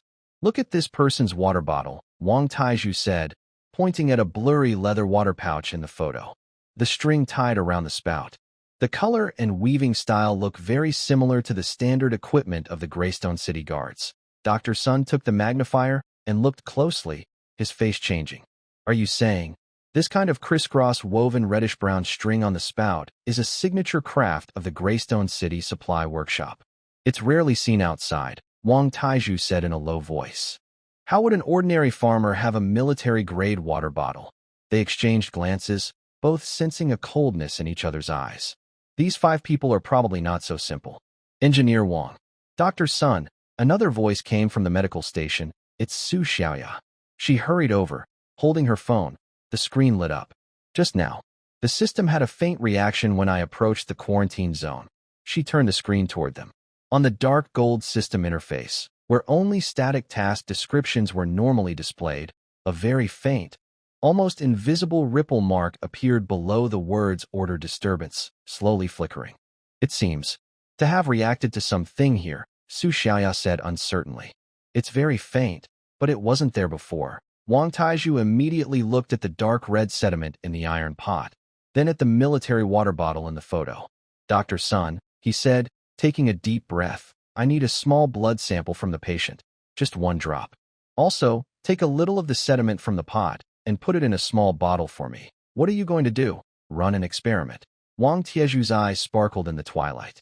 If this poison really relates to magic or some kind of order disturbance, maybe Xiao Su's system can help us see more clearly. At the same time, deep underground in Greystone City, an ancient stone hall guarded by heavy soldiers. Gordon stood in the center of an old stone formation that emitted a sinister dark red glow, with complex, twisted rune marks beneath his feet. Several robed mages carefully sprinkled crushed dark red ore, specifically, the waste residue of dark fire crystal, at key points on the formation. With each handful, the formation shone brighter, and a faint, sharp smell like rust mixed with sulfur filled the air. Master, the catalyst has been deployed as planned, a robed mage reported respectfully. The reaction downstream of Blackwater Creek should already be showing. If Carrot City checks, they will only find usual mineral pollution and slight residue of biological alkaloids. They won't suspect that the real key has already flowed with the water into their environment. Gordon nodded with satisfaction, his eyes greedily scanning a fist-sized crystal floating at the center of the formation, inside which dark red flames seemed to flow, an early form of the chaos crystal, extracted and purified through special methods from cracks. Good. The people of Carrot City, don't they like to rely on their little tricks that don't depend on magic? Gordon sneered. Let them deal with the water source pollution first. When they are overwhelmed, he reached out his hand, pretending to grasp the dark red crystal. That when the key fits into enough lock holes, and I truly control this power. I want to see if their tin boxes and glass eyes can block the fury coming from the very world itself. In the shadows of the hall, the dark red glow reflected Gordon's fanatic and twisted smile. At the edge of the formation, a magic apprentice responsible for recording quietly added an unnoticed note on a piece of sheepskin paper. Catalyst was spread, and the third node rune showed unexpected slight tremors. Energy leakage rate exceeded calculated value by 0.7%.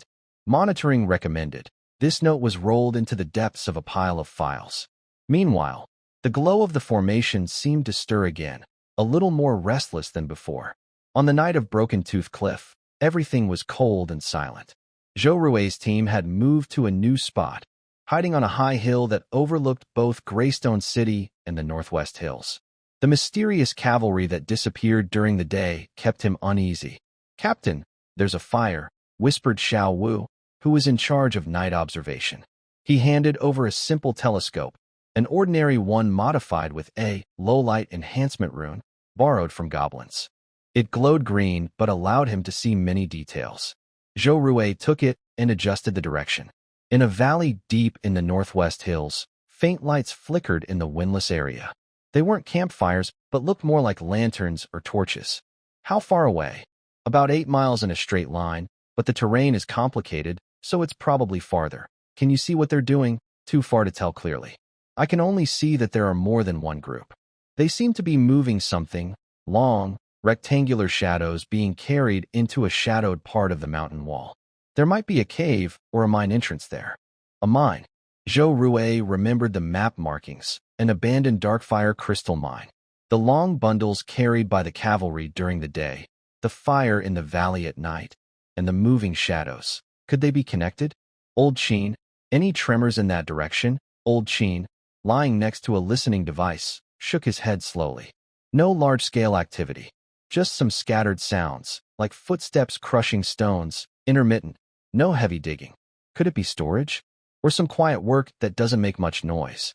Little Zhang, Zhou Rui looked at the young man holding a camera. The moonlight is good. Can you try to take a picture? No need for details, just the outline and the fire's position. Little Zhang looked at the sky, then at his nearly empty film roll, and finally nodded reluctantly. I'll try. Use the longest exposure. It might be blurry, but it should leave some traces. He carefully set up his camera, aiming at the valley, and began a long exposure. Just then, Xiao Li, who had been watching Greystone City, suddenly whispered, Captain, inside the city. Look toward the inner city. Zhou Rui immediately turned his night vision scope toward Greystone City.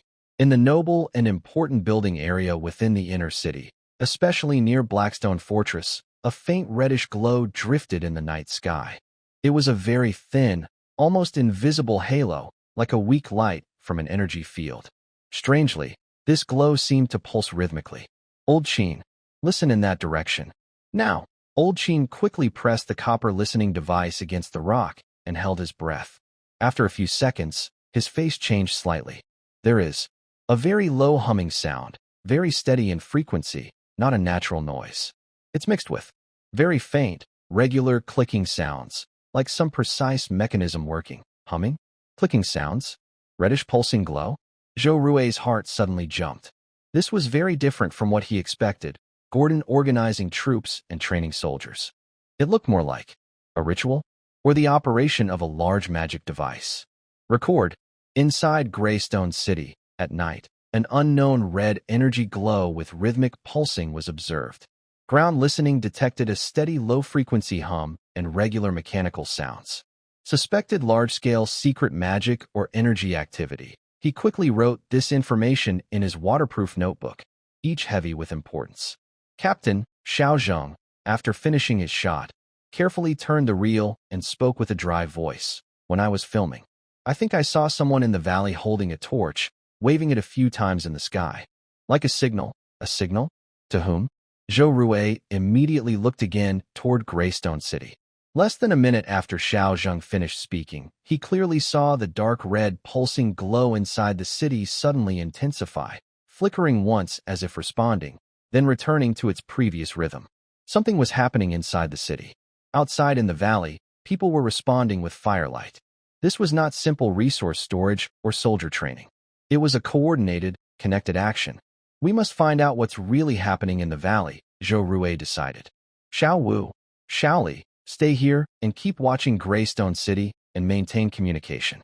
They carried small signal repeaters to send short pulse signals to Wang Tieju's experimental network. Old Sheen, Xiao Zheng, come with me to investigate the valley. Remember, just observe, don't touch, don't leave traces. Captain, that's too dangerous. There are definitely guards over there, Xiao Wu worried. Because they have guards, we need to understand what they are guarding. Zhou Rui checked his gear. A dagger, a rope, a small emergency kit, and several new gadgets sent by Wang Taiju, including 2 loud shock bombs, fireworks with flashing runes, and a small jar of strong-smelling, beast-repelling smoke. If Gordon's actions really could affect our stuff, Zhou Rui looked toward the faint fire in the valley in the dark. Then we can't wait for it to burn to the door to find out. The 3 of them moved silently like shadows blending into the night, slipping toward the secret valley. The wind from Greystone City carried a faint, burning smell. Koi City Command Center, Communications Room. This room was once a storage warehouse, now turned into one of the most important and secretive parts of the city. The walls were covered with hand-drawn maps, circuit diagrams, and duty rosters. In the center of the room, a long table held the most important device, a mainframe for cross-dimensional communication with Earth, a complexly modified metal cabinet connected to Su Xiaoya's energy system and many runes, along with recording and playback equipment. Now, Chen Zhengwo, Li Weiguo, Su Xiaoya, and the urgently summoned Wang Taiju and Dr. Sun were all gathered here. The atmosphere was serious yet expectant. A large homemade calendar hung on the wall, with one date heavily circled in red, tomorrow evening. Have all the key reports been reviewed? Chen Zhengwo asked. Li Weiguo nodded. Streamlined and simplified, 3 core points. First, the population of our city, 83,000 people, is stable and safe. Second, the external threat comes from Gordon's faction in Greystone City, which is acting strangely and suspected of dangerous magic activities. Third, we have established basic defenses and early warning systems. But we urgently need technical guidance on detecting specific toxins, analyzing energy anomalies, and building simple defensive structures to counter magic attacks. Time limit is 1.5 minutes. Chen Zhengwo looked at Su Xiaoya. Xiao Su, system status. Su Xiaoya's hand rested on the metal shell of the mainframe, sensing the faint energy flow inside. Very stable. Smoother than before our last call. Also, because of the progress in the last mission, the bandwidth for receiving signals has been upgraded. She pointed to a new signal light on the side of the mainframe. If Earth sends a static image this time, This green light will turn on, and the image data will be stored in the system's associated memory, an old hard drive that has been modified. We can develop the image slowly later. A static image. This would be a breakthrough. Okay, Chen Jiangwo took a deep breath. The last thing we need to decide is, he looked at Wang Taizhu and Dr. Sunday, whether to focus on analyzing this suspicious toxicity in Heishui Creek sample and the energy anomaly in Greystone City found by Zhou Rui's team, requesting Earth to analyze them. This might take up valuable communication time. Dr. Sun immediately stepped forward, placing a thin report and a few blurry photographs on the table. Commander Chen, this is my and Engineer Wang's preliminary analysis. The toxin is complex, containing known black-scale vine alkaloids, but also at least 3 unidentified impurities, one of which shows faint dark element affinity. More importantly, he pointed to a close-up of a military kettle on the photographs. Considering the timing of the patient's symptoms and the suspicious source of the kettle, we strongly suspect that this poisoning event was not accidental contamination, but a targeted, low-dose poison test.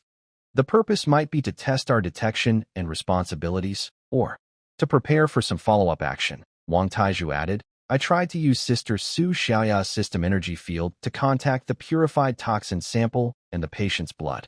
The order disturbance ripple on the system interface slightly intensified. This thing might not be just a chemical toxin.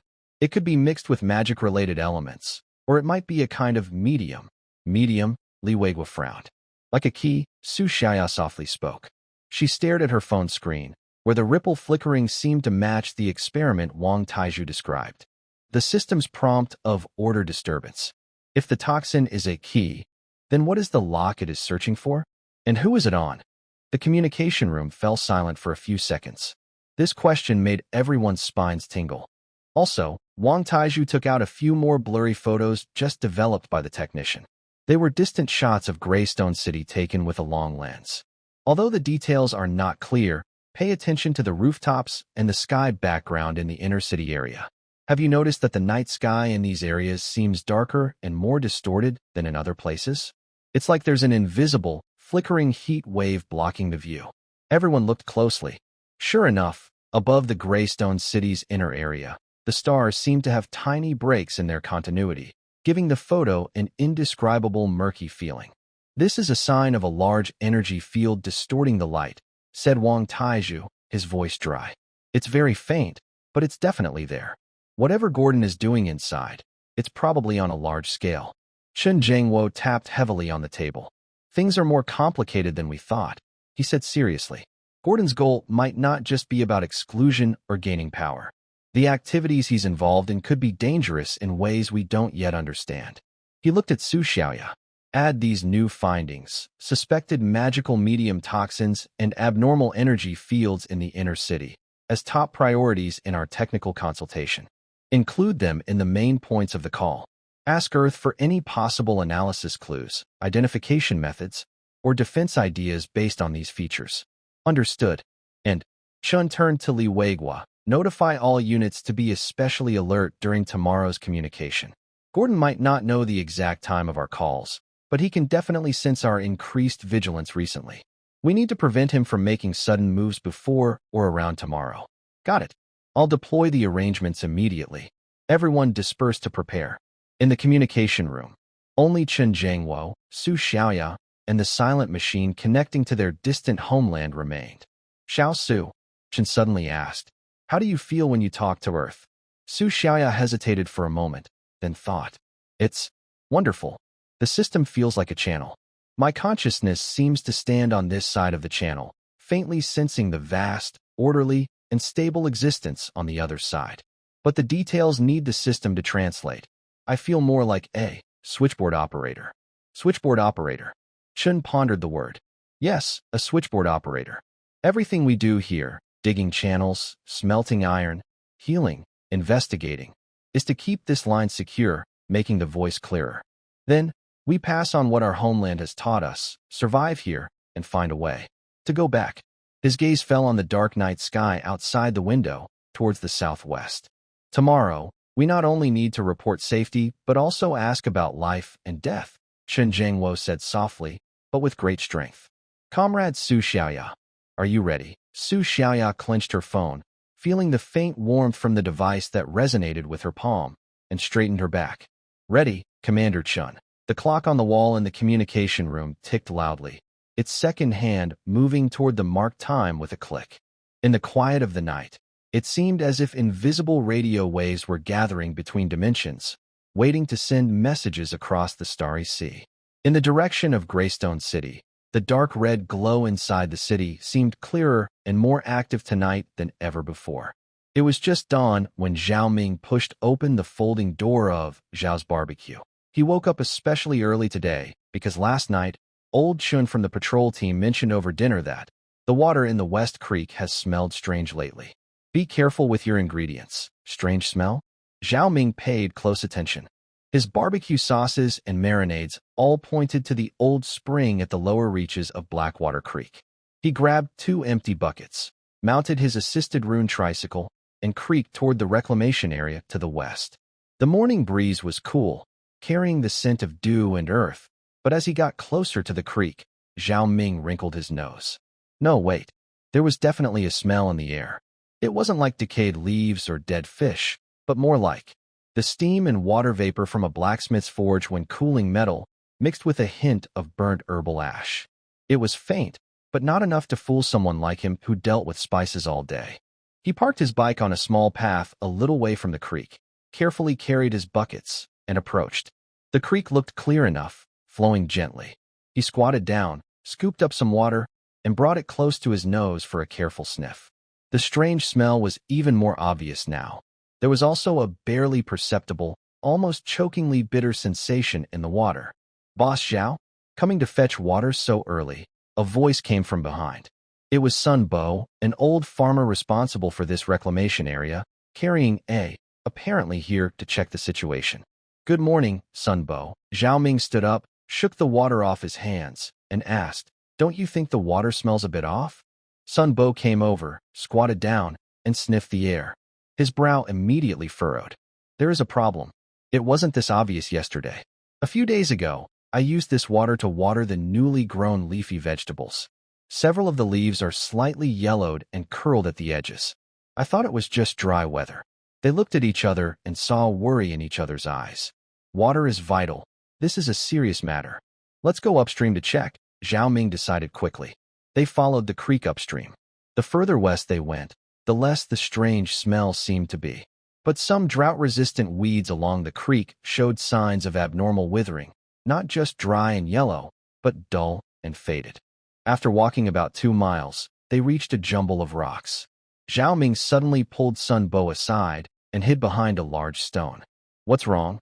Look over there, Zhao Ming whispered, pointing to a spot near the water on the rocky beach, where several large stones formed a partial enclosure. Do those stones look like they've been moved on purpose?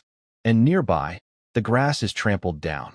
Sun Bo squinted with his old glasses and examined carefully.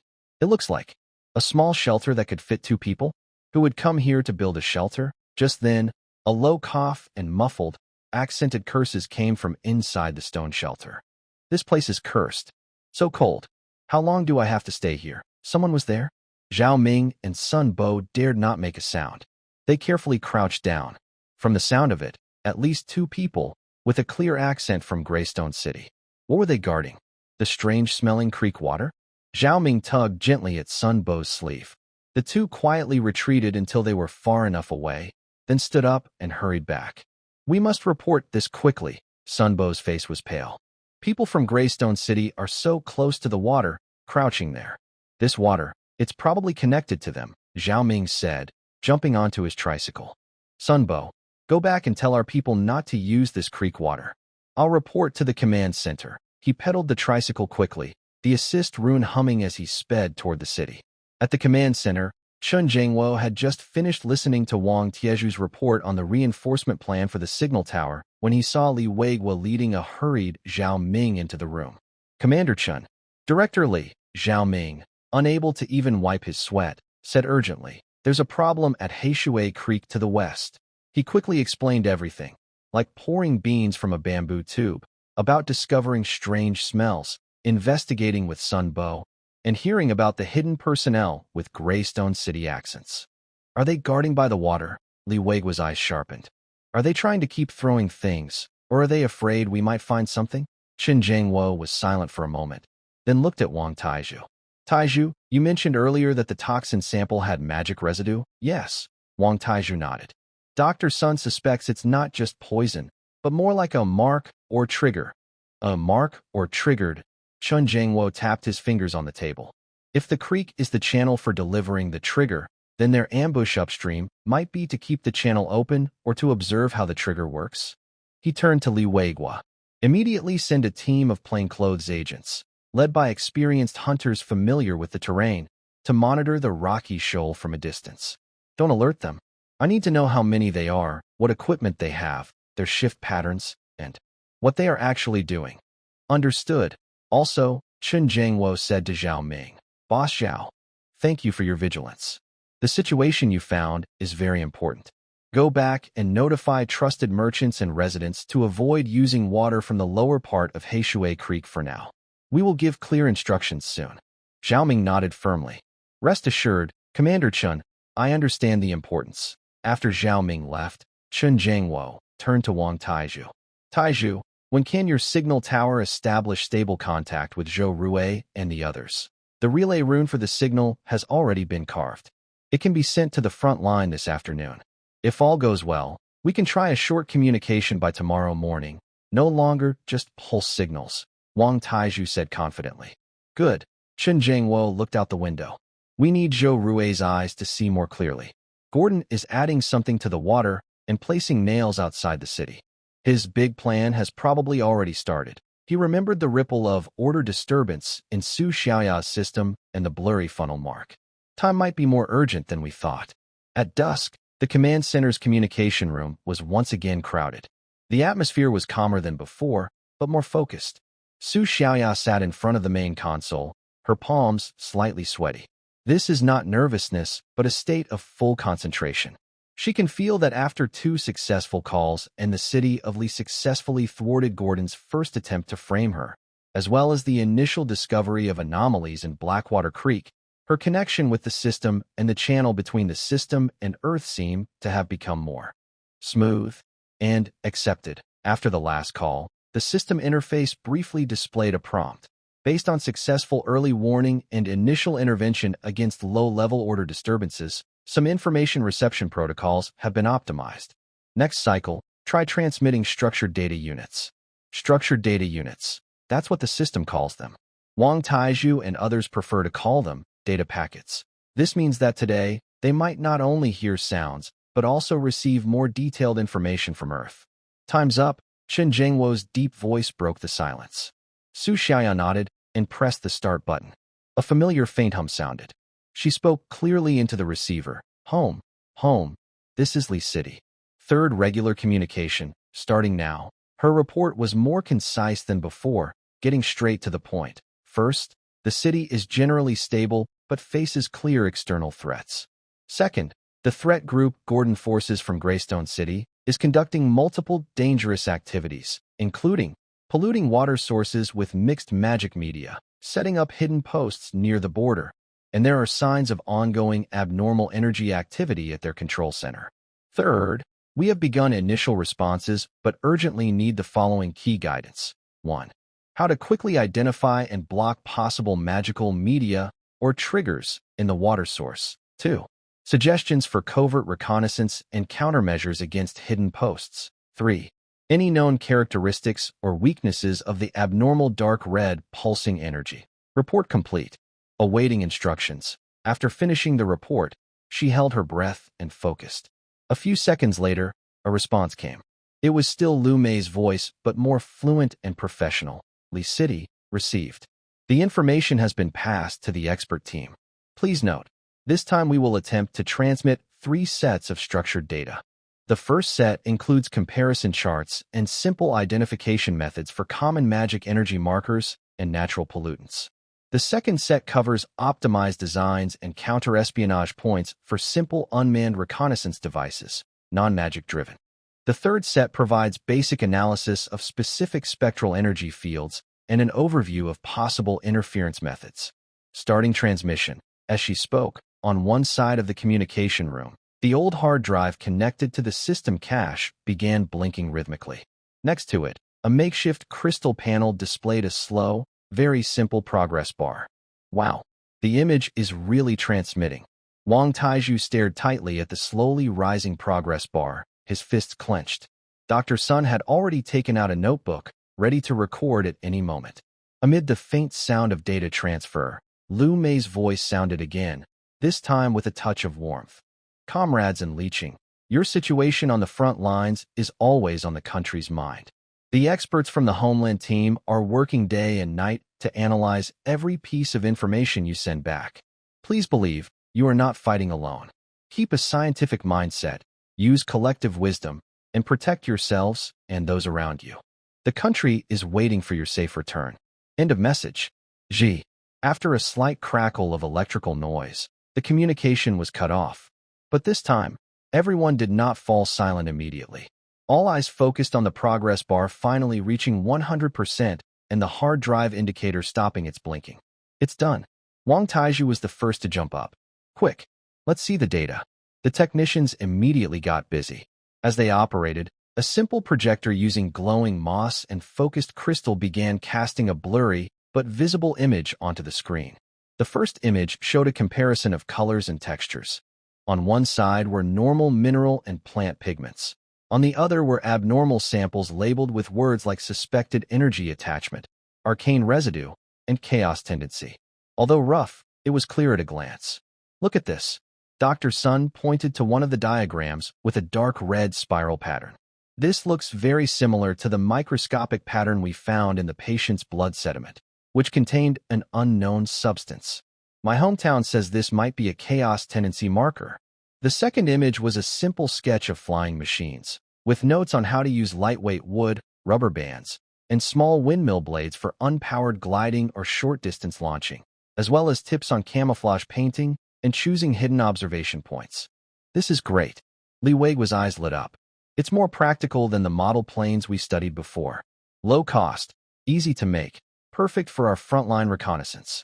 The third picture shows a diagram with wavy lines and frequency labels, along with text explaining concepts like resonance points and interference bands in different energy fields. Wang Taiju looked at it eagerly, muttering to himself, frequency, resonance, interference. I think I understand a little now. Chen Zhengwo didn't stand in front of the curtain. He walked to the window and looked at the darkening sky outside. To the southwest, the faint dark red over Greystone City seemed more noticeable in the twilight. His hometown sent him a key and also offered warm, firm support. But the work of unlocking still had to be done by them. And what was behind the lock's keyhole was still shrouded in mystery. He turned around and looked at the excited group discussing the new knowledge. He spoke in a deep voice. The information is valuable, but time is more precious. Wang Taiju, Dr. Sun, Li Weigua, I give you one night. Organize your teams, understand the core of these materials, and come up with the simplest, most practical solutions we can use immediately. By early tomorrow, I want to see specific plans for water source identification, border reconnaissance, and energy interference feasibility, even if they are rough or simple methods. Yes, the three replied together, full of determination. Finally, Chen Jingwo looked at Su Xiaoya, who was a little tired but had bright eyes. He said softly, Xiao Su, thank you. Has the system changed at all? Su Xiaoya looked at her phone screen. The information reception bandwidth indicator was faintly glowing, and beneath the order disturbance ripples, the inverted funnel symbol seemed slightly clearer than before. The system seems to have confirmed the relevance of these materials, she said softly. That funnel mark is a bit clearer now, but I still don't know what it represents. Funnel. Hourglass. Chen Zhengwo's vague guess was becoming clearer. What Gordon was doing was probably not just destruction, but maybe some kind of dangerous absorption or transformation. And they had to find a way to block the funnel before the sand ran out. Keep observing, he told Su Xiaoya, then looked at everyone. Disperse. Hurry up. Our opponents won't wait for us to catch up. Night once again covered Lian City. But this time, many rooms' lights stayed on longer. The next morning, several basic tents were set up on an open space next to the command center.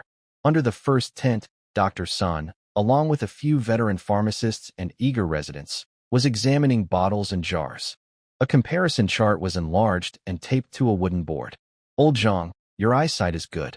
Look at this gray spot vine juice. If you drop it into a suspected water sample and see tiny silver fibers, it might mean there's arcane residue, Dr. Sun explained, pointing to a case on the chart. Got it.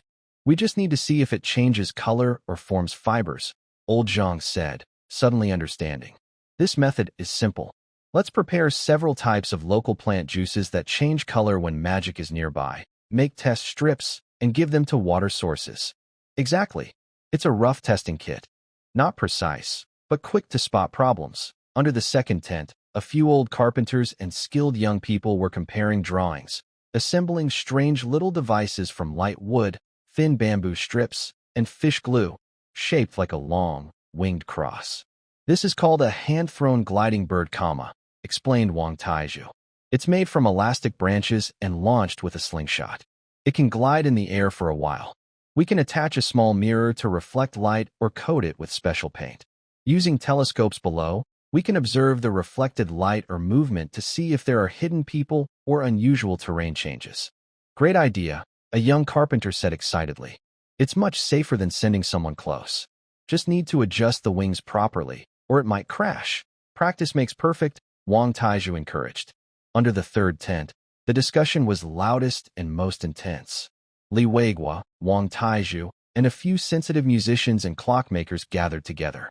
My hometown says if the energy field pulses regularly, like a heartbeat, thump thump thump, Wang Taiju said, rhythmically tapping a metal bucket with a stick.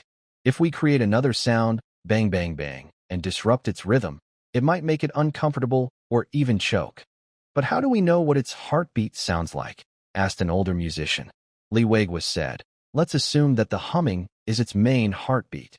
We can make a few devices that produce different high and low, rhythmic, buzzing, and hissing sounds.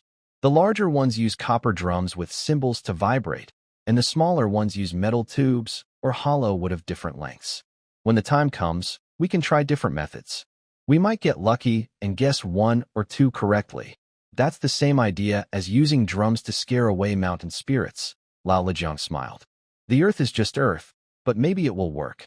Chun Jingwo walked slowly between the tents, listening to these lively, even slightly earthy discussions. His serious face softened a little. This is leeching, no deep theories, but endless resilience and quick thinking to solve problems.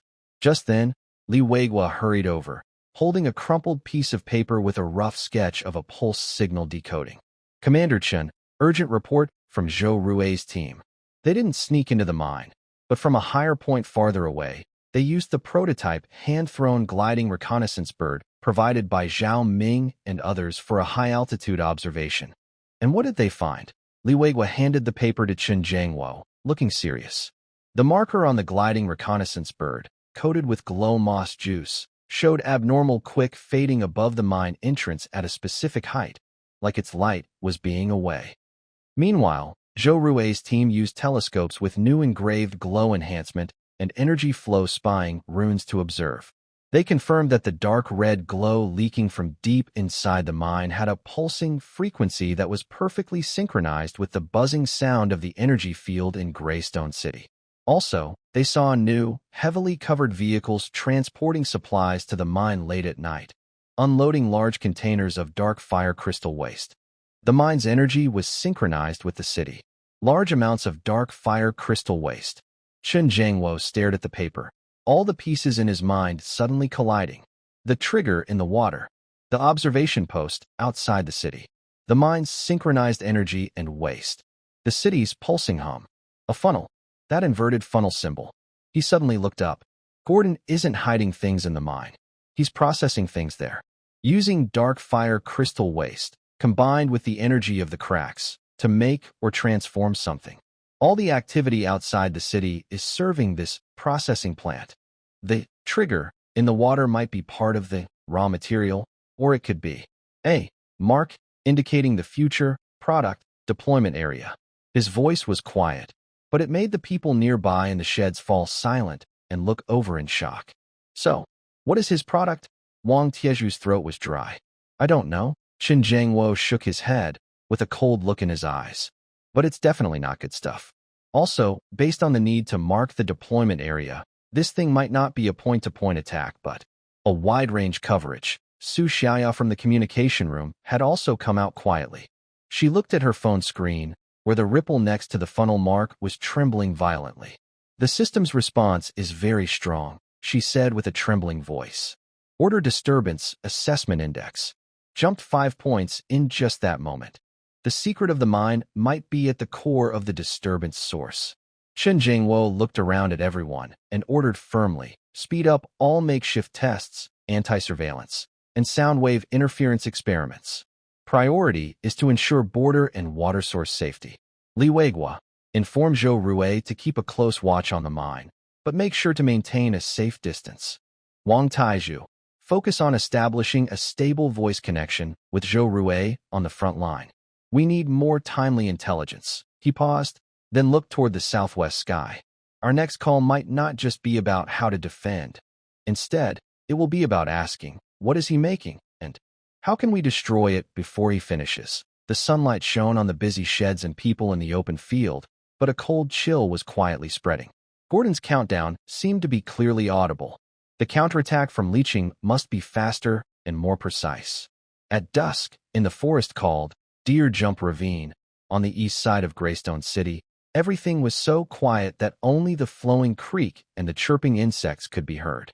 2 men, dressed in rough gray cloth and with their faces smeared with mud to hide their features, moved silently like cats among some very thick ancient trees. Xiaolu, fix that branch on the left a bit more. It needs to be stable but not leave obvious marks, Zhou Rue whispered, crouching on a forked branch, speaking very softly. He was carefully adjusting a square object wrapped cleverly with leather and branches, one of the few remaining action cameras in Koi City, now disguised to look like an unremarkable tree trunk. Under the tree, a young team member called Xiao Lu, who was also the partner of Xiao Zhong, who had previously taken photos, was using thin ropes soaked in tree sap and matching the color of the bark to secure the solar panel below the camera to a branch facing the sky. The panel was also camouflaged with moss and small pieces of bark. Team Leader Zhou, the night vision test is complete. The battery is full, and the memory card has been cleared, Xiao Lu reported softly, looking up. The trigger zone has been set according to your instructions. Whenever someone enters this area near the stream, it will automatically start recording. Good. Zhou Rue checked the camera's disguise one last time, making sure it wouldn't reflect light or look out of place from any angle. Then he gently pressed a hidden switch on the side. A tiny red indicator light, about the size of a green bean, flashed quickly and then went out, entering standby mode. All set. Zhou Rue slid down the tree swiftly and silently. He glanced at the last bit of sunset on the western horizon. If Gordon's people are still trying to poison, this is the most likely spot for them to strike. The water upstream is fast, and downstream is too close to Greystone City. Only this section of the forest stream is slow and hidden. The two quickly cleaned all small traces around them and moved back to a concealed crevice behind some rocks, about 30 meters away. It was already camouflaged and prepared. Now we wait. Zhou Rue sat against the cold rocks, took out a hard pancake wrapped in oiled paper, and broke it in half, handing one piece to Xiao Lu. Xiao Lu took it and took a bite, but his eyes stayed fixed on the dark forest where the camera was placed. Team Leader Zhou, can this thing really catch people? Even in the dark, can it see clearly? It can, Zhou Rue replied confidently. Commander Chen had the tech team test it. The picture isn't very bright, but you can definitely see outlines and movements. Engineer Wang said the principle is based on a kind of eye that's very sensitive to faint light, converting light signals into electrical signals and storing them. Xiao Lu understood, but not completely. Still, he trusted Zhou Rue and the judgment of the command center. He touched the hard object wrapped in thick cloth inside his chest. It was a pair of binoculars, a high-powered model issued to them by the command center. The lenses were said to be made from stock, optical glass, combined with local crystal and carefully polished, allowing for clear and distant viewing. Time slowly passed while waiting. The forest became completely dark, with moonlight blocked by dense tree canopies. Only the creek reflected faint, broken glimmers of light. Nocturnal animals began to move quietly, and occasional owl calls could be heard. Zhou Rue and Xiao Lu took turns resting, always keeping one person on watch.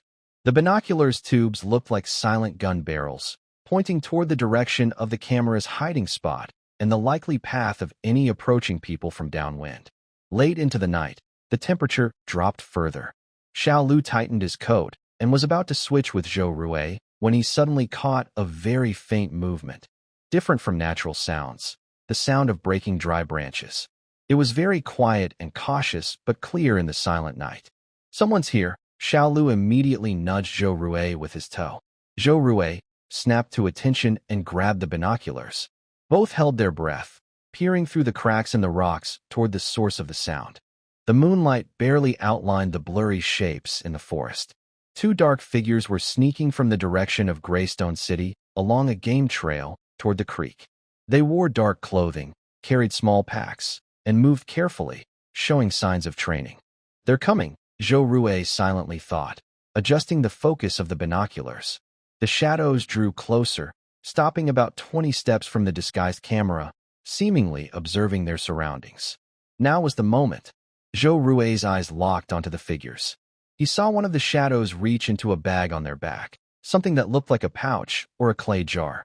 They whispered to each other, then bent down quickly, rushing to the creek, squatting, and pouring the contents of the pouch into the water.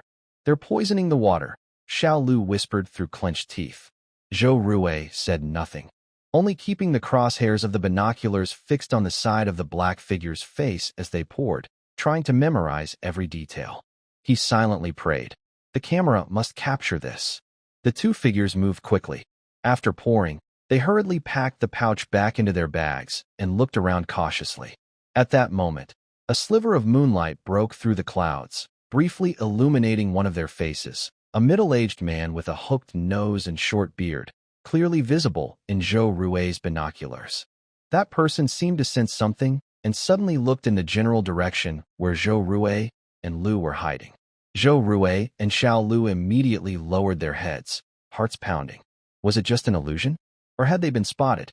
After a few seconds of tense silence, there was no other movement. The two shadows seemed to relax and quickly retreated along the same path, disappearing into the dark woods. Until they could no longer hear any footsteps, Zhou Rue slowly exhaled a breath he had been holding. They're gone. Xiao Lu's voice trembled slightly. Yeah, they're gone. Zhou Rue nodded, still tense. Wait another 15 minutes. Make sure they won't come back suddenly. 15 minutes later, the forest returned to quiet, filled only with natural sounds. Zhou Rue carefully crawled out of the rocks, moving like a ghost to the ancient tree where the camera was hidden. He checked the surroundings carefully to make sure there were no traps or ambushes, then quickly climbed the tree, turned off the camera's recording, and carefully removed it along with the solar panel. After climbing down, he and Xiao Lu didn't stay long. They quickly followed their planned hidden route, heading toward leeching at a fast pace. By dawn, they safely reached a prearranged hiding spot, finally able to relax. Zhou Rue eagerly turned on the camera and checked the recording. The small screen showed a dark image, but with night vision, they clearly captured the entire process. The infiltration, observation, the man squatting to set a trap, then looking around cautiously before leaving. Especially when the moonlight illuminated the scene, the profile of the man with the hooked nose was captured very clearly. We got it. We really got it. Xiao Lu almost shouted with excitement. Zhou Rue looked at the frozen image on the screen, his eyes sharp as a blade. This was concrete proof. He put away the camera and looked at the gradually brightening sky in the east. Let's go back to leeching, he said in a deep voice. It's time for Lord Gordon to see what his people have done. In the morning light, the two hurried toward home with this silent record. The silent eye in the woods had completed its first watch and was about to trigger a storm that would sweep through Greystone City. And the real confrontation, with the birth of this photo, was just beginning. The door of the photo lab was pushed open suddenly, releasing a strong smell of chemicals mixed with fresh tree sap. Wang Taizhu and Dr. Sun rushed in almost at the same time, their eyes fixed on the dark red light, where a few photographs were carefully lifted by Xiao Zheng, still dripping water. Is it clear? Wang Taizhu asked quietly, worried about disturbing the delicate developing process. Xiao Zheng, a former photography enthusiast, was now steady as a seasoned expert. He gently placed a photo into a basin of clean water with bamboo tongs, his voice trembling with excitement. Clear. Even clearer than I expected. The moonlight is bright enough, the exposure time is just right, and the face outlines can be recognized. The photos floated slightly in the water, and the images gradually became stable. Wang Taizhu and Dr. Sun eagerly leaned over the basin. The first photo shows a stocky man wearing gray armor from Stone City, but without full shoulder insignia. He is bending over, reaching into a leather backpack. The background is a rocky riverbank under night, with black water and scattered stones. His profile is sharply defined by moonlight and distant campfire flames. The second photo captures the man throwing a small, cloth-wrapped object into the river, causing a splash. His face is expressionless, and his movements are smooth, as if he's doing a routine task. The third photo, a bit blurry, shows the man after throwing the object, looking around cautiously before quickly walking away from the riverbank, out of the camera's view. It captures most of his face and a faint old badge scar behind his armor, which looks like it's been partially scraped off. That's him. Dr. Sun pointed at the third photo, noting the slight puffiness of his cheeks and a faint scar near his eye. Among the 5 patients rescued by the patrol, one of them, who was somewhat conscious, mentioned a kind passerby who gave them water and told them to wash at the river. That person had a scar on his face and liked to puff his cheeks when talking. Wang Taizhu no longer cared about the face details. He pointed at the shape and size of the cloth-wrapped bundle in the first photo. Look at the shape and size. And the trajectory of the throw. This thing isn't light. It's definitely not just a regular stone. Dr. Sun, in your analysis of the toxin, is there any component that must be sealed and only releases slowly when in contact with water? Yes. Dr. Sun immediately understood. That kind of unknown substance, which reacts with magical media, is extracted as a paste. When exposed to air, it hardens and loses effectiveness slowly, but in flowing water, it spreads faster. Wrap it in oilcloth and throw it into the water. Timing is crucial, just after those farmers pass by upstream. That's solid proof. Wang Taizhu slammed his fist on the nearby wooden table, causing the potion bottles to rattle. Not only do we have the suspect, but we also explain how the toxin works. Gordon can't deny it this time. But, are photos enough? Xiao Zheng asked worriedly. People in Greystone City might say we faked them. They have magical images, and we have this. Wang Taizhu pointed to the clear environmental details in the photo. Unique rock patterns, the shape of the withered trees on the opposite bank, even the blurry outline of Greystone City's walls. These backgrounds can't be faked. Plus, we have witnesses. The 5 patients are living proof. Photos plus testimonies are enough. At this moment, Li Weiguo arrived quickly after hearing the news. Seeing the photos, his face turned pale but also showed excitement. Good. Zhou Rui did a great job. Now let's see how Gordon tries to deny it. Has Commander Chen been informed? Wang Taizhu asked. Already sent someone to invite him, Li Weiguo replied, carefully examining a washed photo against the light. But we can't rely on ourselves alone. This evidence must be used correctly to become a strong strike against Gordon. Just then, the steady footsteps of Chun Jiangwo sounded outside the door.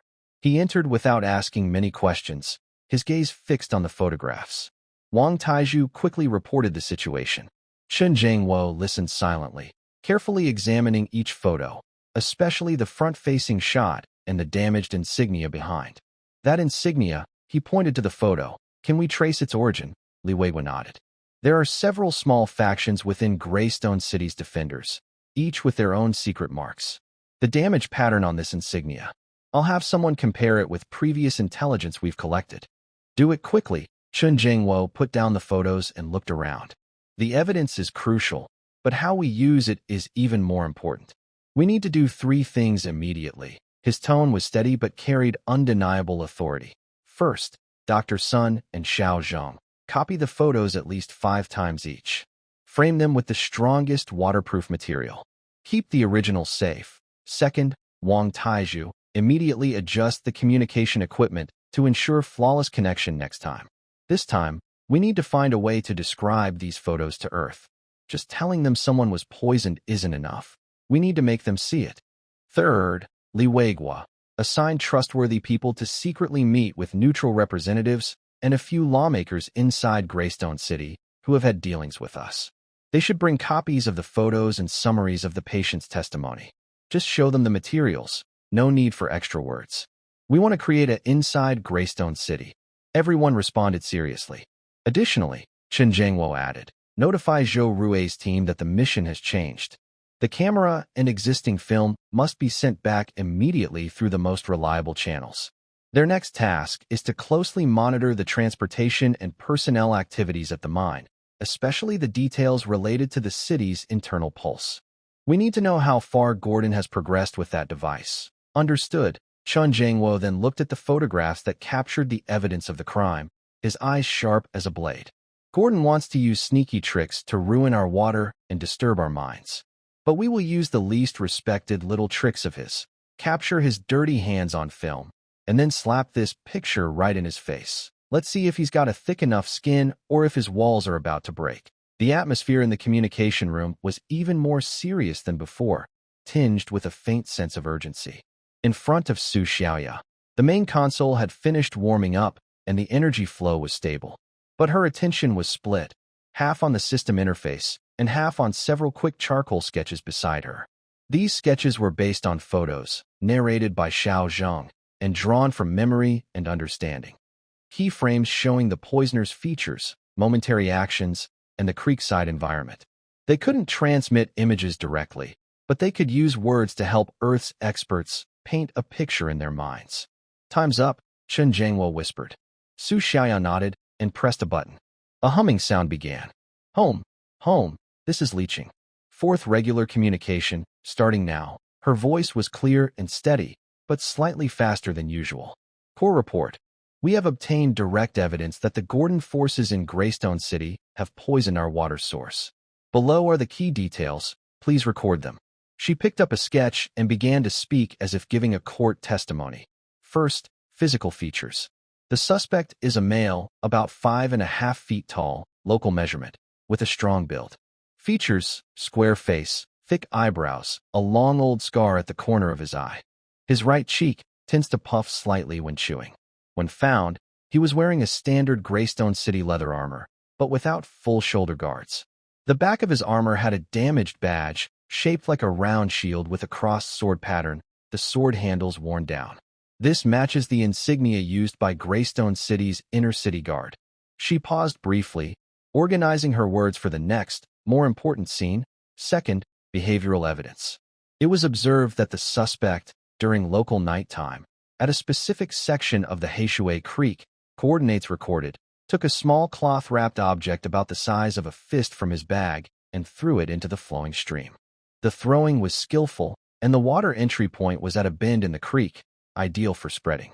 Our medical team detected the same kind of magical toxin in the creek water at that time and place, as well as in the bodies of affected individuals downstream. The logical connection is complete. Third, additional information. After the suspect's actions, he returned along a specific route to the military camp on the west side of Greystone City. We have clear video evidence and at least 5 indirect witnesses. This incident is not isolated. It is linked to recent enemy activities near the border, such as ambushes and unusual energy phenomena. We believe this marks the beginning of a systematic hostile campaign. She paused again, then spoke more forcefully. Based on the above, we urgently request. 1. Are there faster, cheaper on-site detection methods or antidote formulas for the magical toxin? 2. For such covert sabotage actions, are there simple, large-scale warning or monitoring technologies? 3. Does Earth have any experience or advice on using imaging or other technical means to secure evidence and counter public opinion? That concludes the report. We await instructions. The report ended. Only the faint hum of equipment remained in the room. This time, the pause before a response seemed a few seconds longer. It was as if the person on Earth was also digesting this shocking information. Finally, Lu Mei's voice came through, more formal and serious than ever before. Li Cheng, message received. The situation has been urgently reported. The expert team highly commends your ability to gather key evidence. Please note, this communication will focus on responding to your urgent request. For rapid testing, I suggest trying the following simple methods. Here is a list of professional but easy-to-understand recipes and steps, with Dr. Sun nearby taking frantic notes. Regarding early warning monitoring, the idea is as follows. Use vibration sensors, light blocking, or simple capacitor changes to create low-cost trip wires, alert bells, or area sensors, combined with remote signal triggers. Wang Tieju's eyes light up as he mimics a circuit on the table. On how to use the evidence, experience shows that solid visual evidence combined with trustworthy witnesses can be very powerful in public exposure. Make sure the evidence chain is complete. Choose appropriate channels for limited and rhythmic release to win over moderates and isolate stubborn opponents. Lu Mei spoke quickly but clearly. Clearly, they had already prepared targeted plans based on previous communications from the other side of the world. Finally, Lu Mei slowed her voice, adding a touch of warmth. The Homeland Task Force asked me to pass on. You are in danger, but your thinking is clear and your actions are strong. Please stay alert and stay safe. The technical materials you need, especially detailed design drawings and response manuals, are being compiled and will be transmitted in the next communication cycle. Keep the communication link stable. That is all. Beep. The communication ended. Su Xiaoya took a deep breath, feeling suddenly drained. The huge amount of information in this spoken portrait and the dense technical points tested her focus to the limit. Chen Jiangwo walked over and patted her shoulder. You did very well, especially with the descriptions of the people and symbols. The folks back home should be able to see everything clearly now. Li Weiguo had already moved over to Dr. Sun and Wang Taiju, watching their hurried notes. These methods sound reliable, especially that vibration trip wire made from hollow bamboo segments and tensioned wires, simple materials, and we can try making it right away. Wang Taiju stared at the simple sketch he had drawn. And this capacitive sensing. If we separate two metal plates, changes caused by humidity or something approaching between them can trigger a signal. This can be improved and used around our signal towers and key facilities. Chen Jiangwo felt a bit more at ease as he watched everyone quickly turn what they had learned from the communication into concrete ideas. The evidence had been sent. The guidance had been received. But only in the next communication would they get the real tool blueprints. Would Gordon give them those 7 days? He looked southwest. The scar-faced man in the photo should now be in the military camp of Greystone City. And behind that scarred man, what was Gordon planning? Make good use of the time, Chen Jiangwo said in a deep voice. Turn the ideas from home into things we can actually use. Also, it's time to send out the evidence. Li Weiguo, you can begin. Yes, sir. A small photograph was about to stir the first real ripple in the world under the twin moons. And across the sea of stars, the next message would bring more hope, in the form of drawings and words. In the following days, inside and outside Carp City, shadows and lights intertwined. The messengers sent by Li Weiguo carried carefully mounted photocopies and summaries of testimonies. Quietly, like water seeping into sand, they reached several respected guild leaders in Greystone City, 2 elderly council members known for their fairness, and even a trade official often excluded for disagreeing with Gordon's policies. There were no fiery accusations, only calm presentation of facts. Please look. Is this the armor style of your city's soldiers? The emblem behind this man, do you recognize it? This is the site of the incident, 70 miles west of your city gate, at the Blackwater Creek Stone Flats. The mountain in the background, is that your city's watchtower? These 5 farmers gave their statements and left their fingerprints. They only drank from the creek, and this was the result. Seeds of doubt were planted. The clear faces, movements, and surroundings in the photos carried more weight than any rumor. The trade official, whose caravans had also suffered under Gordon's exclusion policy, stared at the photo for a long time before finally saying quietly, "Leave these here. I don't know anything." Almost at the same time, in the western district of Liqing, Zhao Ming and Sun Bo led a team to organize a civil water quality check group. They used a homemade testing kit, several color-changing grass juice test strips, and a small bottle of lime water that turns cloudy when it encounters magical residue, to regularly check water sources downstream of Heishui Creek. They marked the results clearly on nearby wooden signs with charcoal. Today's water sample from water intake number 3 shows a slight red tint on the test. Boil before use. Spring number 5 is normal. Safe to use. The process was simple, clear, and effective. Fear was replaced by organized monitoring and open information. The people's worries eased.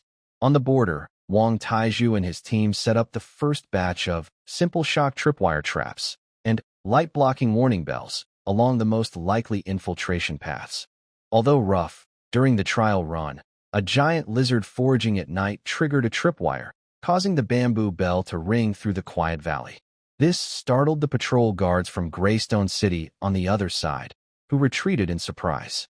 The news boosted the morale of the frontline soldiers.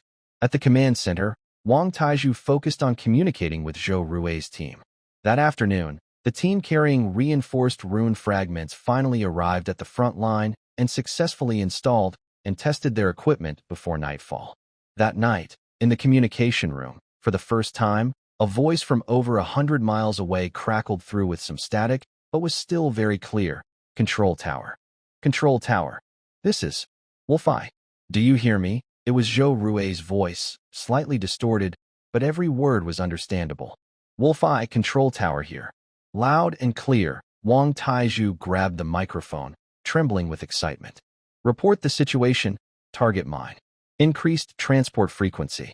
Over the past 3 days, 9 vehicles have entered the mine at night, carrying empty buckets, but no finished products seen leaving. The red glow at the entrance remains steady, pulsating in sync with the city. Guards. Increased to 3 teams. Patrolling alternately. Completed. Is the observation point safe? Safe. Have kept maximum distance as instructed. Using scout birds for observation. Done. Good. Keep monitoring to ensure safety. Report immediately if there are any major changes. Understood. Done. Releasing the microphone, Wang Taiju let out a heavy sigh of relief and said to Chen Jingwo nearby, "We made contact. Although the signal was unstable, key information was still transmitted back. Zhou Rui and his team are safe. The mine is indeed working faster, but the goods haven't come out yet." Chen Jingwo nodded. "The codename Wolf-Eye is good. Tell them that their eyes are now one of our most important sources of information. Also, next time we communicate, we need to describe the specific frequency of the pulses they observed and estimate the approximate load of the transport vehicles as accurately as possible for Earth." Yes. Time quickly passed as Carp City prepared defenses and Gordon secretly accelerated his plans. Inside Greystone City, the tension caused by photographic evidence seemed to be temporarily suppressed by Gordon's tougher methods, but the suppressed silence made everyone more uneasy. Finally, the day of the second communication, the 5th for Earth, arrived. This time, everyone in the communication room was almost bursting with anticipation. Lume had clearly said last time that they would try to transmit blueprints and manual data packages. Su Xiaoya was in her best state. She could not only feel the stability of the channel, but also faintly sense that the system seemed to be expecting this data transfer, as if it was part of its learning and unlocking process. When the time came, the channel was established. Su Xiaoya's report was more concise, adding details about the mine transport observations and a rough description of the pulse frequency. She also emphasized the urgent need to obtain targeted blueprints. Lume responded quickly. "Carp City, message received. The expert team appreciates your efficient actions. Please note, this time we will attempt to transmit technical data packages.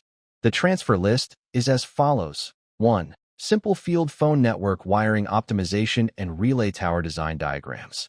2. High-strength steel wire, alternative material, cold drawing process key points, and simple mold diagrams.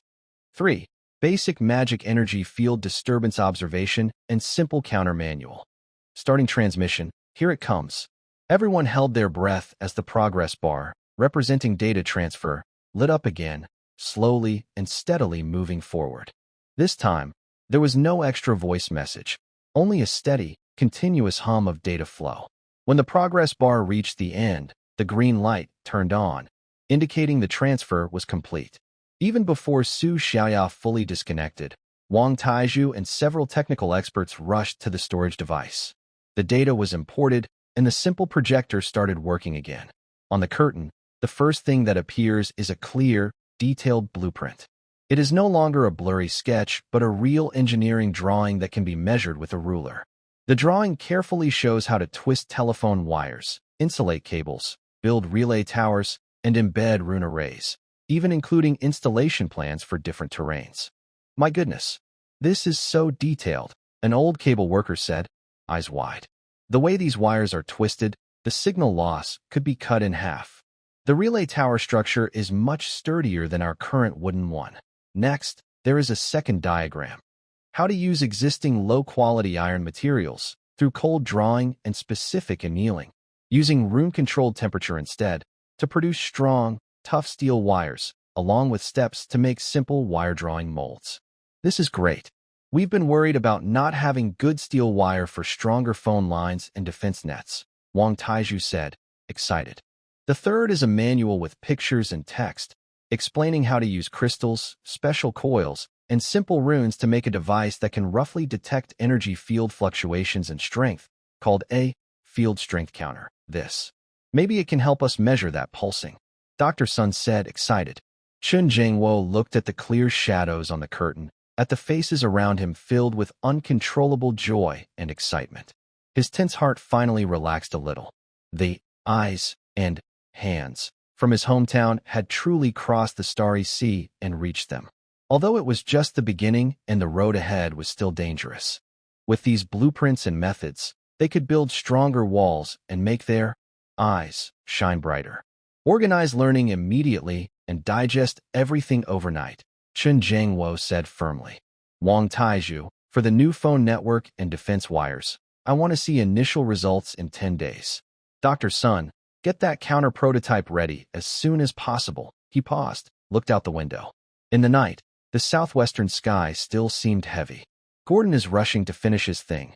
We also need to speed up our shield and sword. Next time we talk, we must tell our homeland not just we received the blueprints, but also we have used them to build a new defense line. Under the light, the lines on the blueprint seemed to become a bridge connecting hope and reality. At this end of the bridge, countless hands have already eagerly started working.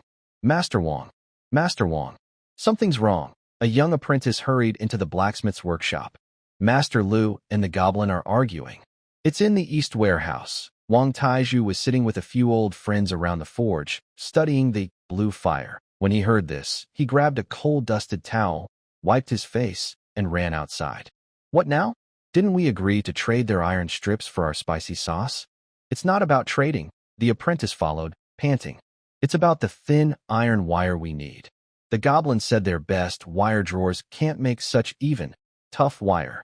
They say our drawings specify divine craftsman skills, which they can't do unless we pay more, 50% extra. When Wang Taiju arrived, a crowd had gathered at the warehouse door. Master Lu was red-faced and angry, clutching a rough iron, shouting at a goblin manager dressed in a fine leather apron with pointed ears. 50% more? Why don't you go and steal it?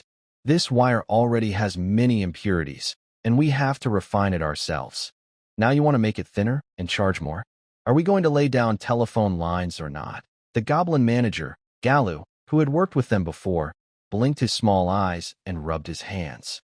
Oh, Master Lu, it's not that we won't do it, but your demands are too high. Diameter error no more than a strand of hair. Tensile strength to lift a standard brick. This isn't just wire. It's more like elven bowstrings. It's hard work and costly. 50% extra is fair. Fair my foot. Master Lu refused to back down. We used your thick wires to make fences before, and I didn't hear you complain. Now that we want thinner wire, you want 50% more? You're just taking advantage of our urgency and raising prices. Seeing the argument might escalate, Wang Taiju stepped in. He first pressed on Master Lu's shoulder, then looked at Galu. Galu, we've been working together for a long time. This wire is important for our border warning system. The sooner we get it, the fewer lives might be lost. Isn't it inappropriate to raise the price now? Galu looked a bit guilty, but still insisted. Master Wang, business is business. And to be honest, it's not that we're trying to make things difficult. Recently, Greystone City has been buying up magic metals and energy-conducting materials. Prices are soaring. We also have costs to consider. Greystone City is also buying up supplies. Wang Taiju felt a tightness in his heart, but kept a calm face. Greystone City is Greystone City, and we are us. Increasing the price is impossible. But we can try a different way. If you provide sufficiently decent raw thin iron wire, we will handle the final fine twisting and annealing ourselves. The price stays the same, but you must guarantee a steady supply of raw materials. How about that? Gera looked suspiciously at Wang Tieju's calloused hands. You handle it yourself? What if the final wire doesn't meet the standards? We'll accept it if it doesn't meet the standards, Wang Tieju said firmly. But if it's because your raw materials are too poor and cause the failure, you have to pay for it. Gera blinked quickly, thinking, saving on the most labor-intensive steps like fine twisting and fire control, and still keeping this big client. It seems like a good deal. All right, Engineer Wang, you're straightforward. Let's do it this way. The raw materials will be delivered this afternoon for the first batch. Gera suddenly smiled like he was changing his mind, then left with his team. Master Lu still looked a bit angry. Engineer Wang, we handle it ourselves? We haven't fully figured out the blue fire annealing yet. And this twisting. If we don't push ourselves, how will we know if it works? Wang Tieju looked at the rough iron in his hand with a fierce look. Greystone City is buying up supplies, which means Gordon is working desperately. We can't wait any longer. Old Lu, gather all the skilled workers, whether they used to weave baskets, sew shoes, or make ropes. Call them all. Use the simplest spinning wheels and turners, and twist by hand. If one round isn't enough, do it 10 times. As for the blue fire, I'll have old Zhang and the others take 12-hour shifts watching the furnace, recording every fire color, rune output, and wire drawing effect. We will find a way. He turned around and spoke loudly to the watching craftsmen and apprentices. Brothers and sisters, I know this work is hard, and I know everyone feels uncertain. But think about why we are laying this telephone line. Is it so our frontline brothers won't know when they're being spied on? Is it so Gordon's people can poison us at our doorstep, and we stay in the dark? No, someone in the crowd shouted. Exactly. No, Wang Tieju raised the of iron wire. Even the goblins said they couldn't do it. But us, people of Leeching, when have we ever been defeated by the words impossible? When we had no grain, we farmed. No medicine, we found herbs. Now we lack qualified telephone lines, so we use our hands, old-fashioned methods, and twist them out. Let those magic folks see what human strength and simple cleverness can do. Done. Master Lu was the first to shout. Count me in. I'm the most steady at weaving nets. I'm good at judging the fire color when I forge metal. I sew shoe soles evenly. The crowd responded loudly and dispersed to prepare. Wang Tieju returned to the blacksmith shop and saw Su Xiaoya crouched in the corner, looking worried at the parts of Dieting No. 1 and a handwritten manual. Little Su, what's wrong? Su Xiaoya looked up, frowning. Engineer Wang, this standard cutting angle. The manual says it's 37.5 degrees, but we don't have a protractor. The master craftsmen say roughly a bit more than half of a right angle. How much is that bit more? Just a little. And the crystal sensing might be very different.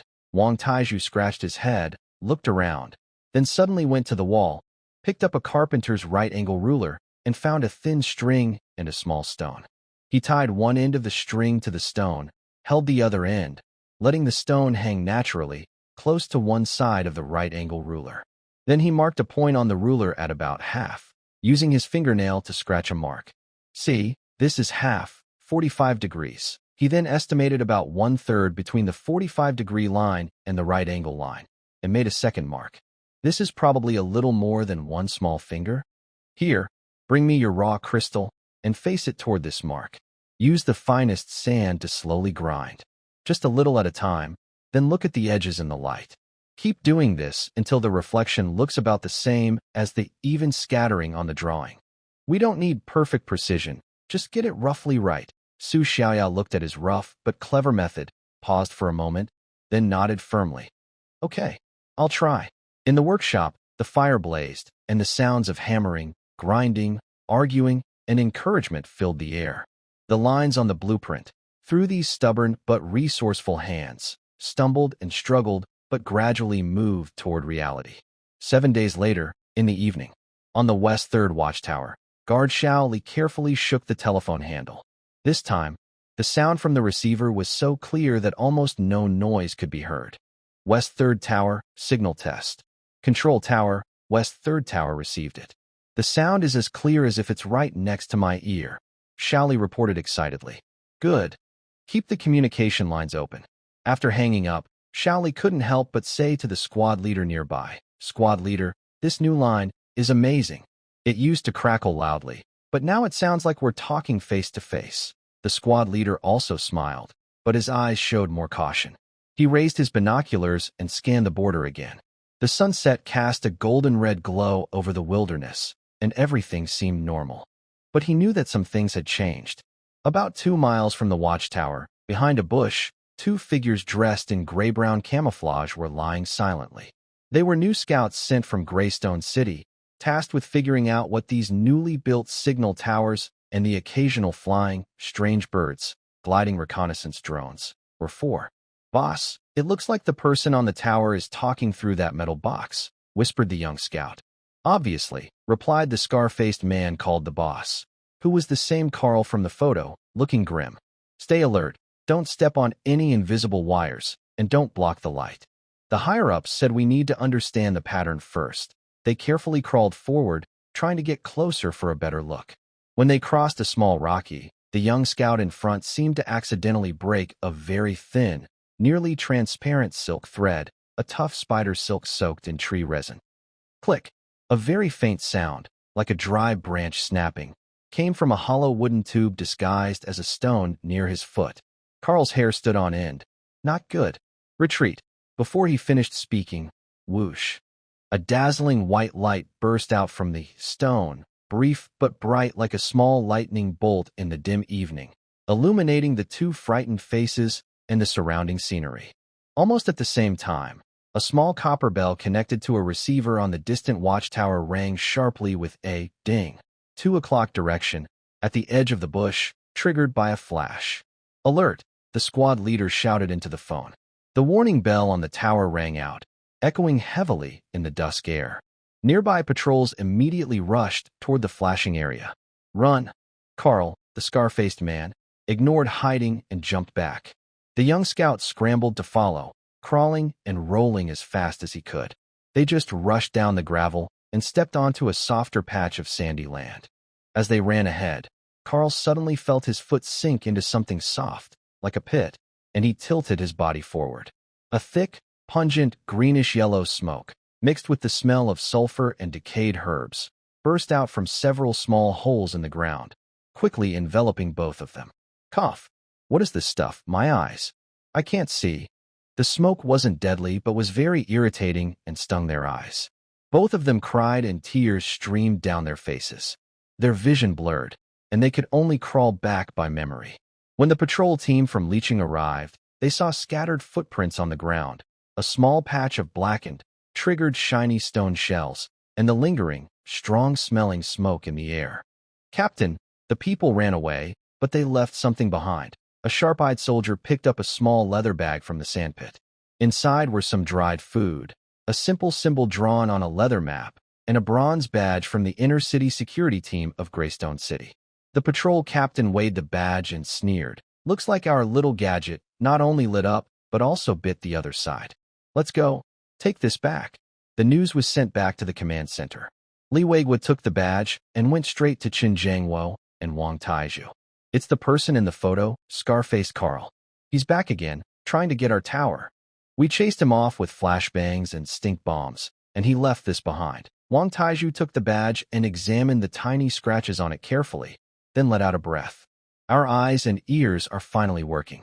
We didn't catch him, but it proves our methods are effective, and we even scared them. Qin Jiangwo looked at the leather map they seized.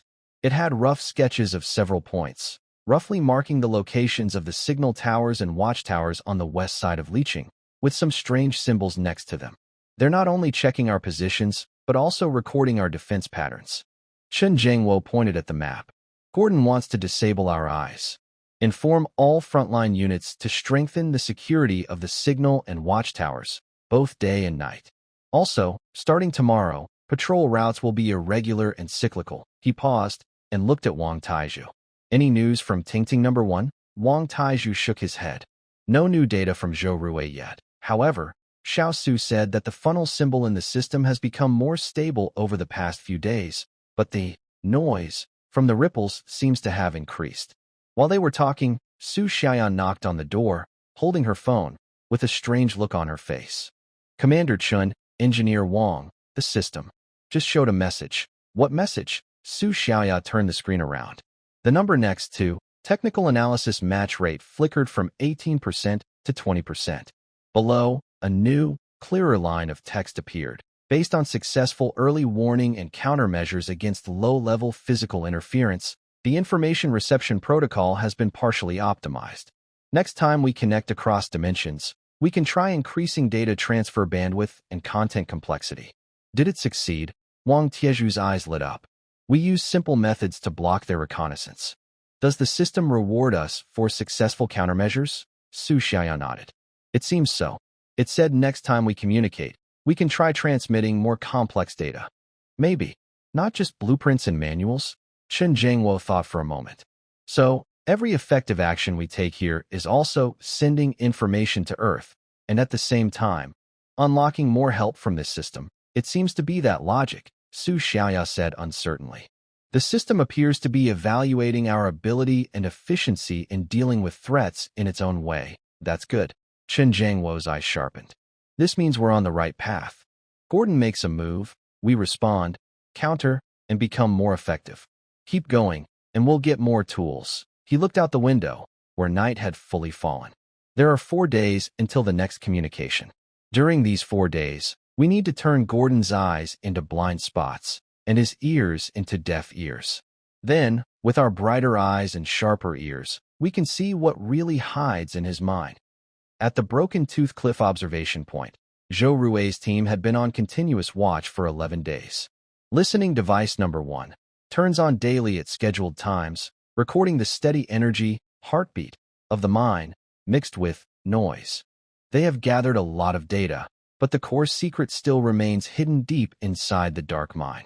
Until late at night on this day, Private Wu, who was monitoring, suddenly lowered his voice and said, "Captain, there's a situation.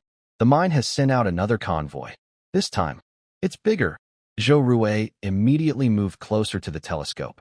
He saw at the mine entrance 5 covered wagons, tightly wrapped in heavy cloth, slowly leaving under the protection of over 30 fully armed riders. At the front of the group, there were even a few figures riding tall horses, dressed in mage robes. Record, the convoy is larger, with more guards, and a mage is accompanying them. Direction, Zhou Rui watched as the convoy turned, still northwest by west. "Captain, should we follow?" Xiao Zheng, holding a camera, looked eager. A few days ago, they used a hand-thrown glider drone to successfully capture some outlines of the convoy and guard arrangements, but the details were too distant and unclear.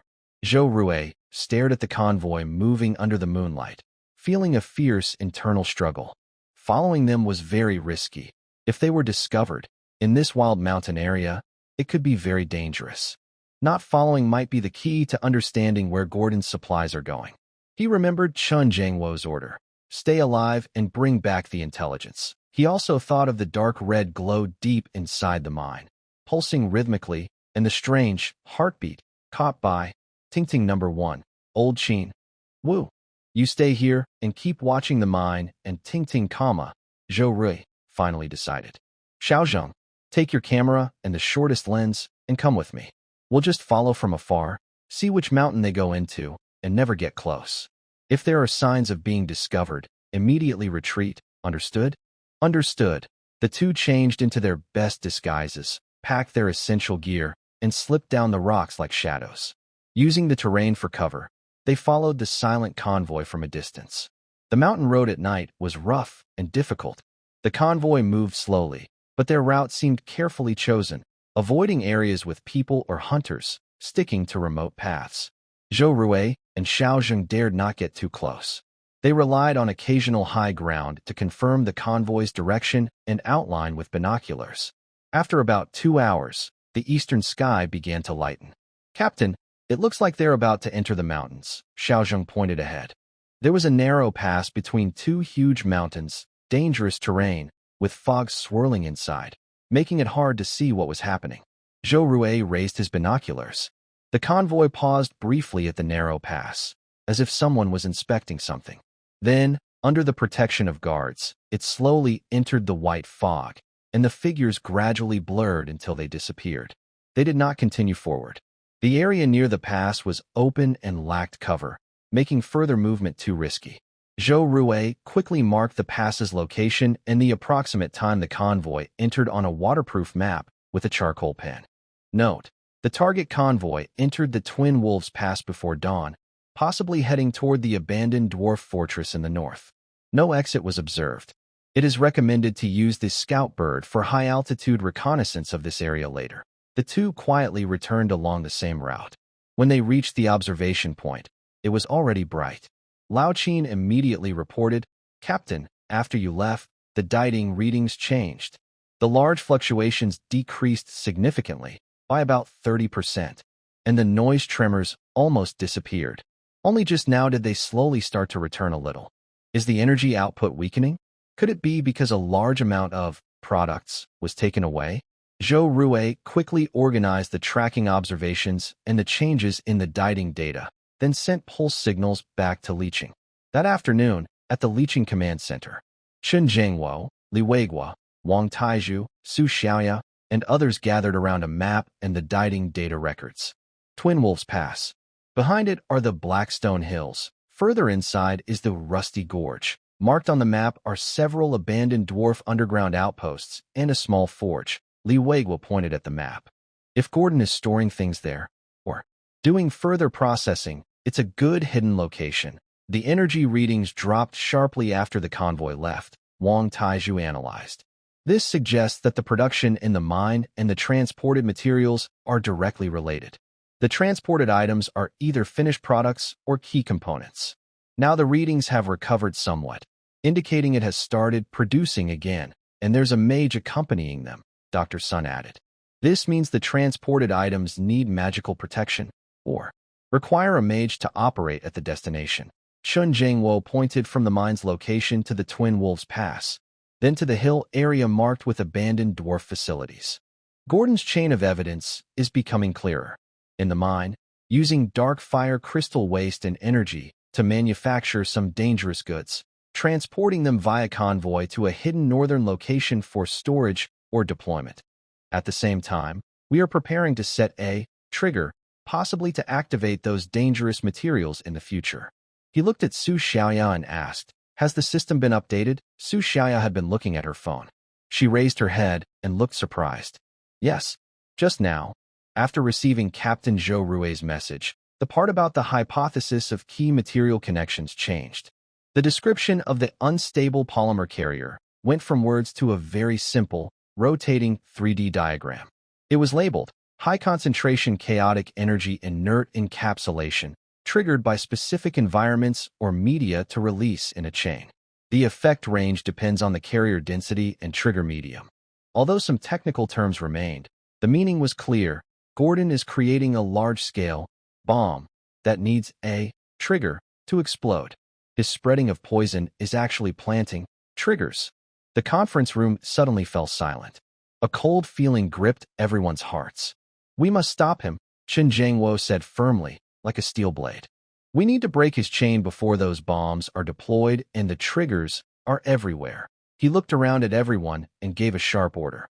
"Li Weiguo, immediately select the best and most familiar mountain team, equipped with the best gear and communication devices.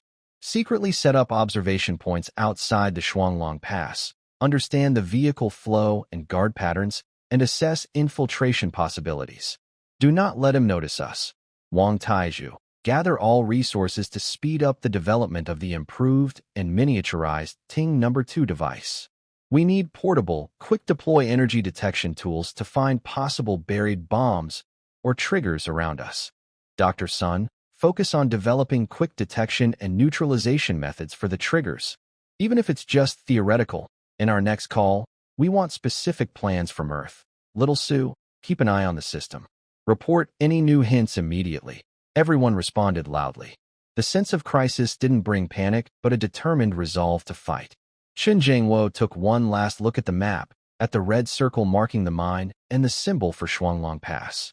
Gordon's hourglass was running out, and their next call would be tomorrow evening.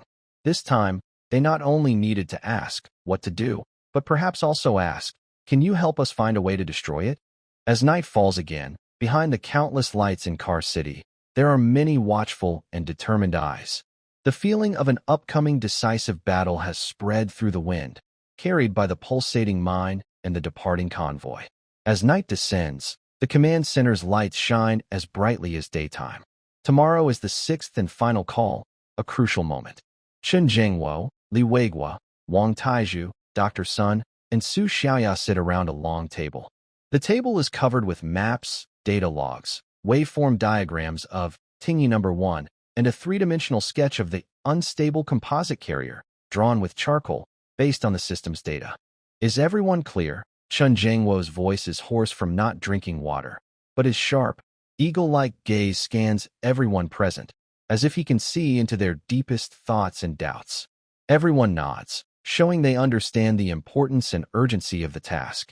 Then Chen takes a deep breath and continues. Tomorrow, we must send 3 very important messages to Earth. First, Gordon is secretly planning a huge conspiracy.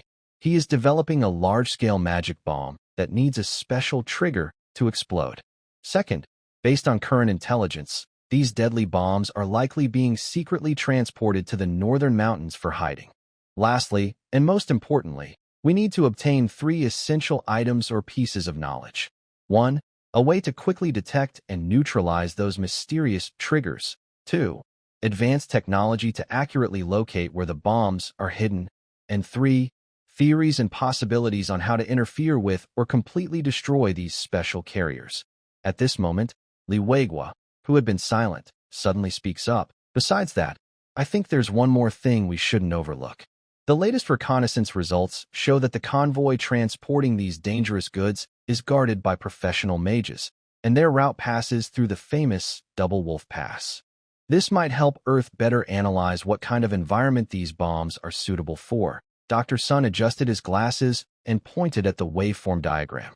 In this, after the carrier leaves the mine, the energy readings drop by a certain percentage and then recover at a certain speed.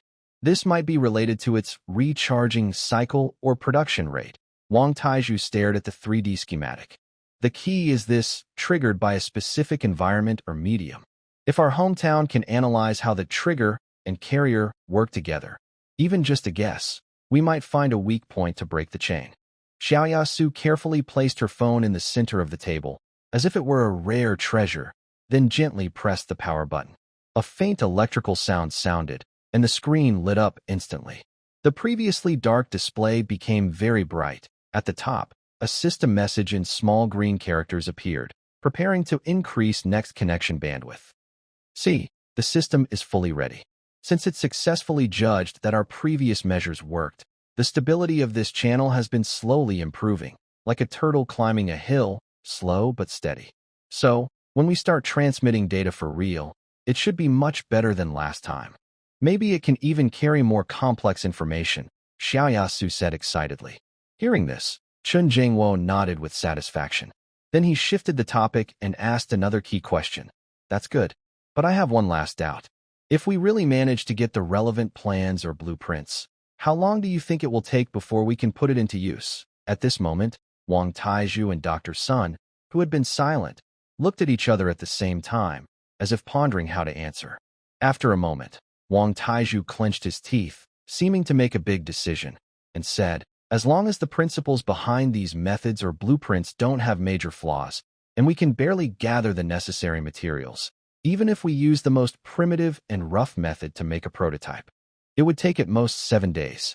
No, I should push myself harder. Aim for 5 days. Anyway, I promise everyone, I will get a working prototype ready before the 5th day. Dr. Sun also said, if the testing method doesn't require complicated equipment, we can train the first group in 3 days. As for the neutralizer, it depends on the specific formula, but we can start preparing basic materials first. Time is what we lack most, Chen Jingwo said, tapping his finger on the map of the northern mountains. Gordon won't wait for us. Li Weiguo, have you heard anything from the small team at Shuanglong Pass? We just received a pulse signal, Li Weiguo replied, holding a decoding note. They've set up a hidden observation point 5 miles outside the pass. No sign of the convoy returning. There are magic warning traces near the pass, but no deep intrusion. They're trying to find a safe high point for long-term surveillance. Make sure they are very careful. Better to lose track than to reveal themselves, Chun Jangwo warned. Right now, we're racing against Gordon. He's planting bombs, and we're trying to find ways to disarm them. He's setting traps, and we're looking for tools to clear them. The next call will be crucial for whether we can get the toolbox. He looked at Su Xiaoya. Xiaoya, rest well tonight. Tomorrow, it's up to you. Su Xiaoya nodded firmly, but her palms were slightly sweaty. She knew that tomorrow's 3 minutes carried a weight far greater than before. The communication room. The familiar hum, the familiar green light, the familiar racing heartbeat. Su Xiaoya's voice was more steady and urgent than ever. She clearly reported all new findings. The energy changes detected by Ting number 1, related to the convoy, the system's assessment of the unstable aggregation carrier, clues from Shuanglong Pass in the northern mountains, and concerns about the trigger mechanism of the trigger carrier. Based on all this, we judge that Gordon's forces in Greystone City are carrying out a systematic attack plan with large-scale destructive potential. The core involves secretly producing energy carriers and pre-placing magic medium triggers. We urgently need 1. Rapid on-site detection and neutralization methods for the triggers. 2. Non-contact detection techniques for possibly deployed carriers. 3. Feasibility analysis of structural weaknesses and interference methods to destroy the carriers. That's all for the report. Please advise. 3 minutes, not a second late. After a brief silence, Lu Mei's voice sounded, this time with an unprecedented seriousness. Li Cheng, message received. The situation has been reported as top priority. The Home Task Force and expert team highly approve of your quick identification of the threat's nature and respect your clear judgment despite being in danger. Below are targeted responses and technical instructions. Please record them. Then came a series of fast, but very clear technical directives. First, regarding the magic medium inducer, based on its energy marker features, I suggest trying the following combined detection methods. Using moonlight moss extract to observe fluorescence reactions to specific chaotic energies, combined with the color-changing properties of anti-magic stone's powder to make simple test strips. Neutralization ideas. If the components are energy attached, try high-frequency ordered sound waves to shake them off.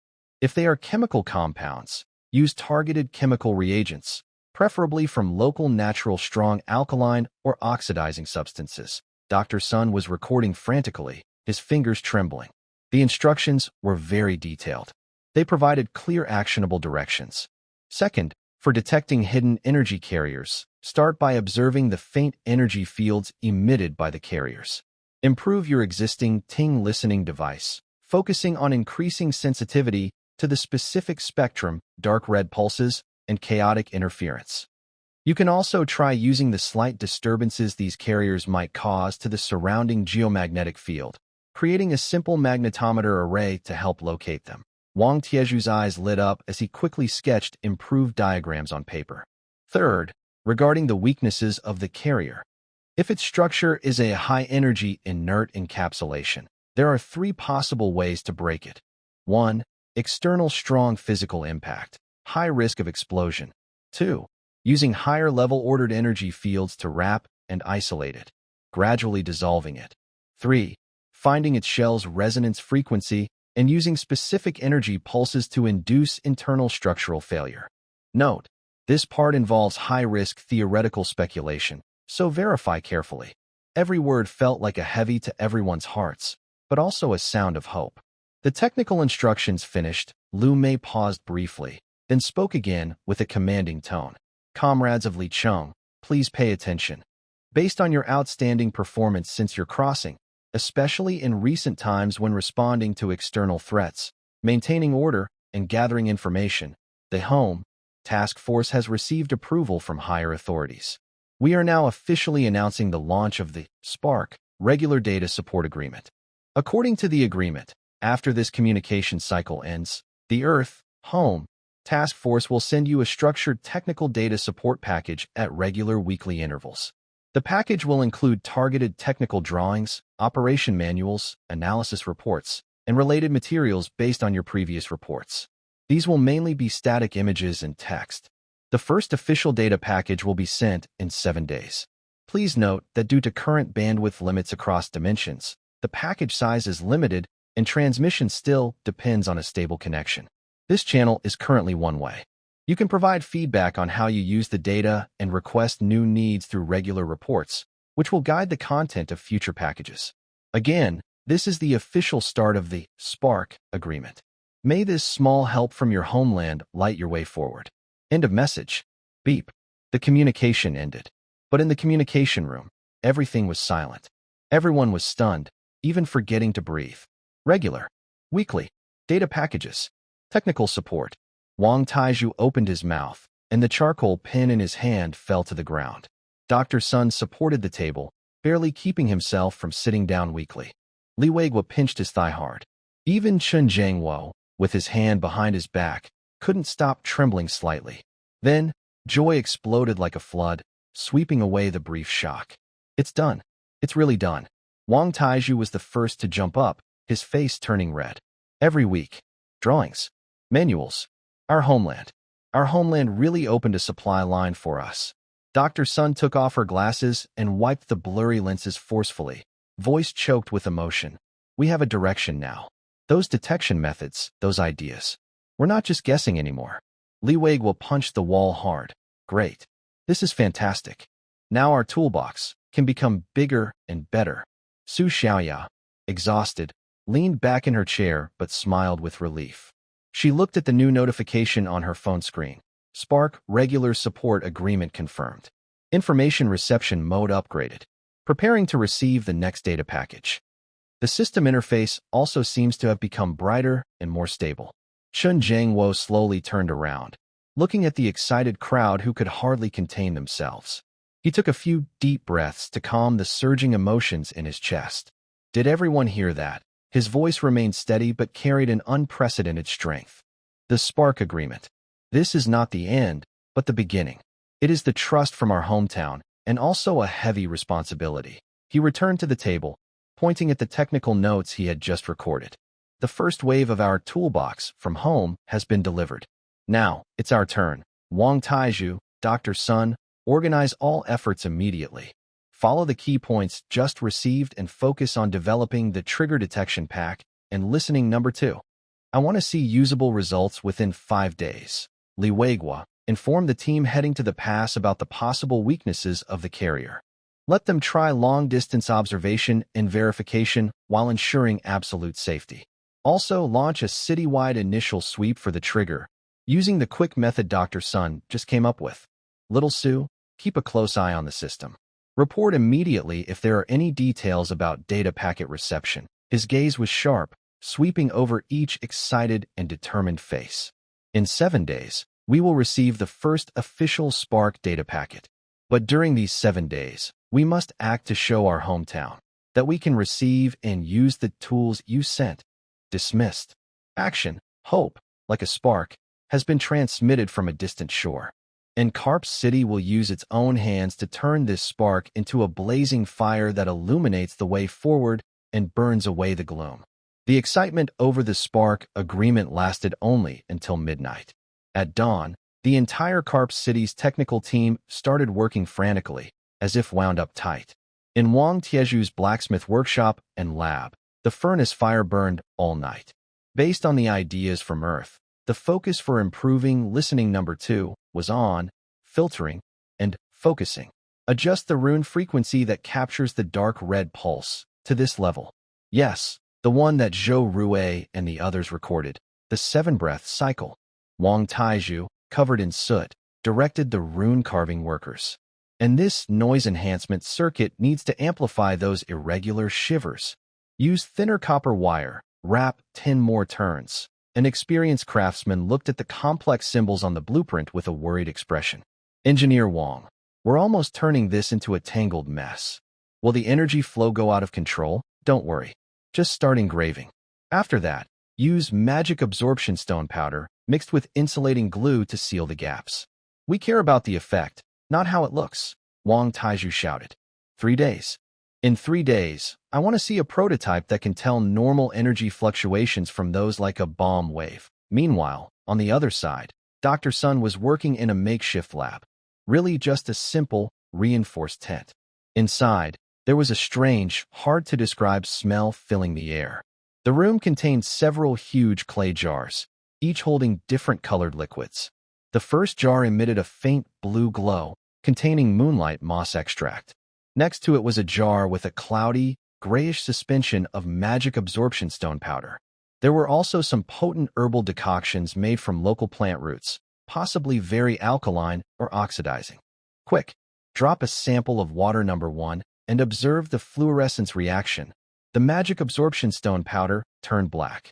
There's definitely abnormal energy attached. Adding the alkaline solution number 3 increased the cloudiness. Record the ratio. Dr. Sun moved among the bottles like a potion master, constantly noting the reactions. Quick, mark the source of the reacting water samples. Notify the patrol team to close those water sources and set up a warning line within 10 yards. His apprentice, taking notes, asked, "Teacher, we've detected something. But how do we neutralize it? Pour in an alkaline solution? Pour? That might cause pollution," Dr. Sun said sharply. "Earth says high frequency. Orderly sound waves can away attached energy. Engineer Wang is working on a sound wave generator, right? Go ask if they have a small, portable device that emits a specific, buzzing sound." Zhao Ming was also called in at the last minute. He, along with some restaurant owners and farmers, was assigned to the first civilian detection support team.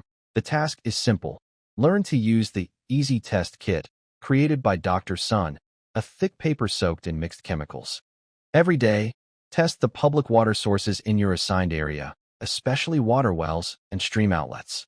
If the test shows unusual colors, report immediately. Is this thing reliable? A vegetable seller hesitated while holding the test. Better than knowing nothing. Zhao Ming had already learned to recognize a few basic color changes. Look, if it turns purple from blue or black from gray, call someone right away. We now have support from our hometown, and these tools are their secret weapons. Yes, given by our hometown. It must work. The woman became serious and carefully tucked the test into her pocket. Li Weiguo led the team to the edge of the Western District. He carefully chose 2 areas believed to possibly contain high concentrations of triggers as the main spots for this investigation. These places might hold key clues to solving the mystery, but they also come with unknown dangers. The team carried special tools prepared by Dr. Sun, simple samplers attached to the top of long bamboo poles. This unique design allowed them to reach difficult corners and cracks. One end of the sampler had a material that could absorb substances, helping them collect various samples. In a tense but organized atmosphere, the team began their work. They followed the winding stream, gently wiping the sampler across the water surface. Then they moved into damp soil, letting the absorbing material contact the dirt. Finally, they checked dark corners and hidden spots, like behind walls, for any possible triggers. Every sample collected was like a precious gift, full of hope to solve the mystery. After collecting samples, they quickly took the containers back to the lab for analysis. The process was careful and efficient, as everyone knew how important this test was for uncovering the truth. Meanwhile, a small group carried the original, Listening 1, device and a basic modified, sound wave separator, a tin horn that emitted a steady high-pitched sound, and started trying to clean the marked areas.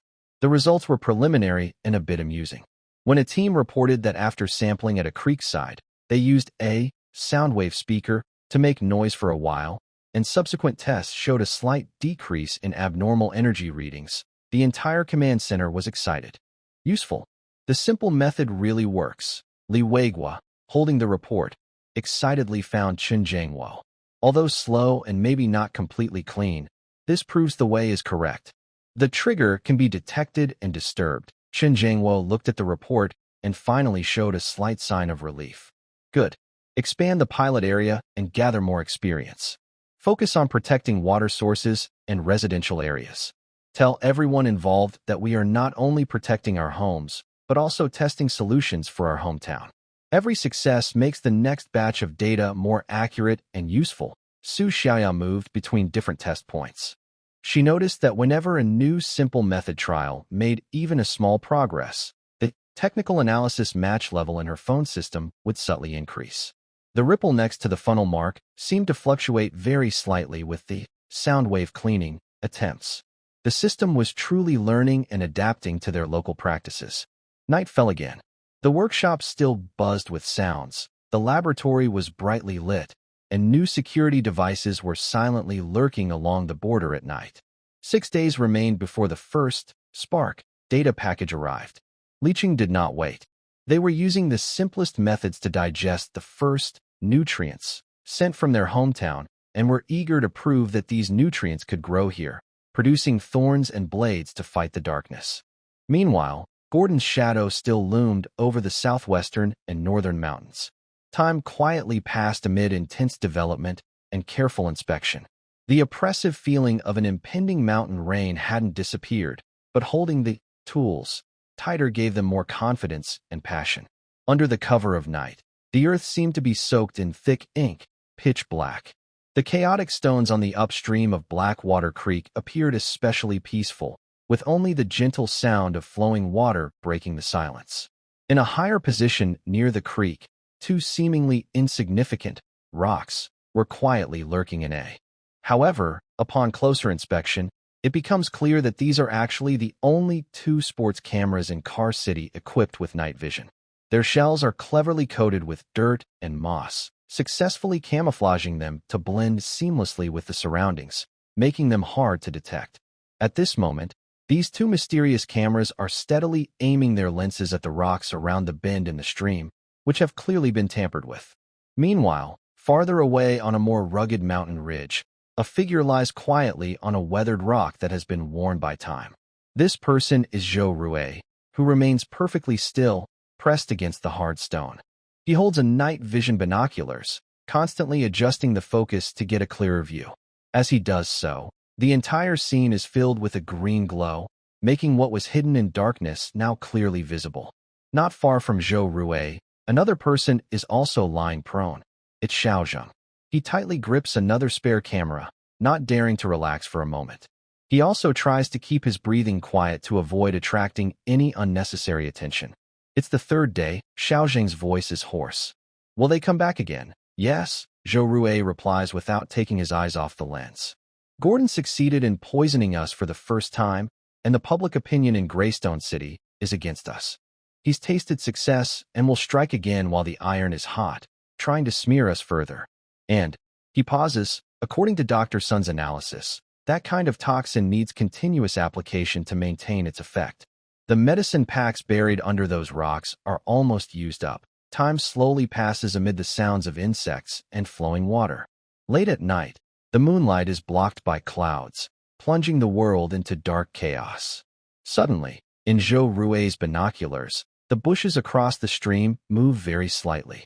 There's movement. Zhou Rue's voice tightens instantly.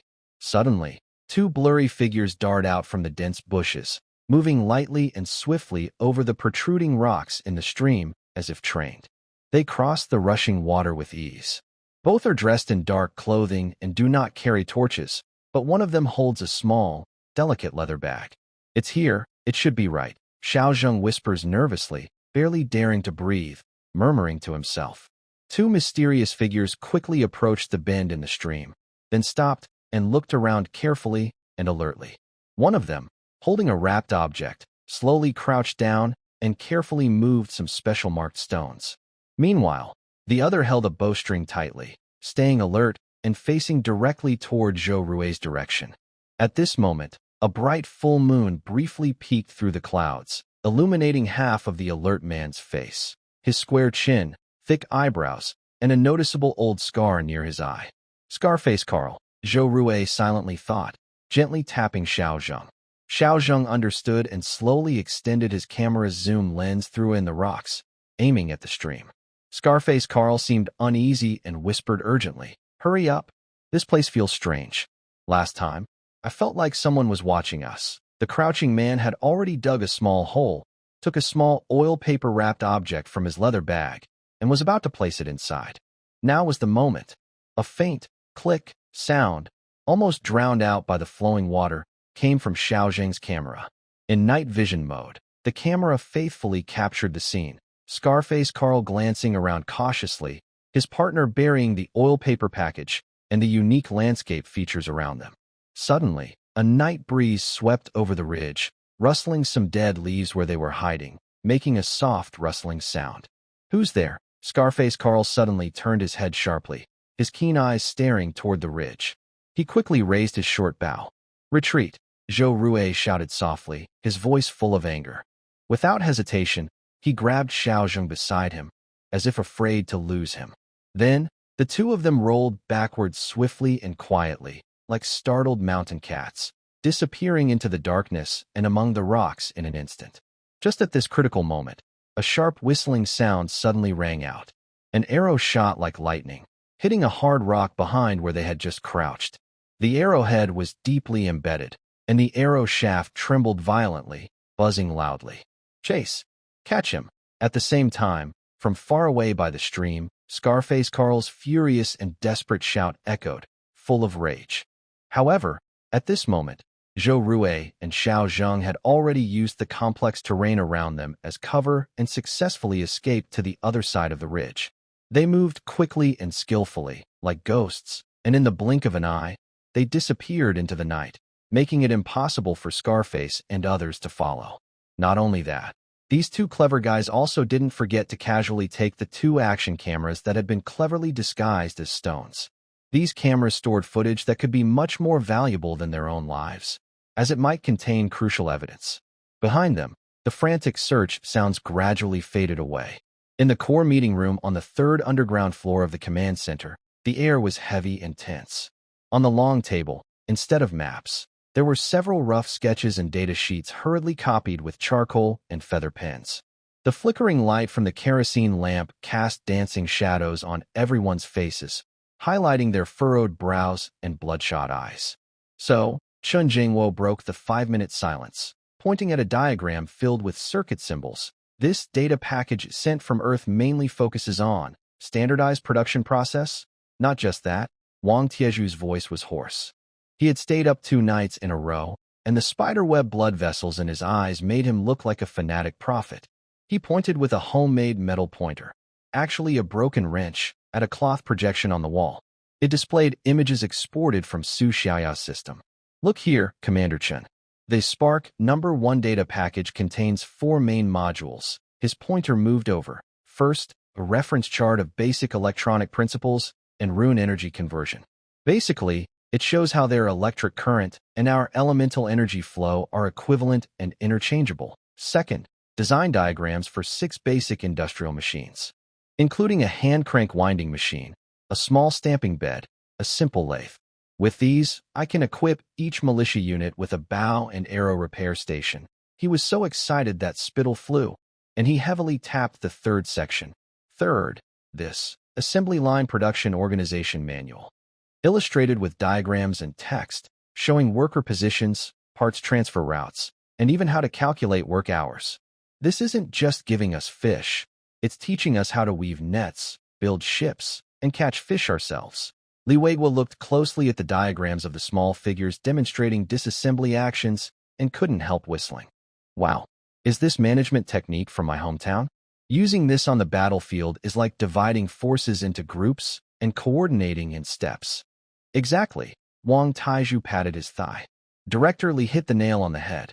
The core of assembly lines is division of labor, teamwork, standard procedures, and process improvement. How do we make crossbows before? A master craftsman handled everything from selecting wood to carving the crossbow, all in 3 days. We can do it like this. He pulled out another sheet with a simple flowchart. The carpentry team only handles shaping the crossbow arms. The blacksmiths only make the triggers and arrow slots, and the assembly team puts it all together. A skilled worker only does one task, quickly, and it's less likely to make mistakes. Su Xia, who had been sitting quietly in the corner, raised her hand. Her face was a little pale, but her eyes shone brightly. The side effects of her deep connection to the system hadn't fully gone away, but she still attended the meeting. Engineer Wang, the system added a bit more to the data packet analysis. She pulled out her phone and showed a line of slowly appearing golden text. Additional suggestion. In the early stage, prioritize industrializing 1 to 2 products with low technical barriers, quick results, and clear advantages to test the process, boost morale, and intimidate opponents. Look at that. Wang Taiju became even more excited. Even the system agrees. We need to pick a model project to set an example for everyone. Chen Jiangwo didn't respond immediately. He paced to the window. In the night, Luqing was dotted with a few lights, mostly in areas under lighting restrictions to counter Gordon's threat. But he knew countless eyes were anxiously watching the command center. The excitement brought by the spark communications was short-lived. The dark clouds of war above were the real reality. Quick results, clear advantages. Chen pondered, then turned around. Taiju, with our current materials and technical reserves, what kind of model can we produce in 72 hours? Wang Taiju had been waiting for this. He suddenly pushed aside other drawings and placed a simpler design in the center of the table. This prototype of portable voice communication device number 1, called a walkie-talkie back home. The drawing showed a box with a square head, a grid on the front, and knobs, and an antenna on the side.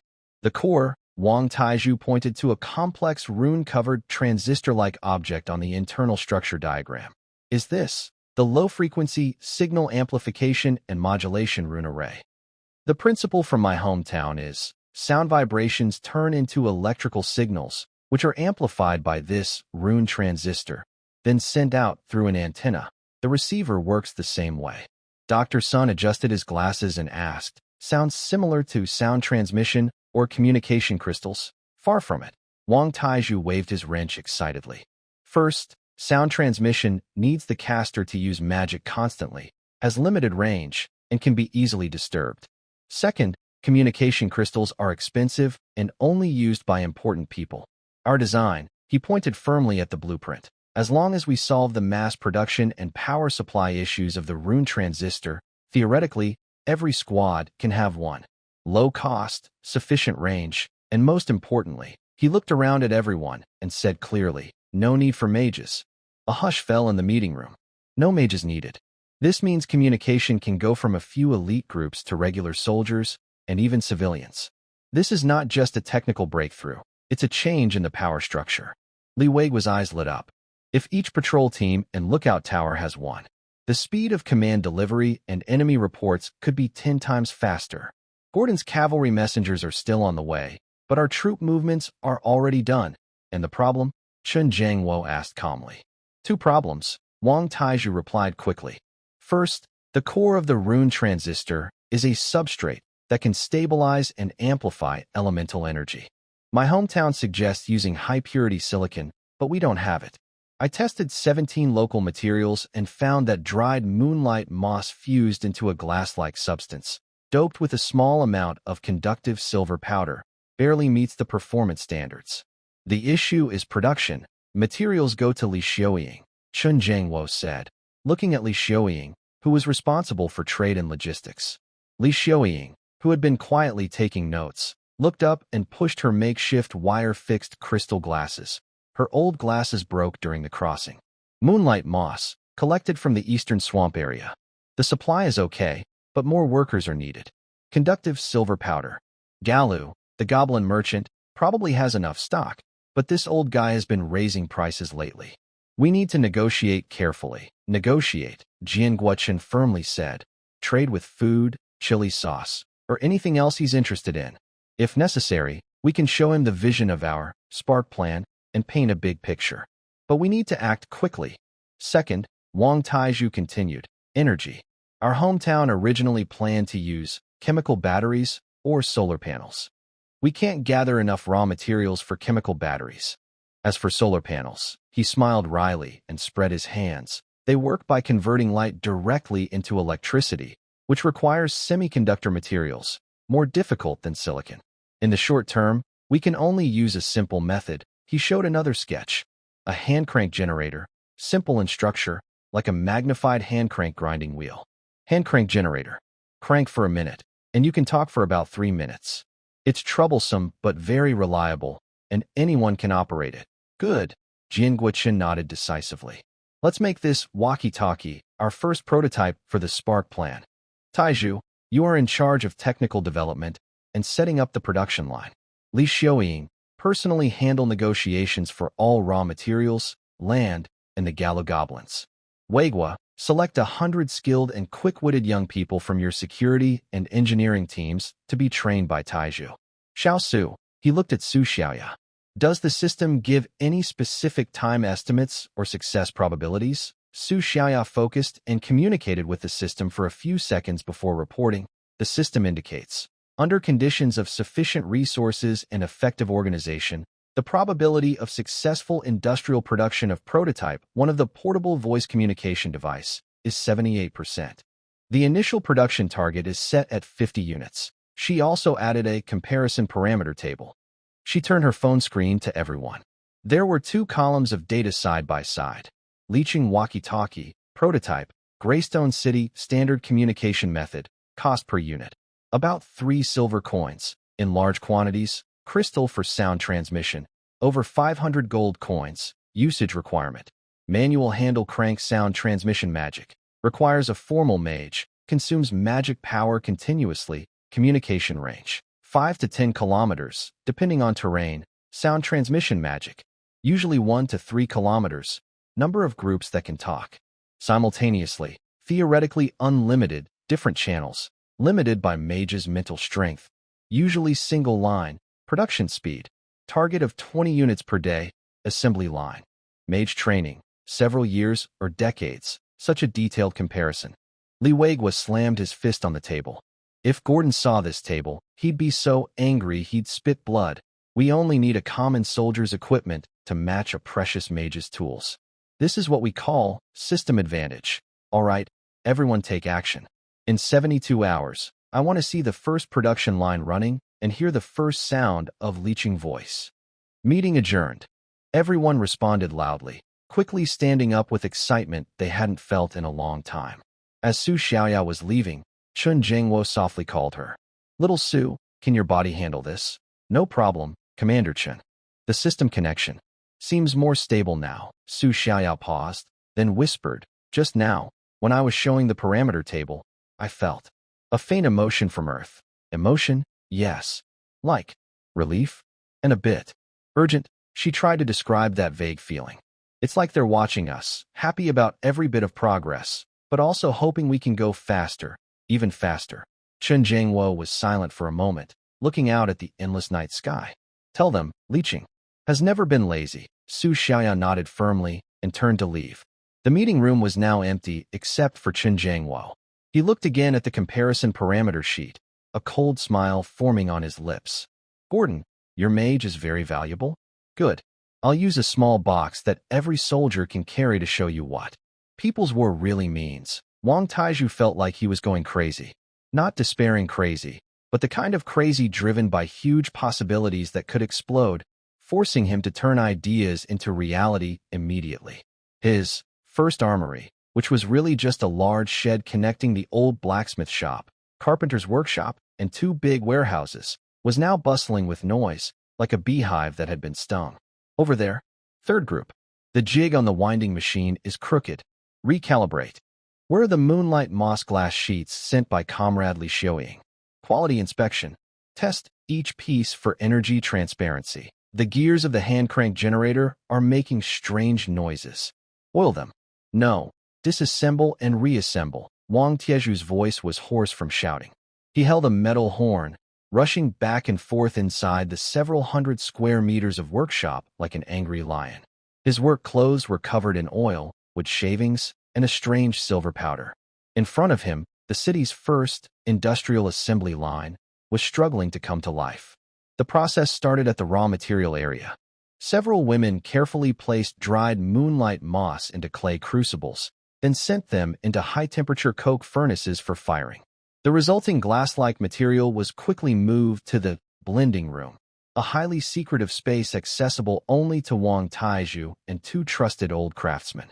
Silver powder was mixed into the molten glass in precise proportions, stirred, then pulled into thin sheets, and finally cut into small square substrates, about the size of a fingernail using a diamond blade, a treasured item from Earth's stockpile. These faintly silver-glowing, rune transistor substrates were placed on soft velvet trays and sent to the next step, rune etching. Originally, this step was supposed to be automated with photolithography, but now it had to be done manually. Wang Taizhu designed a rune stamp. Elder Rune Master Errol, along with his 2 apprentices, spent an entire day and night carving 3 large, complex rune stamps from pure crystal. Each line of the carvings represented an energy channel. An operator, once a stone engraver, placed the substrate into a mold, then pressed a heated rune stamp onto it with force, briefly changing the surface structure with heat. With a soft sizzling sound, smoke rose. The stamp was lifted, leaving clear, even indentations on the substrate. The engraver worked steadily, 1 every 10 seconds. Good. Passed. Wang Taizhu examined a freshly carved substrate. The runes on it, after a tiny amount of energy was injected, glowed faintly with a blue light. Next, silver-plated wire connection. This step used the real concept of a flow. The substrate was placed on a slow-moving belt, made of stitched tanned leather, driven by foot pedals. On both sides of the belt sat rows of women workers, with melted low melting point silver paste and very fine copper wires in front of them. The first woman used a special needle to dip into the silver paste and mark one end of the rune on the substrate. The second woman immediately pressed a copper wire end onto the mark, causing the silver paste to cool and fix quickly.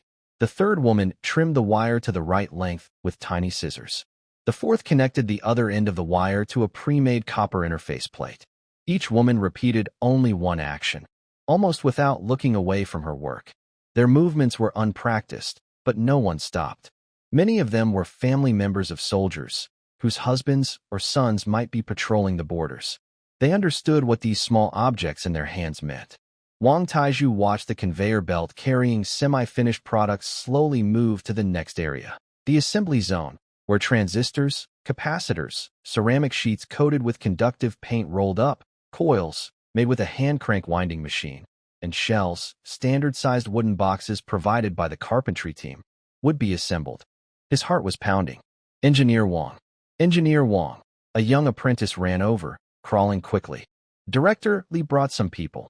Wang Taizhu looked up and saw Li Wei was standing at the workshop entrance with about 100 people. They were young men and women, all curious and nervous.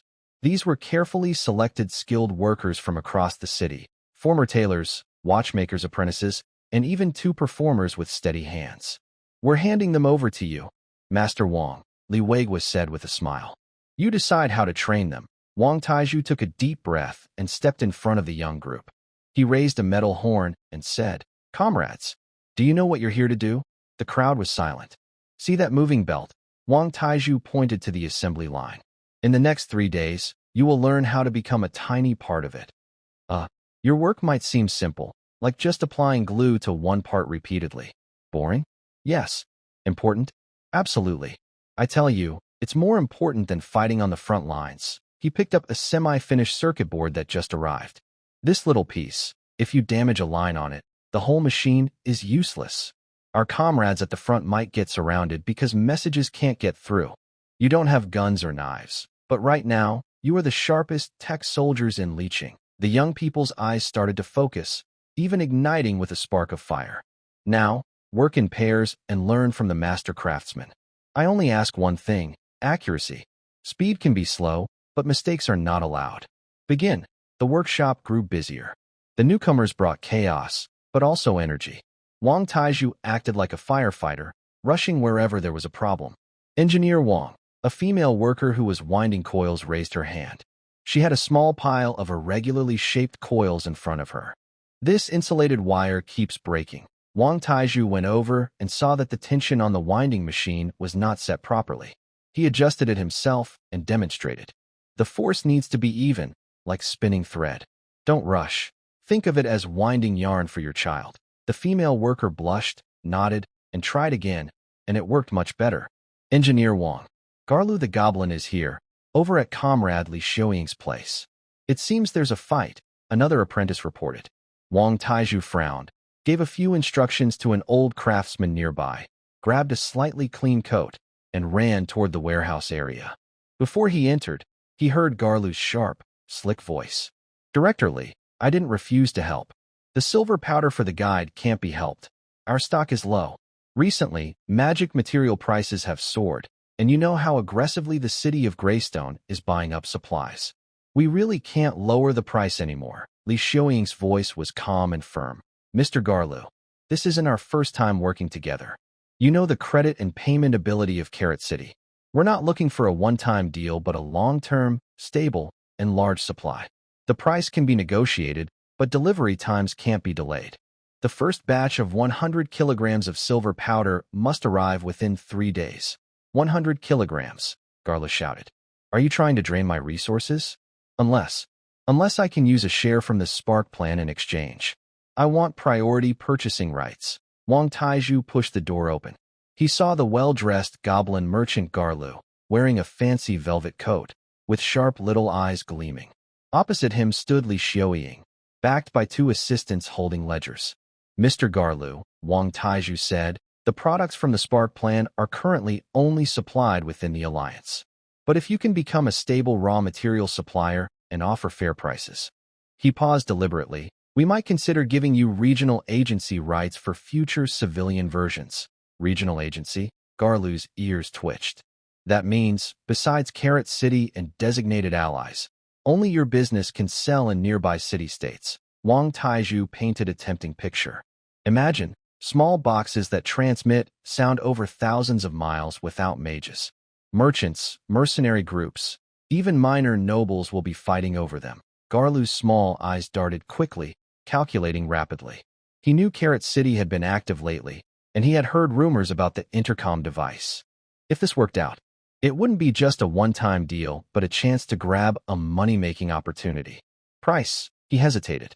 The price is 1/10 above market rate, Li Xiuying immediately added. That's our sincerity. But delivery times and quality must be guaranteed. This is a sample. She handed over a small piece of the already mixed moonlight moss glass substrate. Garrett took it and used a simple magic detector he carried. His small eyes widened immediately. The energy transfer was quite good, and the properties were stable. Is this made by you? Laboratory sample, Wang Taizhu said calmly.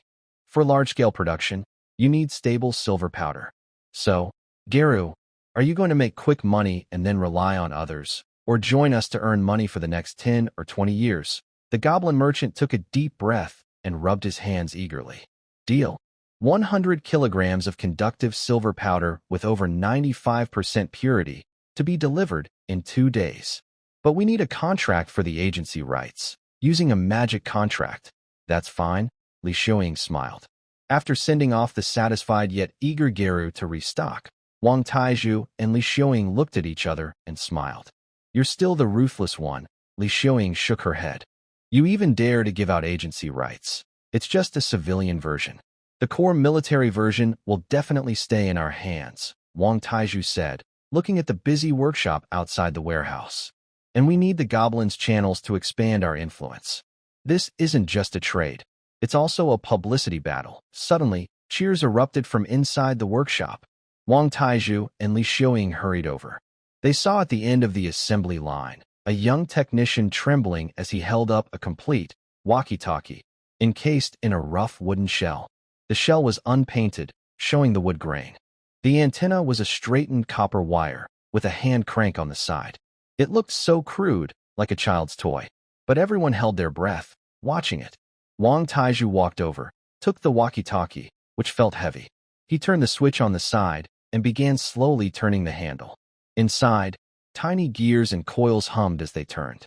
After a minute, he pressed a button on the side and spoke into the microphone, area covered with fine copper mesh, his voice hoarse but clear. Test.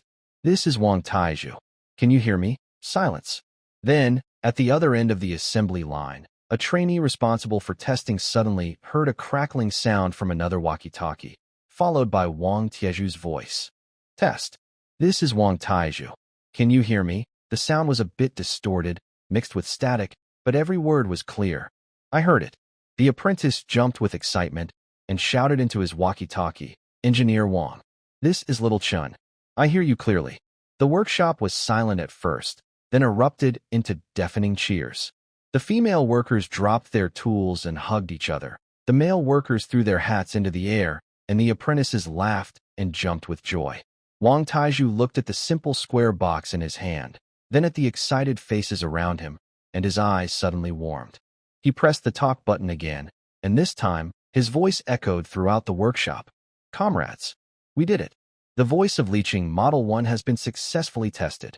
This is just the beginning. Next, we will make it sound across the front lines and throughout the northern border. The cheers grew louder, almost lifting the roof off the workshop. Li Xiaoying quietly wiped her eyes and whispered, I'll go prepare to buy more raw materials. 50 units. No, 100. We want Gordon's messengers to all be out of work. Wang Taizhu nodded heavily, as if he could already see countless such little boxes changing the rules of war on this land. Meanwhile, at the command center, a new message appeared quietly on Su Xiaoya's system screen. Industrial trial production verified successfully.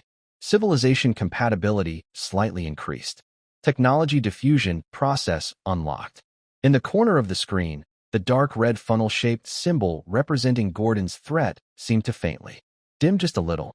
The morning fog, like milky white gauze, shrouded the Deer Jump Ravine forest area above Blackwater Creek.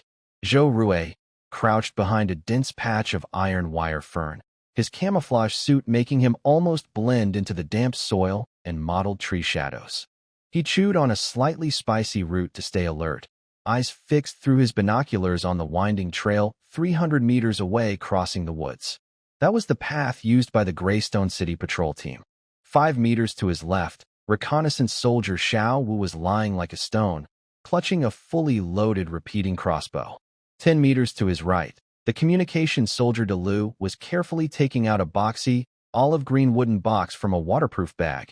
It was the voice of leeching Model 1 walkie-talkie, number 07, sent by the arms factory yesterday evening. Team leader Zhou, does this thing really work? Delu asked softly, unable to hide his curiosity. He received emergency training yesterday, but it still feels strange that talking to such a wooden could be heard from several miles away. Engineer Wang guarantees it, Zhou Rui said calmly without turning around. Has the battery been checked? Shaken for 2 minutes. The green light is on, said Delu, looking at a small window embedded with green moss crystal on the side of the walkie-talkie. Wang Tieju's makeshift battery indicator, which glows green when there is slight energy. Switch to channel 3. Turn down the volume. Wait for my command, Zhou Rui said. Then he whispered into another walkie-talkie hanging around his neck. Number 01, Tunnel 1, Tunnel 1, this is Tunnel Guard. Please respond if you hear me. After a faint electrical noise, a slightly distorted but clear voice replied. Tunnel Guard, Tunnel 1 here. I hear you clearly. The voice came from 5 kilometers away, from a support team hidden behind a mountain valley. Zhou Rui could even imagine Deputy Captain Lao Qin replying with his walkie-talkie. Stay silent. Follow the plan. Zhou Rui finished the call and let out a gentle breath. It's useful. Really useful. This feeling. It's like suddenly gaining X-ray vision in the dark. Time passed slowly, and the sounds of birds and insects in the woods became especially clear. About an incense stick later, Zhou Rui's binoculars showed a figure moving at the end of a small path. Attention, target appears, Zhou Rui's voice transmitted through the tiny microphone hanging around his neck, made from copper wire and a vibration membrane. A simple internal communication method provided by Wang Taizhu. Its effective range was only a few dozen meters, but it was enough for silent coordination. Number 12, Standard Greystone City Border Patrol Team, Zhou Rui calmly reported. Light leather armor, spear, waist knife. The leader has a longbow, probably an officer. Formation. Loose, chatting. Little Wu quietly aimed his crossbow arrow at the officer with the longbow. Delu's hand pressed the talk button on the walkie-talkie. The patrol team walked into the ambush zone without suspicion. They clearly thought this place was far from leeching control area and very safe. You could even hear their complaints about food and officers.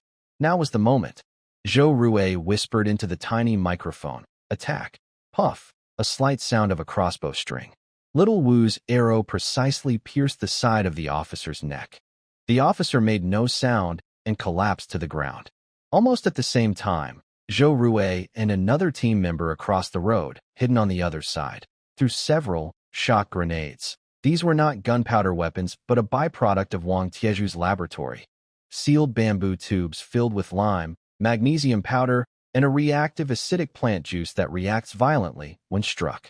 The bamboo tubes exploded upon hitting the ground, releasing a blinding white light and a strong, foul-smelling smoke that instantly covered the front half of the patrol team.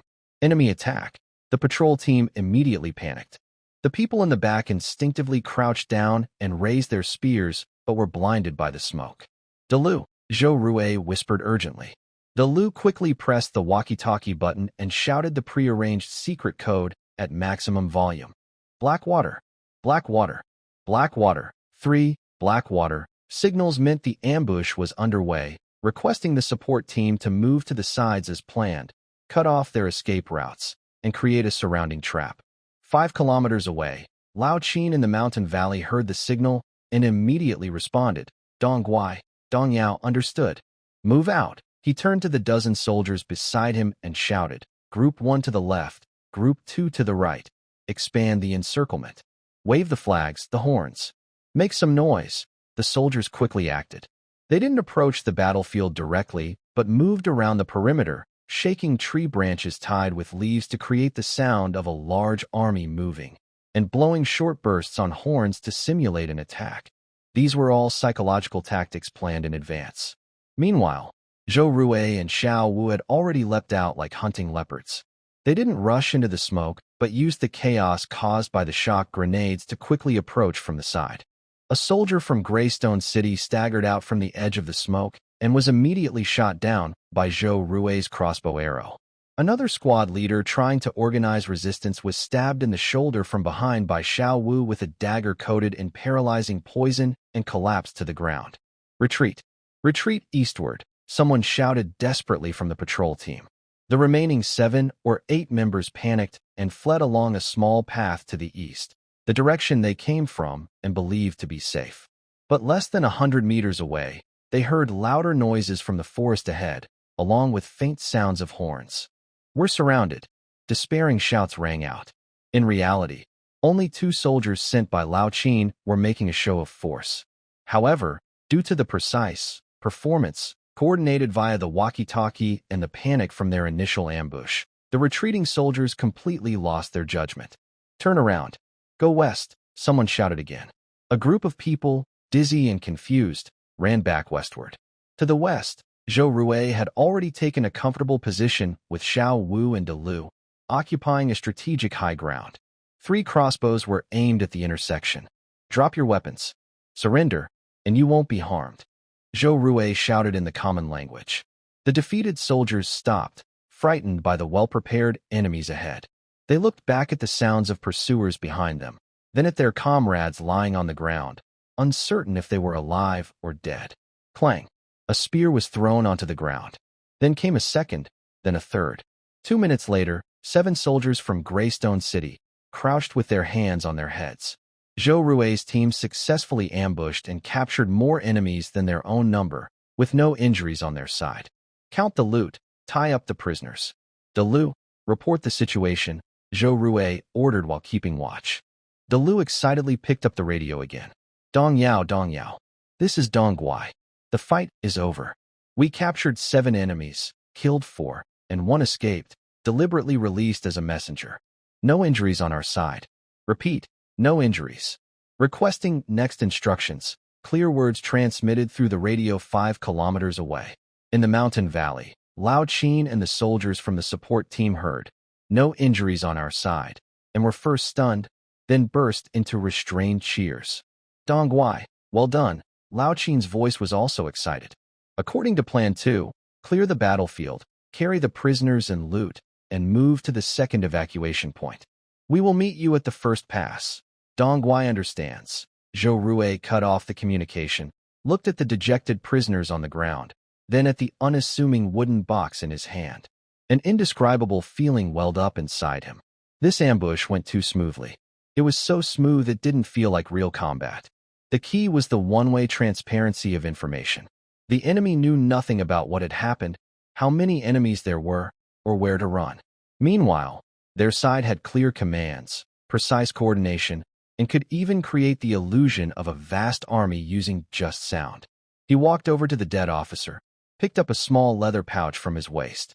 Opening it, He found a slightly warm, egg-sized dark red crystal and a few pieces of parchment written in secret code. Communication crystal. Zhou Rui weighed the valuable crystal. It could only connect with a specific matching crystal, and each use required a mage to recharge it. During the fight, just now, the officer obviously had no chance or opportunity to use it for help. On my side, I just need to shake the controller and press a button. He picked up the radio, tuned to the public channel, and said in a deep voice, "This is Scout Team Zhou Rui on the front line. The voice of Carp City has been tested in real combat for the first time and succeeded. We ambushed a patrol team from Greystone City, with the results as reported. This equipment has completely changed the rules for small-scale battles." End of message. He could imagine the smiles on the faces of Chun Jiangwo, Wang Taizhu, and others when they heard this report. Retreat. Zhou Rui waved his hand. The team, carrying prisoners and spoils, including the communication crystal and secret message, quickly disappeared into the woods. Only chaos remained, along with the confused and frightened deserter from Greystone City, stumbling and running away into the distance. A few hours later, in Greystone City, at Blackrock Fortress, Gordon looked grim as he listened to the deserters' sobbing confession that we had no idea how many of them there were. Everywhere was noisy. Captain John was shot instantly. Then there was a bright light and a foul smell. We tried to break through, but it seemed like there were ambushes everywhere we ran. Their orders spread very fast, and we felt like headless chickens. Idiots. Gordon kicked the deserter to the ground. You don't even know how many enemies there are, sir. They seem to have used a kind of magic device that doesn't need a mage to communicate over long distances. The deserter trembled as he added. Magic device? Gordon's eyes sharpened. Explain clearly. It's just a wooden box. Someone shouts a few words at it, and then there's a response somewhere else. The sound is very clear. Not a magic spell, no magic waves. Gordon's deputy, a scarred mage, whispered, "Sir, this description sounds a bit like the communication device mentioned in ancient goblin texts, but that was ancient technology, long lost. Carp City." Again, Carp City. Gordon slammed his fist on the heavy oak table. Where did they get these strange things? He irritably waved his hand, telling the deserter to leave, and said to his deputy, "Increase reconnaissance forces. I need to know what Carp City is up to. Also, urge the Mage Corps to speed up the ritual. We don't have much time." "Yes, sir." After the deputy left, Gordon walked alone to the castle's lookout, gazing toward Carp City with a fierce look. In Licheng, inside the first armory, Wang Taizhu was holding a communication crystal seized by Zhou Rui, placed next to his walkie-talkie. "Look, look," he said to the craftsmen and apprentices gathered around. "This is comparison. They use this, so expensive, and have to ask the mage for help. We use this." He raised the walkie-talkie. "We can make it ourselves, use it ourselves. This is the power that Spark has given us." "Next," he announced loudly, "we need to build something bigger. A production line for bulletproof armor must be set up by tomorrow. We want our frontline brothers to be not only sharp-eared, but also tough-skinned. Let Gordon's scrap metal not even scratch our skin." The workshop responded enthusiastically. Su Xiaoya stood a little farther away, watching the lively scene. On the system screen, a new message flickered quietly. Combat data collection. Small-scale tactical communication advantage verified. Enemy morale impact coefficient under evaluation. Civilization crushing process, 2% progress. She looked toward Greystone City, knowing the storm had just begun. Meanwhile, Licheng had already grasped the first lightning bolt. In the makeshift laboratory of the medical station, filled with the smell of herbs, preservatives, and a faint ozone-like magical residue, Dr. Sun wore gloves and a mask made from fish bladders, carefully cutting open a dull brown leather armor spread on a stone slab with a willow leaf scalpel, one of the last surgical tools from the kit. It was one of the spoils from the last ambush involving Zhou Rui's team, belonging to a sergeant shot by a crossbow. The leather armor was lined with a fine chainmail, crafted with care. But Dr. Sun's focus was not on the physical structure. He carefully separated a nearly transparent thin film from inside the armor, placing it on a glass slide inscribed with detection runes.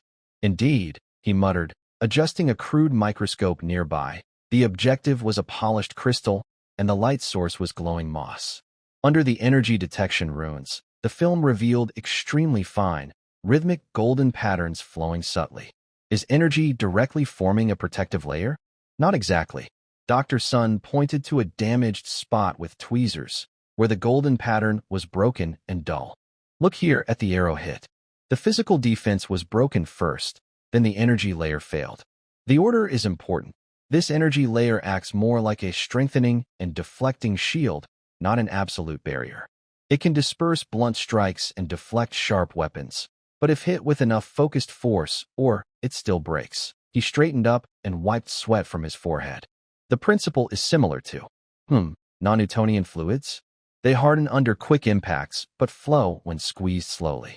But this energy layer needs continuous power. He turned over his leather armor and pulled out a small, broken, grain-sized dull crystal from the lining at the back near the heart. See, a tiny energy crystal embedded here. The energy is depleted now. Wang Taiju picked up the broken crystal and looked at it in the light.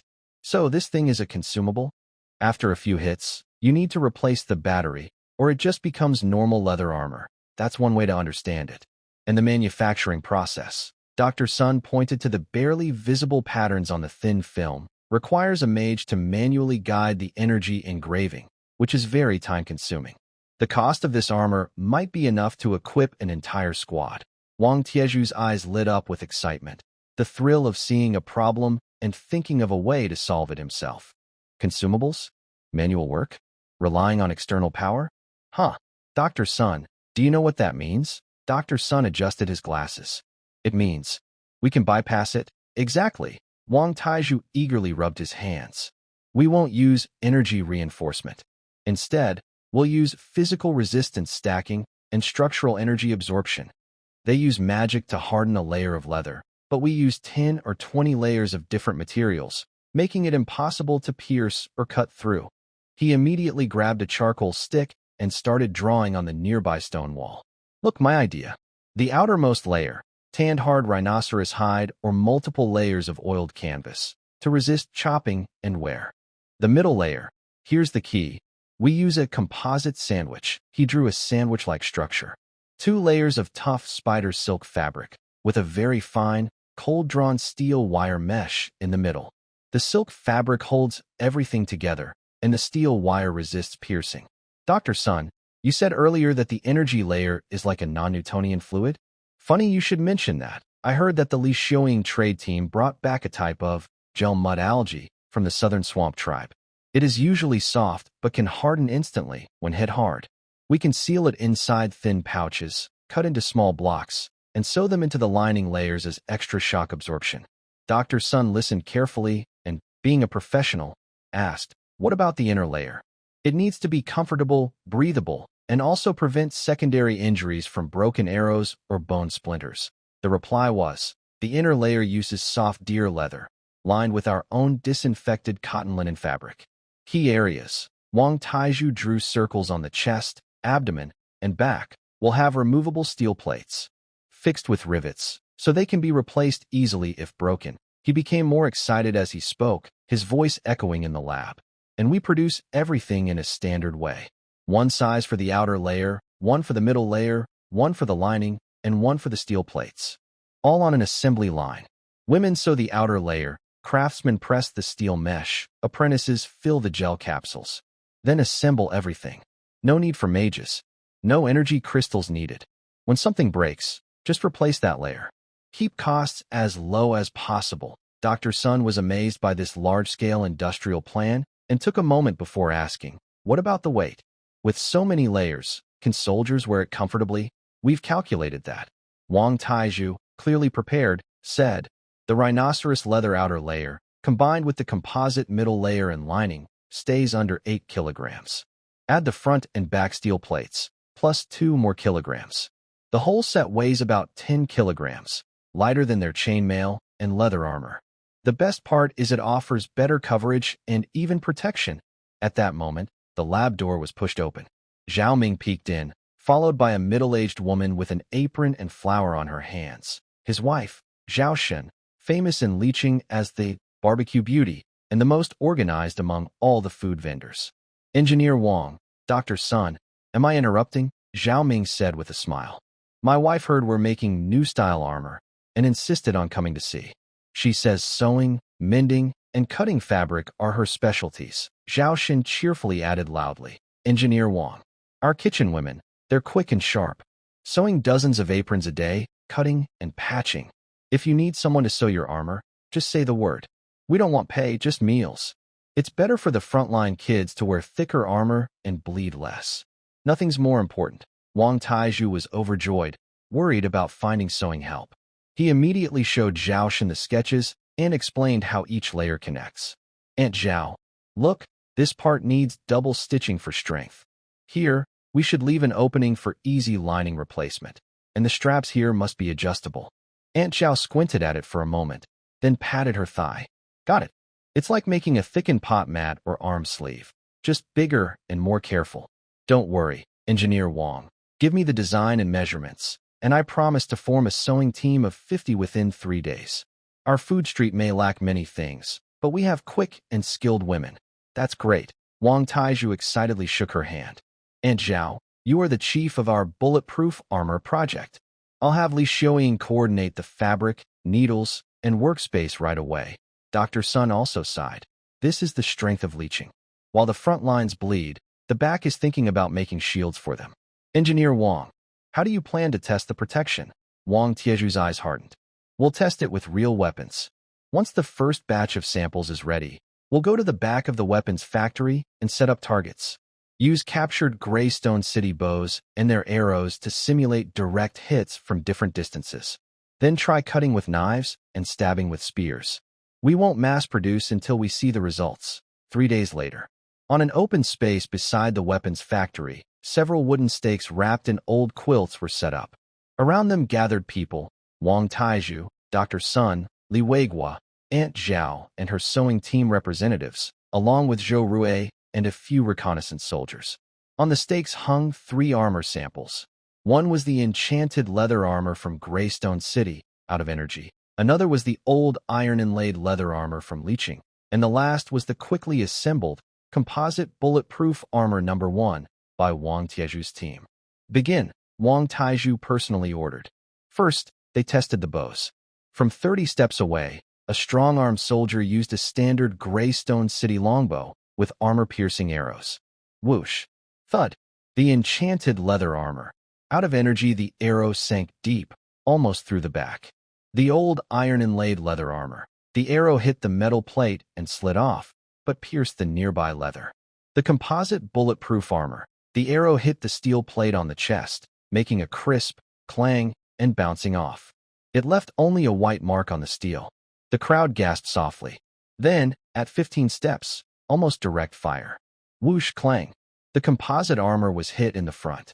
This time, the arrow barely pierced the outer layer of rhinoceros hide, but was firmly caught by the steel wire mesh inside.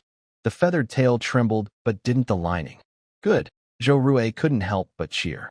He understood very well what this protective strength meant. Next came the sword strikes and spear thrusts. The composite bulletproof armor remained stable. The sword only left deep scratches on the surface and did not cut through the layers. The spear was blocked at the steel plate area.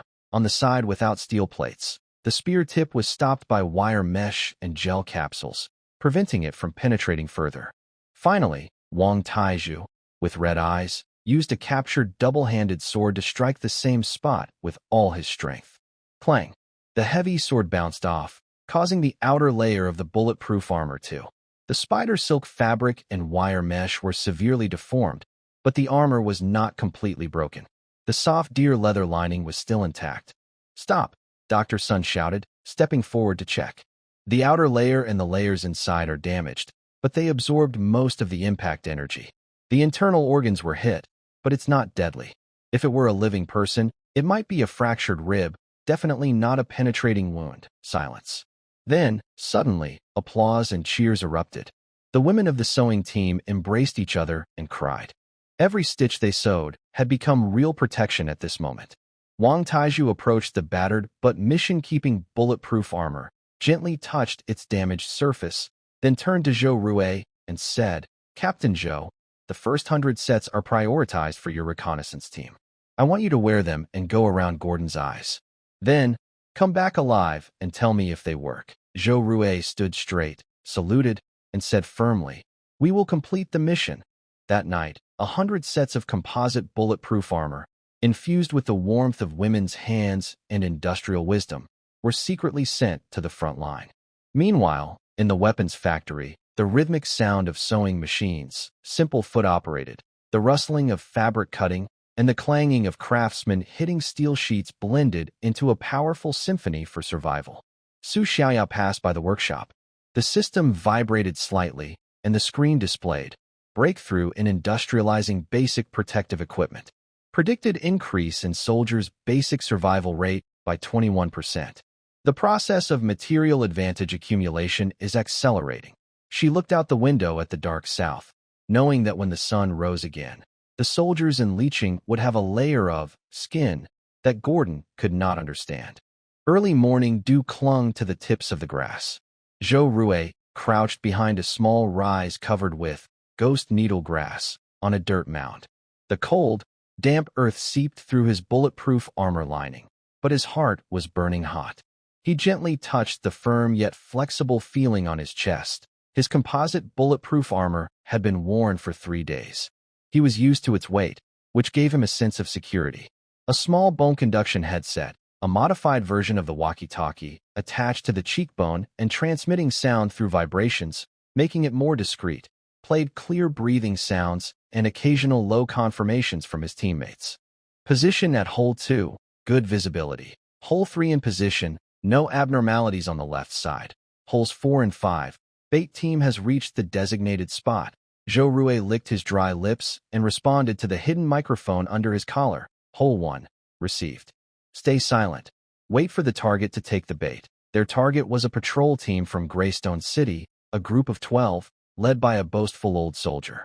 Zhou Rui's mission was clear: test the new equipment, bulletproof armor and walkie-talkie, in real combat, and try to gather loot, especially communication devices. Hole 4 reports, target appears. 12 people, loose formation, about 800 meters away, walking along the old road. Leader has a bow on his back, matching the description, received. Prepare to engage in 3 minutes. Zhou Rui signaled to his assistant, Xiao Wu.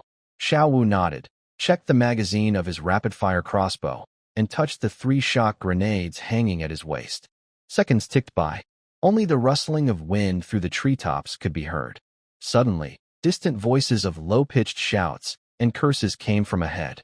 The bait team, holes 4 and 5, disguised as mountain villagers gathering herbs, accidentally bumped into the patrol and then panicked and ran toward Zhou Rui's ambush.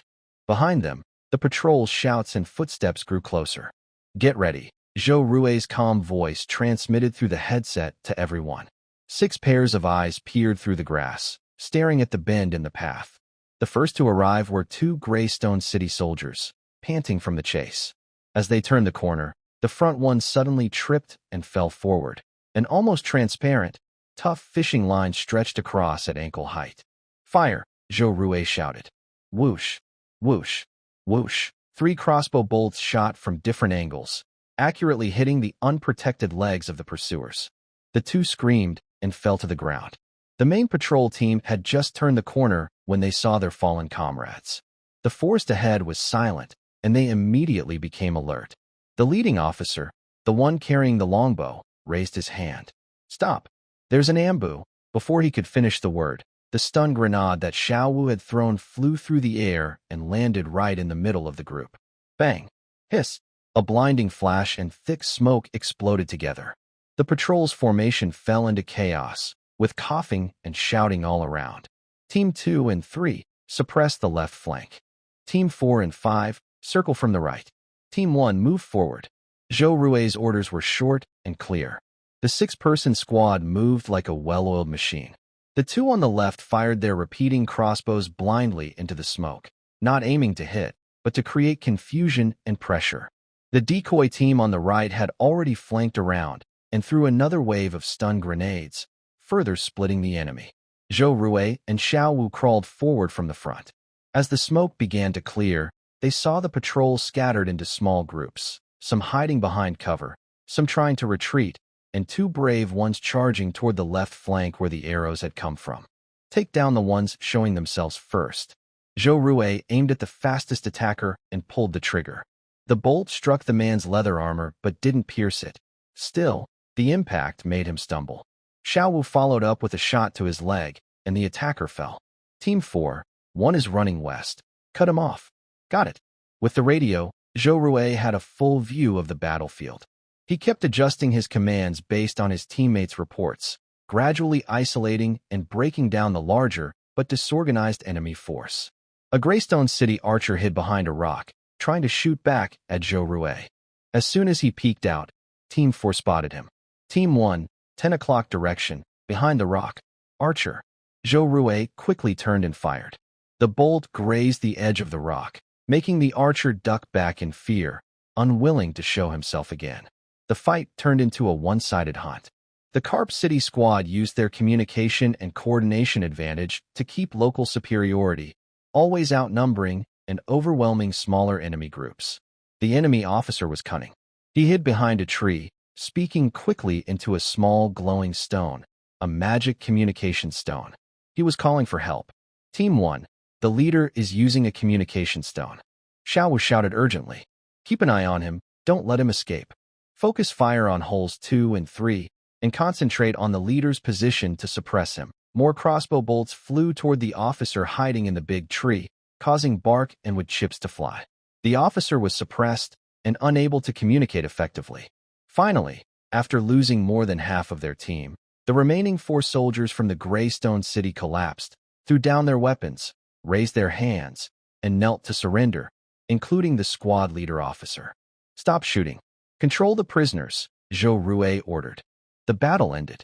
From the bait being triggered to the last enemy kneeling, it took less than 10 minutes. Zhou Rui quickly checked the battlefield. 5 enemies were killed, mainly those shot down during the initial arrow attack and charge. 3 injured, lost fighting ability, and 4 captured. Our side. Only Hole 5 was injured in the final encirclement when a dying enemy threw a dagger that cut his arm. The protective sleeve of his armor blocked most of the force, leaving only a shallow cut. Dr. Sun applied hemostatic powder, and he was fine. Check casualties, gather loot, especially everything on the squad leader. Zhou Rui ordered while remaining alert. Xiao Wu efficiently the prisoners and searched them. From the squad leader officer's pocket, he took out a still-warm magic communication stone, several silver coins, and a simple map. Zhou Rui picked up the communication stone. It was only half a palm in size, smooth like jade, with a faint glow flowing inside, looking very delicate. He tried to activate it using the method he remembered the prisoner used, injecting a tiny bit of energy. As a scout, he had basic elemental sensing training. The communication stone lit up briefly, and a vague, impatient voice came through. Patrol Team 7? Why did you stop reporting? What's going on over there? Zhou Rui didn't speak. He simply cut off the energy supply.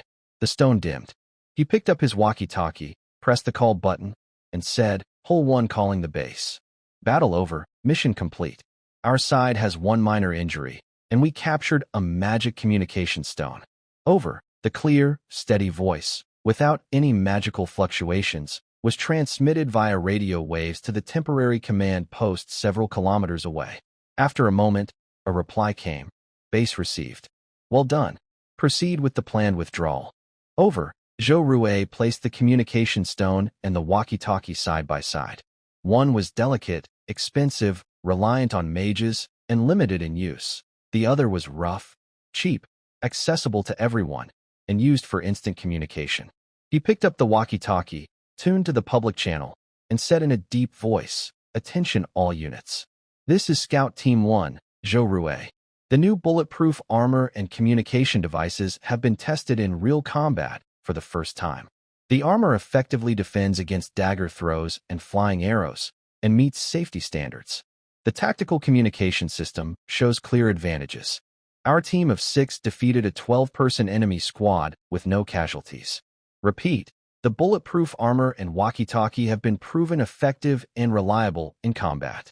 Mission complete. His voice, carried through the rough or refined, leeching voices, reached more soldiers who were waiting or about to depart. The news spread quickly through leeching. When Wang Taizhu, Dr. Sun, Aunt Zhao, and the sewing team women heard about, no casualties, and armor success. The entire weapons factory erupted into cheers, more passionate and tearful than before.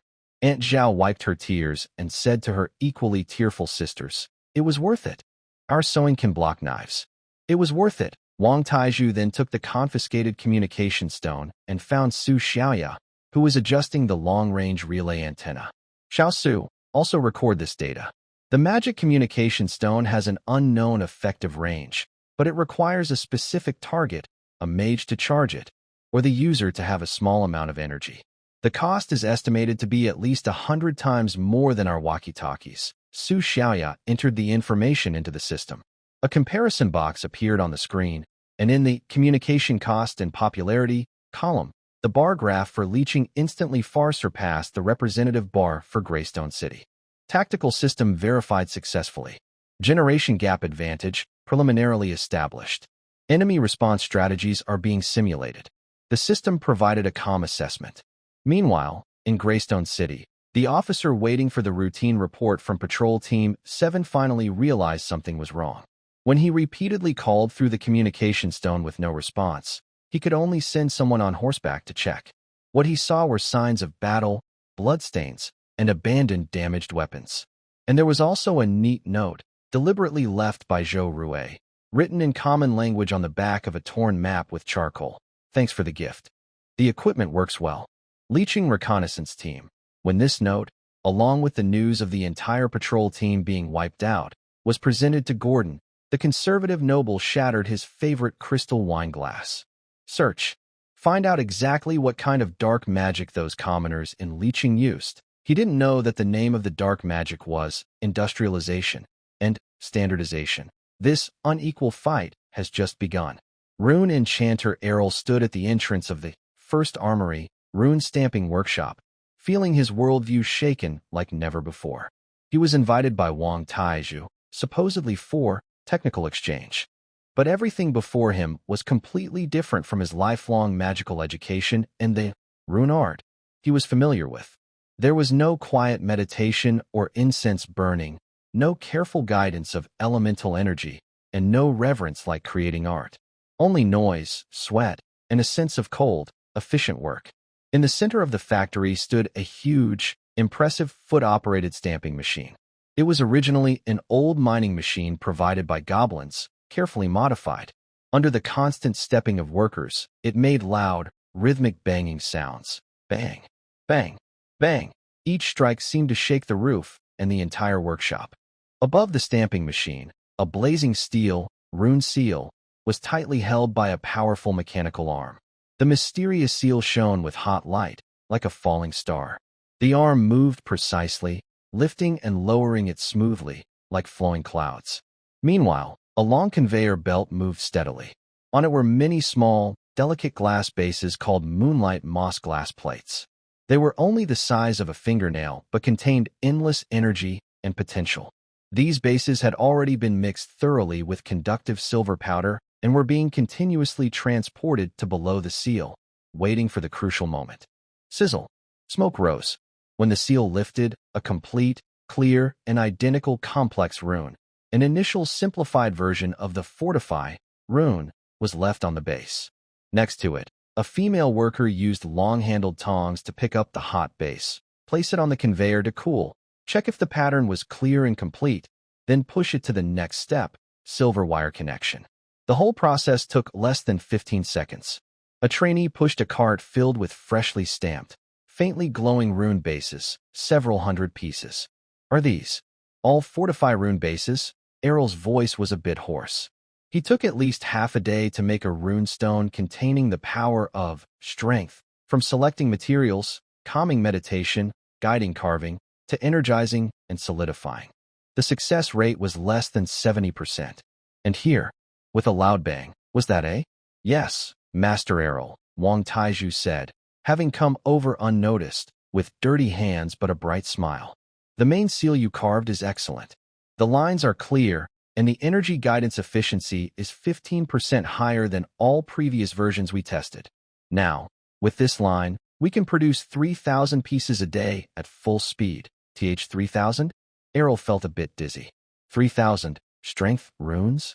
Even though they were simplified, about one-third the effectiveness of the full version, that was still 3,000. The Rune Craftsman Association in Greystone City couldn't produce that many in a year. Come on, Master, let me show you the next step. It's more interesting. Wang Taiju enthusiastically led the still somewhat stunned Errol to the next workshop. This place was noisier. Dozens of small manual punch presses lined up, workers placing ordinary iron arrowheads into molds and pulling levers. Clang! Another small steel stamp fell onto the mold, pressing a tiny, sharpness, rune indentation onto the ridges or tips of the arrowheads. Then, the arrowheads were dipped into a steaming, silver-glowing thick liquid, called Rune Activation Liquid, made from energy-conducting silver powder and special glue. After drying, the ordinary iron arrowheads now shimmered with a faint, almost invisible silver glow along the ridges, giving a slight, cutting feeling when touched. Is this batch enchanted arrowheads? Errol picked one up and examined it carefully. Yes, although faint, it definitely had the sharpness enchantment, making the arrows easier to pierce leather armor. Exactly. We call it sharpness arrowhead number 1, Wang Taiju said proudly. It uses the sharpness rune seal you helped optimize, which is also a simplified first-level version.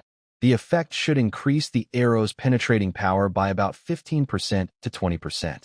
And the key, he pointed at the busy workers and the mountain of semi-finished arrowheads. Low cost, fast speed. A skilled worker can produce 1,500 a day. This workshop's daily target is 20,000. Enough to arm all our archers and crossbowmen. With some despair, Errol looked at the pile of shimmering silver arrows, feeling dizzy. In his mind, enchantment was a mysterious, personal, and uncertain art. An enchanted arrow should be carefully crafted by a mage or rune master, even fine-tuned to the user's habits, symbolizing skill and precision. But here, enchantment seemed to become production, like blacksmithing or tailoring, made in a fixed process, endlessly. Engineer Wang. This simplified rune, even though it only has a third of the full power, the quantity is astonishing, Errol said, trying to understand. But the power of runes comes from precise energy guidance and resonance with the material. Repeating this mechanically, won't it cause instability? Or make the effect weaken quickly? Good question. Wang Taiju was waiting for this. We tested it. Using this stamping method with activating liquid, the rune structure is very stable. As long as you don't damage the base, the enchantment can last at least a year. The power does weaken over time, but very slowly. And most importantly, he leaned closer to Errol, lowering his voice but with firm conviction. Master, think about it. A frontline soldier doesn't need a legendary enchanted arrow that can instantly defeat a golem. No, he needs 10 arrows shot, with 7 or 8 of them going a little deeper and being harder for enemies' armor to deflect. That's what we provide. A small advantage, multiplied by thousands, becomes a decisive victory. Wang waved his hand. We don't need every soldier to be a hero. We just need each one to be a little better than the enemy's soldiers. That little bit depends on this. He picked up an enchanted arrow just finished on the assembly line. Errol was silent. He remembered his youth, studying at the Mage Tower. His mentor taught them, runes are fragments of truth, steps toward understanding the world's essence, noble and rare knowledge. Because of this, rune masters held high status. But here, in this greasy, sweaty workshop, runes were dismantled, standardized, and copied, turned into parts that ordinary workers could mass-produce. The sense of nobility was gone, replaced by a different, frightening power, the power of widespread access. Magic is becoming democratized. Errol unconsciously whispered his feelings of shock. Democratization? Wang Taiju tasted the word and smiled. Well said, Master. Magic is no longer a privilege for the few. It should become a tool, something everyone can afford. Like fire, like the wheel. We are not disrespecting magic. We are freeing it. Freeing magic? Errol's mind trembled. This idea was so rebellious, yet so tempting.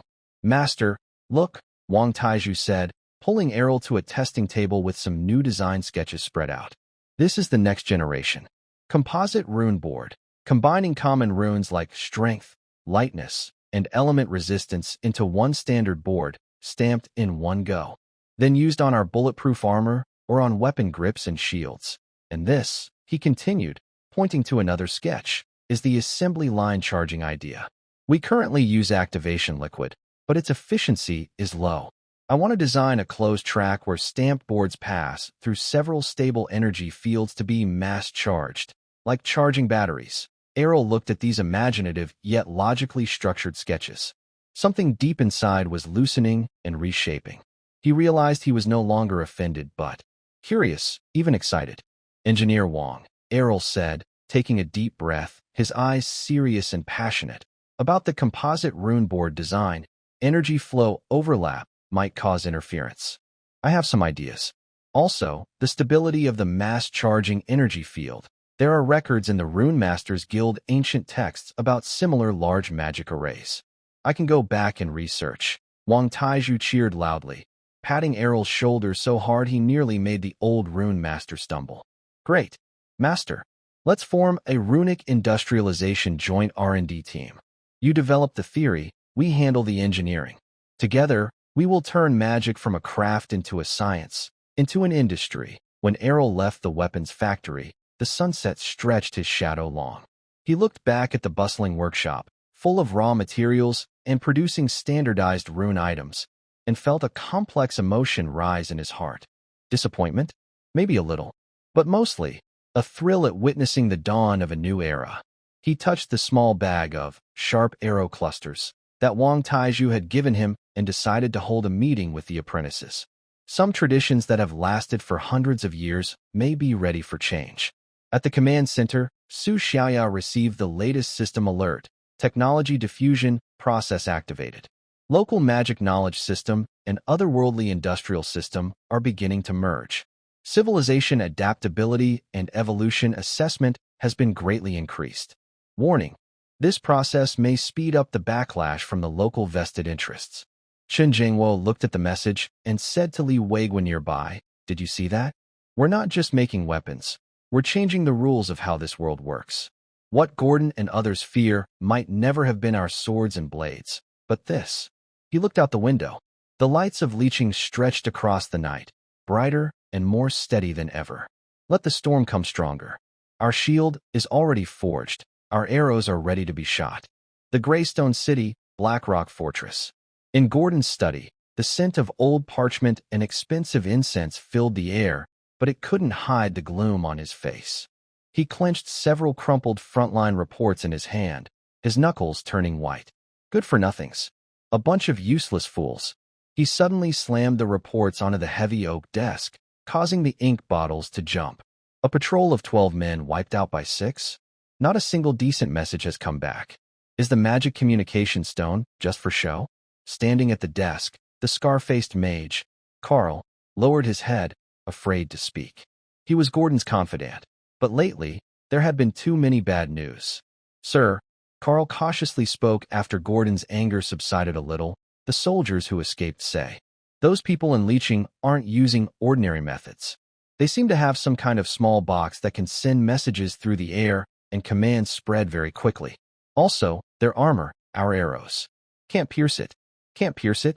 Gordon narrowed his eyes, picking up a decorative crystal paperweight and turning it unconsciously in his hand.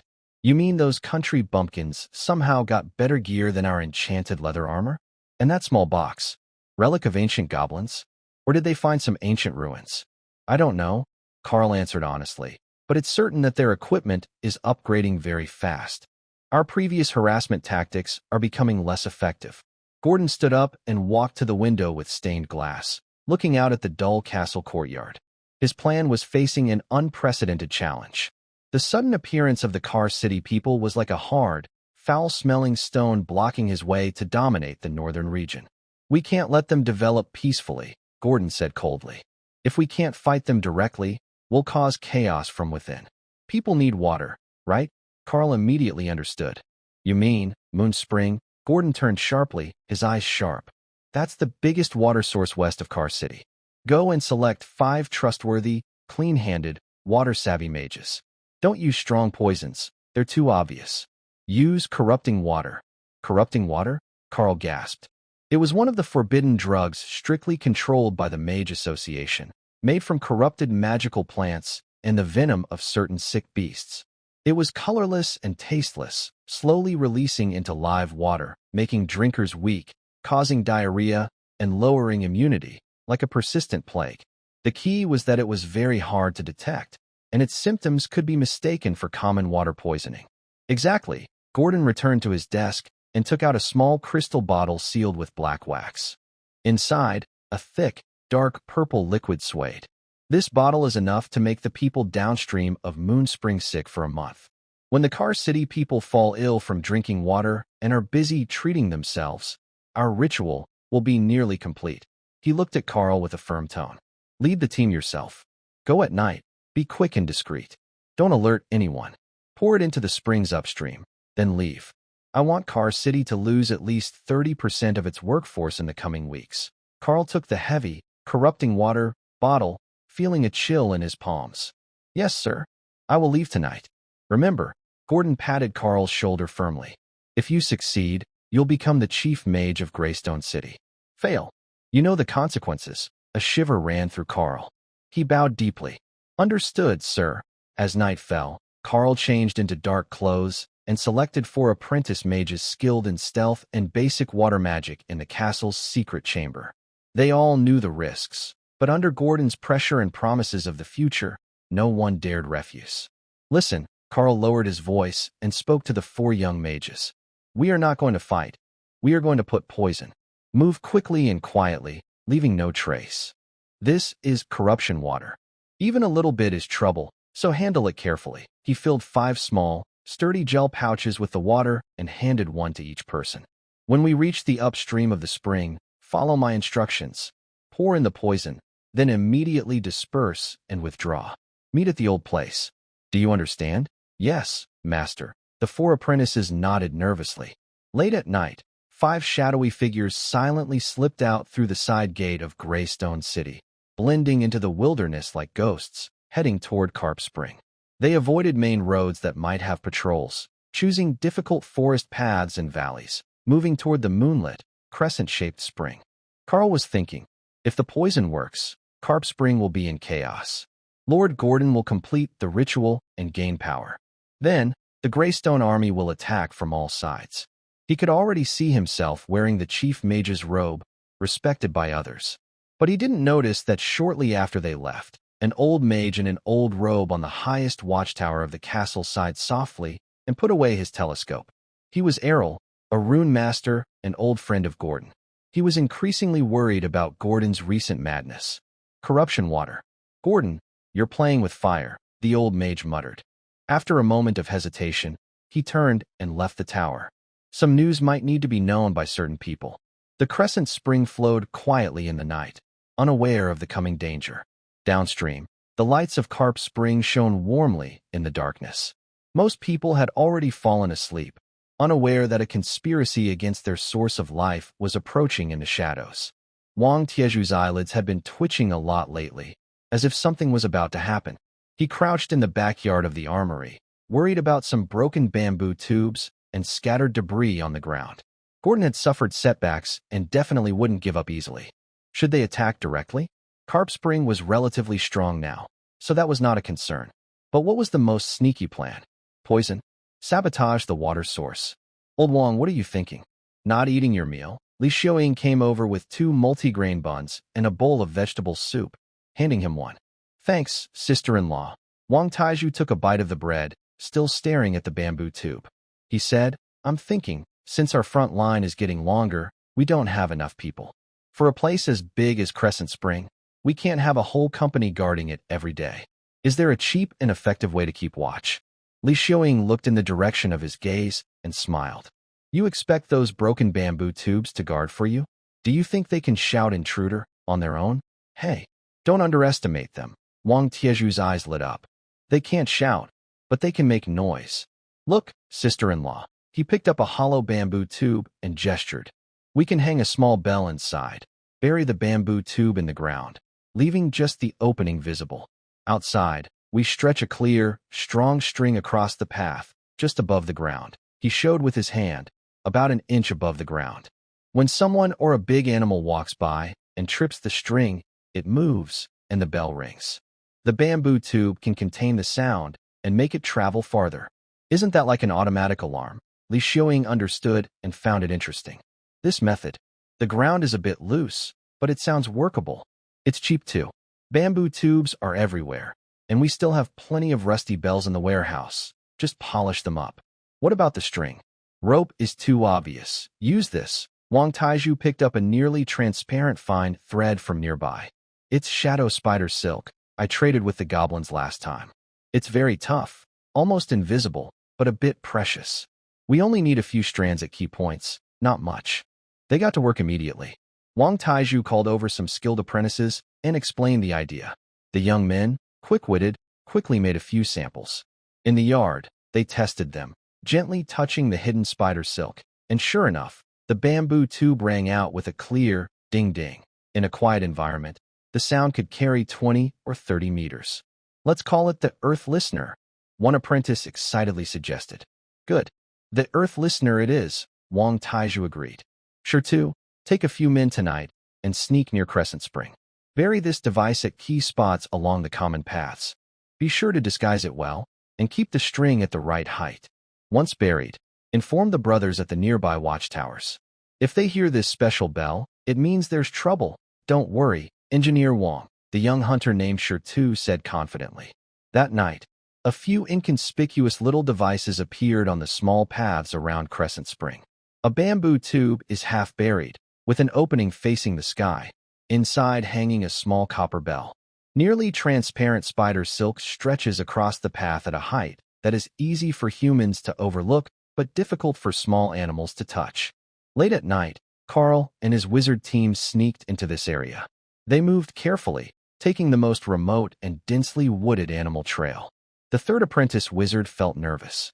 He stepped cautiously, suddenly feeling a very thin string lightly trip his ankle. Huh, he wondered, looking down. The moonlight was dim, so he saw nothing clear. Maybe it was a vine. Just as he stepped forward, the string that had caught him pulled gently on the bell inside the bamboo tube. Dingling. A very soft, almost ghostly sound rang out clearly in the quiet night. All five of them froze instantly, their hearts pounding. What was that sound? Carl asked in a low, sharp voice. I don't know. Maybe. A bell? The nervous apprentice stammered. Carl's heart raced. Who would have a bell out here in the wilderness? He hadn't even finished judging. Dingling. Dingling. More sounds came from different directions. It wasn't just one trap triggered. We've been spotted. Run. Carl ordered quickly. Forget about any poison plans. Saving their lives was the priority. But it was too late. On the nearest watchtower, a guard wrapped in a blanket to block the cold suddenly tensed. He listened carefully. The intermittent, crisp bell sounds in the wind. Wasn't that the alarm from the ground listening device Wang Gong had warned about? He immediately ran to the nearby metal bucket hanging beside him and grabbed a wooden mallet. Bang! Bang! The sharp, rapid strikes tore through the night sky, echoing in all directions. Almost at the same time, another alarm sounded from a different direction. The patrol team from Liqing, stationed nearby, had just finished their shift. The team leader was warming his hands by the fire. Hearing the alarm, he jumped up like a spring. Towards Crescent Spring. Assemble quickly. 10 well-trained soldiers quickly armed themselves, rushing out of the camp and sprinting toward the alarm. The walkie-talkie crackled with urgent shouts from the lookout team. Shibei Trail. Something's moving. At least 4 or 5 people. The mage squad was terrified when they heard the alarm and the sound of approaching footsteps. Use acid fog. Block them. Carl, with red eyes, took out a green crystal bottle and smashed it on the ground. Bang! The yellow-green acid fog burst out, causing plants to wither quickly, and a strong, unpleasant smell spread. The 2 soldiers at the front of the patrol were hit directly by the acid fog. They immediately felt a burning pain on their faces and hands, and their eyes couldn't open. Their armor made a sizzling sound, and white smoke rose from it. Fall back. Cover your mouth and nose, shouted the patrol leader, feeling a chill. He knew the enemy was definitely a mage. The soldiers hurried to retreat, covering their faces with wet cloths. The acid fog temporarily blocked their pursuers. Split into 2 groups. Go around from the sides. Don't let anyone escape. the leader ordered through the pain in his face. Carl took the chance to try to lead his people into the woods, but another patrol, alerted by the alarm, had already blocked their escape route. Torches lit up, and 8 crossbows aimed at them. "Drop your weapons." The circle of enemies closed in. A young mage tried to resist, raising his hand to cast a spell. Just as sparks appeared at his fingertips, several crossbow bolts whistled through the air, hitting his arms and shoulders. His spell stopped abruptly, replaced by a scream. Another mage was so frightened by the scene that he threw away his staff. Seeing that the situation was hopeless, Carl's eyes flashed with despair and cruelty. He reached for another bottle. "Shoot him in the hand." The patrol leader reacted quickly. Whoosh! A crossbow bolt hit Carl's wrist precisely. The bottle flew out of his hand and landed in the grass. The remaining 2 mages, including the apprentice who tripped over a wire, completely broke down and knelt down to surrender. The fight was over quickly. 5 mages, 2 died from heavy injuries caused by crossbow arrows, and 3 were captured. On the side of the city of Carps, only the 2 soldiers who first encountered the acid fog had minor burns on their faces and arms. The pain was sharp, but their armor prevented the acid from penetrating, so no one was seriously hurt. The patrol leader carefully wrapped the unbroken bottle on the ground with cloth, then picked up several similar gel-like pouches found on Carl, which contained ominous dark purple liquid. "That was close," the leader said, sweating coldly. "Quick, take the prisoners back and send the items to Dr. Sun and Engineer Wang. The Moon Crescent Spring team must check immediately." When the news reached Carp City, it was just dawn. Wang Taiju heard that the Earth listening device really worked and caught the wizard planning to poison others. He was so happy he patted his thigh and said, "Yes, our simple method works." Dr. Sun looked at the corrupting water brought in and appeared very serious. This stuff looked very strange and evil. The 3 captured wizards were kept in separate makeshift storage compartments, each guarded by a guard.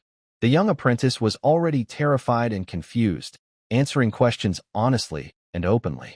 The leader, Carl, was injured on his wrist and bleeding heavily. He was also very upset because their mission had failed, and he looked distracted and tired. The 3rd wizard stayed silent, keeping his lips closed and not speaking at all. Surprisingly, Dr. Sun did not rush to use harsh methods to get information. Instead, he personally bandaged their wounds and prepared clean water and simple, light food.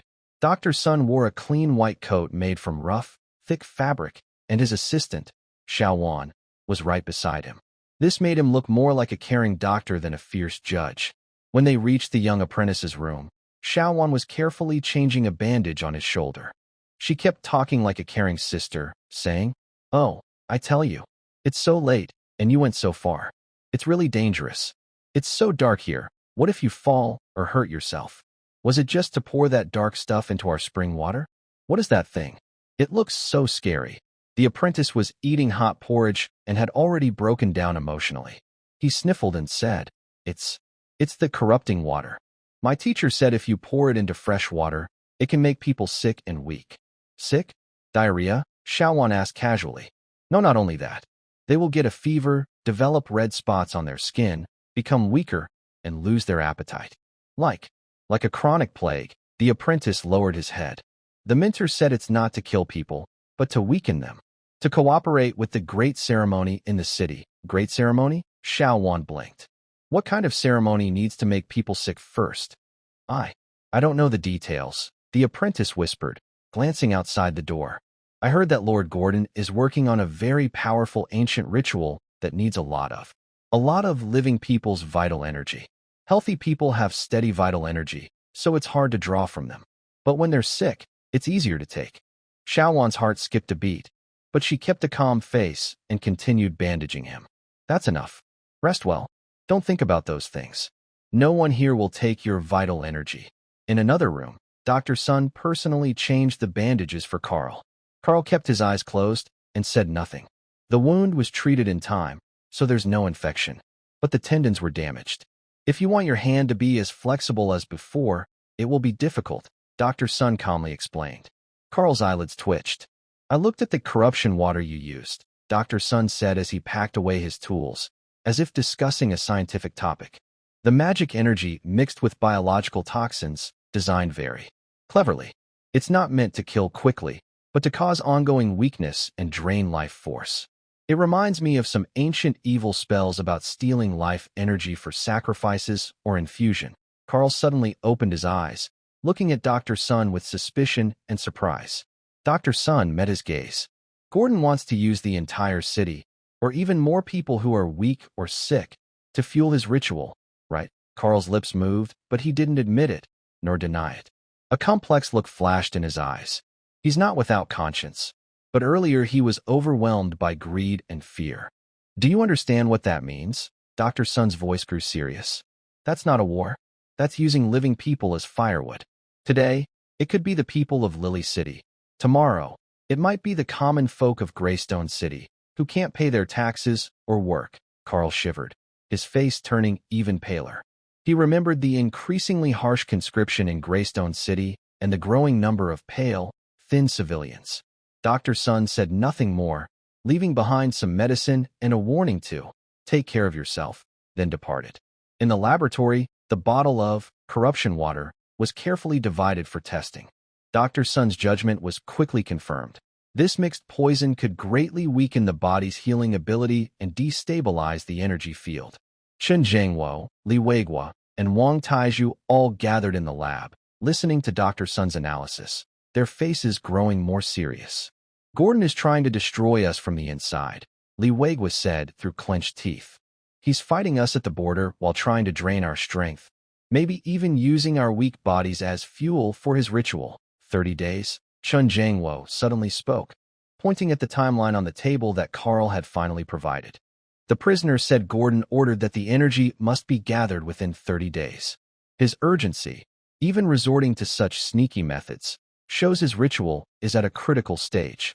It also suggests he probably doesn't have another 30 days. He looked around at everyone with a sharp gaze. We can't just wait for him to be ready. We must strike first within these 30 days, disrupt his rhythm, and destroy the core of his ritual. Exactly. Wang Taizhu clenched his fists. Getting beaten all the time isn't the way. Commander Chen, how should we fight? Our new tools need a test. Intelligence is key, Chen Zhengwo said to Li Weiguo. Greystone City isn't united. Gordon's chaos must have caused resentment. Find someone inside who is friendly to us. Learn exactly where the ritual is and how many guards there are. He then looked at Dr. Sun and Wang Taizhu. Dr. Sun, find a way to deal with the corruption water quickly. Even if we can't fully detoxify, we must ease the symptoms. Taizhu, in the next 20 days, I want you to develop something that can counter magic defenses and let us approach the target quietly. This Spark data has some ideas. Combine them with what we already have and make it work. Yes, the three replied in unison. Xiaoyu was quietly taking notes beside them. Her system interface flickered faintly, as if analyzing the newly entered data about the life energy absorption ritual and starting to match possible technical countermeasures from a vast database. The crisis was approaching, but the counterattack in Carp City was also beginning to take shape. The 30-day countdown was ticking away. Before dawn, Aunt Zhao's logistics sewing team had already set up in her backyard. Usually, they set up a barbecue grill during the day and pack up at night. Now, the grill was moved to the corner of the wall, and several long ropes were stretched across the yard, hanging with freshly cut heavy canvas, bundles of tough spider silk thread, and stacks of thin steel sheets that had been pressed into shape. Over 20 women sat on small stools, sewing quickly with needles and thread, chatting as they worked. Hey, Aunt Zhao, why does this backpack have to be made like this? It's square, like a box. Granny Wang squinted as she threaded her needle, muttering. She used to work in a tailor shop and was used to making wide robes with big sleeves. Auntie Wang, you don't understand, Aunt Zhao said quickly as she stitched 2 pieces of heavy canvas together, padding some areas with layers of spider silk fabric. Brother Wang said this is called a standard military backpack.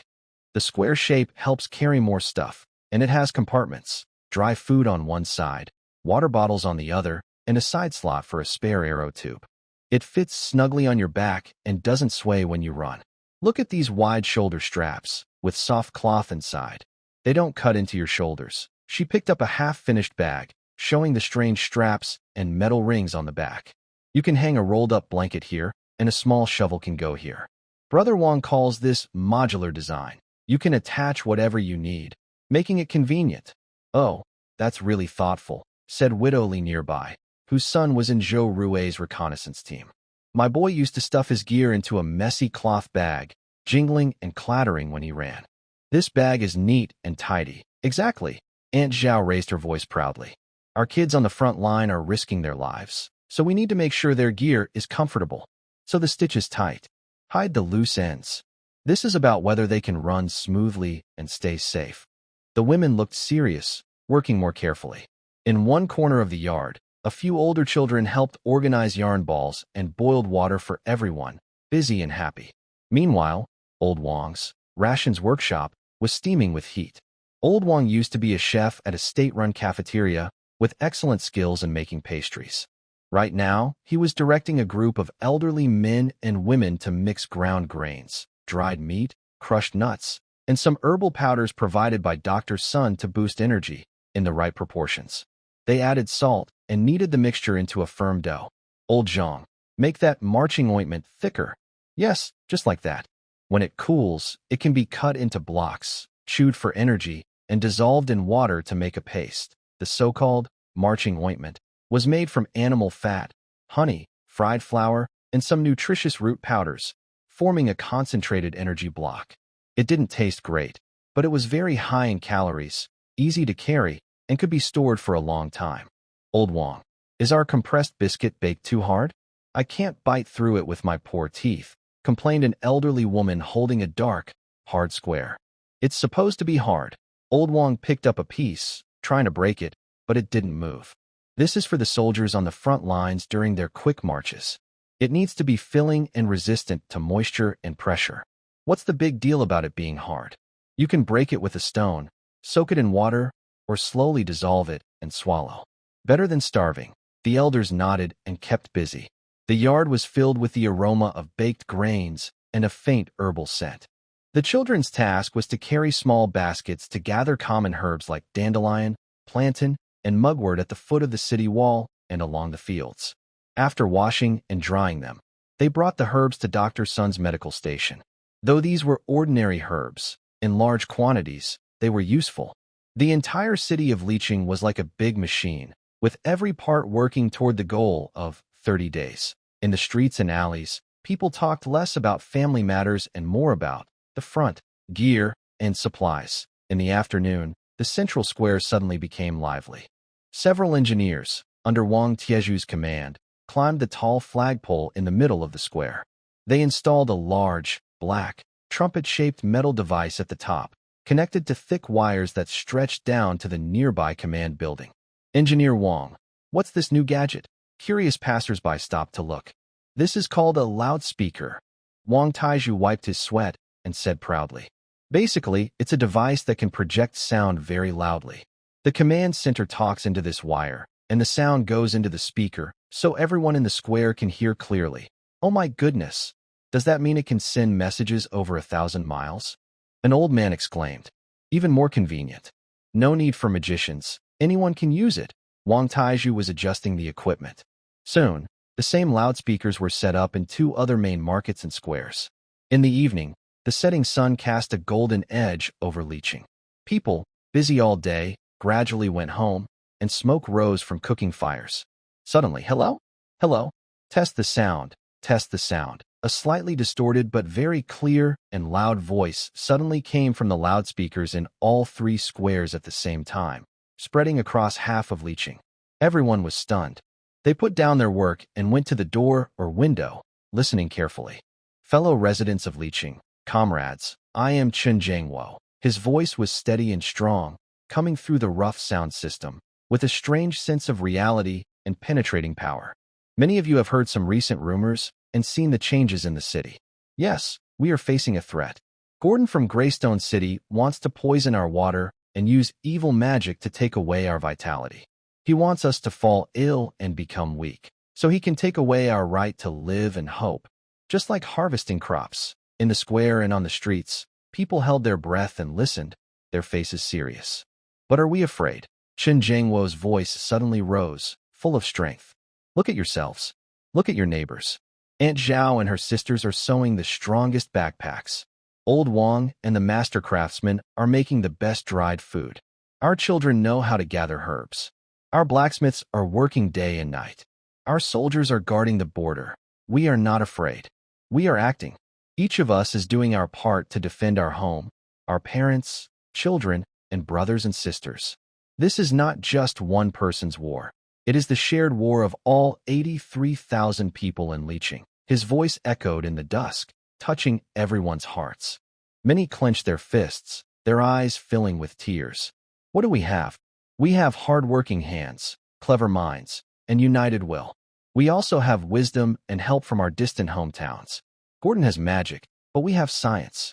He has a few elite soldiers, but we have all the people. Starting today, Liqing is in level 1 wartime readiness.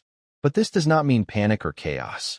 It means order, dedication, and that each of us knows what to do and can do.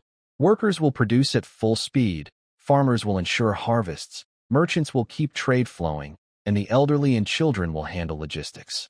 Everyone should do their part and try their best.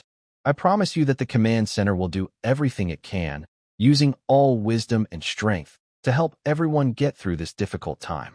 I also ask you to trust your comrades, follow wartime laws, avoid spreading rumors, and focus on your own work.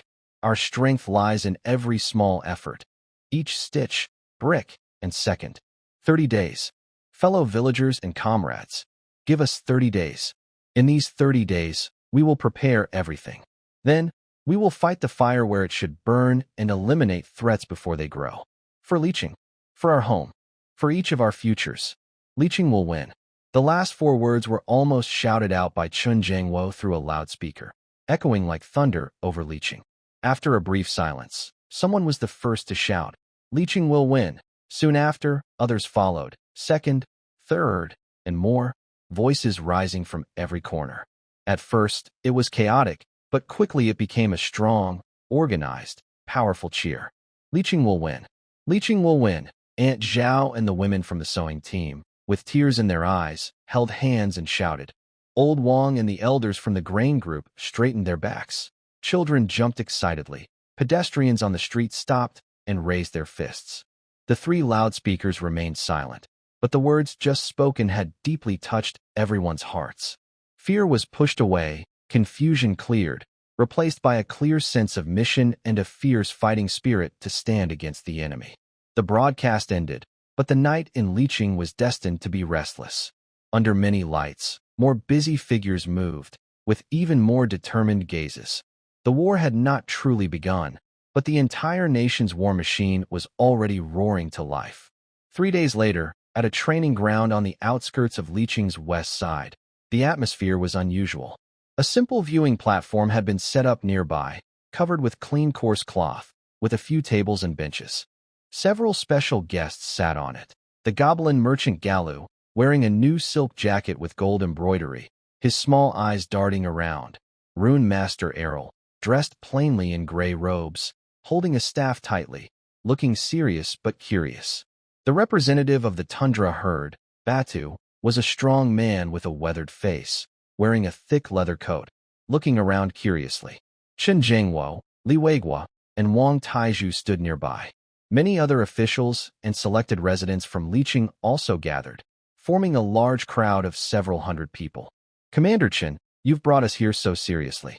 What new thing are you showing us? Galu rubbed his hands and spoke first, with a shrewd and expectant tone. Is there some new good stuff coming out? We've worked together for a long time, so you should give priority to old friends. Errol was more interested in the technology.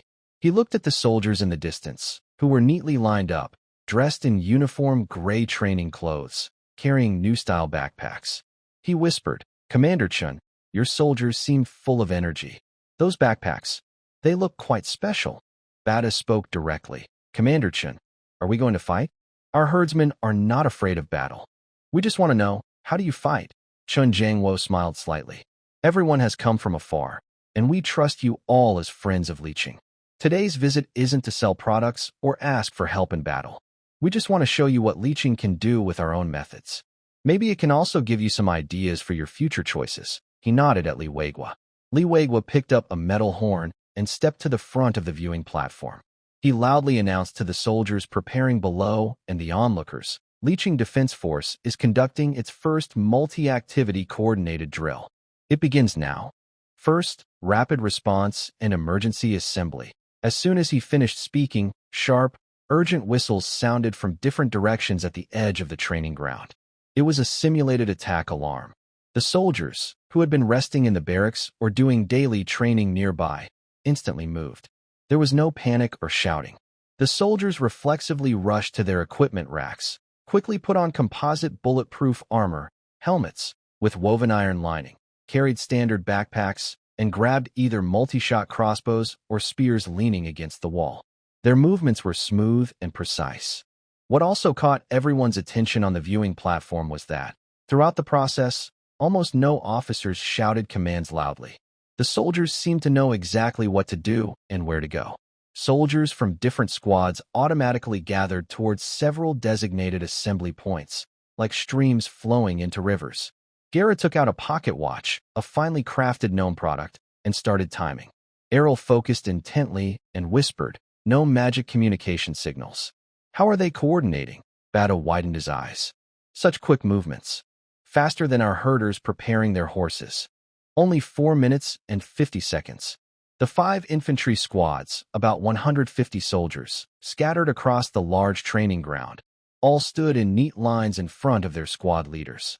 From all angles, they formed straight lines.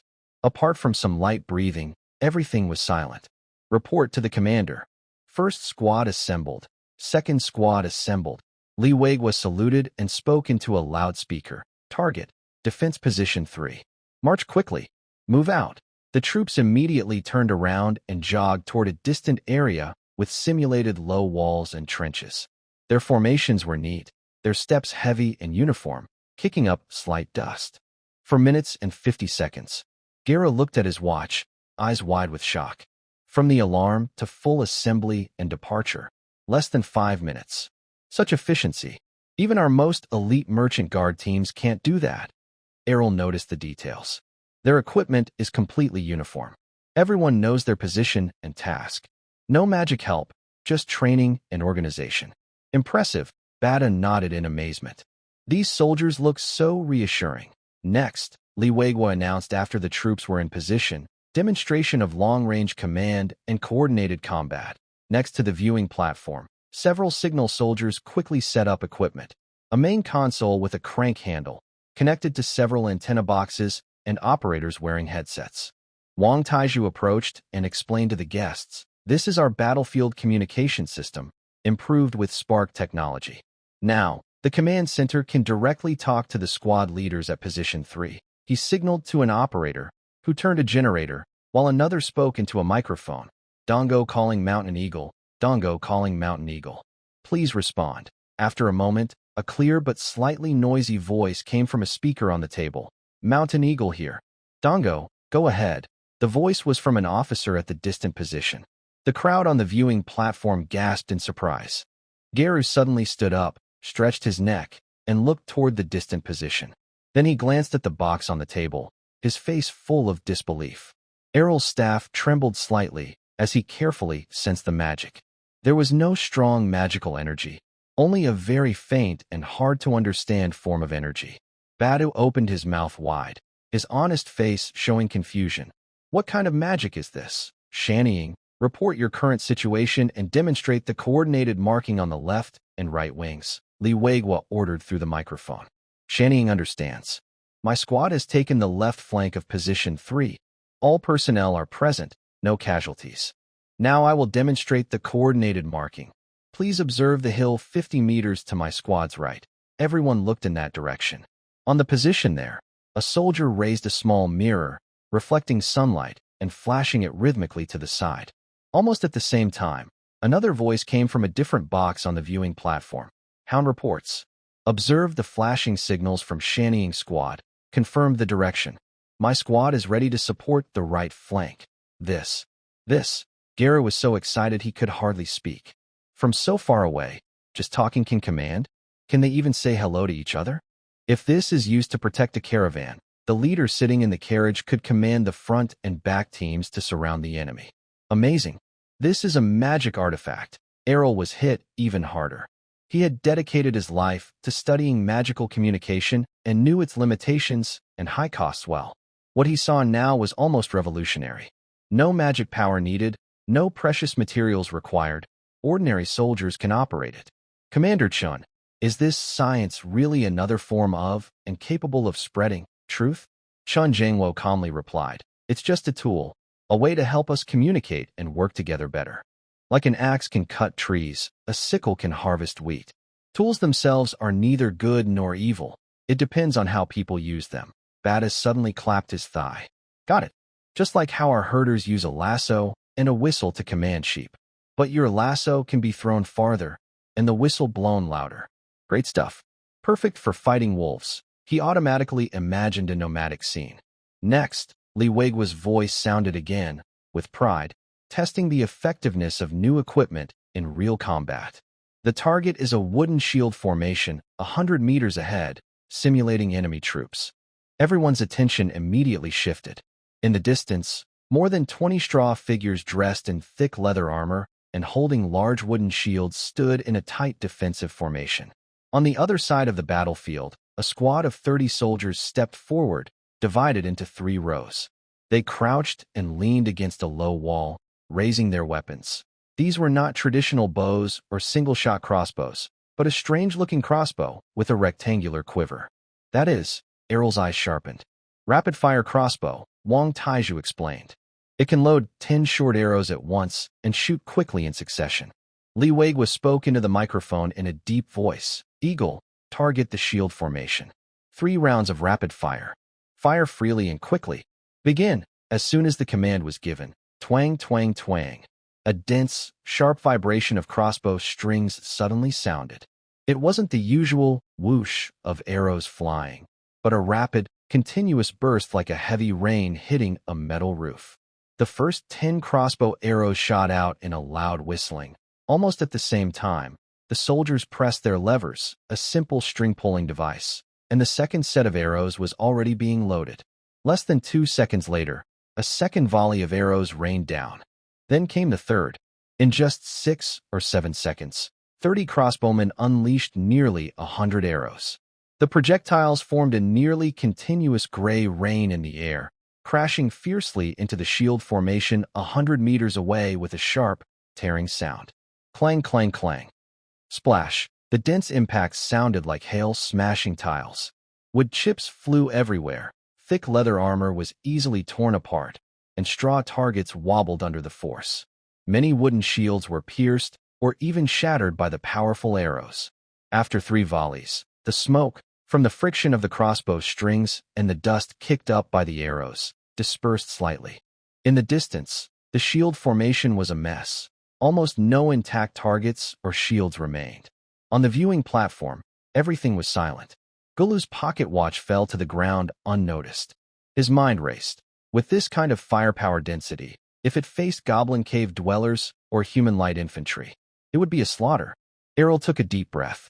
He had seen mages cast fireball spells before, but those required huge magic energy and long preparation. But what was in front of him? Purely mechanical, sustainable long-range firepower, cold, efficient, and chilling. Battis suddenly jumped up, pointing into the distance, excitedly shouting at Chun Jangwo. Chief Chun, this crossbow. Will you sell it? How much? Our tribe wants it. With this, wolf packs are nothing. Those horse thieves stealing our grasslands. Shoot as many arrows as they come. Chun Jangwo looked at the shocked and somewhat flustered expressions of his allies, knowing that the demonstration had achieved its purpose. He slowly spoke, his voice passing through a metal horn, spreading throughout the venue. Friends, this is today's leeching. We may not have advanced magic or 1,000-year-old martial arts, but we have organization, discipline, constantly improving tools, and a firm resolve to defend our home. We are not showing off our strength to boast, but to make our stance clear. Leeching has the power to protect itself and the sincerity to share peace and development with true friends. His gaze swept over Galu, Errol, and Batu. The upcoming drills will show our combined defense and attack capabilities. Please take a short break. More impressive displays are coming. During the break, Galu eagerly pulled Wang Taiju aside. excitedly asking about the cooperation possibilities between the rapid-fire crossbows and communication devices. Errol was deep in thought, stroking his staff as if reconsidering the future of magic. Badu was gesturing with Li Weigua, asking about the range and durability of the crossbow bolts. The residents of Liqing stood straight, their faces full of pride. For the first time, they saw clearly the power of the backpacks they sewed, the dried food they made, and the support they provided to the army. The drills were not over yet, but the message Liqing wanted to convey had already been deeply imprinted in the hearts of all witnesses. After a brief rest, the atmosphere on the training ground grew more serious. The quick reactions and firepower displays earlier had been impressive enough, but everyone knew that real war was more than formations and archery. Li Weigua stepped back to the viewing platform and announced loudly, "Next, we will demonstrate the fourth item, multi-unit coordinated defense and counterattack. Scenario: our fixed position encounters enemy infantry charges and long-range fire suppression." At his command, the scene was rearranged. On the distant mock enemy position, dozens of straw men with different colored cloth strips represented attacking infantry. On the flanks, there were simple models of catapults and archery targets. Meanwhile, the soldiers at position 3 in Liqing quickly changed formations. The frontline soldiers crouched behind a low wall, raising rapid-fire crossbows equipped with small round shields. Behind them, 2 rows of soldiers held longer, thicker heavy spears, pointed diagonally forward. At the same time, on the high ground at both wings of the position, 2 groups of 3 soldiers appeared. They were not operating crossbows, but larger devices with simple steering stands and aiming sights, heavy crossbow cannons. That is, Errol squinted. Heavy crossbow cannon, firing specially made large arrows or throwing explosives, Wang Taiju explained.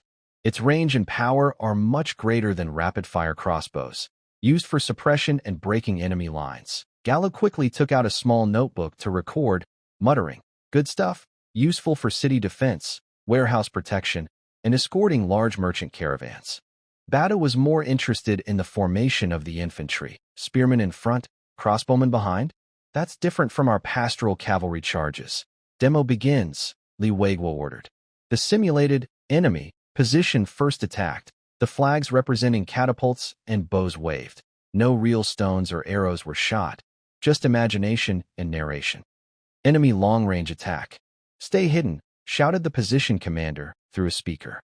Soldiers behind the low wall all crouched down, using cover to avoid the arrows and stones. Enemy infantry begins to charge, the straw figures representing infantry, pushed by soldiers hidden behind them with sticks, slowly moved forward, simulating a charge. "Crossbow. Aim at the enemy charging group. Fire to block," the commander ordered. The heavy crossbow team on the high ground immediately moved. One adjusted the direction and height, another turned the winch to draw the bowstring, and a third loaded a special crossbow arrow with a thick head filled with red dye, simulating an explosive. Bang! A loud, deep sound of the crossbow string, as the heavy arrow with a faint tail of smoke, from friction of the dye pack, shot out, arcing through the air and hitting about 20 meters in front of the enemy charging group. Boom! Sound effect and red fog from the dye explosion. Although there was no real explosion, the loud noise and the splattering red dye clearly simulated an explosive going off among the crowd, effectively slowing the charge. The enemy charge visibly slowed, and their formation became chaotic. Repeat fire crossbow. At 120 paces ahead, fire freely. The commander seized the moment. The repeat fire crossbow operators behind the low wall immediately stood up, aimed their crossbows, and fired at the confused enemy crowd. The familiar tight string sound rang out again, and a rain of arrows poured down, covering the area. "Spearmen, prepare. Enemy approaching." When the remaining enemy troops charged within about 30 steps under the arrow rain, the crossbowmen quickly retreated, crouched down, and loaded their weapons. Meanwhile, the spear bearers, always ready, stepped forward, and suddenly their heavy 4-meter-long spears through the shooting holes in the low wall. The shiny spear tips formed a dense forest of death. The simulated enemy troops charging forward collided with this spear wall and were clearly stopped outside. Side-mounted crossbow cannons. Extend fire to hit the enemy's rear ranks. The crossbow cannons on the high ground fired again, this time targeting farther away to strike the enemy behind. The entire defense process was clear and smooth, from long-range interception to mid-range coverage, then close combat. The different units worked well together, commands were quick and accurate.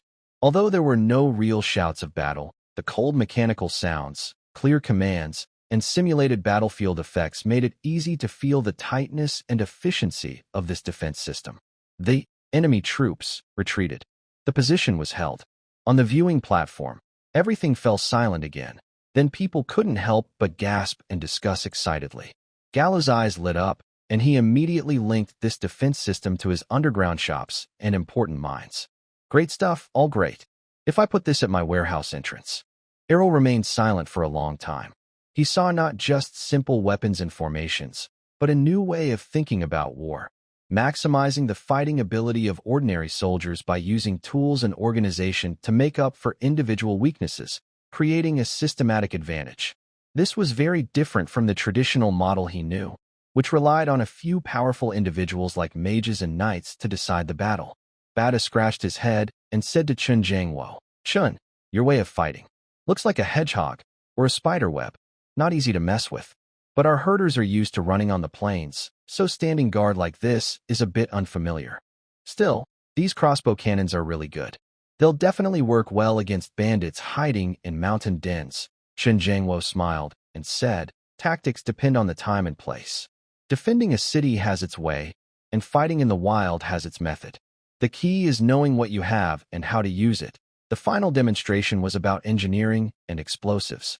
A team of engineering soldiers pushed a small cart loaded with strange rod-like objects and packages to a simulated city wall, actually a thick wall built from mud bricks. They quickly used tools to drill holes at the base of the wall, buried the packages, simulating explosives, connected the wires, actually colorful ropes, and then quickly withdrew. Ready to clear the area, everyone covered their ears, even though they knew it was just a simulation. Boom! A loud simulated explosion sound. The thick mud brick wall collapsed loudly. Actually, it was prearranged to fall with the help of sound effects, sending dust into the air. "Quickly make a path," shouted the team leader. Another group of soldiers with shovels, axes, and crowbars rushed forward, clearing bricks and stones to widen the passage. The process was smooth and efficient, showing they were well trained. "This is to break through obstacles and barriers," explained Wang Taizhu to his amazed allies. To deal with strong gates, roadblocks, or enemy fortresses, the demonstration was over.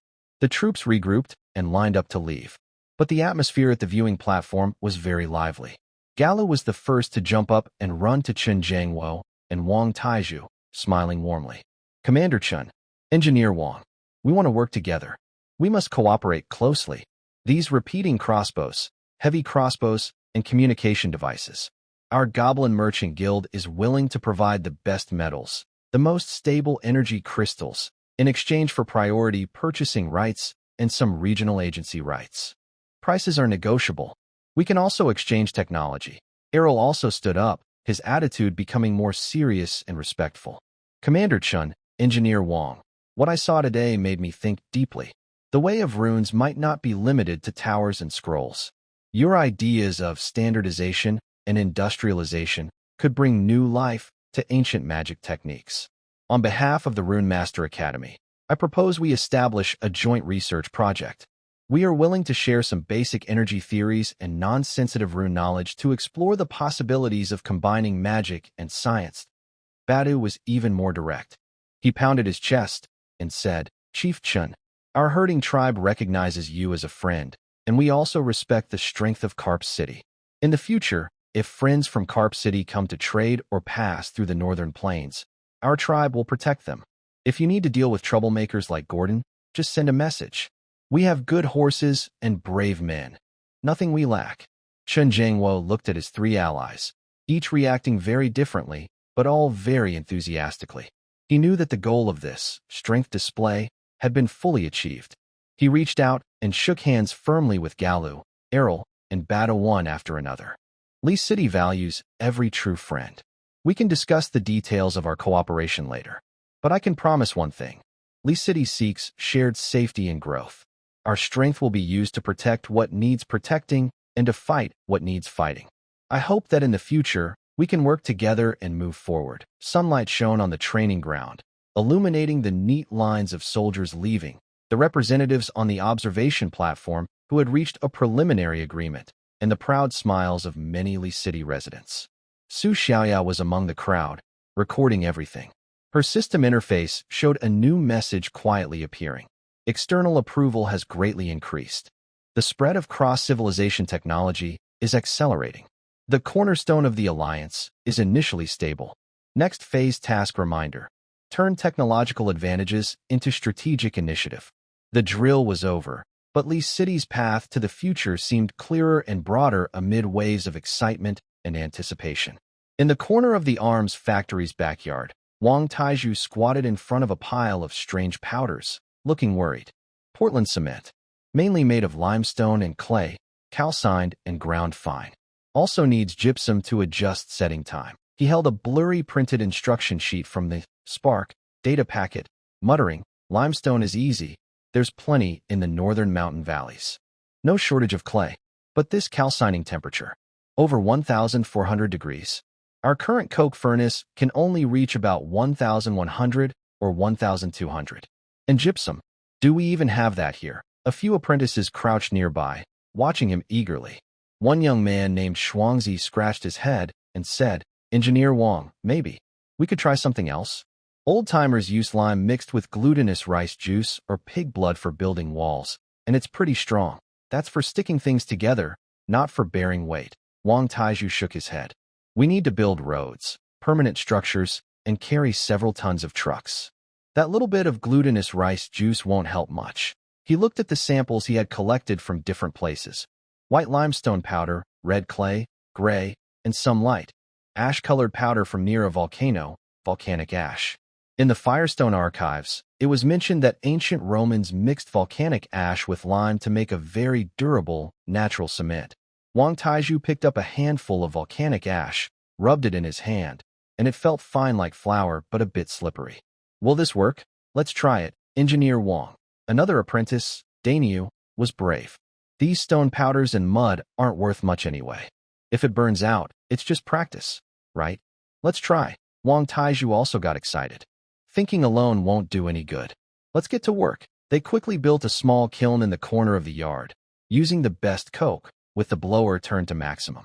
They mixed limestone, clay, and volcanic ash in different ratios to make small bricks, which they placed inside the kiln for firing. The first time, the temperature wasn't high enough. The fired clinker was hard but the wrong color and broke easily when squeezed. Not hot enough. Add more coal. Harder. The second time, the temperature was too high. It burned too much and turned into a dark, glassy lump. Too much. Next time, shorter firing time. The third attempt, the proportions were off.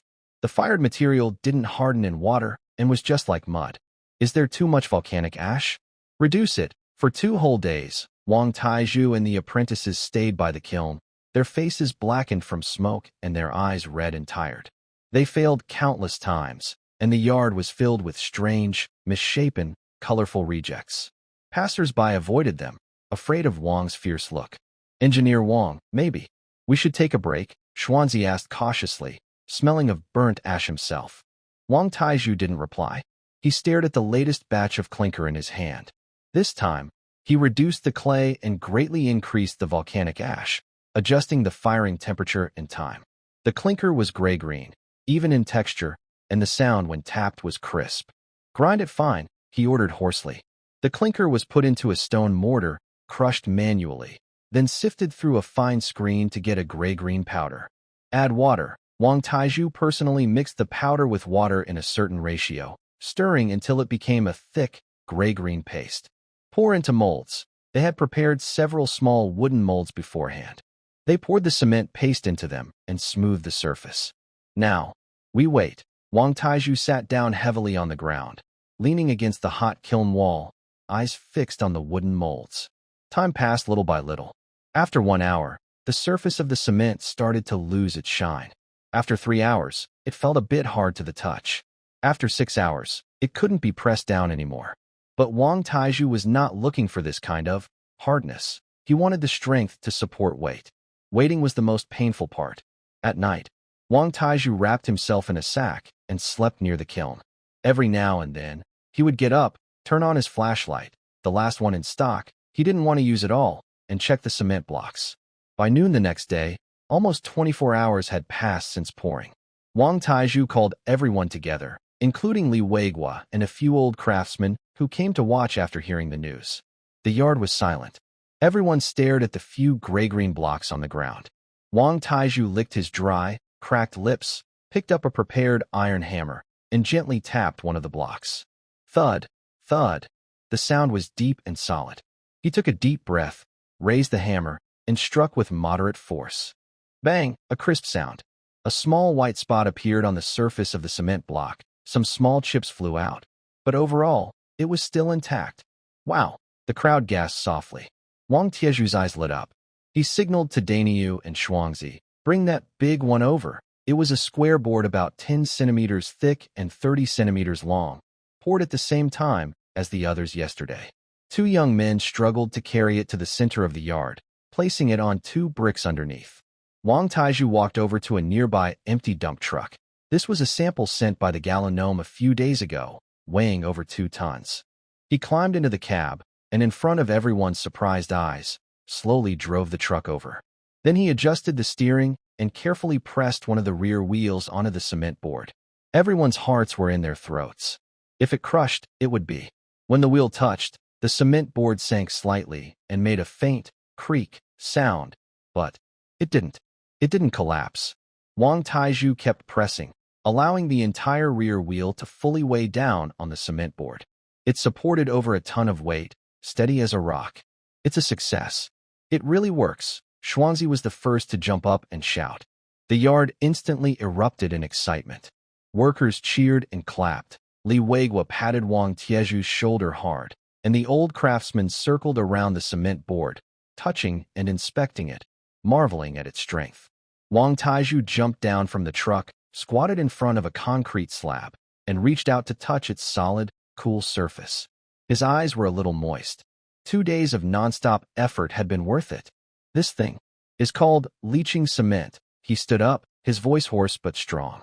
Limestone in 7 parts, clay in 2, volcanic ash in 1. That's the ratio. We'll improve the firing temperature. And then build a proper cement kiln. It has to be big and capable of continuous production. He looked at Li Weiguo. Director Li, for road building, towers, and walls. We now have the main material. Li Weiguo looked at the gray-green stone slab that had supported a truck's weight. He thought about the muddy, difficult roads and fragile wooden structures from before. He nodded heavily.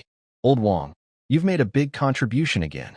I'll organize people to mine limestone and volcanic ash. Our city's tough core starts with this cement. The news spread quickly like the wind.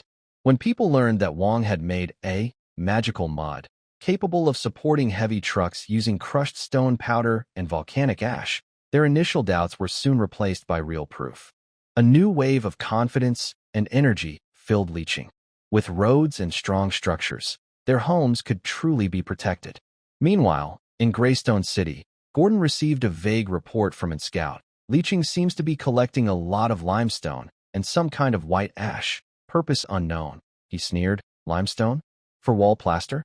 Just a bunch of mud workers with limited vision. He didn't realize that those mud workers, looked down upon by him, were forging a powerful tool called infrastructure, which would soon cut off all his geographical advantages. In the command headquarters yard, a large crowd gathered. They were tall, short, fat, thin, aged from 18 or 19 to around 40. They wore different clothes, former farmers, miners, carpenters, vendors, and even a few restaurant workers. Their faces showed curiosity, nervousness, and a sense of pride in being chosen. 2,000 people in total, carefully selected by Li Weiguo from all the city's young and able-bodied men. Li Weiguo stood on a makeshift wooden platform, holding a metal horn, scanning the crowd. Comrades, do you know why we've pulled you from your jobs and gathered you here? The crowd was quiet, waiting for his words. Not to send you to the front lines to fight, but your task is more important than fighting with knives. Li Weiguo loudly said. Our engineer Wang has created a type of cement that can support big trucks. But cement is dead. Roads are alive. We need to turn this cement into roads, into bridges, into strong walls to protect our homeland. He pointed west. The first road starts from the west gate of leaching and goes all the way to the western outpost. It's 40 kilometers long. With this road, our soldiers, supplies, and equipment can reach the front quickly, like blood flowing through veins. Gordon's cavalry is fast, but not as fast as our trucks. The crowd started to get excited and whisper to each other. Building roads? Using that special cement? It sounds exciting. But, Liwegwa continued, this work isn't easy. It's not like digging trenches or building small fields. We need to open mountains, break stones, solidify the ground, and pour cement. We'll face sun and wind, blisters on our hands, cuts on our shoulders, everyday things. We might also face enemy interference. Are you afraid? No, came loud, clear responses from the crowd. Only strong and brave people were chosen for this work. Good. That's the spirit, Liwegwa nodded happily. From today, you are no longer farmers or carpenters. You are the first engineering team of leaching. I am your leader. Now, let's assign tasks and equipment. The team was quickly divided into companies, squads, and groups. Each group received basic tools, 2 big hammers, some steel rods, several brand-new engineer shovels, made overnight by the factory, and reinforced hand carts. Each squad was given a simple stone crusher, an odd machine built by Wang Taizhu and his workers, using a broken steam engine, gears, and hammers. Powered by coal, it could crush big stones into small pieces suitable for paving roads. It wasn't very fast and made a lot of noise, but it was much better than breaking stones by hand. There was also a special, technical team, equipped with simple level tools, a transparent tube filled with water, measuring ropes, and rulers. Wang Taizhu personally gave the first lesson to the technical team, explaining how to level the ground, lay out lines, and determine how wide and thick the roadbed should be. Building roads isn't just laying stones randomly, Wang Taizhu explained, drawing diagrams with a stick on the ground. The foundation must be dug deep enough and packed tightly. Then, lay a layer of large stones, followed by crushed stones. Only then can we pour the cement surface. Every step of the process must not be skipped. If skipped, the road won't be strong, and it will break soon. We are building a road to save lives, so it must last for 100 years. The engineers listened carefully. Although some technical terms were unfamiliar, they understood words like strong and life-saving. The next morning, at dawn, the engineering team set out.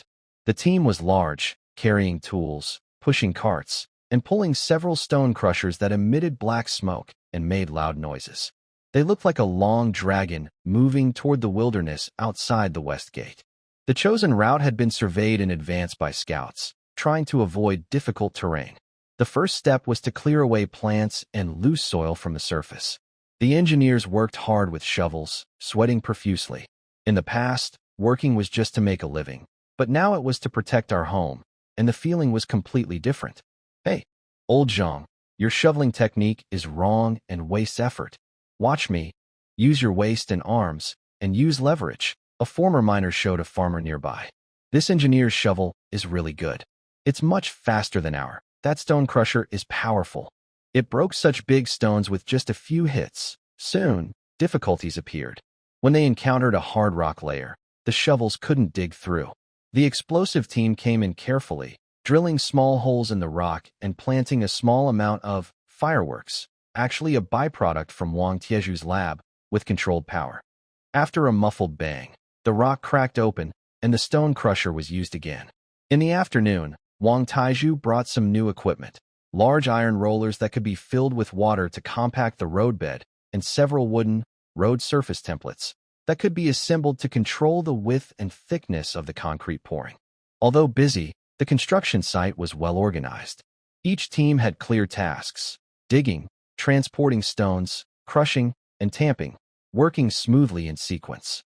The technicians measured repeatedly, shouting, "This side is 5 centimeters higher," and "The here isn't enough." Liwegwa wore a woven safety helmet, a new invention, and patrolled the site, solving problems and coordinating material transport.